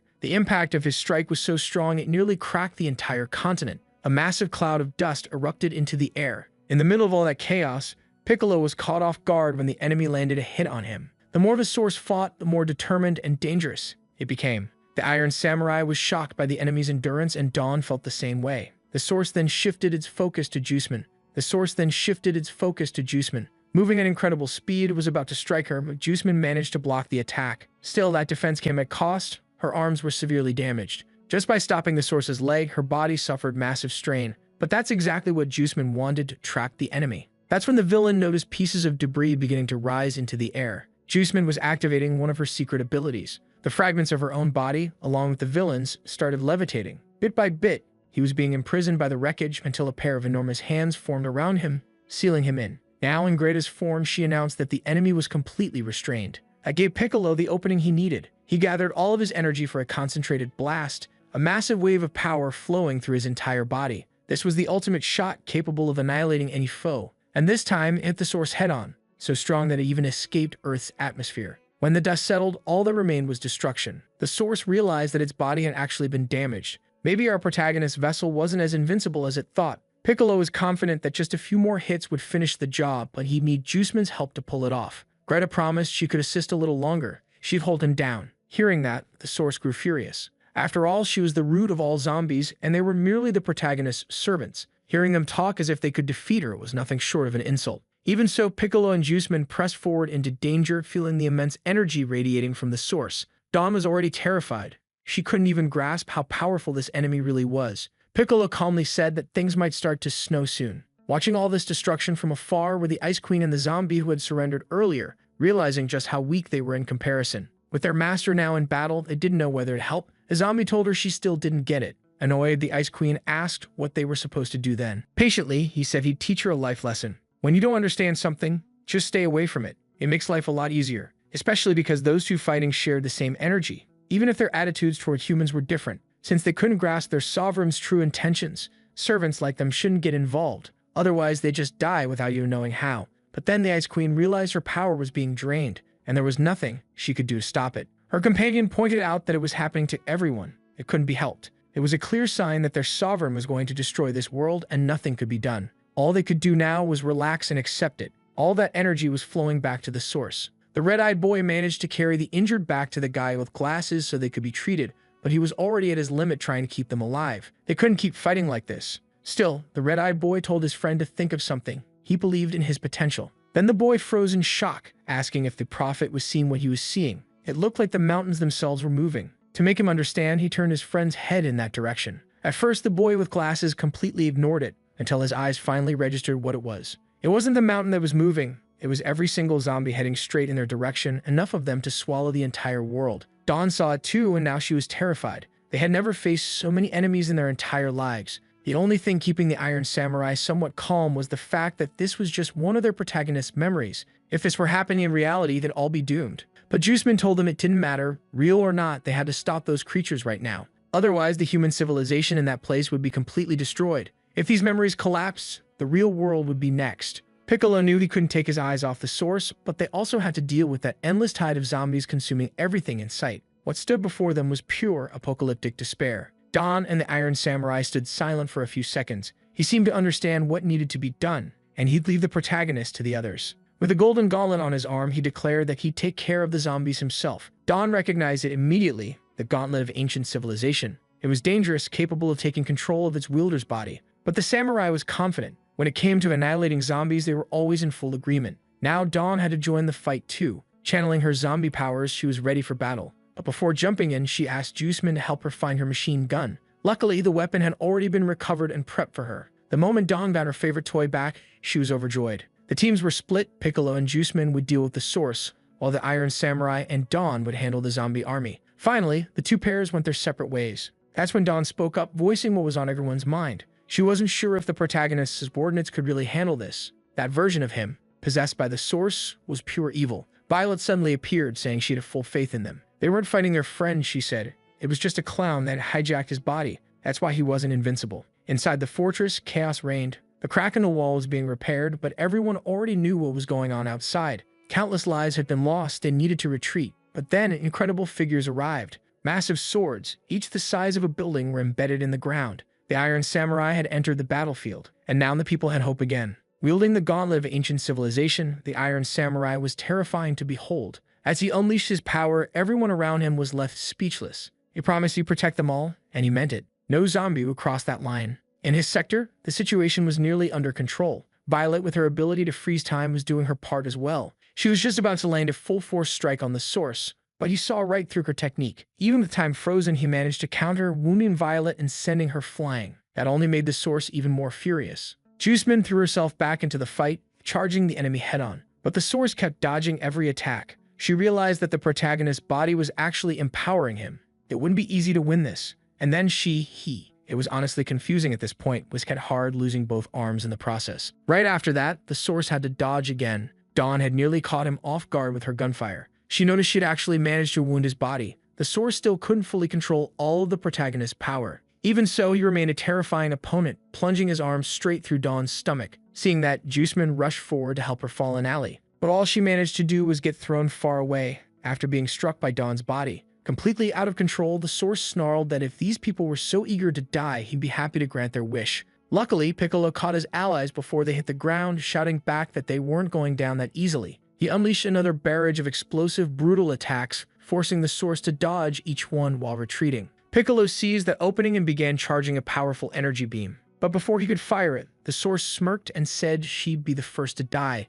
then tore open Piccolo's stomach with his claws. It wasn't fatal, though. Piccolo managed to hold on, and before the source could finish him, Juiceman jumped back into the fray, regenerating her arms and throwing herself at the enemy. She was determined to hold him down so Piccolo could strike again. The longer the battle dragged on, the angrier the source became. This time, Violet succeeded in landing a hit using her time control ability, but she didn't have enough strength to slice through his neck. That only enraged the source further. He said they'd just wasted their best chance. Then, releasing a devastating surge of energy, he darkened the entire sky. The blast sent everyone flying, forcing both Juiceman and Piccolo back into their base forms. Even so, Violet declared the operation a success. She managed to slice off one of his arms, sure she was aiming for his head. An arm was still a decent consolation. Dawn laughed, saying she couldn't wait to see the look on his face. He'd have to learn to write with his other hand now. Up above, the source hovered in silence. He couldn't believe he'd actually been wounded by someone born from his own power. That's when he realized the protagonist's body wasn't as strong as he thought. Dawn was eager to go back in for another round, but before she could move, she coughed up blood. Violet immediately noticed something was wrong. Her ally was at her limit. Any more mistakes and it could kill them all. Juiceman and Piccolo exchanged glances. They knew that with one arm gone, the source couldn't fight as effectively. All they had to do was keep pushing. But then the source laughed, saying he didn't care if the body was broken. Everything so far had just been him playing with ants. Now he'd show them his true form. He declared himself the origin of all zombies, shapeless, shadowless, indestructible. Piccolo understood what that meant. The source's original form was as powerful as their own leader. That's when an unexpected voice broke through. It was their protagonist himself, clearly annoyed, telling the source he was being incredibly rude. A pair of hands burst from the wound in the source's torso, dragging that strange energy back inside, preventing the true form from emerging. The source regenerated his arm completely, and the surrounding energy faded away. Only then did the source realize he couldn't abandon that body even if he wanted to. Another flashback began, taking them back to the era of the ancient civilization, when the protagonist first awakened his supreme form. He was fighting Piccolo, sending his subordinate flying with a single blow. Juiceman too was knocked aside, both of them completely defeated. They were still grateful to have been revived, though their celebration was a little too rowdy for the protagonist's taste. He demanded to know why they were weaker than he remembered. It felt like something was off. Piccolo explained that they'd been dead for 1,000 years and the protagonist had probably just gotten too strong. He even pointed toward Vermin, saying he shouldn't have been sliced so easily. Yet there he was, half-hanging and furious. The protagonist frowned, clearly irritated, and ordered the newcomers to address him as sovereign. Then he cracked his knuckles with a grin. He was more than ready to teach them the rules the hard way. Juiceman wanted to know if the current version of their protagonist could easily get rid of the source, but he said that was impossible, because that enemy didn't even have a physical form. It was just a concept. Still, he had a strategy in mind. he'd already put it into motion to handle the source's situation. He proudly showed his brilliant plan to his new subordinates. Step 1. Once everything's ready, he'll swallow the source. Step 2. Let his allies defeat his possessed body. The two of them stared at the sketch, finding it both bizarre and oddly casual, especially the part where they're supposed to beat the source. Step 3. Celebrate their victory in the most intense way possible. After sharing the entire plan, he looked at them with full confidence,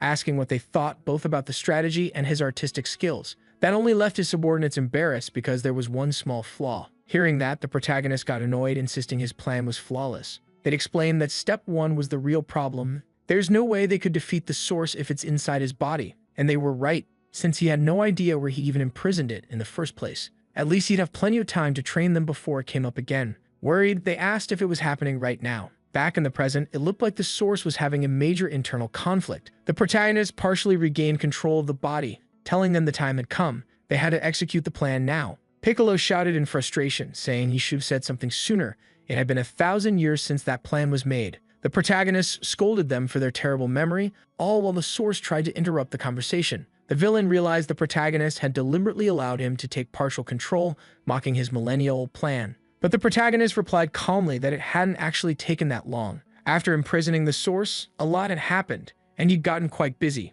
Centuries later, he managed to revive his two allies, and that's when he started figuring out how to handle the source's problem. The villain listened carefully, until the protagonist casually mentioned he'd forgotten where he'd sealed him away, and because of his laziness, he ended up forgetting everything else too. The source froze, not sure if he'd heard that right. Then, while helping one of his allies, the protagonist finally remembered he'd sealed the source inside his own brain. In the end, that discovery turned out to be quite an interesting one. Hearing this plan made the source feel utterly humiliated. He assumed an even more menacing form, swearing to bring the apocalypse down upon all of them. The protagonist said, "Hey, we're just talking here. You don't need to get so worked up." That he told his allies to finish the fight quickly, since it'd be a problem if the source made it into reality. Piccolo begged their sovereign to stop provoking the enemy. It was just making things worse. But the protagonist was confused, since his allies had been fighting so passionately just moments ago. The source, taking full control again, snarled for him to shut up. Now trapped within that body, the villain wanted total dominance, and he was ready to annihilate everyone. He fired a massive wave of dark energy straight at the protagonist's allies.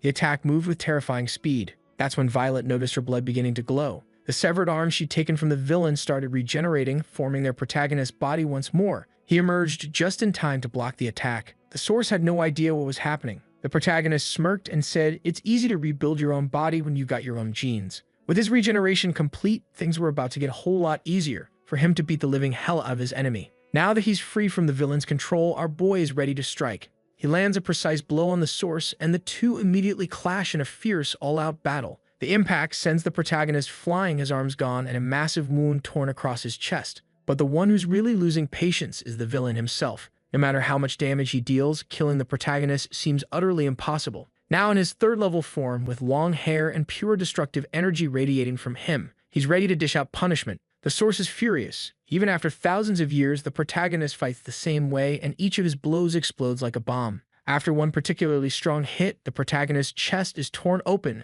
and the villain rips off half his upper body. Still, it's nowhere near enough to kill him. That comment actually offended the protagonist, who declared he's improved since then. He shows a form the villain has never seen before, his ultimate destruction-oriented version. He moves so fast the villain can't even track him, and before realizing what's happening, the source is kicked like a soccer ball straight into the sky, smashing into what looks like the edge of that dimension. The villain realizes that in terms of raw power, he's doomed. Now trapped in that body, he can't escape into the real world. The protagonist warns him that the crack between dimensions is widening. He needs to take this more seriously. That only enrages the source further. The longer he stays inside that body, the more his power drains away, and soon his consciousness will be digested by the protagonist. Only now does the villain understand that trying to consume him was madness. He can't possibly win. But in his supreme form, the protagonist tells him it'll take time, advising him not to underestimate himself. He even admits he wants to keep fighting since chances to use this form don't come often. It's a rare opportunity. The villain snaps back that the battle isn't over and that he won't let the protagonist claim victory so easily. He strikes his own head,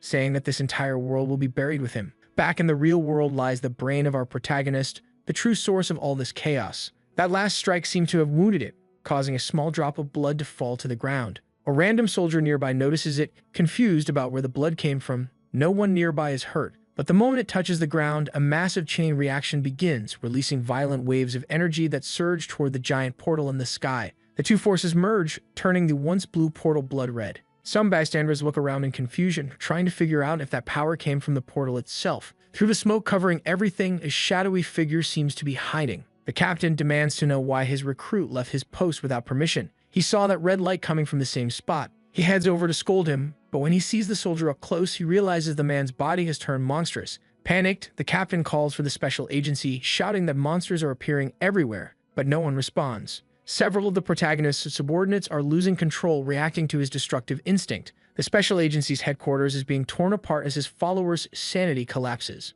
A woman from the agency stares in horror, asking why her comrades' faces suddenly look so distorted. One of the protagonist's subordinates shouts for her to run. They can feel the urge to attack humans. And even the vampire queen, watching from afar, lifts her gaze toward the crimson portal. She's feeling an overwhelming urge to attack everyone around her. Her subordinates with weaker self-control have already completely lost it. This was the villain's greatest move. He doesn't even need to escape, he just needs to corrupt our boy. By leaving only a tiny fragment of his power leaking out, he can bring destruction to the real world. And now in his mind, victory is already his. But right after saying that, the villain felt his entire body being crushed like it was being sucked into something. The truth is, that's the protagonist's power kicking in after witnessing everything. He finally got truly angry. Things have gotten so bad that the human military has had to intervene, opening fire on the zombies without hesitation. Yet even the latest generation fighter jets are destroyed effortlessly because the protagonist's subordinates are completely overtaken by the desire for destruction. That long-haired figure in the sky gets caught in several chains, his body forced still. Another giant zombie is trapped as well. Meanwhile, Vermin is growing more and more furious. He refuses to believe the protagonist gave an order for destruction. He thinks it's too good to be true. He's holding his allies back, trying to understand. That monster that appeared first has already been defeated. The humans managed to take it down. High-ranking officials from the agency are now trying to figure out what caused all this. Blackie explains that it's the result of the fusion between the protagonist and another extremely dangerous entity, one that can drive all zombies into a frenzy. The girl with the eye patch already has global reports. Zombies everywhere are showing signs of aggression, and this could lead to another war. The intestine minister told Blackie to stay out of it and focus on recovery, assuring him that humanity will handle this crisis. But that only worries Blackie more. He knows these monsters are far too strong and far too dangerous. While he's speaking, the creature everyone thought was dead starts moving again. The minister understands that human power is limited, but reminds everyone of one crucial fact. For the last 1,000 years, it's the zombies who've been oppressed by humans. Then he charges in, flexing his power, ready to risk everything to preserve the new order. As he unleashes a barrage of punches, soldiers rush in to back him up. But the creature just keeps getting stronger, showing no sign of slowing down. Elsewhere in the city, near where Langi is stationed, the situation is deteriorating fast. Knowing the minister is in danger, she and the director prepare for battle. The mysterious monster keeps growing larger, and it seems impossible to actually kill it. But until the threat is neutralized, humanity keeps fighting. Determined, the minister shouts that humans should never be underestimated. Blackie watches all of this unfold, his head pounding with the worst headache of his life. If everyone out there is just going to die in battle, there's no point in him standing by any longer. That thought makes him unleash his power. It's been a long time since he last did, but he has no other choice now. It's time to switch into his serious form. In the blink of an eye, Blackie appears above the creature's head, commanding that poor soul to cease existing. He strikes with such brutal force that sharp spikes erupt all over his body. The minister is stunned by the sheer strength of one of the protagonist's subordinates. Langi and the director arrive as well, knowing they'll be needed. But it seems Blackie already handled the situation in an instant. Then he looks up at the sky, a strange feeling washing over him, as if they're all being watched. And indeed, in another dimension, something monumental is unfolding. Our protagonist is unleashing his supreme power to take down the villain once and for all. With his body completely twisted, the source can't comprehend what's happening. Bit by bit, it's being entirely taken over. That it asks if our protagonist intends to abandon his original body, but our boy confidently says he's going to reclaim all of them. Frustrated beyond measure, the source swears to fight until its last breath, hurling attacks his way. But every strike is effortlessly blocked by the protagonist's energy. Watching it all unfold, he says the timing couldn't be more perfect. Now he can control those attacks too, because he's not wasting a single piece of that body. Everything will be reclaimed. After compressing his enemy into a tiny pill, he gets ready to swallow it, and finally bites down, chewing it completely. That act restores him to his base form. He lands back on the ground, right in front of his allies. A long silence follows. Then, with immense pride, he declares that the situation has been resolved, that the source was extremely nutritious, and now he feels even stronger. Violet and the others can hardly believe what they just witnessed. Their protagonist actually ate his enemy. Meanwhile, far out in space, mysterious forces begin to stir. A city protected by magical barriers thrives there. Its watcher believes that this zombie outbreak is merely the prelude to ultimate destruction, and that the protagonist's fall is near. He only hopes there's still time before the end arrives. Sitting on the ground, our boy starts explaining everything that happened, finally reaching a wild conclusion as he demonstrates a brand new ability. He can now make miniature versions of himself. It's a new skill he unlocked after that brutal fight. He's already enjoying the benefits. Now he can massage his own back while getting his feet rubbed at the same time. Those tiny little hands are perfect, and soon he wants to enhance them further with nanotechnology. He tells his allies to witness how incredible this power is. Violet, however, is worried. Since he consumed the source, that enemy might still be capable of taking control of his body.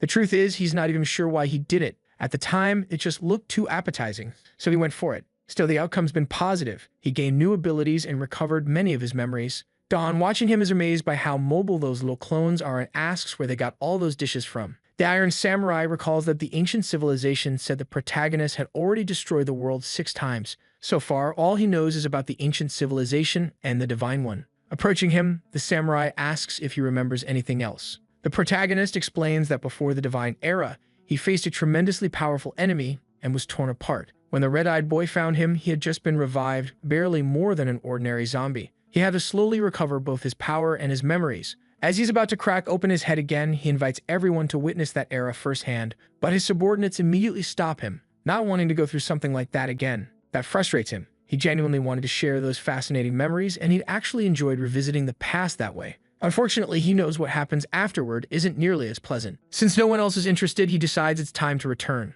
But as he says that, he suddenly feels the urge to sneeze. When he does, the released energy is so strong that it shatters the ground beneath them, causing a massive fracture to rip through reality itself. Outside, after defeating the monster, Blackie looks up and sees the new crack splitting across the sky. He can sense that something beyond the solar system is approaching. He also realizes the creature wasn't actually defeated, so now he has to put in a bit more effort to finish the fight. But before he can do anything, a supernatural presence appears right behind him. A small flash of light glows at the entity's feet, instantly annihilating the creature for good. Blackie points out that the monster can't really be defeated like that, since the infection will just spread further. But the young man reveals a small artifact in his hand. He says there's no need to explain anything. He already knows how troublesome our protagonist can be. Oh my god, now it makes sense.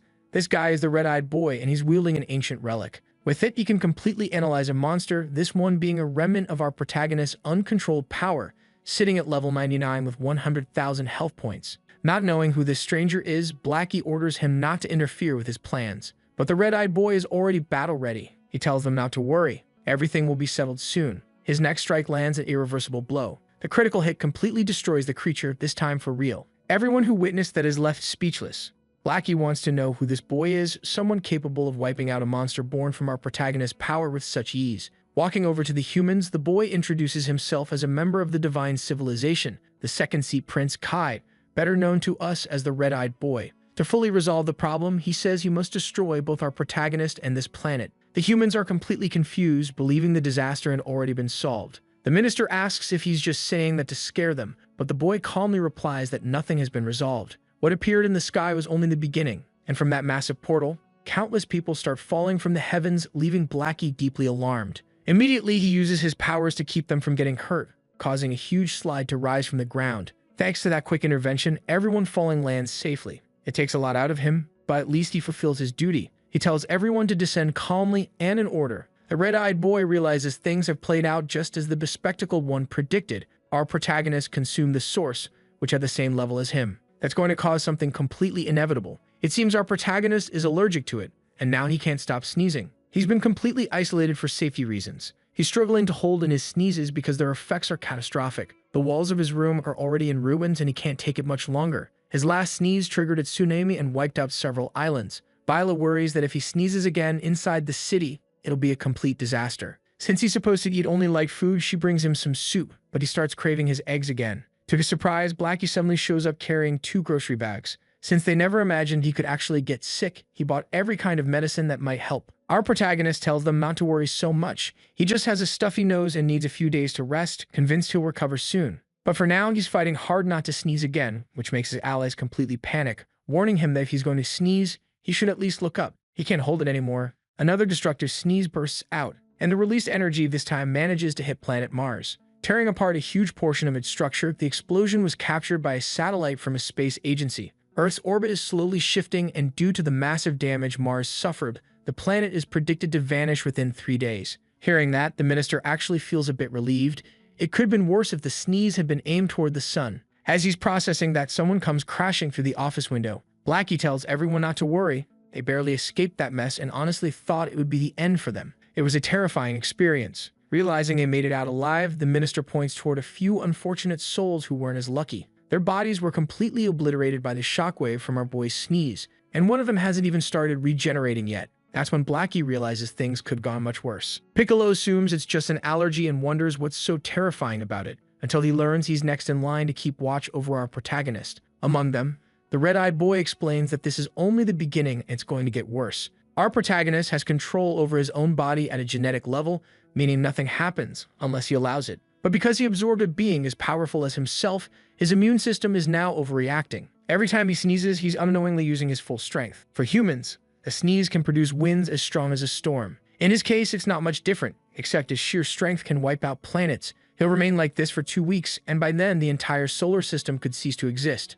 The moment he says that, Piccolo punches him square in the face. He can't believe that during the Divine Era, this same kid wiped out every zombie in existence. His reckless actions angered the Sovereign and started the war that destroyed them all. The red-eyed boy insists he had no choice, but his former allies clearly aren't buying it. They look ready to beat him to death. Violet is shocked to realize he's the same red-eyed boy from so many millennia ago, still alive even now. The Iron Samurai steps forward with a question. Why does his civilization need to be destroyed?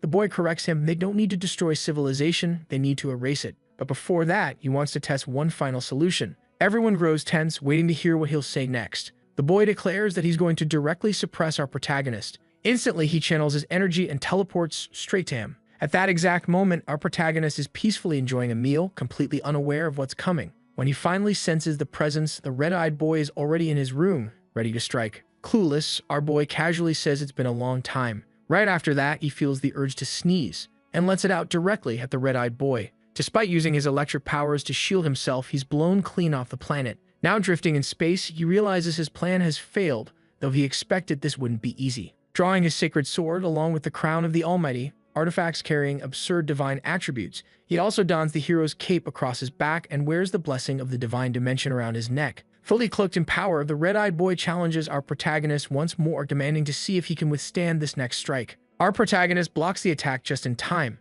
If he hadn't, Earth would have been reduced to dust. Now in his ultimate form, he's thrilled at the idea of a real fight. The red-eyed boy knows there's only one way to solve this, to kill him outright. Otherwise, he'll just awaken an even stronger form. To erase this threat completely, the boy decides to unleash relics from an age long forgotten. Our protagonist glances at those objects and can't help but notice they look strangely familiar. And now he's about to sneeze again. The red-eyed boy realizes it and immediately panics, but it's already too late. Our protagonist sneezes and the energy release is so intense that it warps reality itself. Down on Earth, people can see what's happening in the sky. For his allies, there's only one conclusion. This is the end. Meanwhile, the red-eyed boy desperately activates his strange technological artifact. There's no time for explanations. It looks like the entire world is about to vanish. Something's happening to Earth. People are being pulled into another dimension. Among them is our protagonist, who has absolutely no idea what just occurred. There are even people there who haven't fully recovered from their last adventure. He's shocked to see so many of them gathered in the same place.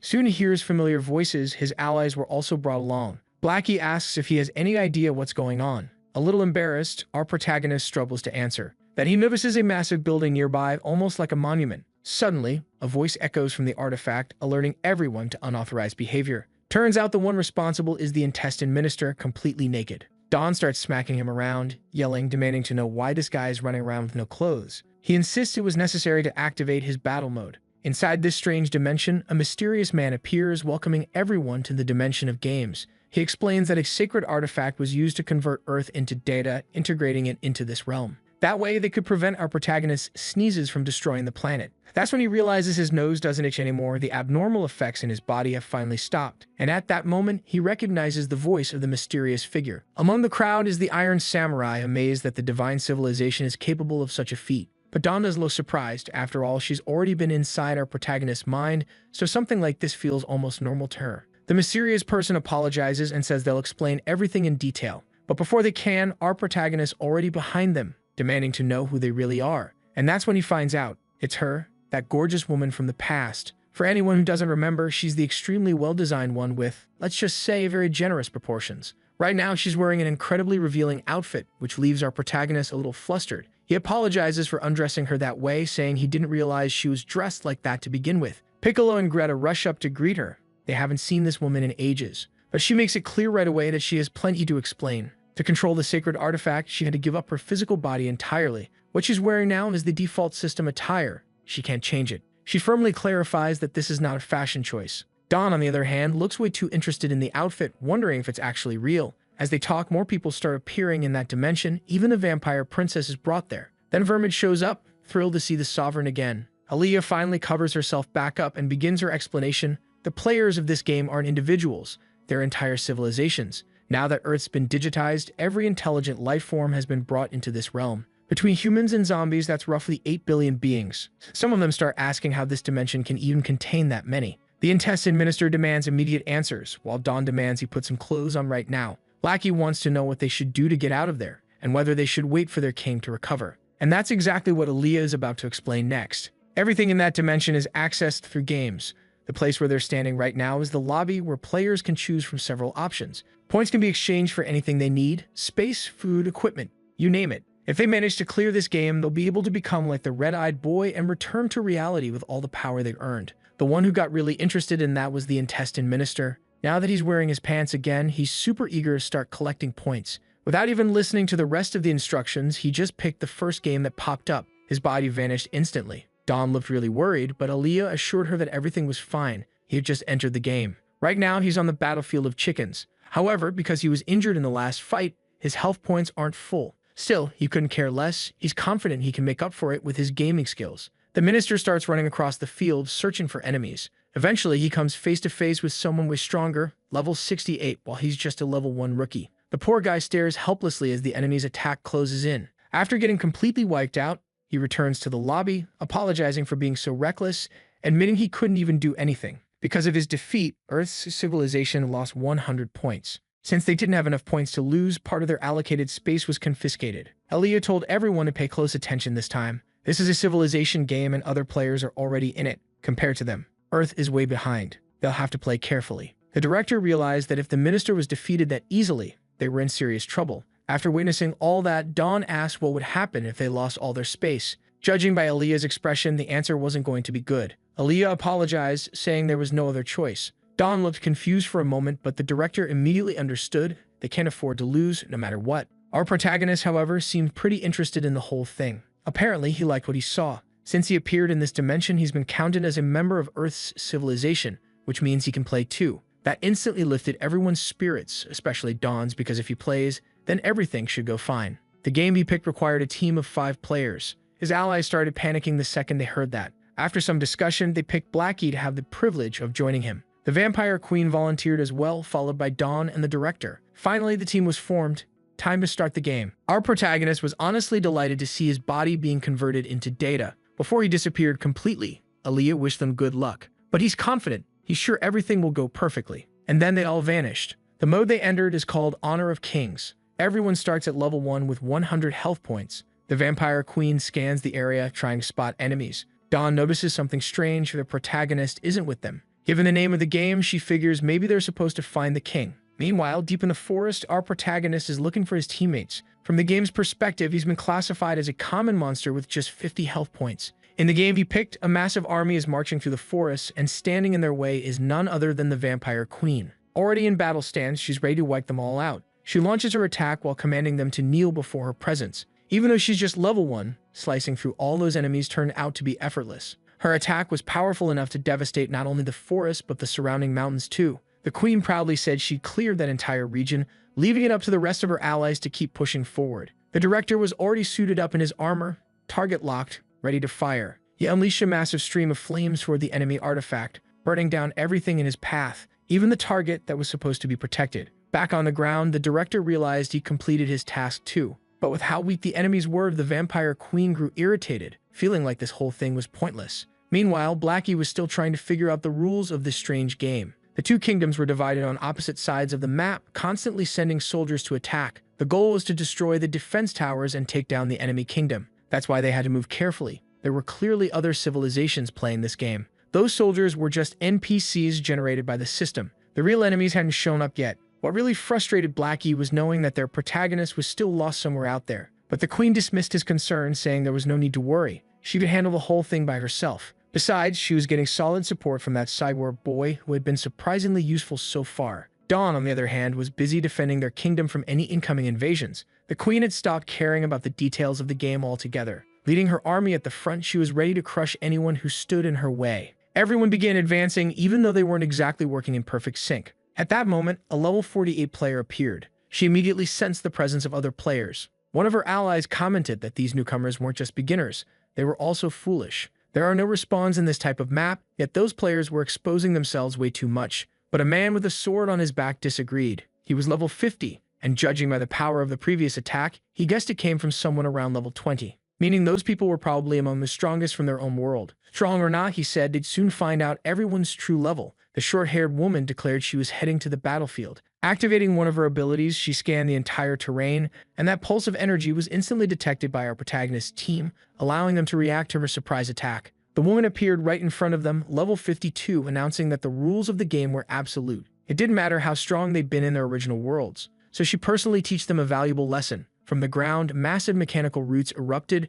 thrashing around like iron whips, tearing through everything in sight. The blonde girl looked stunned at the scale of destruction. That woman had just ignored their entire strategy. But since her teammates didn't complain, she decided to stay quiet. She called one of her companions back from the forest, telling him to stop hunting monsters, but he was already facing trouble. Their forest had just been stolen, and he meant that literally, the entire forest was gone. Turns out, our protagonist was the one who had taken it all. He was fascinated by the game's mechanics, amazed that defeated creatures would simply respawn afterward. Thinking it over, he decided to collect the forest to solve humanity's food crisis, acknowledging how incredible this world was. Since he'd been eating soup while recovering from his sickness, he got excited at the thought of tasting something better. But on his way back, someone suddenly interrupted him, a player who nearly hit him with an axe. Now that he was on the ground, he had to stay alert. The forest he had stolen came crashing back down, and he wasn't happy at all to see his skewer get ruined. Still hopeful, he figured that if he brushed off the dirt, it might still be edible, completely unaware that someone had gotten close.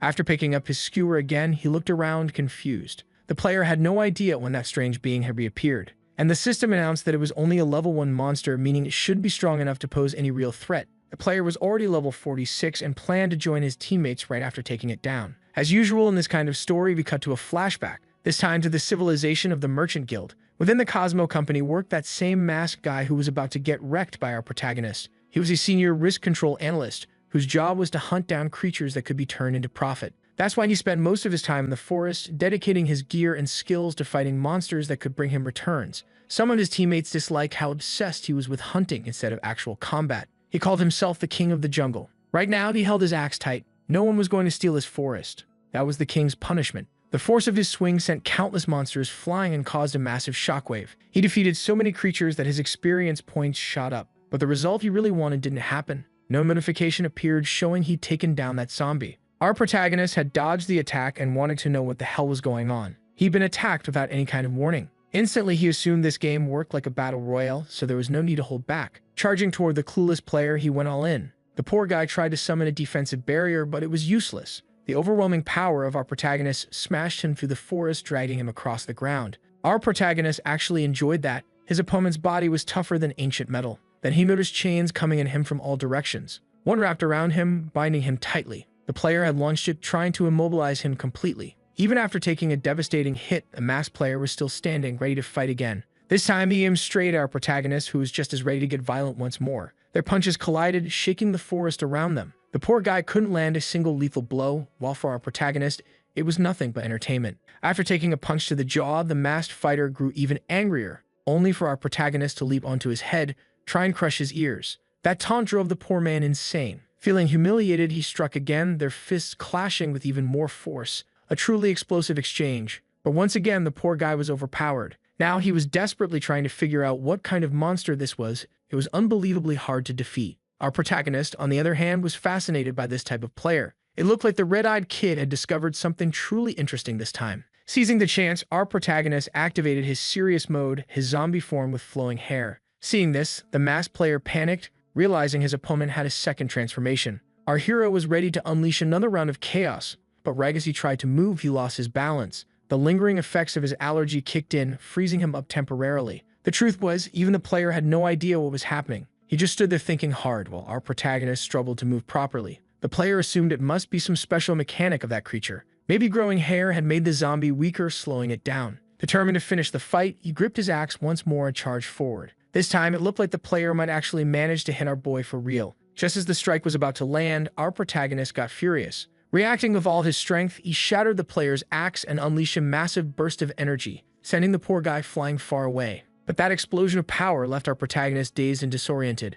No matter how much he tried, he couldn't move his body properly. It felt even worse than all those constant sneezing fits. Still, he was determined to finish this fight as fast as possible, and decided to change forms to do it. Before he could, though, he froze in confusion. His opponent had already been defeated. Meanwhile, back with his team, they were doing their best to defend themselves against the enemy's attack. The director was about to fire another energy blast from his cannon, raining down a massive barrage against the mechanical roots coming at them. That ended up making him the next target, and dodging didn't seem like an option this time. To everyone's surprise, the vampire queen swooped in to save him. The director was stunned by her power, what his countless blasts couldn't do. She did with a single kick. But the queen made it clear she didn't enjoy saving humans, telling him he'd better learn to take care of himself. Then she literally tossed him aside, saying he was standing in her way. Of course, that wasn't nearly enough to take her down. Feeling underestimated, the queen struck again, kicking through the roots and managing to destroy some of them. The mysterious woman on the other side watched this carefully. She brought her hands together and created something new, a glowing barrier that protected her from the debris.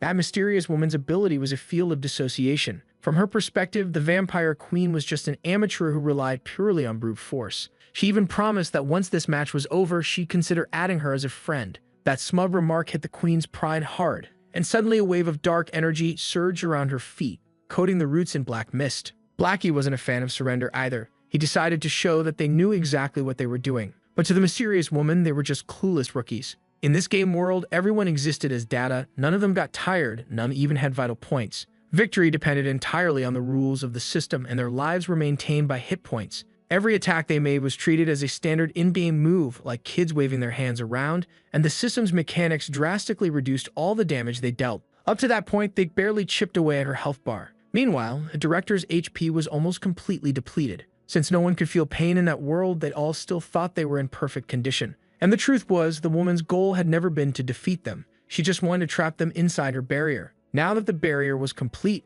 the situation inside it was sealed off, while outside, other players were preparing to strike. It was time for the collection phase to begin. But the glasses-wearing player noticed something strange. His friend who'd gone into the forest was getting absolutely wrecked. The blonde girl realized what that meant. Their teammate had likely been ambushed by players who hadn't been trapped in the barrier. They needed to send help while there was still time. The glasses guy volunteered immediately and called the swordsman to go with him. Together, they headed straight for the forest, right where their teammate was struggling. And of course, our protagonist was there too, though the players ignored him at first. All they could see were the forest monsters wandering around. That's when our protagonist asked casually if they were looking for some big guy. Thinking he was just another monster, the players were startled. After a brief moment of confusion, they decided to question the strange creature instead. But the swordsman snapped. That shouldn't have been possible. Furious, he attacked immediately. The glasses guy drew his weapon too, convinced they were facing an enemy who could disguise himself. Our protagonist dodged the sword strike with ease, which only made the player even more astonished. And our boy didn't like being attacked like that at all. He decided he'd have to take down every single player here, which honestly just made him happier,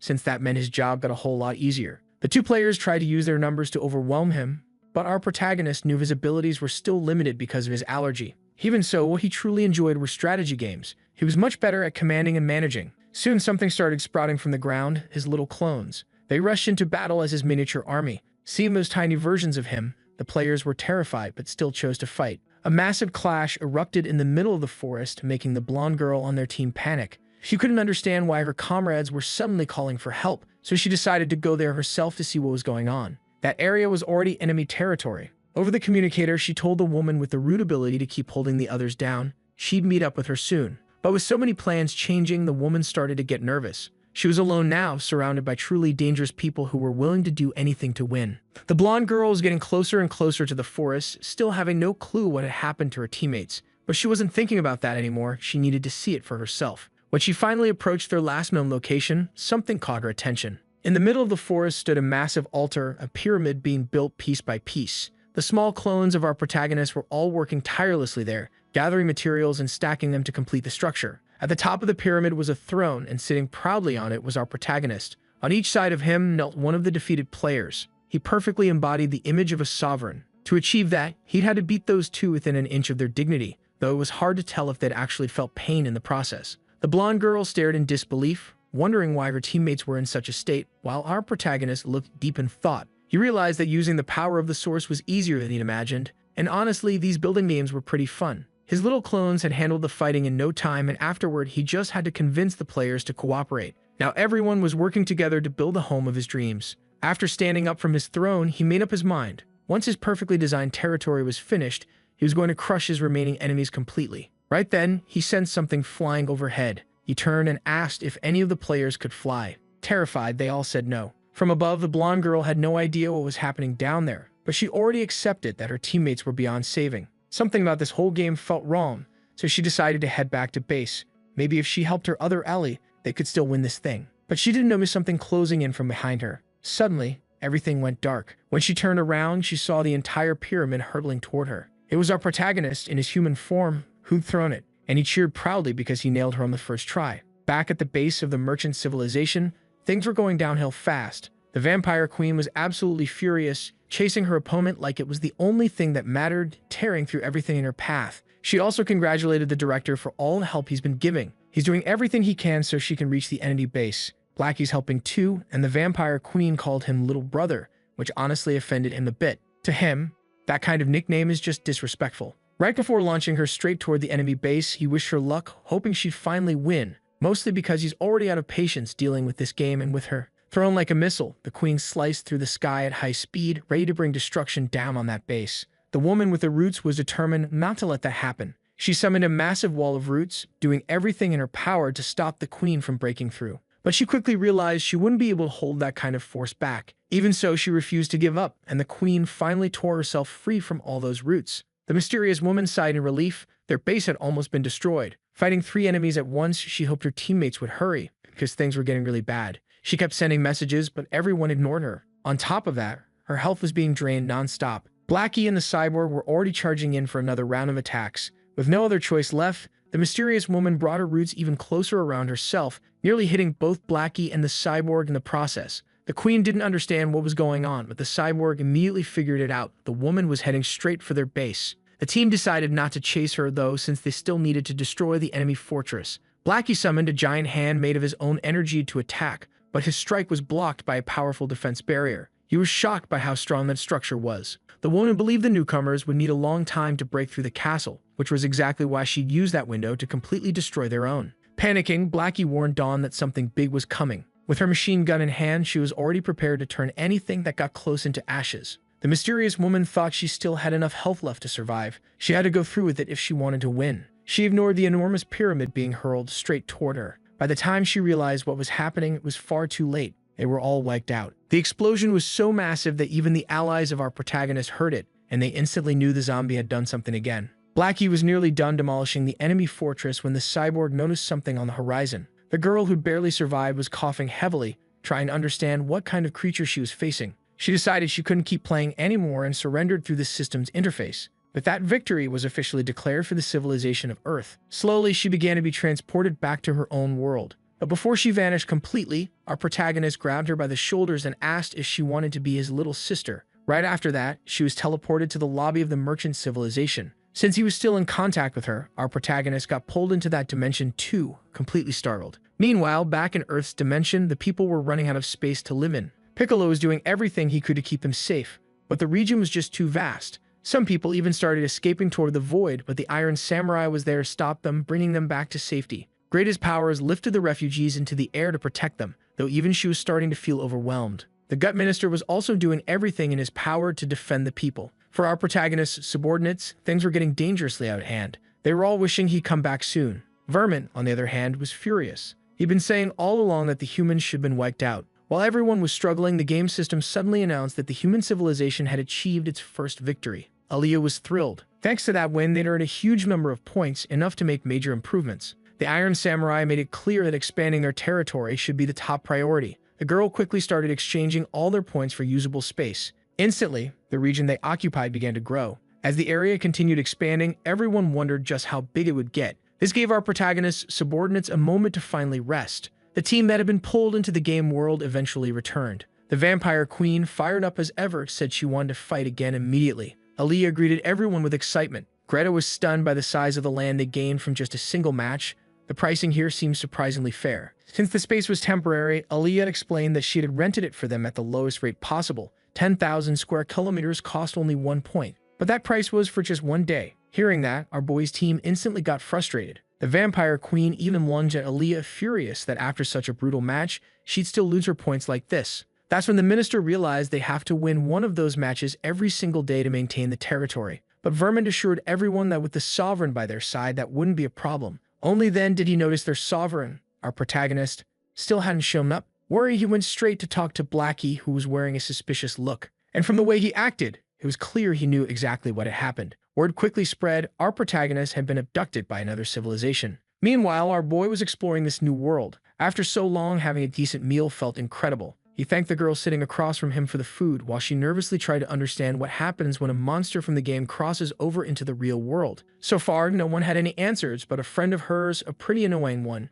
had suggested she report it to the security department. She didn't take that advice too seriously, though. Right now, she was arguing online, trying to prove her point, while her teammates were upset about losing the last round. Tired of the bickering, she closed the chat window. Looking at our protagonist, she started wondering what kind of creature he was. Maybe this was some rare event, a 1-in-a-million encounter where she could tame a monster. Treating him like a Pokemon in her mind, she pictured all the ways she could capture him safely. Lost in her daydreams, she barely noticed him asking for another bowl of noodles. Wanting to take advantage of the situation, she told him he could order 100 bowls if he wanted. They were family now. Being the hopeless glutton he is, our boy immediately started calling her boss. But while they joked, someone from the security department had already locked onto their target, tagging our protagonist as an intruder from another dimension. The elimination protocol was activated instantly. The security squad descended on the city, clearing civilians out of the area to begin their inspection. A hooded guy was mistaken for their target and taken into custody for questioning. One of the investigators thought something was off. His sensors were still detecting their true target nearby.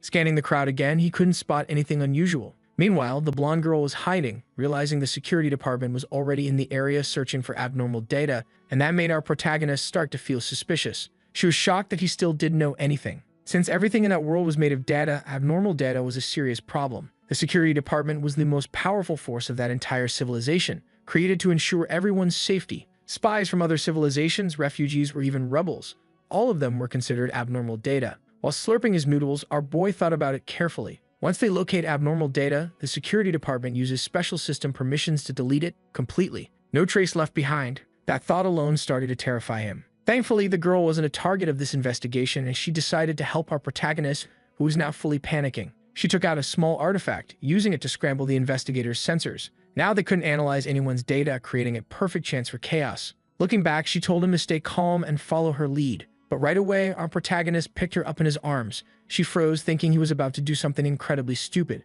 Calmly, he walked over to where the other people were, the same stall where he bought his noodles. The vendor looked confused, thinking they were trying to skip out on the bill. But what our boy really wanted was to pack up his food to go. The moment he got it, he jumped, literally, soaring high into the air. As soon as he vanished, the investigators detected something irregular. Everyone could now see him up in the sky, and the chase began. Panicking, the blonde girl shouted, demanding to know why he'd done something so reckless. He shouted back that he was a player from the civilization of Earth, and if he got caught, they'd execute him as a spy. The moment he was identified, the investigators opened fire and his food was obliterated midair. The lead investigator flew straight toward him, determined to stop the escape. Terrified, our protagonist kicked the investigator away to keep him from getting close. The impact was so powerful that several ships exploded from the shockwave, creating total chaos, which gave our boy the perfect window to flee. After seeing all those ships destroyed, he thought the danger was over. But one of the investigators wasn't giving up. His armor had already repaired itself and he was back on the hunt.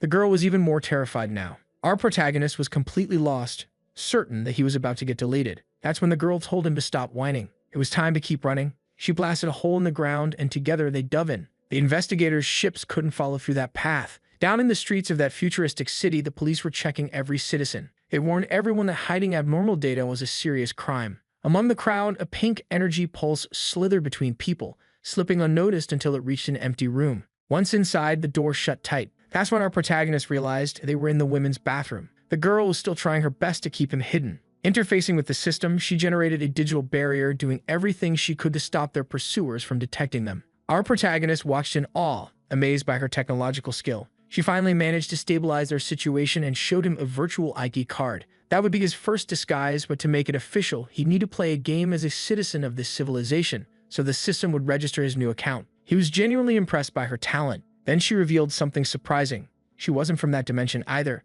She was also classified as abnormal data. Now it was time for the two of them, the little zombie and the runaway girl, to start their adventure together. Outside the bathroom, some people began to notice a strange glow flickering from beneath the door. Our protagonist was taken into a game called Bullet Hell. The match hadn't even started yet, but plenty of people were already waiting. Among them was someone familiar, the messenger of God, who couldn't understand why he had to play such a childish game. Violet appeared, warning him to behave. Thanks to the souls he had absorbed, which were now under Violet's control, they weren't recognized as souls of Earth anymore and were classified as a separate civilization. Among those souls were two characters seeking revenge against the messenger, the sword-wielding heroes from the beginning of the story. Violet told him that if he refused to cooperate, his life wouldn't be easy either. But the man said he was merely a remnant of spiritual power residing inside her and shouldn't be blamed for what his original body did. Still, he promised to cooperate since even the system of this game knew Violet was the head of their civilization. Players in this game were grouped by level. The higher their score, the greater their chance to progress.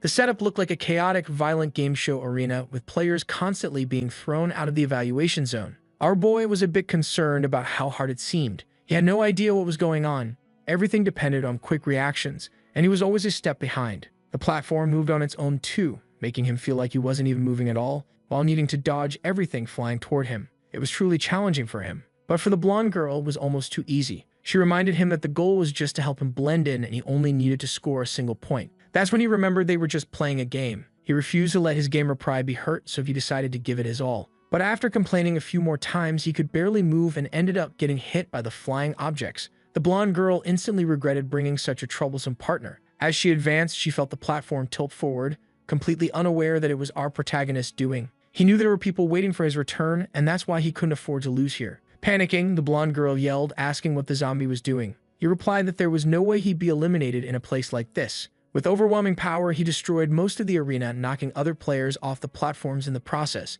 securing himself the victory in that crazy challenge. He started realizing he was finally getting the hang of the rules. That kind of brute force strategy actually worked. In the next stage, they had to conquer a chaotic maze. Within moments, several players were already exhausted. When one stopped to rest, he heard a strange sound, the wall beside him cracking apart. It was our boy, tearing through everything like a locomotive, punching holes through the maze to reach the goal, tossing aside anyone in his way because he was going to win. Surprisingly, his reckless tactic worked again, earning him another victory. He was convinced now. Even if his plan seemed weird, he was a genius at games. Finally, they reached the third stage filled with treasure chests. A man carrying one accidentally bumped into him. Offended, he demanded to know if he was being robbed. But our protagonist made it perfectly clear. Every single treasure in that area belonged to him, and he wanted to see who would dare to disagree. His threatening tone caught everyone's attention, but a second later, they all burst out laughing at his arrogance. That just made things easier. He fully embraced the chaos, unleashing everything he had, destroying the entire area with his attacks until every player acknowledged his dominance.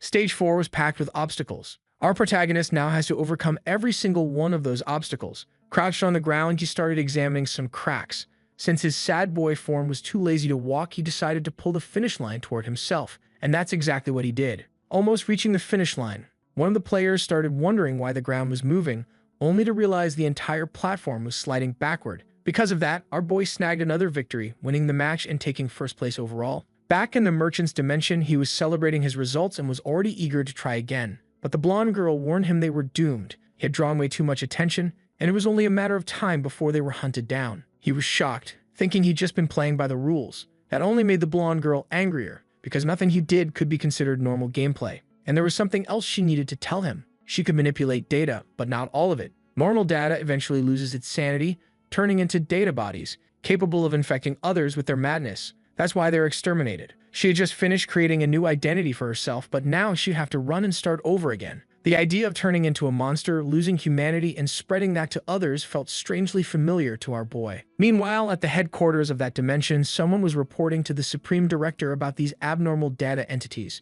The bald security officer was the one delivering the news. They already knew the culprit was our protagonist. He was acting recklessly. not even trying to hide his identity. A woman received that information, the Supreme Director herself. She said there was no need to deploy troops to handle the problem because that invader wouldn't be coming back anyway. They had already joined forces with 3 other civilizations that possessed rare items. The area was now swarming with anomalies, and they were all going to be detonated at once. The target zone? Exactly where our protagonist was, meaning he'd soon be blown to bits. Back in that strange game, a new round was about to begin. The blonde girl made it very clear that he needed to behave, but he felt something off this time. She didn't understand what he meant. He said it was hard to explain, but something about the crowd felt very familiar. And then, here we go again. Another out-of-context flashback. A little boy was working at a convenience store. His coworker asked him to hurry up since they needed to help out if they wanted to get paid. That was the last box. Noticing the boy was distracted, she told him to stick with her. Outside, a man on the phone said he'd take care of it soon. Inside the store, the girl was tending to the boy's wounds. He'd been beaten up yet again. He was constantly bullied by jerks.